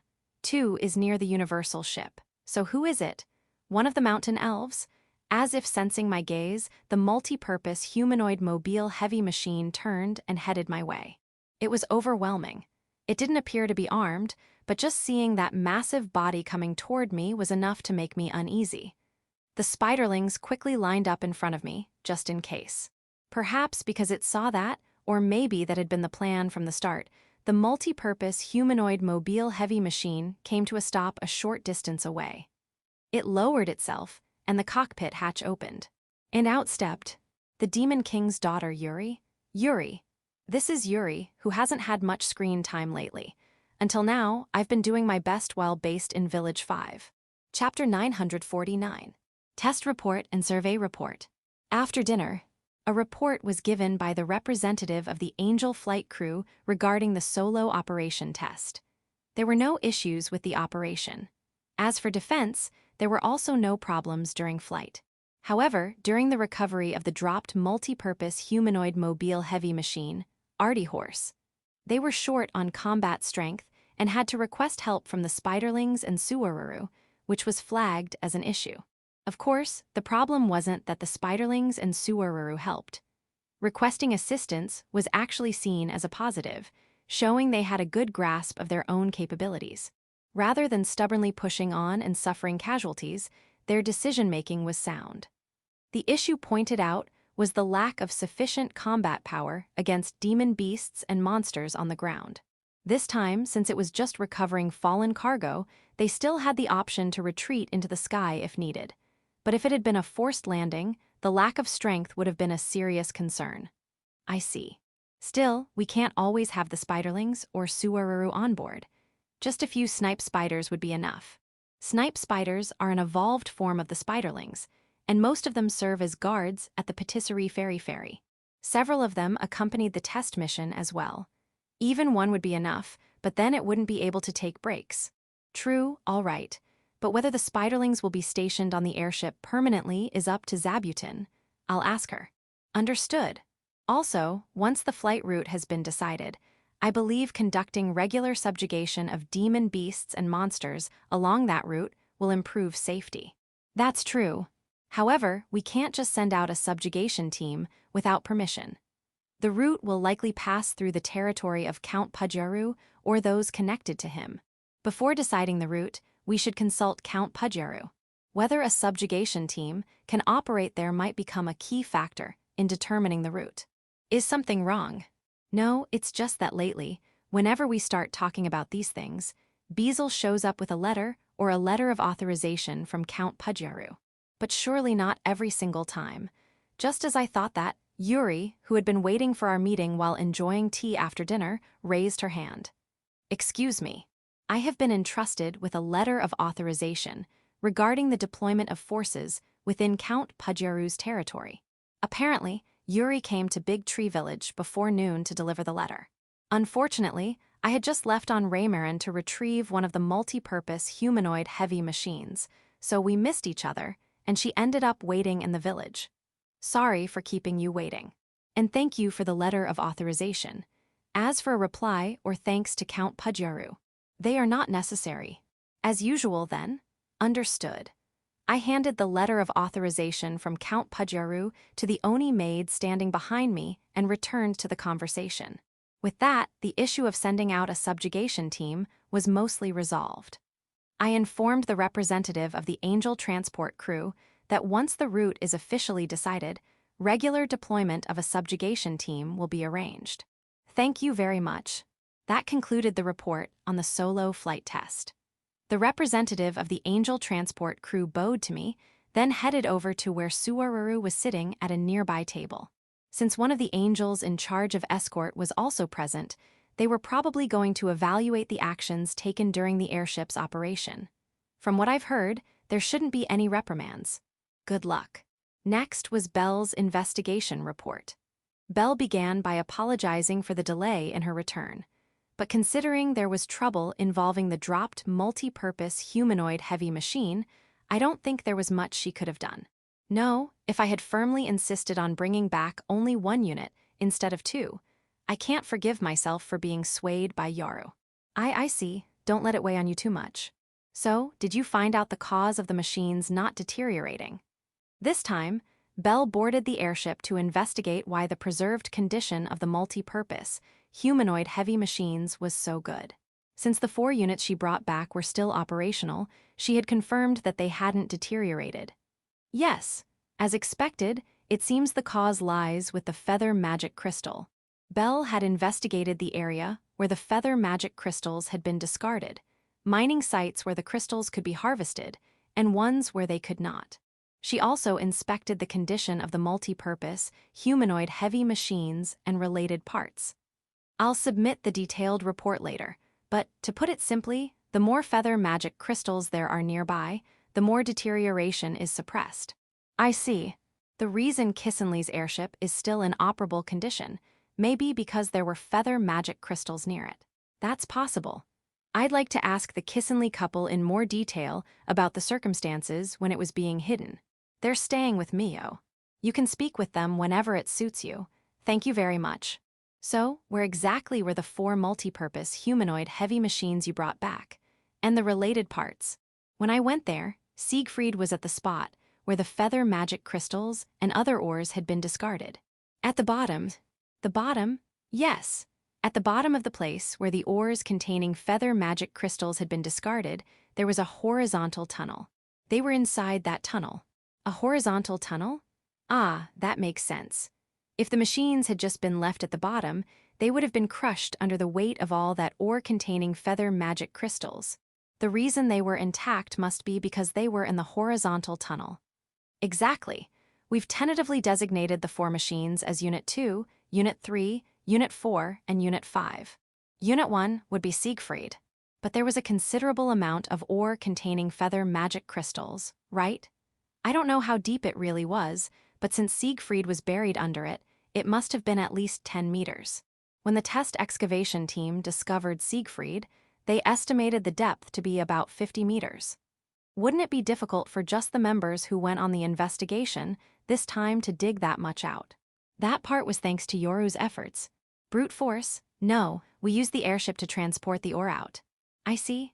Also, since there were ores containing feather magic crystals on site, we used them to produce floating gas and lifted them with small balloons.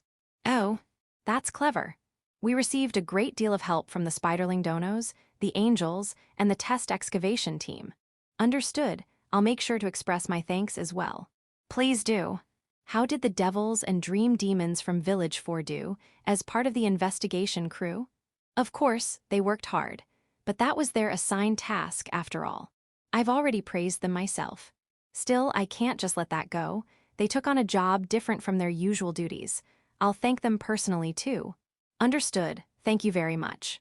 And finally, how was Yoru? She did her best. When she declared she was going to dig up every last piece of ore from the dump site, I wasn't sure what to do. I see.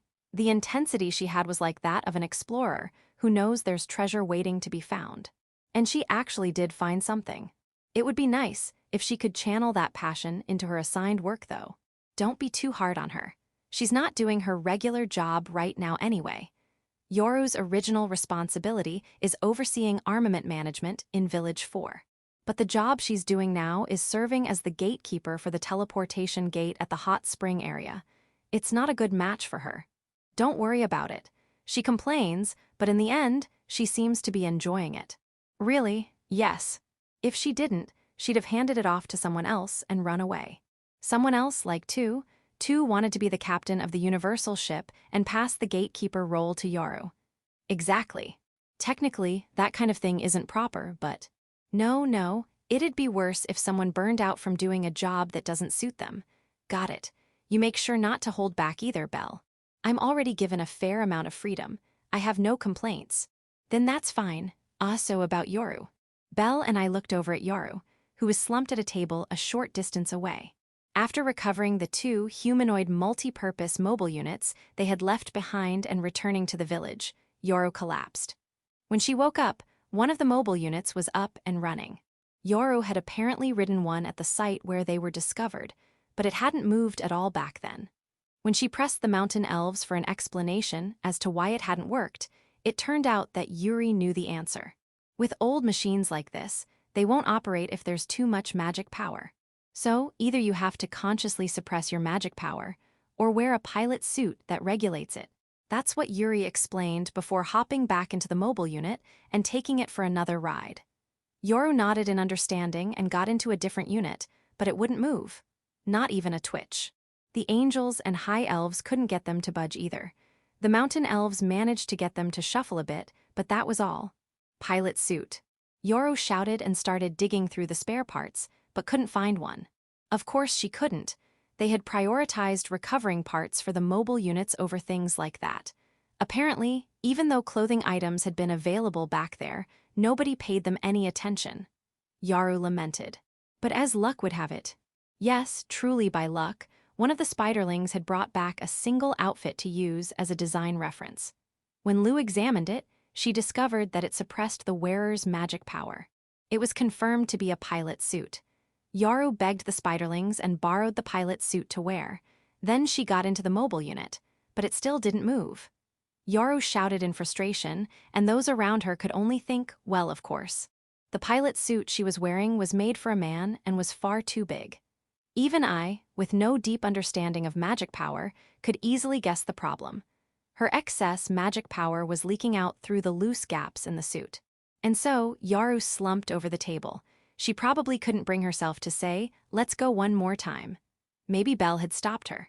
Let her be like that for a while. She's been pushing herself too hard lately. Got it. Well, I guess we'll have to go retrieve the pilot's suits at some point when the timing is right. Yuri, why too much magic power causes it to not work will be explained next time. Chapter 950. Yuri's Report and Proposal. Yuri, the daughter of the Demon King.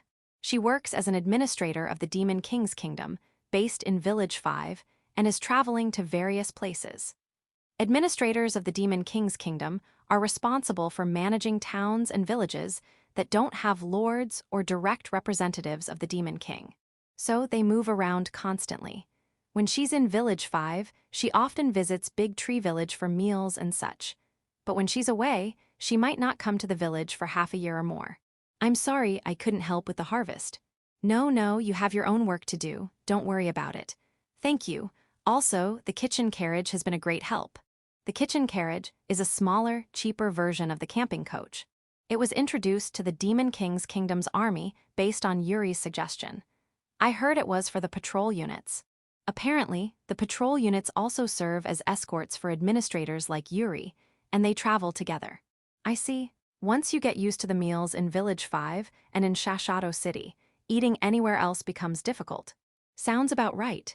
Alfred said the same thing. I see. Oh, and I ran into Ursa-san while I was out. Ursa. Was she doing okay? She was doing well. I see. That's good, though I still worry. Did she cause any trouble or anything? Why are you smiling silently? Aid, has Ursa-san sent any messages or anything? No, nothing. I see. Then perhaps it's best if you wait for that message. If you know something, I'd like you to tell me. I want to be mentally prepared. Ado, she captured a castle. She captured a castle. I heard you. A castle what? Ah, it was a ruined castle. Ruined, not some state-of-the-art fortress or anything. I see. Yeah, that makes more sense. A ruined castle means it barely functions as a fortress, right? No, it still functions as a proper castle. It just wasn't under anyone's control. If places like that get taken over by bandits, it becomes a real problem, so the patrol units regularly check on them. But it seems they got caught off guard this time. So bandits occupied it. I'm ashamed to say so. And Ursa's group took care of those bandits, is that right? That's right. I see. So it was a bandit extermination. That's a pretty dangerous job. I need to scold her for that. Even if it helps people, I still think dangerous tasks like that should be left to specialists. Are, but if it was just dealing with bandits, that's not exactly causing trouble, is it? Did she maybe hit someone she wasn't supposed to? No, nothing like that, but as I said earlier, she captured a castle. Right, the bandits were occupying it illegally, so she drove them out, right? That's how it ended, yes. There seems to be a difference in understanding between me and Yuri. Let's see. There were about 1,000 bandits. Ursa-san and the others set fire to the west side of the castle, then charged in from the east and captured it. So they launched an assault on a castle where 1,000 bandits had holed up. That's correct. It was a ruined castle with no official overseer, but that doesn't mean it's okay to burn it down. However, since it was occupied by enough bandits to be considered a small army, we're going with a policy of placing all the blame on the bandits and letting the rest slide. Once things are settled, I believe Ursa-san will send a report. Shall we change the topic? Yeah, that sounds good. Let's wait for Ursa's detailed report. Oh, by the way, Ursa and the others weren't injured, right? No injuries at all. That's good to hear. All right, let's move on. Oh yes, about Count Pujuru, he was amazing. Amazing how? When I stopped by the royal capital, he appeared before me by leaping out from a room about 3 stories high. In midair, he spun around multiple times. Then, the moment he landed, he bowed to me and handed over a letter of delegation. The impact of it all left me speechless, and I accepted it without asking why. I see. I remember Prada and Hermes said that when Count Pujuru fought against Baton-san, he fought like a martial artist. He must be really physically capable, and apparently good at his job, too. His daughter, Krakes, who's one of the civil servant girls, doesn't seem to think very highly of him, though. Maybe he acts differently at work and at home. I should ask Krakus about Count Pajuru in more detail next time. Oh, right, the multi-purpose humanoid mobile heavy machine, Artie Horse. I heard it doesn't operate well when there's too much magic power. Yes, old machines like that tend to have that issue. Why is that? There seem to be a few reasons, but it does look powerful, doesn't it? Yeah, it definitely looks powerful. Wouldn't it be a problem if something that's strong were controlled by magic power from the outside? Yeah, that would be bad. Exactly. That's why they say it was designed not to accept external magical input. I see. So it would be dangerous if someone with ill intent tried to control it remotely. Like someone trying to control dozens of them at once. And because of those countermeasures against external magic, it seems they ended up becoming highly sensitive to internal magic instead. In the case of the Artie Horse, that would be the pilot's magic power. What happens when it's affected? They say it might develop self-awareness or go berserk. I'm not too sure on the details though. Right. Self-awareness through magic power. Like the intelligence boxes or the flying carpet. And the universal ship too, I guess. That reminds me of when a cat caused a child's toy to go berserk recently. So apparently there's a safety feature that prevents it from operating if the pilot's magic power is too high. That's the reason then. So that's why it won't move with too much magic power. And that pilot suit is designed to let high magic power users operate it. You sure know a lot about this. It must be from a really old era, right? Like 1,000 or 2,000 years ago. It comes up a lot in the classics. The classics, I see, you really study a lot. Not really, it just became a hobby. And how did you know how to operate the Artie Horse? That's also in the classics. It's written in detail. The classics shouldn't be underestimated. There's much to learn from the old ways. Why, yeah, that's true. So, the classics also describe battles between Artie horses. Would you like to try it in 5 Village? I'll be the pilot. I'm kind of curious to see that. But first, we need to investigate the Artie horse itself. We also have to look into the related parts. That's fine. We can wait until that's done. But let's do it. All right. I'll talk it over with Yauko. We can probably run it once. Whether we do it a second time depends on how it goes and what people think. Should we go retrieve the pilot's suits early? Lou and Tyr seemed interested in the suit's magic-suppressing functions too. But they also said they wanted to study how to slow the degradation of feather magic crystals. There's just so much new stuff going on, it's hard to keep up. Village Chief, the boxes, the flying carpets, and the universal ship too, I guess. Ghost Sorceress Sword. The sentient sword, the intelligent sword Quentin. Have you forgotten Quentin? End of Volume 19.